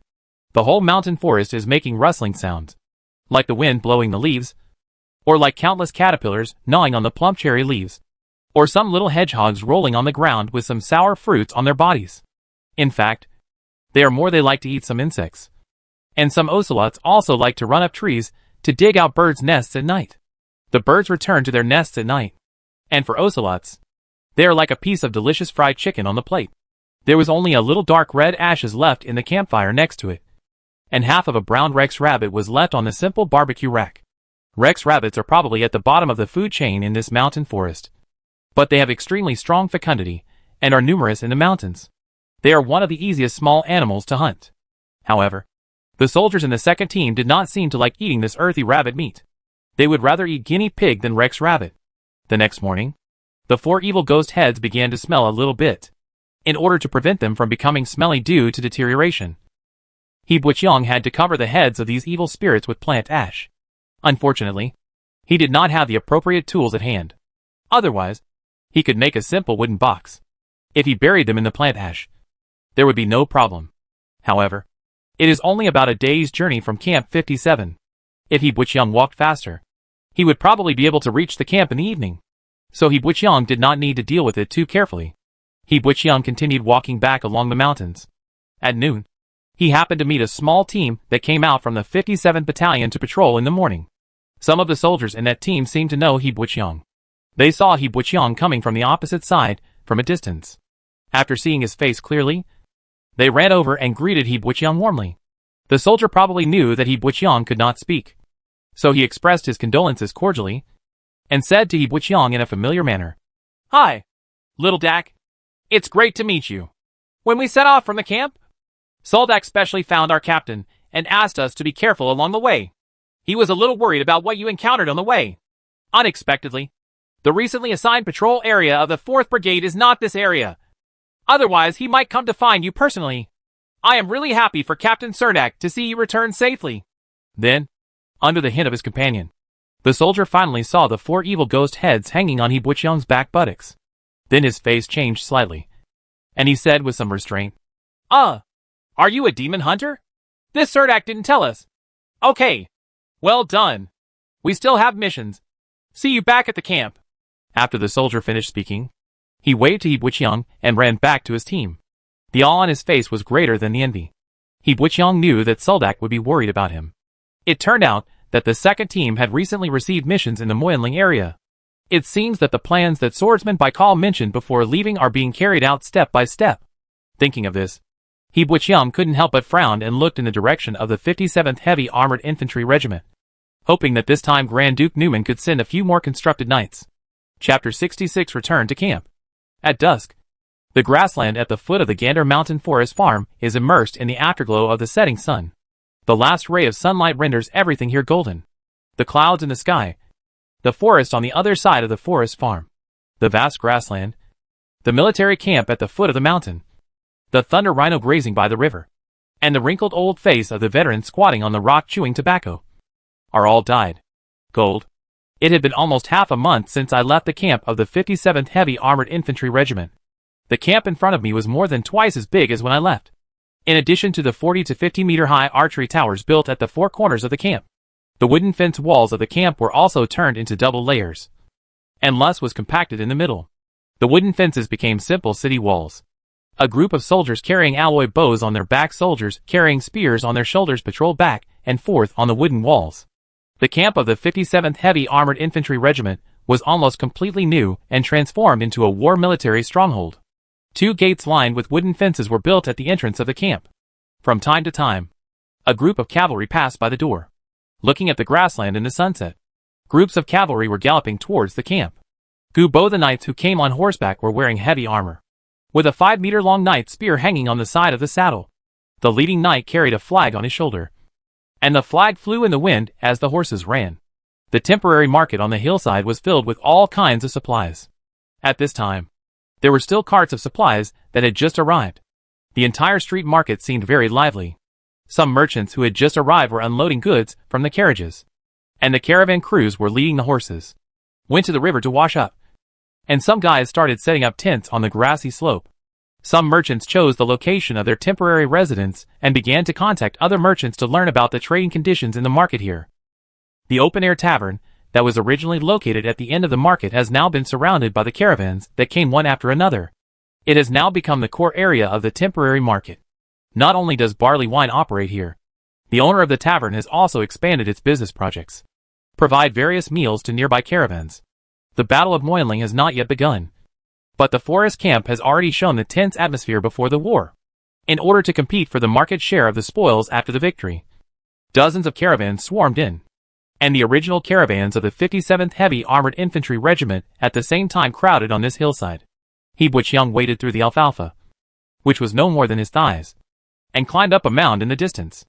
Under the afterglow of the setting sun, he could see the lively scene in the camp.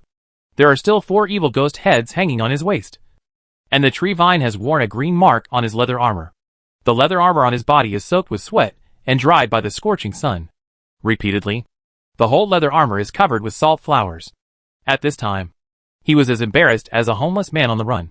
If it weren't for the heavy Roman sword hanging on his waist, the soldiers passing by along the way would have driven him away. The heads of those evil spirits were covered with a layer of plant ash, making it difficult to see what they should have looked like. On the way from the hill to the temporary market, we encountered at least 3 interrogations by patrolling soldiers. Fortunately, the patrols in this area were carried out by the soldiers of the 57th Heavy Armored Infantry Regiment. Even if these soldiers did not know He Buqiang, there were also many people who knew Soldak, which allowed He Buqiang to successfully pass 3 interrogations. He Buqiang did not go directly to the military camp to find Soldak. The camp of the 57th Heavy Armored Infantry Regiment was probably not easy to enter now, so He Buqiang dragged his tired body directly back to the businessman Larkin. The temporary market at dusk was still very lively, and the open-air tavern was even more crowded with people. The smell of barbecue and ale floated far away, causing He Buqiang's withered stomach to twitch. He Buqiang licked his chapped lips, walked back to Larkin's tent. In front of the tent, the curly-haired boy Gabby has put away the stall and is squatting in front of the tent to count the supplies. It seems that another batch of goods has been sent from his hometown. Businessman Larkin may have been very busy recently. Seemingly sensing someone standing aside, Businessman Larkin subconsciously raised his head and glanced. When he saw He Buqiang, who was as embarrassed as a savage, His eyes widened, and he asked He Butchiang somewhat exaggeratedly. "Oh my God! Little duck, what on earth have you experienced?" Little duck. After hearing the long-lost voice, He Butchiang squinted his eyes, and smiled stupidly at Larkin. At this time, Larkin quickly stood up, not caring about counting the supplies, and quickly said to the curly-haired boy Gabby, "Take him to the river and wash him well." "No! Ulysses, you lazy guy. Stop sleeping. Get up quickly and go get some water. Gabby, you make a fire and boil the water. Now, little duck, what I need is a hot bath that can relieve my fatigue," Larkin shouted into the tent. The strong man Ulysses ran out of the tent with his muscular upper body naked. His face looked like he had just woken up. Before he could understand the situation, he lifted 2 large wooden barrels from the side of the tent without looking back, ran towards the river. This big man's daily task is to watch the night, so he basically hides in a tent to sleep during the day. Being able to sleep until this time in the noisy market is considered a good sleep for him. But it's no wonder Larkin scolded him. He obviously got up late today. In comparison, the somewhat thin Gabby appears to be much smarter. He is almost the little assistant of businessman Larkin. Even though he is so young, he can help Larkin in many ways. At this time, Gabby ran to start the fire and boil the water without saying a word. Larkin walked to He Butchiang's side. Although He Butchiang's wounds had been properly treated, the holes in the leather armor, as well as the blood stains on the linen bandage on his shoulders, arms, and chest, were all there. It explained the injuries on He Butchiang's body. "Oh my God! You're injured!" Larkin's voice was full of concern. While helping He Butchiang unpack his belongings, he said, "Soldak has been thinking about you a lot in the past few days. He originally wanted to find you." "Yes, but the situation in the 57th Regiment has changed a bit recently, and he has been unable to escape during this period." Seeing the Roman sword that had been cut into a slightly curled edge, the heavy sword-like edge of a mallet could be made like this, making Larkin's mouth open in an O shape. Then he said, "I heard he said you went to the mountains. You are really a bold guy." He Butchiang untied the tree vines around his waist, and let the 4 evil ghost heads roll down to the grass. It felt like a few coconuts falling from the coconut tree. Larkin glanced at it casually. Then his eyes were deeply attracted by the dirty rotten coconuts on the ground. For a moment, he was so excited that he was speechless. Larkin's tongue curled up and he stuttered. "This is the Statue of Liberty. You and I are going to get a few boxes. These things need to be packed properly. You are hanging on the back of your butt like this." "Just brought them back?" That expression was like looking at a fool. He lowered his voice and said to He Butchiang, "You are so lucky. If you dare to do this in the wild, death will be your only fate." Larkin whispered to He Butchiang with a serious face, "Whether it's the slave catcher adventure group or those patrol teams, no matter who sees you daring to walk through the Gandor Mountains alone with these valuable things on you, they can't help but attack you." He Butchiang looked at Larkin speechlessly. Larkin stared at He Butchiang and said seriously, "You don't believe it? Hey, this world is far from as beautiful as you think.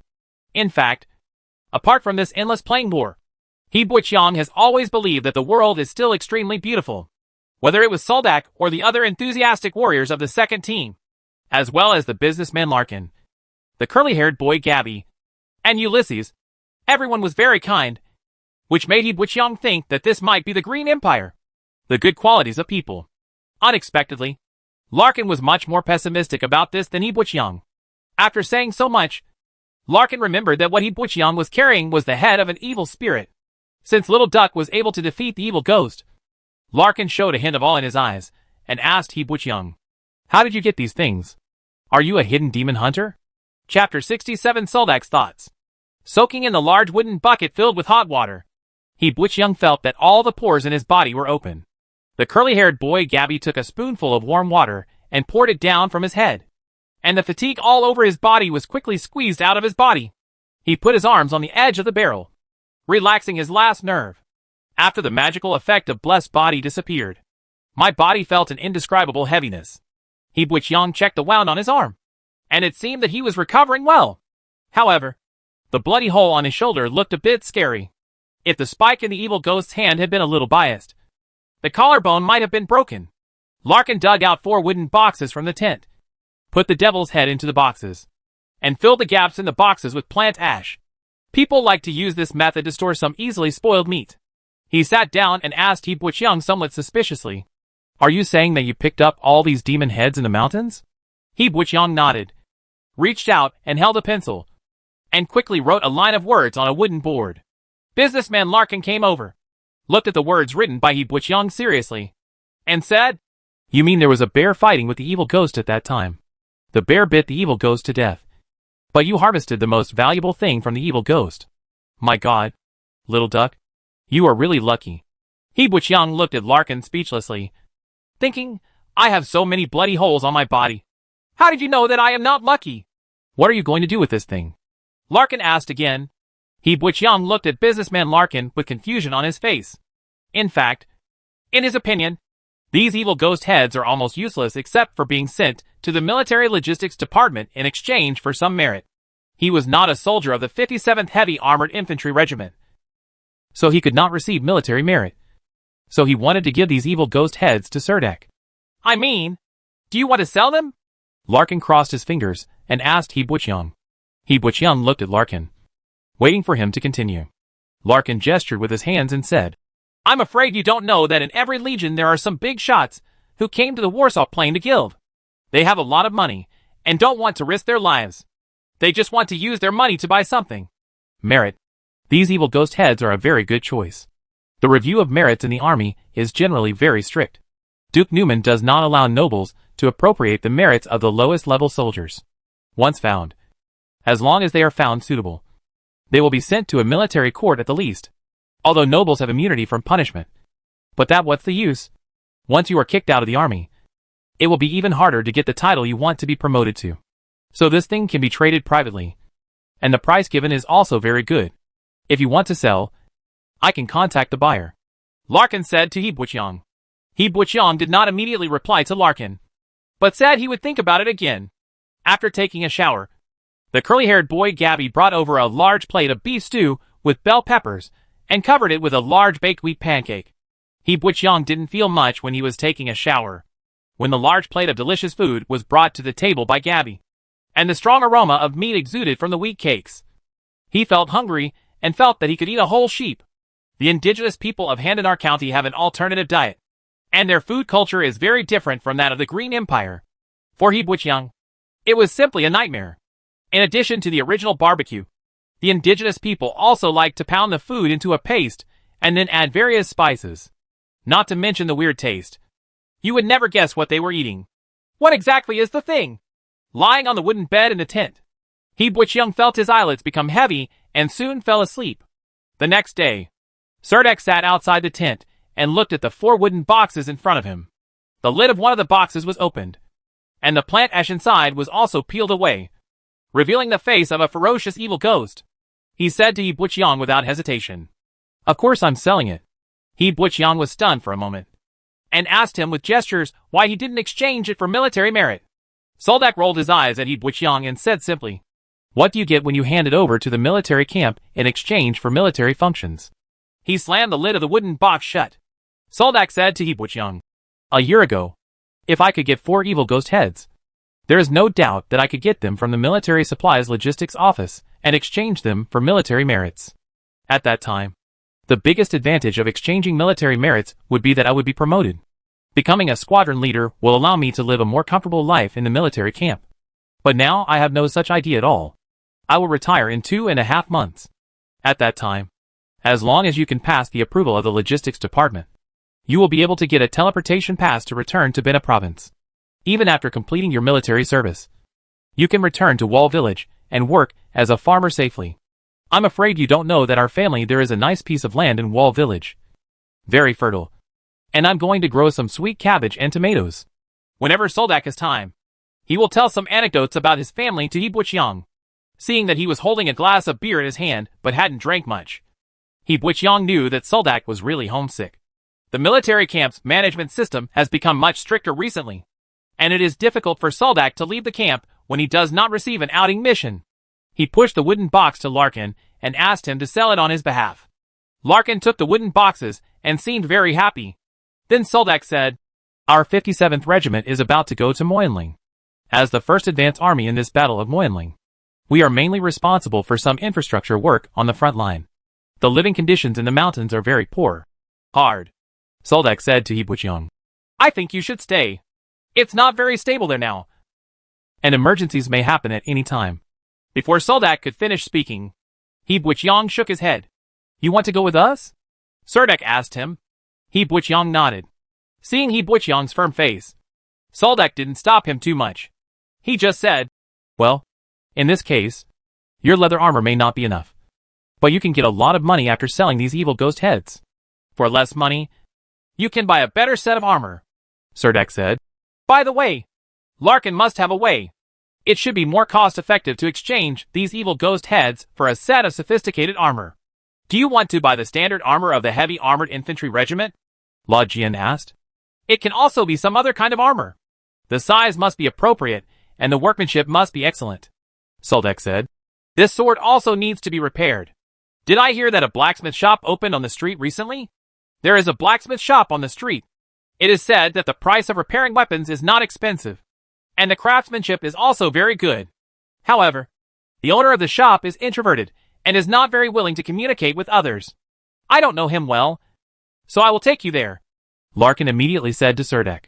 Chapter 68 The Market outside the military camp. Now this temporary market at the foot of the forest farm has expanded at least 3 times compared to a month ago.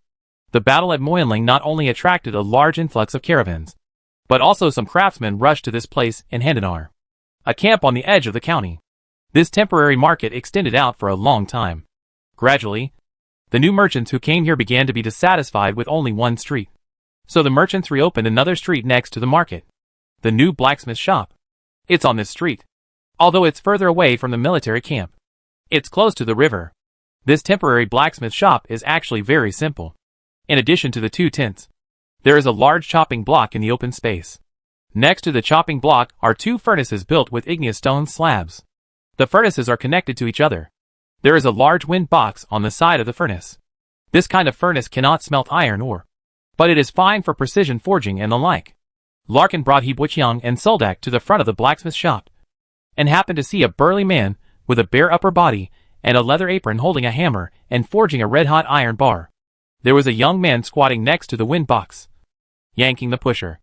Every time the wind box was pushed, a green flame would surge from the stove to a height of several feet. When the iron bar was red hot, the burly man took the iron bar from the furnace to the cutting board and forged it hard. He Buiqiang watched for a while, and the blade of a knight's long sword slowly emerged from the blacksmith's hand. There was a row of wooden shelves casually placed outside the tent. There were a lot of iron blanks on them, as well as some semi-finished swords. In addition to these, there were also iron tools such as pickaxes, hoes, horseshoes, and iron pots. At this time, the burly man saw someone at the door and inserted the cold iron bar back into the stove. He put down the hammer in his hand, wiped the sweat on his face with a towel around his neck, walked straight to Soldak, and said to Soldak with a simple smile, "This, sir. What can I do for you?" Soldak took the slightly curled Roman sword from He Buiqiang's hand. The pattern on the blade was soaked in purple blood, and the entire blade had a strong smell of blood. Soldak placed the Roman sword in front of the blacksmith and said, "I want to repair this Roman sword. Can you recover the edge of the Roman sword with a layer of steel?" The burly man reached out and picked up the Roman sword, scraped the blade with his thumb, and sharpened the edge twice with a whetstone. When he saw that the edge of the sword was not much worn, he handed the Roman sword to Soldak said, "Of course you can reblade it if you want. However, although the edge of your sword is curled, it is not seriously damaged. There is no need to reblade it. If you polish the blade well, it can still be used for a long time." As he spoke, he kept wiping the Roman sword back and forth with the oilstone in his hand. Sure enough, the curled edge was no longer so ugly. Soldak glanced at He Buiqiang, then compared the Roman sword and said, "I plan to make this Roman sword longer. Not only is this Roman sword a bit short, it's also a bit too light for me." He said these words on behalf of He Buiqiang. When the blacksmith heard what Soldak said, he nodded in agreement. "Okay, I understand. If you wish, I can increase the length and weight of the Roman sword for you. However, I am afraid that the patterns on the blade cannot be preserved. I am not good at carving patterns on swords. Can you accept that the steel-clad steel on the blade can be forged with layers of patterns using the stack forging method?" Soldak said very simply, "Okay." Soon, the blacksmith discussed the specific details with Soldak. If it was a simple repair, such a Roman sword would require at most 3 to 5 silver ingots. However, Soldak asked the blacksmith to not only reclad the Roman sword with a steel blade based on the original Roman sword blank, but also to the length and weight of this Roman sword increased. As a result, the Roman sword needed to add some additional iron. So the maintenance cost of this Roman sword suddenly soared to 15 silver coins. Such high repair costs, for civilians, are almost as much as half a month's salary of apprentices. However, in Soldak's opinion, the fee charged by the blacksmith was quite reasonable. So he handed the Roman sword in He Buqiang's hand to the blacksmith and made an appointment to pick up the sword in the evening of the next day. Dick also readily paid half of the deposit. Then Soldak asked the burly blacksmith, "Do you sell fine iron shields?" When the blacksmith heard this, he smiled honestly, pointed to a shop next door and said, "Sir, if you too want to buy a finished shield, you might as well go to the shop over there. There are several different styles of finished shields, and the price is no more expensive than what I make here now." Amid the heroic laughter of the burly blacksmith in the blacksmith shop, He Buqiang followed Soldak into the third shop next to the blacksmith shop. It was said to be a shop, but in fact, it was just 2 rows of weapon racks placed in front of the tent. There is only one kind of armor on the weapon rack, which is a shield of various shapes. From a small round shield made of yellow pine wood wrapped with a thin layer of iron sheet, to a square shield made of hard oak wrapped with a layer of iron sheet, to a dwarf chain forged from pure fine iron. Shields include strong and light landslide shields, kite-shaped shields that are wide at the top and narrow at the bottom, and even bone shields cut from the ribs of the evil ghost's chest, bronze shields made of bronze, and so on. This is a shield merchant who specializes in selling shields. Among the shields here, the bronze shield is the most expensive. But what caught the attention of He Buqiang and Soldak was the bone shield.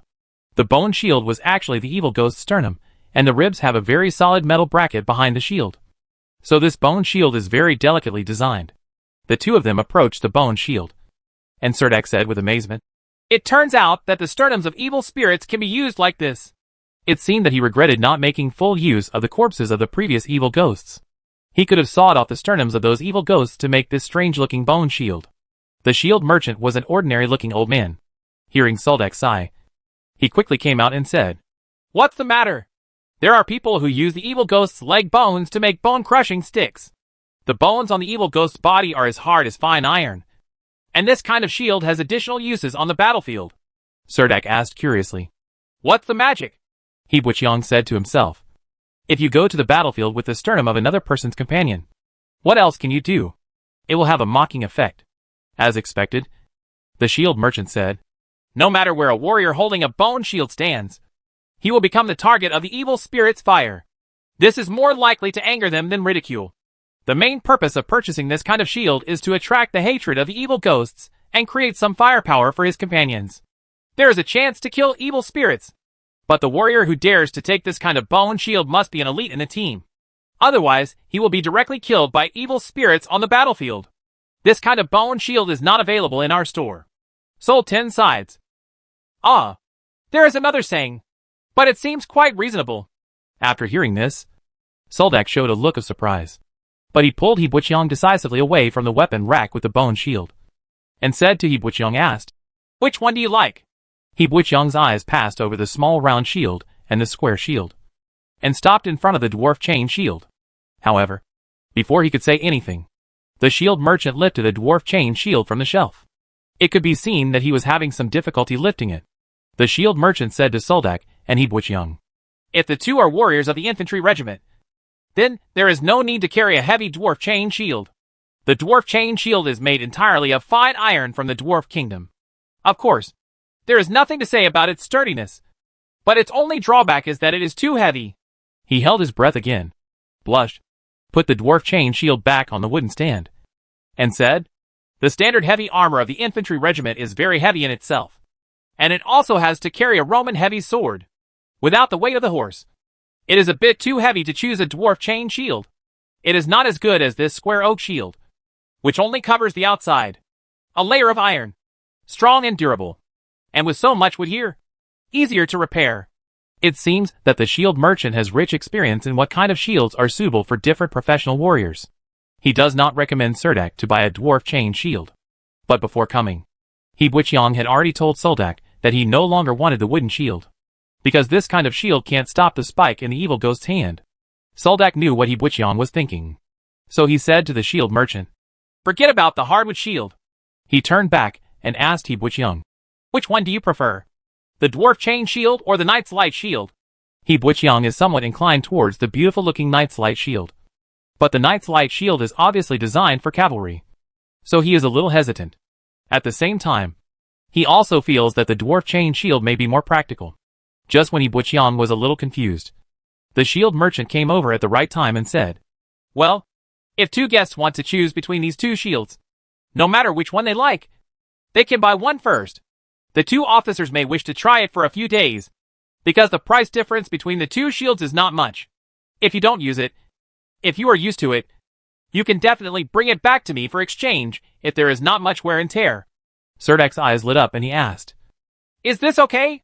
Yes, the shield merchant said to Serdak with a confident smile on his face. Not long after, He Butch-young and Suldak walked out of the shield shop. He Butch-young had a heavy dwarf chain shield on his back. Suldak still wanted to go shopping in the market. He Butch-young was looking for a set of full coverage armor that suited him. But he saw the curly-haired boy Gabby running over panting, and whispered beside the two of them, Larkin has already found buyers for 4 demon heads. Chapter 69 Underground Trading. After passing through the noisy street market, He Butch-young and Suldak followed Gabby to a large tent on the outermost edge of the hillside, which was the temporary camp of a large caravan. This large circular tent is surrounded by several small tents like stars holding the moon. Behind the circular tent are more than a dozen cargo piles covered with tarpaulins. At the end is a stable surrounded by a wooden fence, 20-some horses, and a few mules. Several store clerks were carrying a batch of goods from a cargo pile onto a cart. They should be some grain bags filled with oats. The camp was surrounded by lush green grass, and there were serious trampling marks all around. Some horse hoof prints were filled with the rain that just fell yesterday. 2 guards in armor were guarding the entrance of the tent. When they saw He Butch-young and others walking in, they stopped the 3 of them with their halberds. Gabby said to the guard politely, I am Mr. Larkin's shop assistant. Mr. Larkin asked me to come here. His voice reached the tent, and before the guard could reply, a gentle voice sounded from the tent. Invite them in. The guard stood the halberd beside him again, stretched out his hand to lift the tent curtain, and invited He Butch-young and Suldak inside. The tent was covered with soft furs. A young noble knight was sitting on the main seat, and several businessmen were sitting on both sides. The businessman Larkin was sitting among them. There was a small wooden table in front of him, and a fruit plate on the wooden table, filled with green grapes and purple plums. There was also a piece of ice standing in the corner of the tent that was constantly emitting white steam. In this way, the temperature inside the tent and the outside were completely different. The inside of the tent was much cooler than the outside. I thought, this is probably the aristocratic life that Suldak said. Larkin saw Gabby bringing Suldak and He Butch-young in, and quickly called Suldak and He Butch-young to walk over. Then he stood up and introduced to the young nobles in the tent. Baron Terry Carnegie. This is Suldak, who belongs to the 57th Regiment here. This is his friend Little Dak. In my hand they are the owners of these evil ghost heads. The young nobleman was wearing a black dress inlaid with gold lace, and his face looked particularly white. He was sitting there casually, holding a silver wine glass in his hand. He shook the wine glass in his hand, and the ice cubes inside hit the glass. The wall made a tinkling sound, immediately making the tent quiet. Baron Terry Carnegie asked Suldak, I heard that you intend to transfer these 4 evil ghost heads? That's true, Suldak replied. Baron Terry Carnegie raised his thin eyebrows slightly. His face was a little too green, and he said in a unique hoarse voice in the stage of voice change, Can you explain to me these 4 evil spirits again? Where did the head come from? Serdak hesitated for a moment, but still said, We got it in the Gundar Mountains.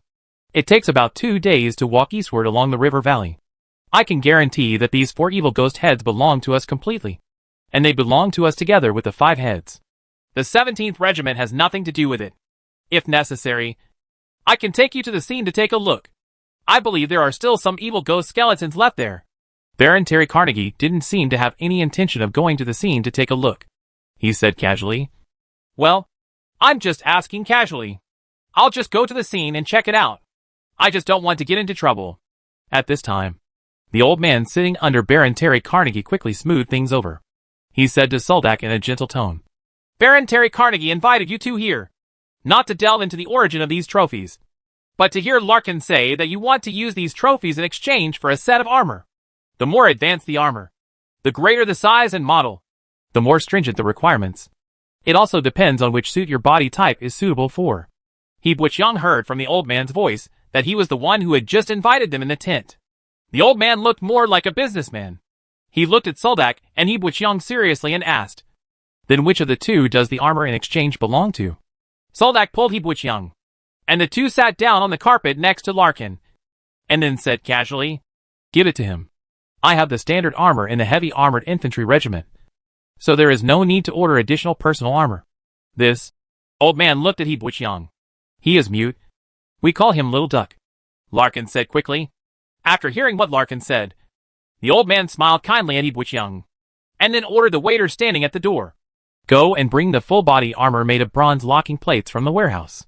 He paused, thought carefully, and then added, Also bring over the set of Warcraft leather armor." The two waiters turned around and walked out, and not long after, they brought in two completely different sets of armor.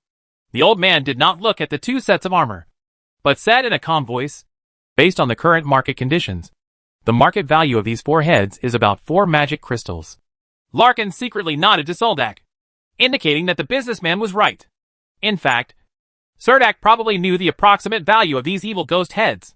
Seeing that Soldak and He Butchyoung had no objections, the old man stood up from his seat, walked to the front of the bronze armor, and began to introduce to everyone. This full-body armor weighs 35 pounds and is made up of nearly 1,000 bronze armor pieces. If this is just a set of bronze armor, then even a brand new set of locking plate bronze armor is only worth about $7. A gold coin. But this set of armor is somewhat different. Each armor piece is plated with a layer of precious magic metal. So this set of armor has good anti-magic properties. So it is worth at least 3 magic crystals. So expensive! Almost all the proceeds from the sale of the evil ghost's head were spent, and He Butchyoung felt a little reluctant to give up. He Butchyoung's understanding of the currency in this world is that 3 magic crystals can be exchanged for about 30 gold coins. An ordinary civilian can probably save dozens of gold coins in his lifetime. Serdak's eyes fell on the heavy armor, and his eyes showed strong interest. The standard armor of the 57th Heavy Armor Infantry Regiment was not so sophisticated. The old man walked to another set of leather armor and introduced to everyone. This leather armor is sewn with the leather of the 2nd level monster. I used about half of the skin of a flaming snake lizard to make the upper body leather jacket, and the lower body pants armor and battle skirt were made of the thick leather from the back of the swamp giant crocodile. The upper part of this set of Warcraft leather armor does not belong to the category of heavy armor, but the lower part does. Hearing what the old man said, Serdak was completely attracted by the armor that didn't look too outstanding. Even Larkin on the side opened his mouth and showed a very surprised expression. The old man continued to introduce. The texture of this set of Warcraft leather armor is lighter than that of bronze armor, and its defense and magic resistance are also better. In addition, the greatest value of this set of Warcraft leather armor is that it has good magic conductivity. That is to say, this set of magic leather armor still has a lot of room for improvement in the future. If you have the ability to be promoted to a level 1 warrior in the future, you can also ask an inscriptionist to draw a complete set of magic patterns on this set of leather armor to make it a set. Precious magic pattern structure.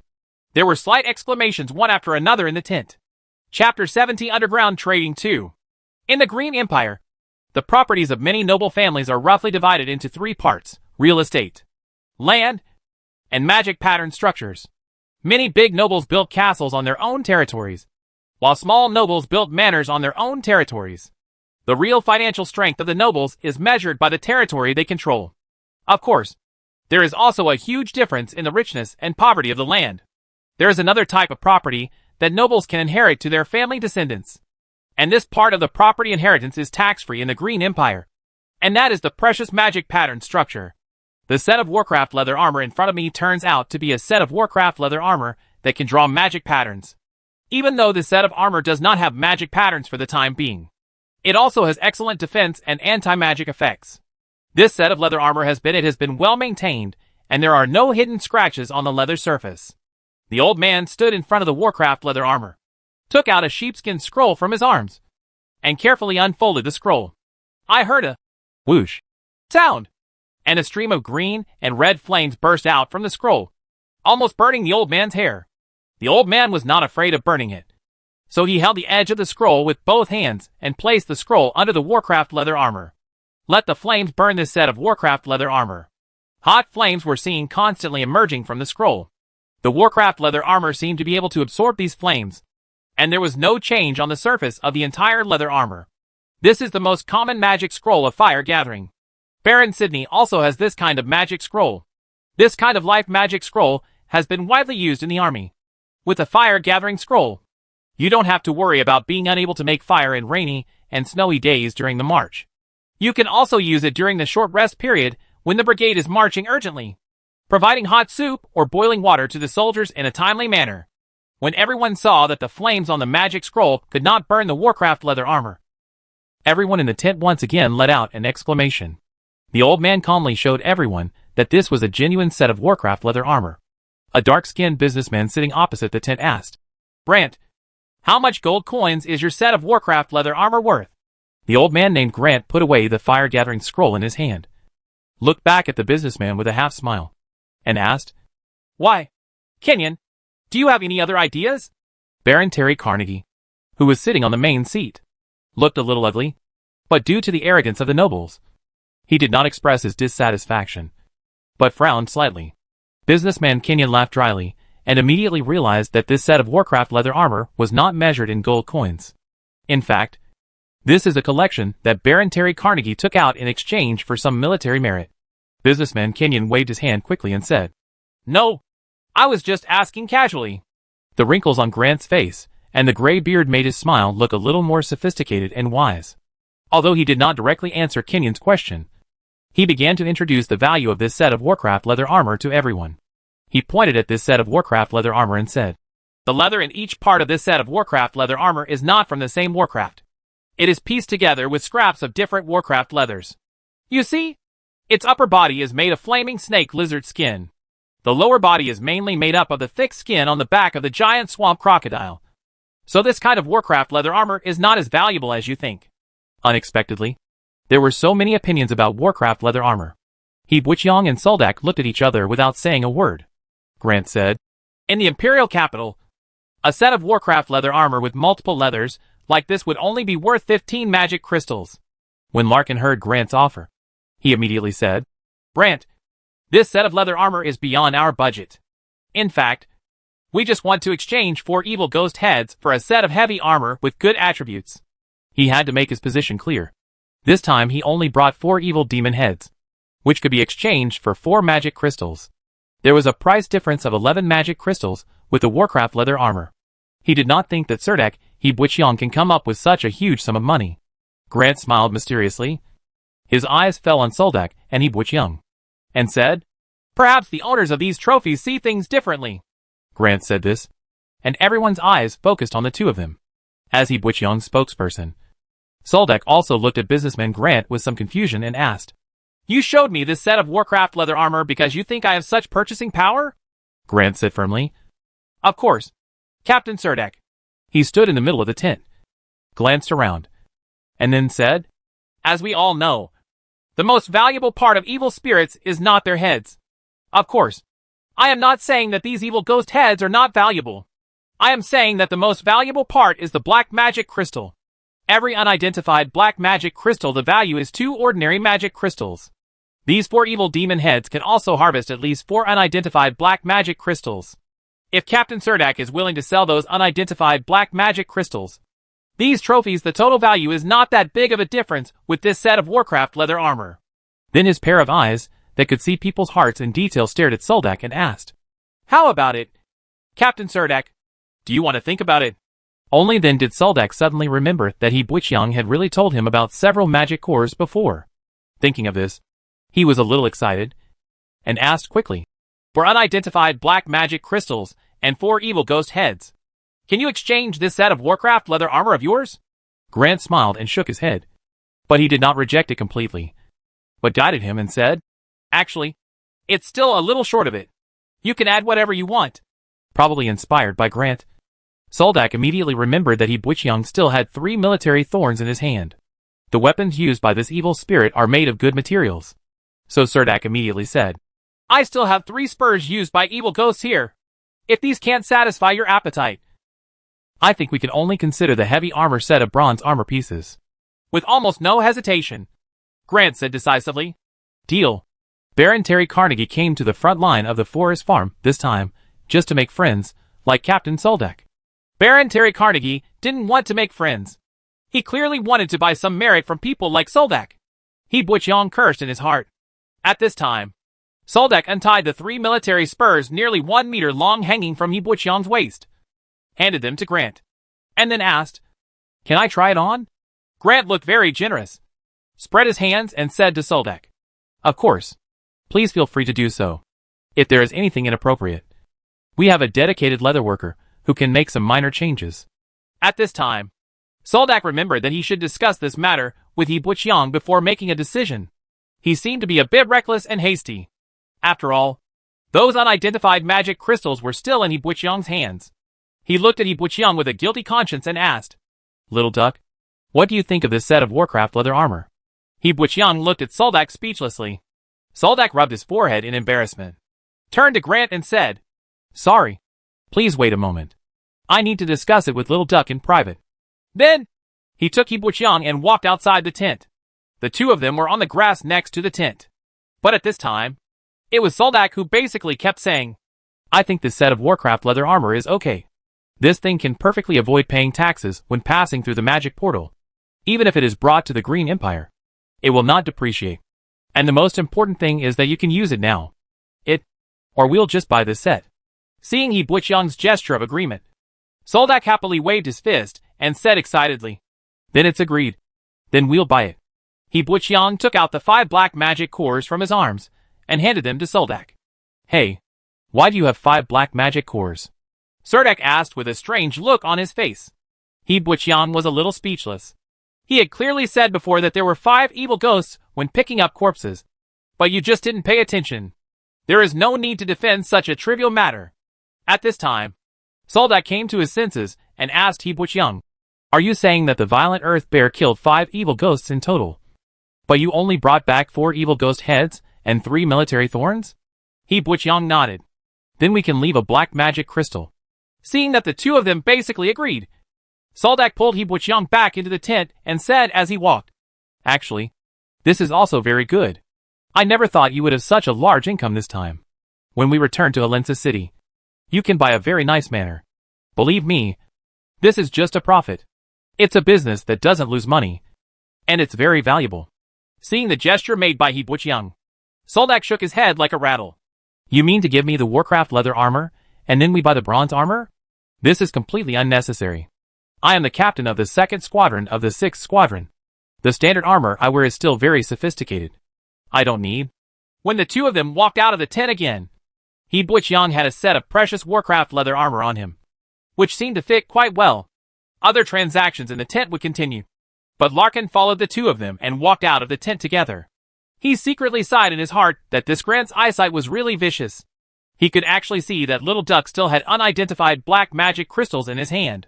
He then took out a set of precious Warcraft leather armor. Both parties took what they needed. He made this deal privately, and he is indeed an outstanding businessman. Chapter 71 News of the Battle of the Camperto River. The hot and humid wind blew through the street market, bringing no cool air. The sweat-soaked clothes stuck to his body, and everywhere was filled with a pungent smell of sweat. The hot sunshine turned people's faces red, and the stall owners squatted under the sun, enjoying the joy of steaming and sunbathing. To express his gratitude to Larkin, Soldak invited him to sit in a tavern in the market.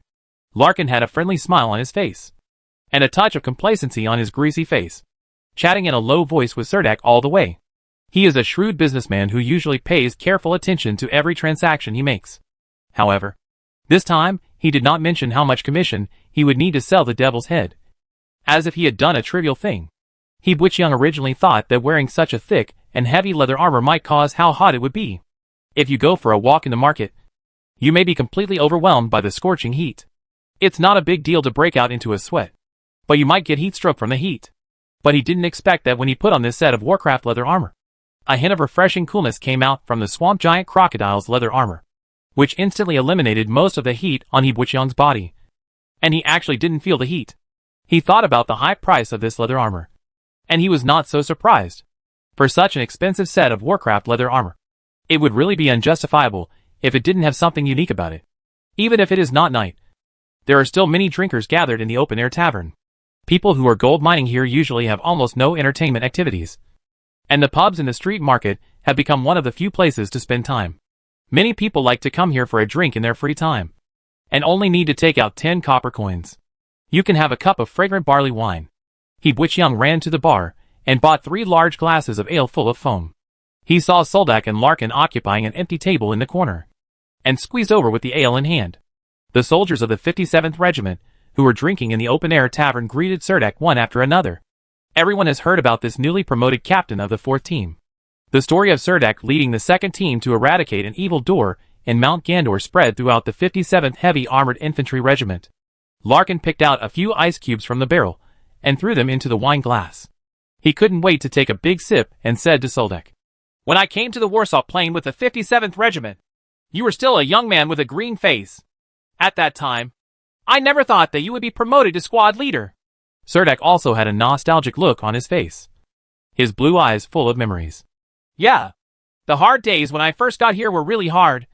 Thanks to your help." Probably every recruit will go through an adaptation period when they arrive in the military camp.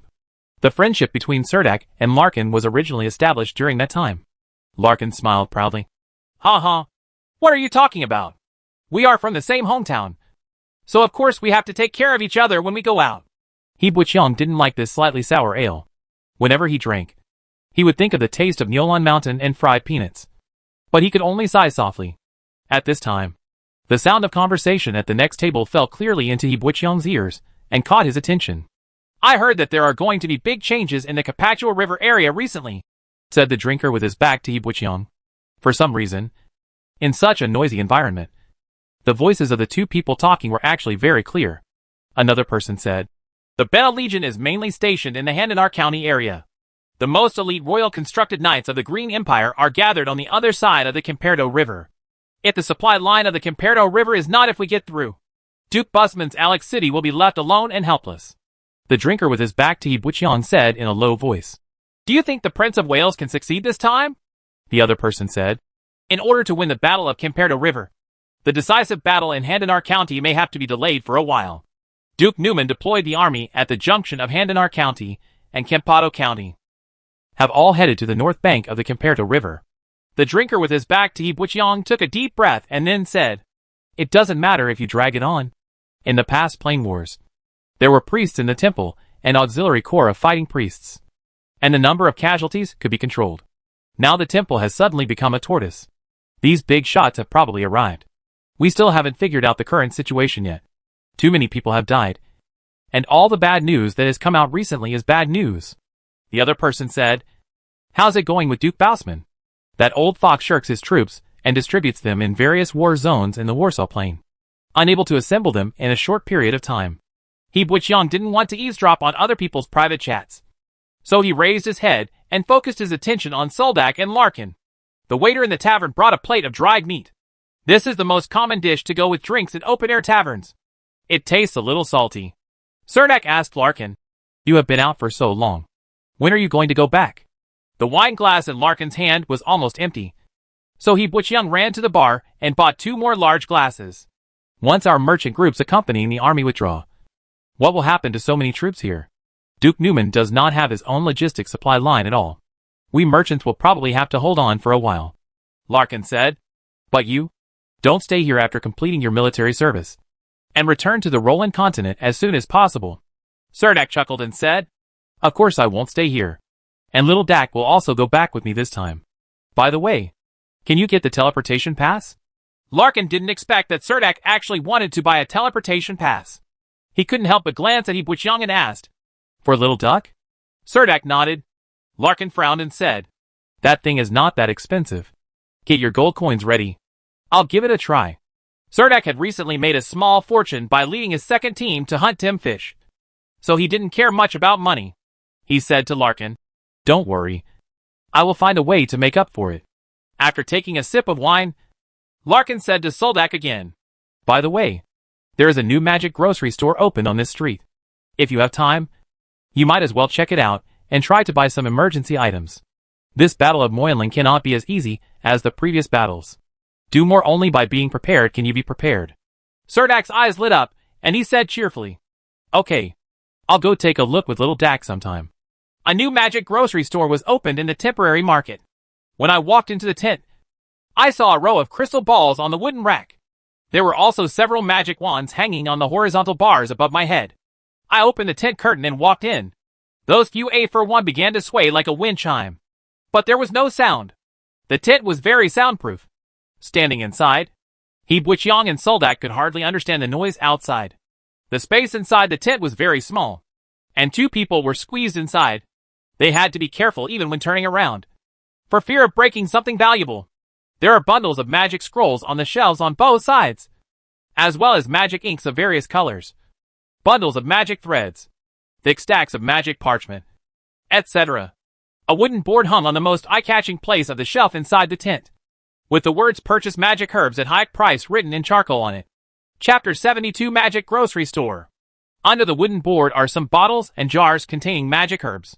The herbs in the jars all look so lifelike, and some even have their roots perfectly preserved. He Buiqiang felt a little curious and moved closer to the herbs to take a closer look.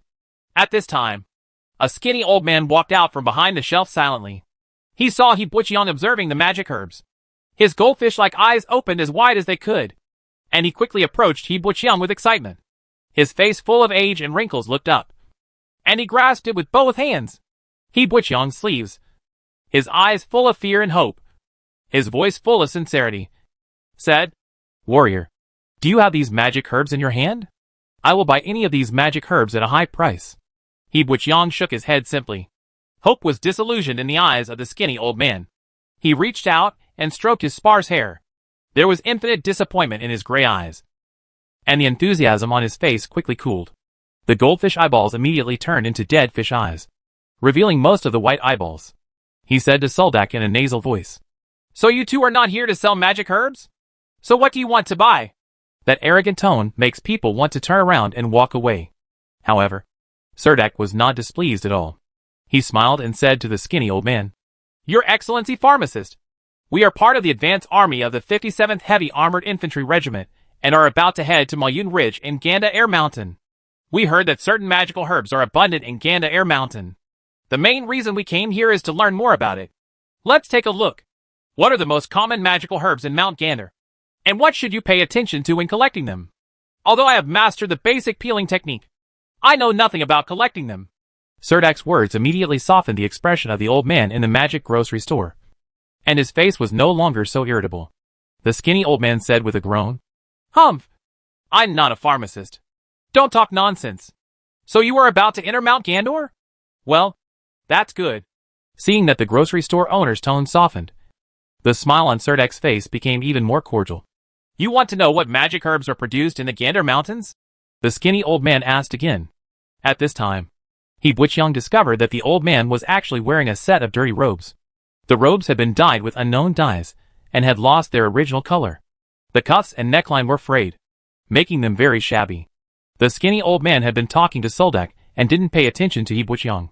He seemed very willing to talk about magic herbs. Just listen to what he said. "No one here knows more about these magic herbs than me, so I will tell you in detail. The most common flower in Gander Mountain should be the silverleaf grass. I say it is common, just to compare it with other types of magic herbs. Nowadays, magic herbs are scarce, and it is not easy to find a silverleaf grass. This kind of magic grass does not like sunlight and is usually kept dry and protected from light. Where it grows, the most obvious features are the oval silver leaves and phimosis." After listening to this eccentric old man talk about herbal medicines for a long time, Serdak became familiar with the skinny old man. Serdak slapped his chest loudly on the spot and personally promised that as long as he found the magic herb, if I have the chance to bring it back, I will definitely send it here for sale. Such a guarantee made the skinny old man feel very happy. At this time, Serdak finally spoke out the purpose of coming here. This time the advanced troops of the infantry regiment went to Gander Mountain mainly to open up a smooth forest road for the constructed knights in the rear, and to build a camp under Maoyun Ridge. Serdak said sincerely, "You can probably understand how dangerous this mission is. But for us, we also have more opportunities to come into contact with the magic grass in this mountain. So we also want to buy some practical emergency magic scrolls from you."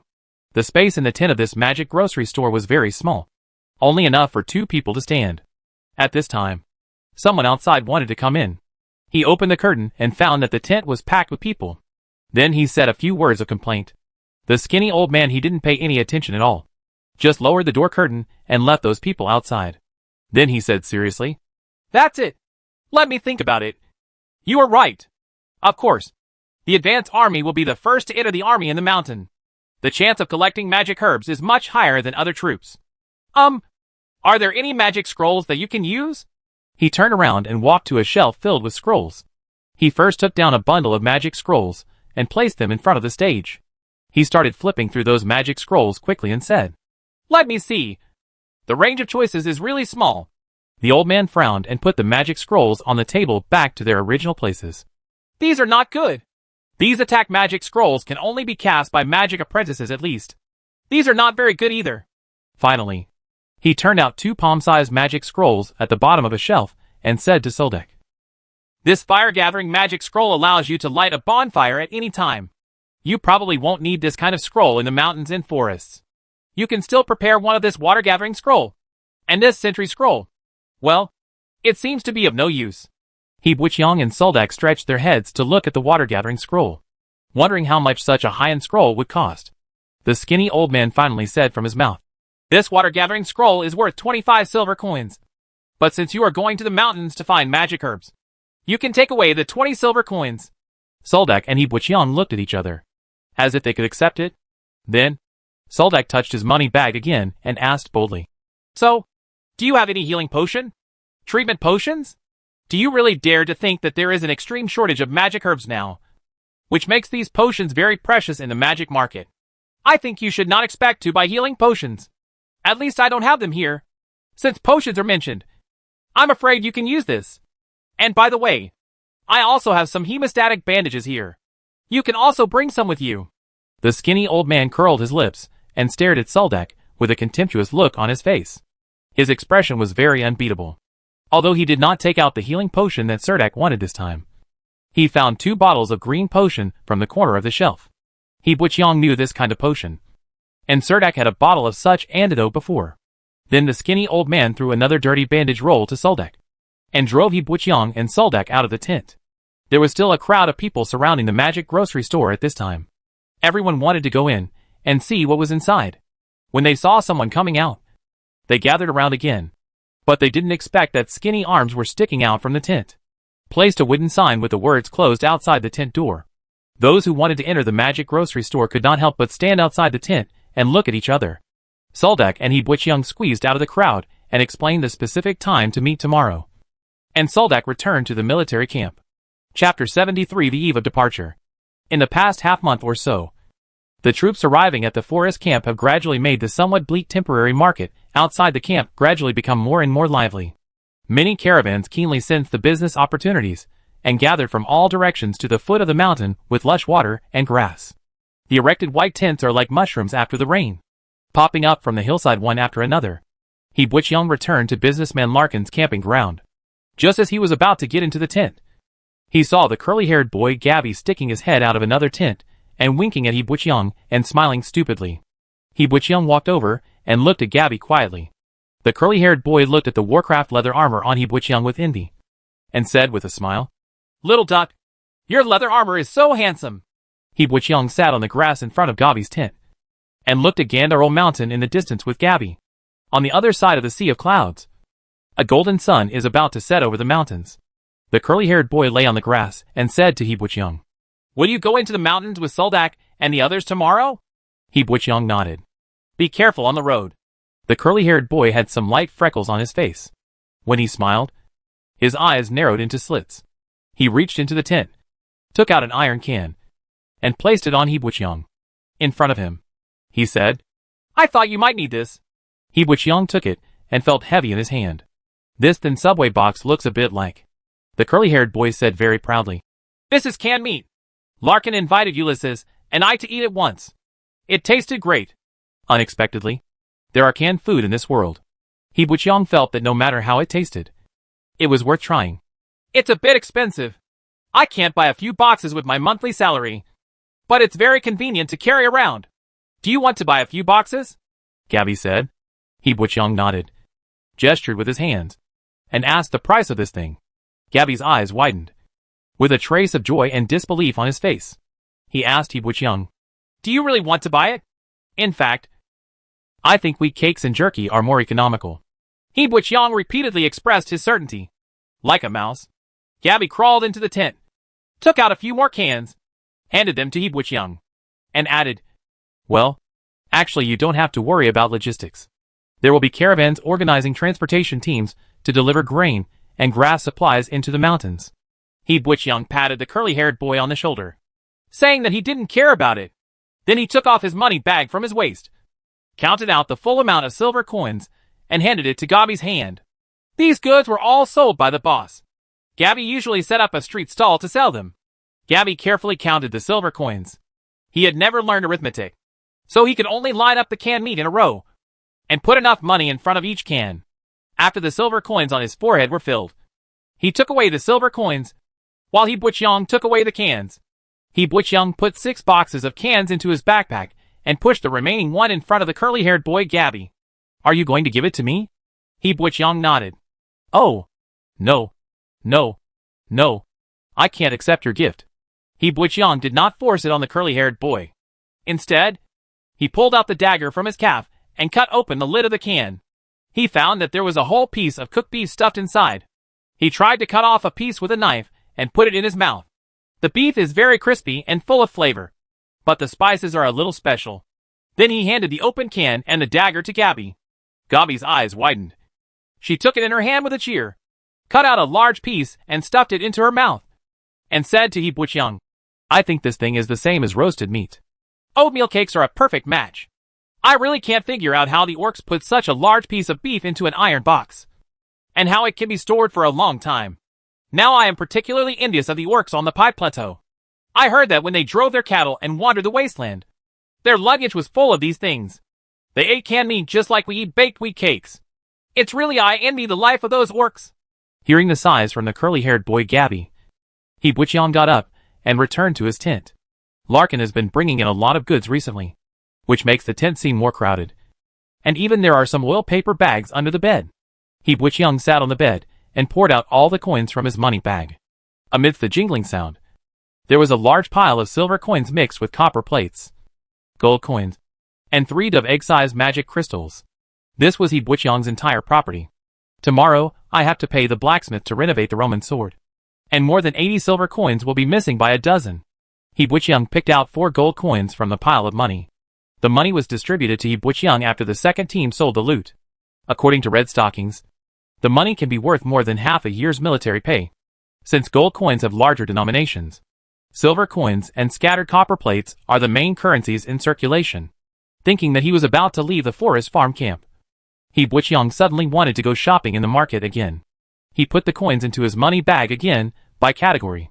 When he shook them in his hand, they would make a series of crisp sounds, and he would feel much more at ease in his heart.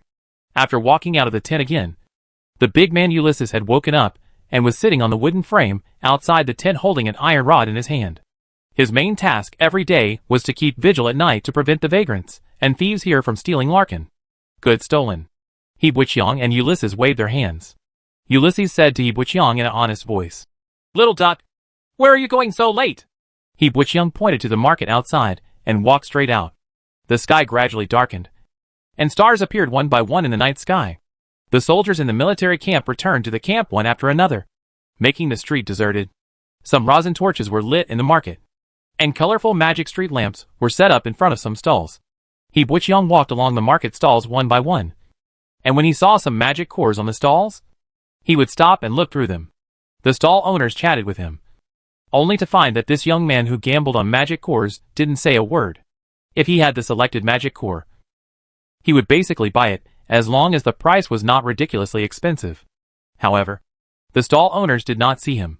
Whenever they opened any magic core, they usually put it into their money bags and left silently. After walking around in the market, He Butchung did not expect that he had unknowingly bought 8 first-level magic beast cores. Not only did he take out the 80 silver coins in the purse, he even spent all the 4 gold coins in the bag. I saw a small file selling at a stall at the street corner, so I spent 5 silver coins to buy one. When I returned to the tent, I found that there were only a dozen copper plates, gold coins, and a few coins left in my money bag. The silver coins all turned into 8 small magic cores.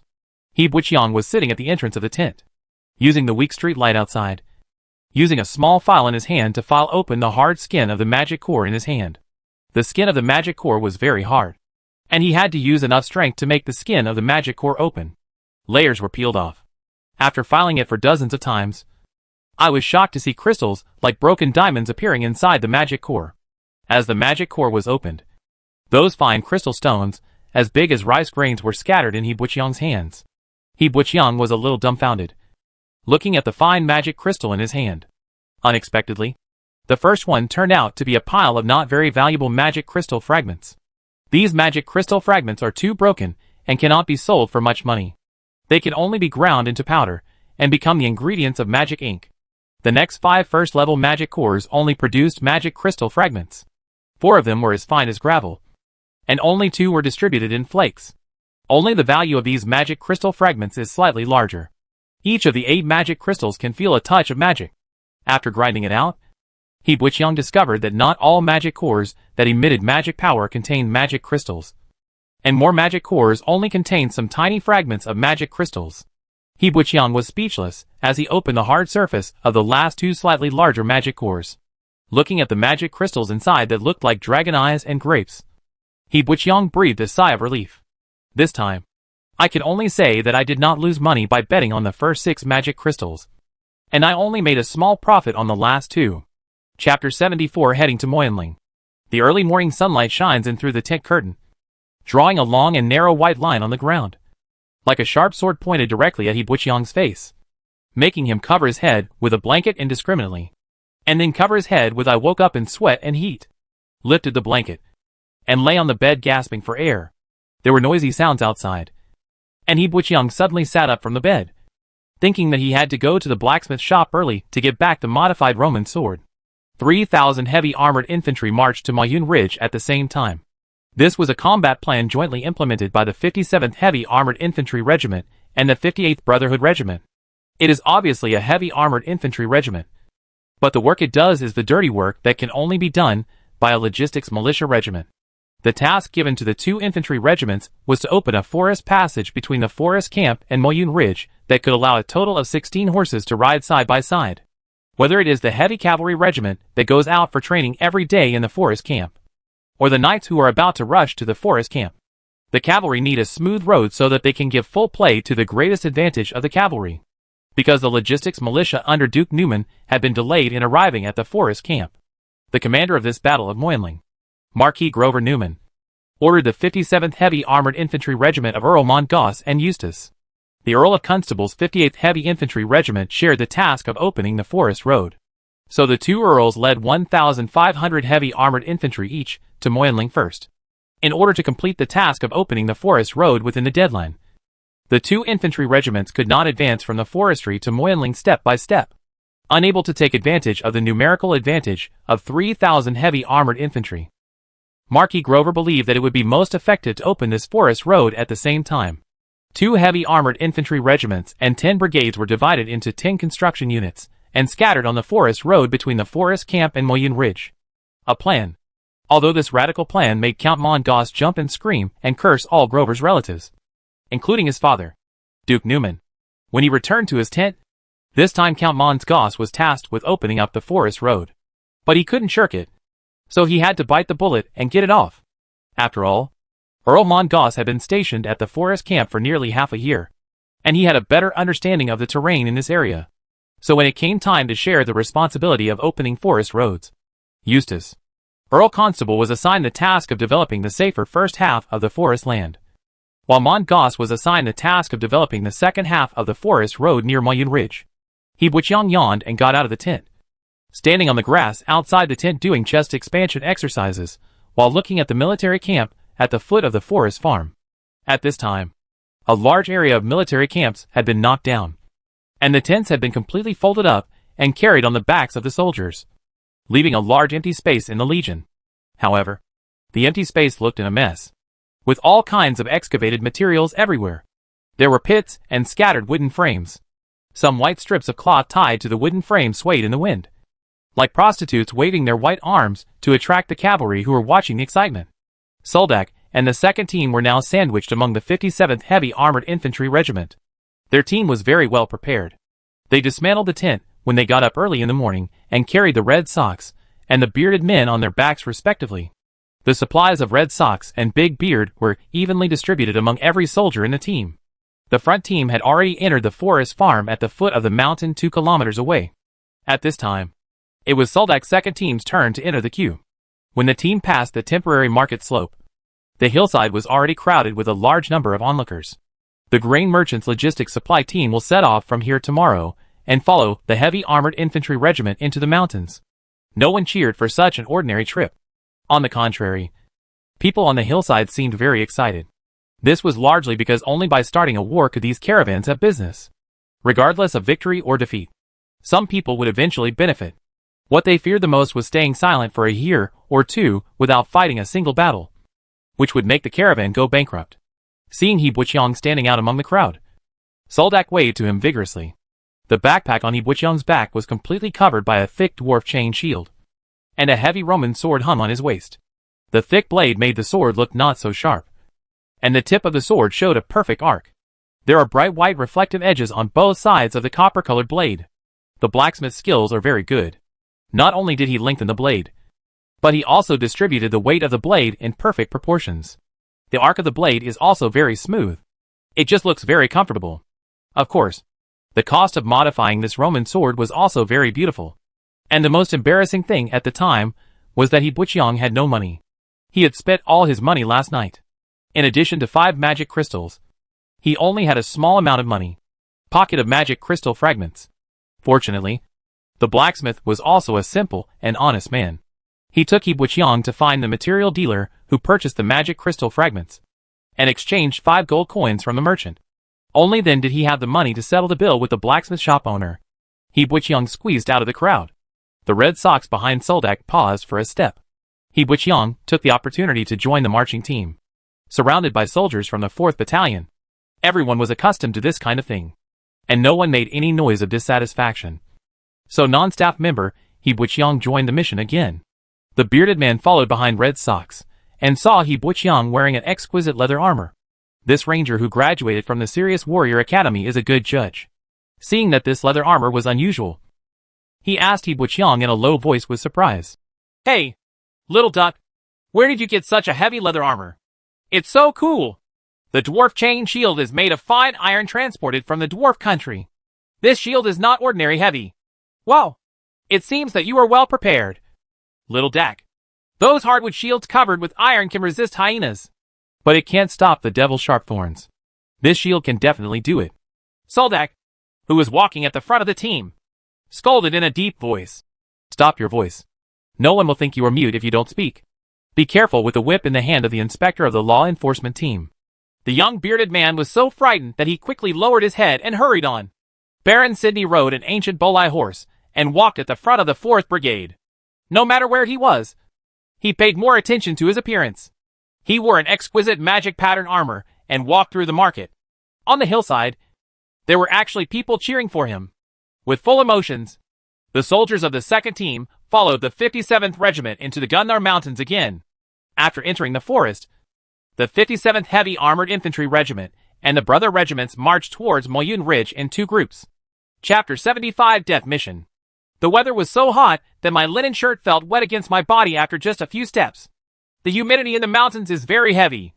Thick fog rolls in, and the hot wind carries raindrops. It was all gray in the distance, and the whine of a bobcat could be heard dozens of feet away. Heard but not seen. After entering Gandaro Mountain, I discovered that the road here is far less easy to walk than the forest farm. To be precise, there is no road at all. The team at the front used a hatchet to cut through the bushes and weeds in front of them to open a way for the large troops behind.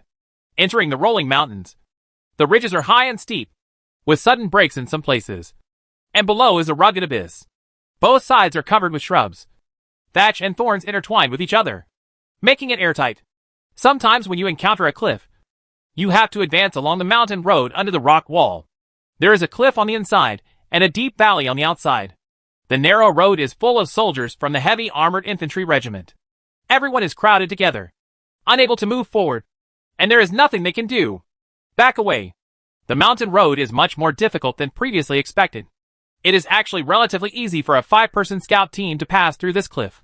However, once the large army is crowded here, even if the people in front walk slowly, they will pass to the cliff. Later, there will be a period of blockage. Red Sox took off the kettle from his waist, took a sip, handed it to He Buqiang in front of him, and said, "Save your drink. I don't know how long we have to wait on this plank road. The weather is so humid. Still very thirsty." He Buqiang patted the copper kettle on his waist, indicating that there was still a lot inside. He Buqiang cut off a section of mozo bamboo from the side of the cliff, and cut it into a smooth bamboo stick in a few simple strokes, and propped it up under the tent bag that Red Sox carried. In this way, Red Sox did not have to unload the heavy package. You need to lean your body against the cliff and rest comfortably with the support of bamboo sticks. In this way, even if the team moves forward immediately, there is no need to prepare for carrying, and they can just pat their butts and continue moving forward. "You still have many ideas," Red Sox praised He Buqiang. He Buqiang walked to the edge of the cliff and saw dense forests growing out of the steep slope at his feet. If he accidentally slipped and fell, he would not fall to death. But those dead branches of trees and vines covered with thorns would trap people in the dense forest. It is definitely not easy to climb up from below. The road underfoot was very muddy. The soldiers in front stepped on the weeds, and the muddy water seeped out. When one stepped on it, the water between the grass roots would flood the uppers of the shoes. This time, half of the soldiers of the second team carried hatchets, and the other half carried logging axes. Everyone needed to carve a forest road for the cavalry to pass on the gentle mountainous land.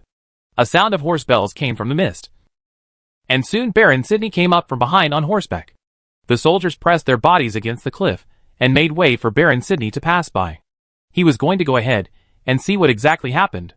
Not long after, the Count's order came from the front, and the infantry regiment camped where they were for the night. There was no room to set up tents on the narrow mountain road. Fortunately, there was a crazy hunt for red-eyed hyenas some time ago. Serdek distributed a sleeping bag with a dog-skin mattress to each soldier of the second team. This kind of hyena leather is extremely waterproof. It is so strong that even if it is paved on a mountain road where water can flow out of the foot, the entire inside of the pavement will not get damp. Red Sox unloaded the large backpack behind him, then spread out the sleeping bag on the mountain path that was only a few feet wide, and tied the rope on the sleeping bag to the tree vines protruding from the cliff to prevent him from turning over in his sleep. It will roll down the cliff. The soldiers of the other teams looked at the dog-skin sleeping bags of the second team with envy. He Buqiang didn't sleep well at all at night. He had been suffering from insomnia all night. He finally felt a little sleepy. As soon as he fell asleep, he was woken up by Red Sox. He looked at the sky full of stars with a blank look on his face. "The order came from the front. Be ready to go at any time," Red Sox explained to He Buqiang. Serdek distributed a piece of toasted wheat cake to each soldier in the team, filled his stomach with cold water from the kettle, and that was considered breakfast. When it was just dawn, the soldiers of the second team were already on their way. When passing through a narrow mountain road, we found obvious signs of fighting. The smell of blood in the air had not dissipated. We could not see the casualties of the infantry regiment soldiers, but there were 3 quilts hanging on the canopy on one side of the deep stream. The corpses of evil ghosts, whose heads had been chopped off and skin had dried up and were covered with scars. It was unknown how much the team in front of them had spent to kill these 3 evil ghosts. After walking out of this dangerous road, the team plunged into the endless green sea forest, where there were all kinds of poisonous insects, pythons and poisonous plants. The best way to resist these poisonous insects was to be fully armed from head to toe. The bearded Kegel caught a giant python. The python's body was chopped into 3 parts by him with an axe. The head part still continued to attack Kegel. In the end, Augustus took advantage of the opportunity. The giant python didn't pay attention and penetrated the giant python's head with a Paglio spear, nailing it firmly to the ground, which finally ended the battle.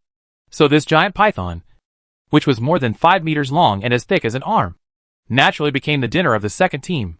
He Buqiang could see the majestic Mayan Ridge in the distance, which is the highest peak in the eastern mountainous area of the Gander Mountains.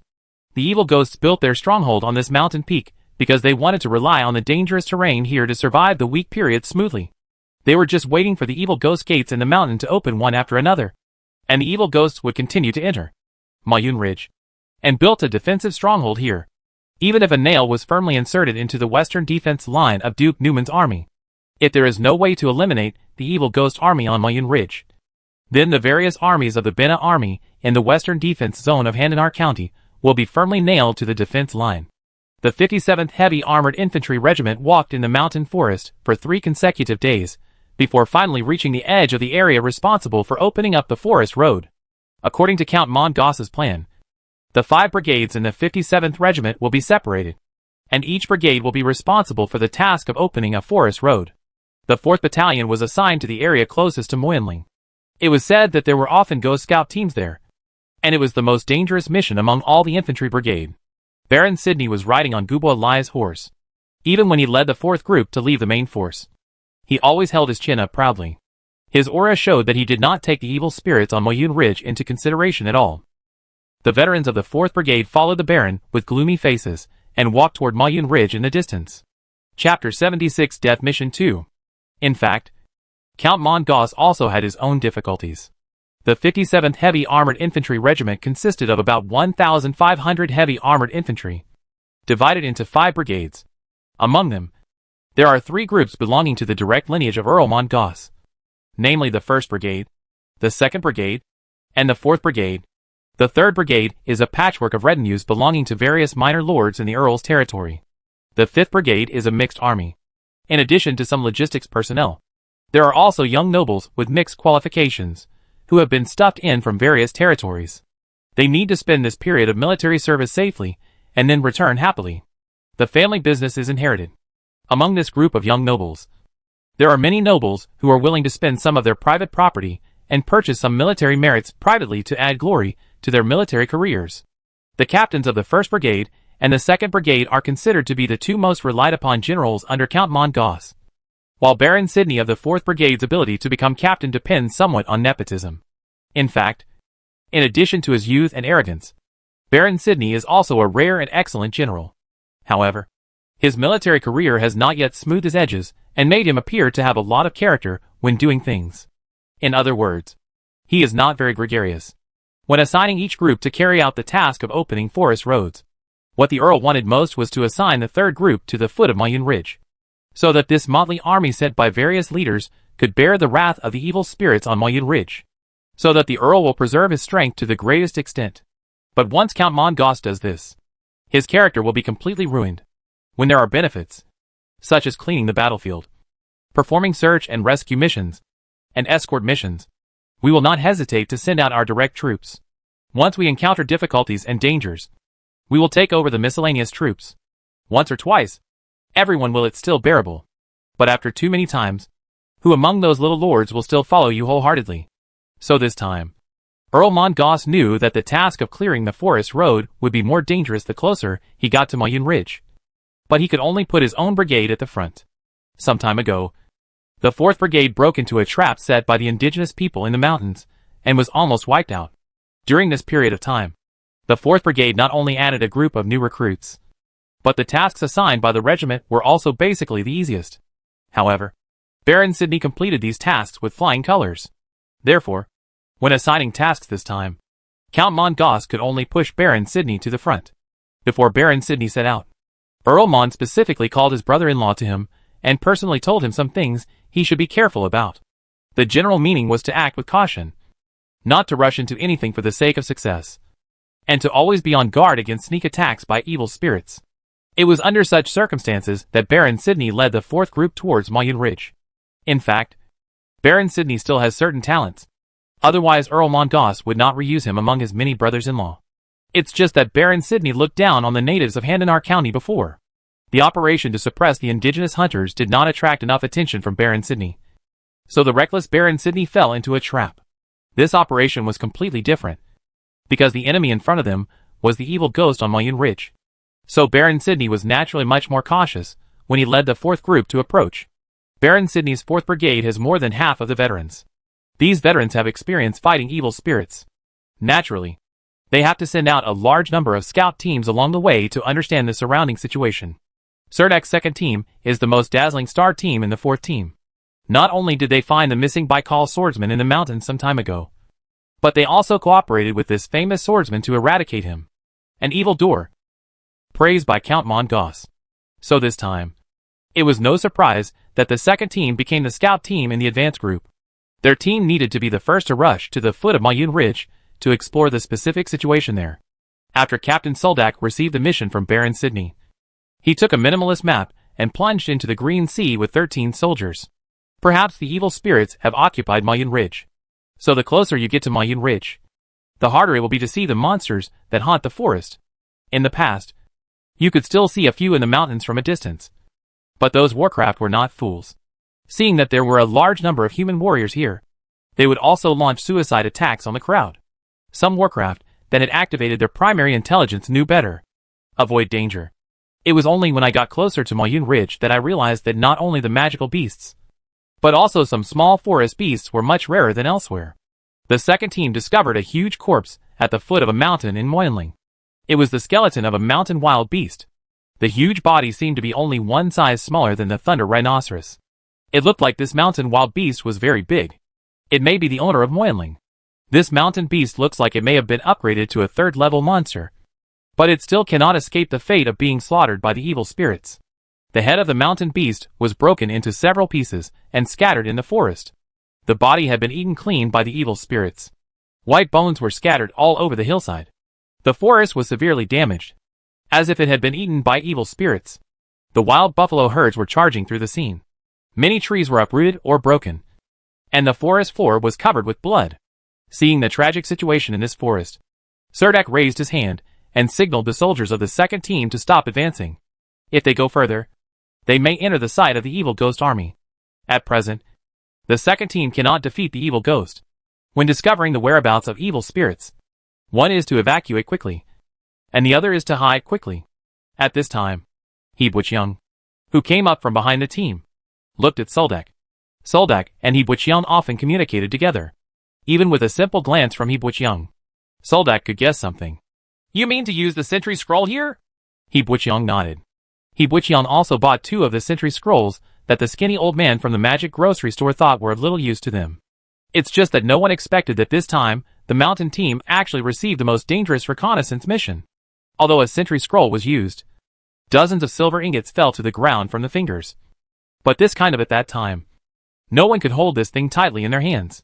With all members of the second team on alert, He Buqiang walked into the center of the mountain oxen skeleton. There was still a sternum the size of a house lying on the ground, and the solid ribs were like cages. He Buqiang inserted a magic object like a branch into the middle of the sternum cage, and then withdrew. Finished? He Buqiang nodded again. Guys, let's go back. There are footprints left by evil spirits everywhere in this area, and Surdak has no intention of following the evil ghost's footprints. The evil spirits seem to be very uncomfortable walking on mountain roads. Their bulky bodies always leave a clear row of footprints in the forest. The second team sneaked into this forest area. In addition to tracking the movements of the evil ghost patrols in this area, they also wanted to find a suitable place to camp and prepare in advance for the subsequent cavalry regiment to enter Moyun Ridge. Chapter 77 Iguana. The mission of the second team is to detect the movements of the evil spirits in Moyun Ridge, and to find a suitable camping place for the large troops behind at the foot of the mountain, to prevent the infantry regiment that is opening the forest road from encountering evil spirits. Baron Sidney divided the areas of each patrol team in detail on a simple parchment map. The defense area where Surdak team is responsible for reconnaissance and surveillance is located on the southwest side of Moyun Ridge, less than 5 kilometers away from the large force of the 4th Brigade that opened the forest road. However, the ravines and valley roads in the mountains and forests make this mountain road extremely difficult to walk. The 4th Brigade opened the forest road. On the trail, I very wisely chose to avoid this area with complex terrain. It is impossible for the second team to run around like headless flies in this dangerous forest area, unable to escape if they encounter an evil spirit. Cinnamon branches and leaves have a spicy smell, which evil spirits hate very much. This was discovered by a scout in Duke Ryan's Busman Corps. Now it has been widely used by scouts. But this kind of cinnamon branch is not easy to find. It is rare to see a large-scale cinnamon forest in the woodland of Gandor Mountain. This time the soldiers of the second team were lucky. Soldier Augustus accidentally discovered a cinnamon tree when passing through a woodland. So almost everyone in the squad wore a layer of cinnamon branches as a camouflage. He Buqiang was lying in the grass on the slope, and 2 recruits lay beside him, staring at the situation down the hillside with wide eyes. There is a moderately wide exit under the slope. After investigation by the team members, they found that this is the only way to enter Moyun Ridge. Serdek decided that the second team would hide here to monitor the evil spirits of Mayun Ridge. Trend. Serdek divided the warriors into 3 groups. Soldak, He Buqiang and 2 recruits formed the first group. Red Sox, bearded men, Augustus and a fellow soldier formed the second group. The remaining 5 fighters formed the third group. The 3 groups will form a cross-surveillance network in this area. Although there are dense forests nearby, they are located on the top of the slope and can still communicate with each other from a distance. A 3-meter-long pine-crested iguana galloped through the grass at the foot of the slope, darting in the opposite direction to Moyun Ridge. The pine-crested iguana is a rare low-level monster. What it is best at is the stone skin technique, which not only makes it look like a rock, but also has the texture of a rock even when touched. Iguanas are extremely tolerant and can hide in crevices of rocks without eating or drinking for half a month. Just like a big rock stuck in a crevice. This kind of iguana is not aggressive, but its teeth are highly venomous. It likes to hunt small forest animals for a living. Unexpectedly, this kind of crested iguana, which is usually best at camouflaging and hiding, would leave Mayun Ridge at this time. The lizard skin of the pine-crested iguana is highly sought after by the small lords of the Green Empire. Therefore, this kind of gentle iguana is a rare prey in the eyes of many adventure groups. It just appeared in Chapter 1. The sight of the second team caused quite a commotion among the second group of soldiers. Augustus on the hillside in the distance made a gesture to Soldak to apply for hunting the crested iguana. Serdek thought about it seriously and felt that this was a rare opportunity. He wanted to give it a try. So he left 2 recruits to continue to watch on the hillside. If an evil spirit approached here, they must giving a warning in advance. He pulled He Buqiang and ran down the hillside. The pine-crested iguana seems to have the ability to predict danger. As soon as there was a slight movement on the hillside, the iguana down the hillside suddenly fled towards the rock pile a few hundred meters away. Despite its huge size, it is not clumsy at all when running. It shakes off its 4 lizard legs as smoothly as a land canoe. Every time it exerts force under its feet, its body will suddenly jump forward. Soldak did not expect that the pine-crested iguana would be so alert. By the time He Buqiang arrived at the bottom of the hillside, the iguana had already dived into the rocks. At this time, Augustus, Red Sox, and Big Beard also ran over from the hill on the other side. Everyone saw the iguana getting into the rocks with their own eyes, and they all gathered around the rocks. Red Sox and Big Beard were holding alloy bows and were guarding the east and west sides of the pile of rocks. As long as the pine-striped crested iguana ran out of the pile of rocks, it would break into the shooting range of the 2 of them. The iguana is so big that it would be difficult to evade 2 half-hearted shooters. But when everyone searched the pile of rocks inside and out, the most embarrassing thing happened. There was no trace of the giant lizard. Search. Serdek spat on a boulder and gave instructions to his 4 soldiers. Augustus was the first to jump onto the boulder with the Paglio spear in his hand. The spear in his hand stabbed a boulder without any explanation. The tip of the spear pierced the rock wall. Suddenly sparks flew everywhere and a bulge formed. The rock cracked, but it was not a crested iguana. Augustus shouted, "Red Sox, I should paint them with color. Not this 1 inch. That's right. Once you can't find the crested iguana mixed in the rocks, the best way is to use a carpet inspection method to eliminate the nearby rocks one by one." He Buqiang followed Soldak and pulled out the Roman sword from his waist, preparing to greet the boulder. But he was stopped by Soldak. "You are crazy! How can you use the newly made Roman sword like this? I don't need the blade anymore. Red Sox, take out your logging axe. Captain, this is it." The Red Sox pokes like a bitter melon on the rock. "What's the matter? If you break the blade, go back to the military camp and go to the logistics department to get a new one." Serdek glared. "Yes, Captain." Red Sox quickly raised her chest and agreed. Boom. Bang bang. There is not much white granite on this pile of rocks. Just smash an axe on a rock to verify whether it is a crested iguana. Every cracked rock will be marked. 2/4 of an hour later, nearly half of the rocks on the pile of rocks were painted with carbon black as marks, with his feet straddling 2 rocks with mottled colors and moss growing out of the cracks. He Buqiang rubbed his aching shoulders. The wooden handle of the logging axe in his hand was cracked by the strong force of the shock. The axe blade was shattered into a mess. After He Buqiang was promoted, he had not fully adapted to the strength of his arms. Now he turned the axe with all his strength. The entire logging axe blade was completely piled up, making it look more like a handle now. Hammer. As the logging axe in his hand hit a huge rock next to him, He Buqiang suddenly felt the huge rock under his feet tremble slightly. After careful observation, a faint magical aura radiated through the rock. This was clearly the pine-crested hyena. Lizard. I just stepped on its head with one foot. At this moment, there are no traces of patterns on the body of the pine-crested iguana. Except that the body and the surrounding rocks are the same color. Even the mottled marks on the skin are exactly the same. Having made this discovery, He Buqiang was not busy disturbing the iguana. Instead, he waved to the surroundings and asked everyone in the second team to come closer to him.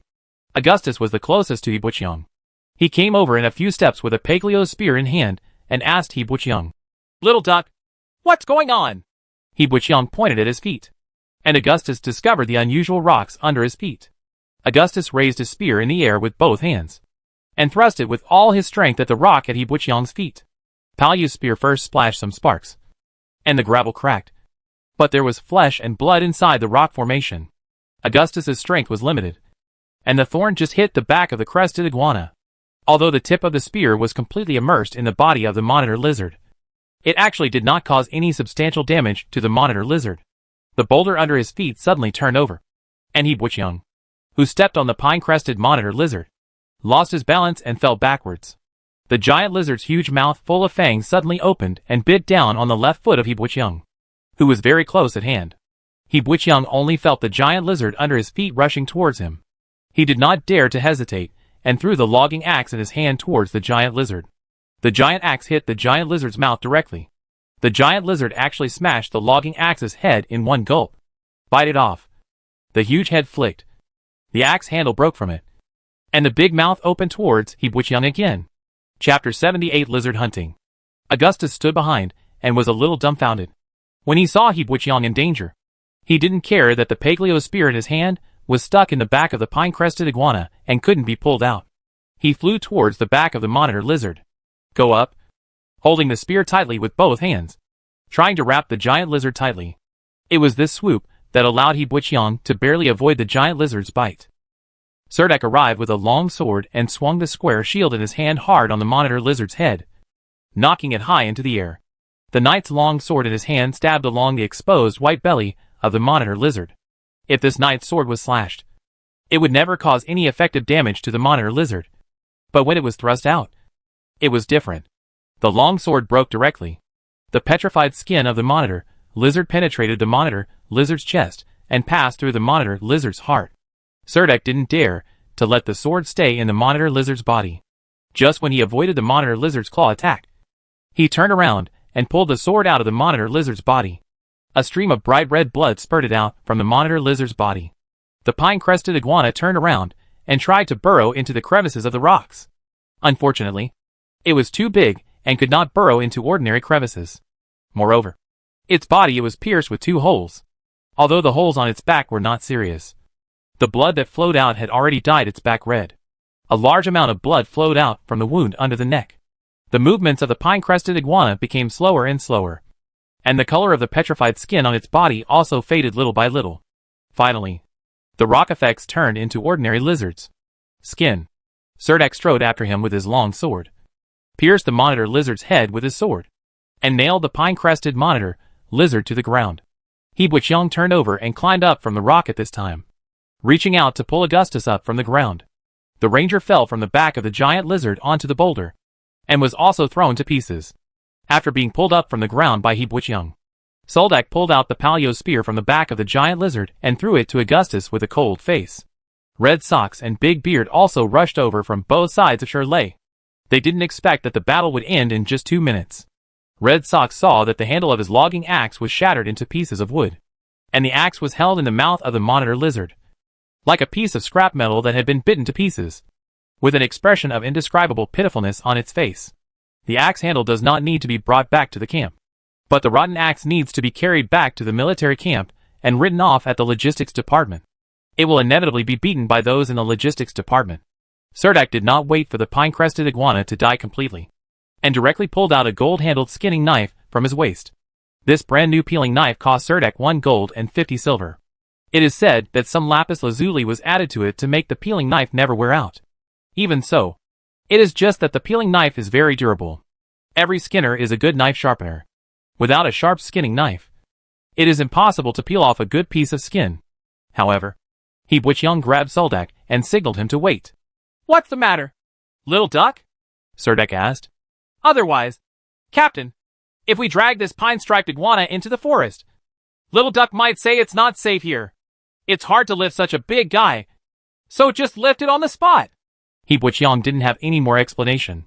He pulled out a logging axe from the bearded waist, walked up to the iguana's head, swung the logging axe and chopped it down more than 10 times, finally killing the pine-crested iguana with blood. The head was chopped off. "I can't tell. Little Duck is actually so violent. Captain, what do you think happened to Little Dak?" "Shut up." At this time, He Butchung took out a magic core from the giant lizard's head and threw it to the bearded man next to him. But he carried the bloody lizard head to a flat grassland. He took out 4 small pottery bowls from his arms, placed them in 4 directions, added some gray powder to the pottery bowls, and then placed the monitor lizard's head in the center of the 4 pottery bowls. In front of the head, he turned around and waved to Serdek. Serdek walked over without hesitation, but stopped outside the 4 pottery bowls. I saw He Butchung standing in the center of the magic circle, with his hands clasped together and his eyes closed in a prayer gesture. He did not see any other movements, and it was not like the great wizard who needed to do a seaweed dance. The shadow of a 2-meter-tall demon god was silent and silent. He suddenly appeared in front of He Butchung. At this time, the side with the smiling face was still facing He Butchung. He Butchung had nothing to hesitate and directly offered the head of the pine-crested iguana at his feet as a sacrifice to the double-faced demon in front of him. The demon's eyes, which represented the angel, shone slightly. He Butchung said in his heart, "The eye of truth." Then he turned around and pointed his finger at Serdek, and a beam of light fell out of the air, covering Serdek's body in an instant. Of course, this was only the scene in the eyes of everyone around him. For He Butchung, these magical effects were more direct. He saw that the light pillar falling from the sky was filled with countless dust-like energy. This energy entered Serdek's body along with the light pillar. At the same time, in Serdek's body, the eyes were surrounded by golden magic runes. These runes formed a complex magic circle and were instantly hidden in Serdek's eyes. Others seemed unable to see this magical change in Serdek. But Serdek's eyes widened at this time, looking at his hands in disbelief, and then looked at everyone around him with surprised eyes. In fact, at this time, He Butchung really wanted to ask Serdek what strange things he saw under the effect of the Eye of Truth. After opening the Eye of Reality, you can actually see the power of the laws of this plane world. That is, you can touch the rules of this world in a short time.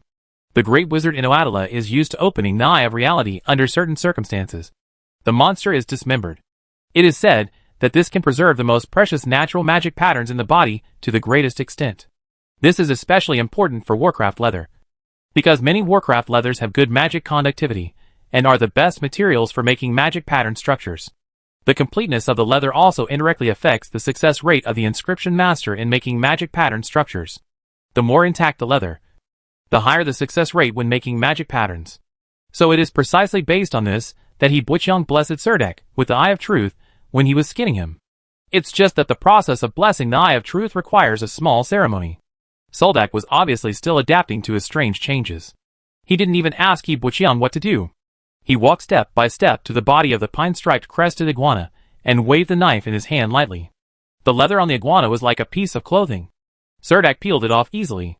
His smooth and skillful movements were simply a visual enjoyment in the eyes of others. Smooth. Comfortable. I peeled off the monitor lizard's skin in one go. The only regret was that I didn't take the head skin with me. Chapter 79 Magic Flare. A piece of iguana skin that was peeled almost perfectly was spread on the ground. The bearded man took out some Glauber salt from his pocket. Before the inside of the lizard skin was completely dry, he quickly marinated the leather with Glauber salt so that the leather could be dried. It won't become stiff. Soldak wiped off the grease and blood on the skinning knife, put it back into its sheath, looked at He Butchung lying on the grass on the hillside, and asked, "Is this what you learned from the Great Wizard Inoatala in the indigenous village during those days?" He Butchung was lying on the grass with his hands behind his head, a piece of scone in his mouth. Hearing Soldak ask this, he nodded. "Does that require any special conditions?" Soldak suddenly became interested and asked He Butchung curiously. Other members of the second team also looked at He Butchung with curiosity. He Butchung nodded again. Then he sat up from the grass, picked up a grass stalk, and wrote 2 words on the soil: rituals and sacrifice. "So, The magical ability you just gave me was because you sacrificed the head of the pine-crested iguana with the help of that simple altar? Serdek then asked. He Butchong nodded again. Serdek. I mean, assuming we have enough sacrifices, you can pray for God's blessing for all of us? Is there a limit to the number of times? Or will it overdraw your physical strength or something? He Butchong nodded first, and then shook his head. For a water-based auxiliary magician, releasing buff magic only requires a simple magic spell and a little magic power. But for He Butchong, he needs to sacrifice monster-level sacrifices to the demon god in order to exchange for the blessed body. Eye of Truth, Shield of Blessing, Whisper of Death, and Decay from the double-faced demon god. Life burns these 6 abilities. Therefore, if He Butchong wants to obtain any kind of ability, he needs to pay a certain price. Serdek clapped his hands and said, Then what are we waiting for? We need to find more pine-crested iguanas. But unfortunately, we can't go to the river valley. If we can catch a group of 10 fish, will each of us have the powerful, mysterious power of the indigenous hunters? He Butchong shook his head vigorously, and said that this was impossible. He could not let everyone obtain the powerful power of the indigenous hunters. In fact, when he and the Baikal swordsman destroyed the evil gate of the valley, the great wizard Inoadra used the Eye of Truth to colonize the 3 indigenous hunters with the evil ghost's black-striped magic skin. Power gained within a short period of time. The black-striped demon skin peeled off by the great wizard Inoadra was passed on to the indigenous hunters. It was a pity that the bodies of the 3 indigenous hunters could not withstand the powerful power of the colonization equipment. So the great wizard Inoadra prayed for the blessing of the divine body to the indigenous hunters during the ceremony. It was also because of the protection of the blessed body that the indigenous hunters did not explode and die immediately due to the powerful power poured into them. The great wizard Inoadla told He Butchong that colonization is a very complex knowledge. It not only requires the caster to have unique insights into the skinning technique, but also needs to know the characteristics of each magic pattern. In fact, most bearers are only suitable for certain types of magic patterns. Some specific natural magic patterns. Once the attributes of the bearer and the magic skin are incompatible. If the bearer is strong, the magic pattern breeding equipment will fail. If the magic skin had stronger power, the bearer would probably explode and die. The great wizard Inoadla only had a rough knowledge of the magic pattern clothing. The great wizard told He Butchong that if he wanted to master the magic pattern clothing, he not only needed to learn the exquisite skinning technique, but also needed to master more knowledge about the magic pattern. It was precisely because He Butchong didn't know how to peel skin that he used the Eye of Truth on Serdek. In fact, even if he uses the Eye of Truth on himself, he may not be able to completely peel off the skin of the pine-crested iguana. When Serdek saw He Butchong shaking his head, he could only do the next best thing and said, Even if you can't obtain that kind of powerful power, you can always do some blessings for us. This time He Butchong nodded and said yes. Serdek participated in the Battle of Misberg in the Warsaw Plain. It was also in that battle that Serdek officially transformed from a rookie into a brave infantry warrior. He has rich experience in fighting evil spirits, and he also knows clearly the patterns of evil ghosts' activities. Every time the evil ghost patrol team appeared in this area, Serdek would avoid these evil ghosts in time. As long as their patrol area does not continue to expand outwards, they will not discover the forest road being open 2 kilometers away, so there is no need to disturb them. In addition to patrolling this area, the second team began to try to find those low-level monsters that had escaped from Mayun Ridge.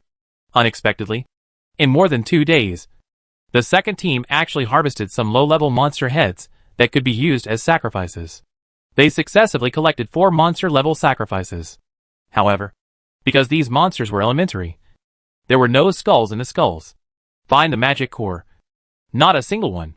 Looking at the heads of the monsters with dried blood, Augusta said with a sigh, I should have known that hunting monsters was so easy.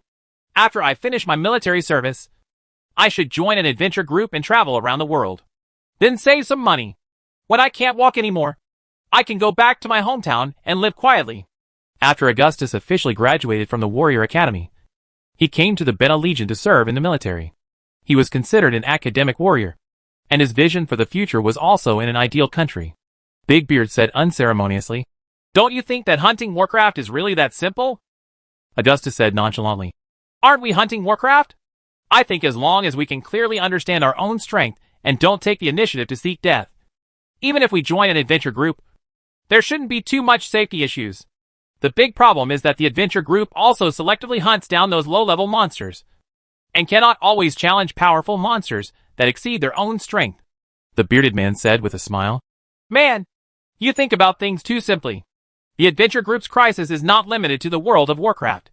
Surdak heard the argument between Big Beard and Augustus, and finally said, "It's a bit far for you to talk about this now. What you need to do now is to monitor the evil ghosts on Mayun Ridge." "Yes, Captain," they both said at the same time. Almost every day at dusk, an evil ghost patrol team comes out from the depths of the dense forest. The general path is to walk around the forest area at the foot of the southern mountain of Moyinling, and then return to Moyinling at night. The second team hid on the hillside. The mountainside was covered with thorny oval leaf trees. The members of the second team were hidden in the grass on the top of the slope. The evil ghost scouts could not see the members of the second team at all. Seeing the 5-man evil ghost team passing down the slope again, the soldiers in the team let out a sigh of relief and thought about spending another peaceful day. I don't know how far that forest road has been opened. The second team is preparing to assign manpower to follow the evil ghost patrol team and watch them leave the jurisdiction. At this time, a dazzling magic flare suddenly rose in the woodland on the west side of the jurisdiction. In the dusk, the red light of the flare spread far away. Chapter 80 Failed Rescue Operation. The red magic flare appearing in the sky means that the warrior team in the nearby area is in a critical situation. This is a signal for help. It's just that when magic flares are fired into the sky at this time, not only other surrounding warrior teams will see it, but also the evil ghost patrols in this area can see it, which means that the nearby warrior teams and evil ghosts will send distress signals to areas close together. The bearded Kegel quickly ran to a big tree, climbed up the tree in a few moments, and looked in the direction of the signal flare. However, there was a dense forest in the distance, and he could not see what was going on there. Augustus was stunned when he saw the flare, and then cursed. "These brainless idiots are firing red flares here. Do they think we all won't die fast enough?" Although Augustus' words were harsh, they were true. If the scout team of the heavy armored infantry regiment encounters an evil spirit, what if they ask for help? Do other brother teams have the strength to defeat the evil spirit? A soldier from the team sitting next to him also complained. "They probably want to drag us scout teams into the water together," Red Sox interjected. "Perhaps they discovered the large force of the evil ghost legion and sent an early warning signal to the 4th Brigade," Augustus said angrily.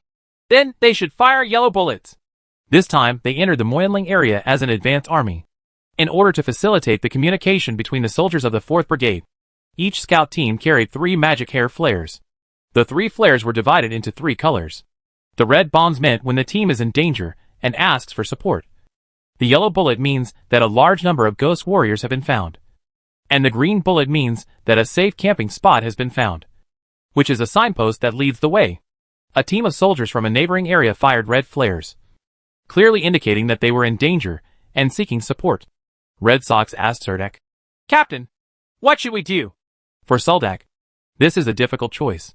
If he does not rescue, once a group of soldiers from a neighboring district are collectively killed, he will inevitably be criticized by the military judge when he returns to the infantry regiment in the future. But if he runs to the rescue, he will be criticized. His team is in danger. After thinking seriously for a moment, Surdak finally decided, "Go over there and take a look. Be careful to stay hidden. If the situation goes out of control, we can evacuate in time." Now that we have decided to rush to the rescue, we have to race against time. It might be helpful to arrive before the evil ghost support team. The soldiers of the second team quickly packed their bags. Since it was a rescue mission, they did not carry the tents the team had set up in the dense forest. The 13 soldiers streamlined their belongings and walked along the slope towards the location of the magic flare wearing leaf camouflage, passing through the area under the jurisdiction of the second team, and groping forward along the footprints left by the evil ghost patrol. I finally saw a tragic battlefield left after a fierce battle in a forest. The corpses of several heavily armored soldiers lay scattered in the forest, on the ground in the space.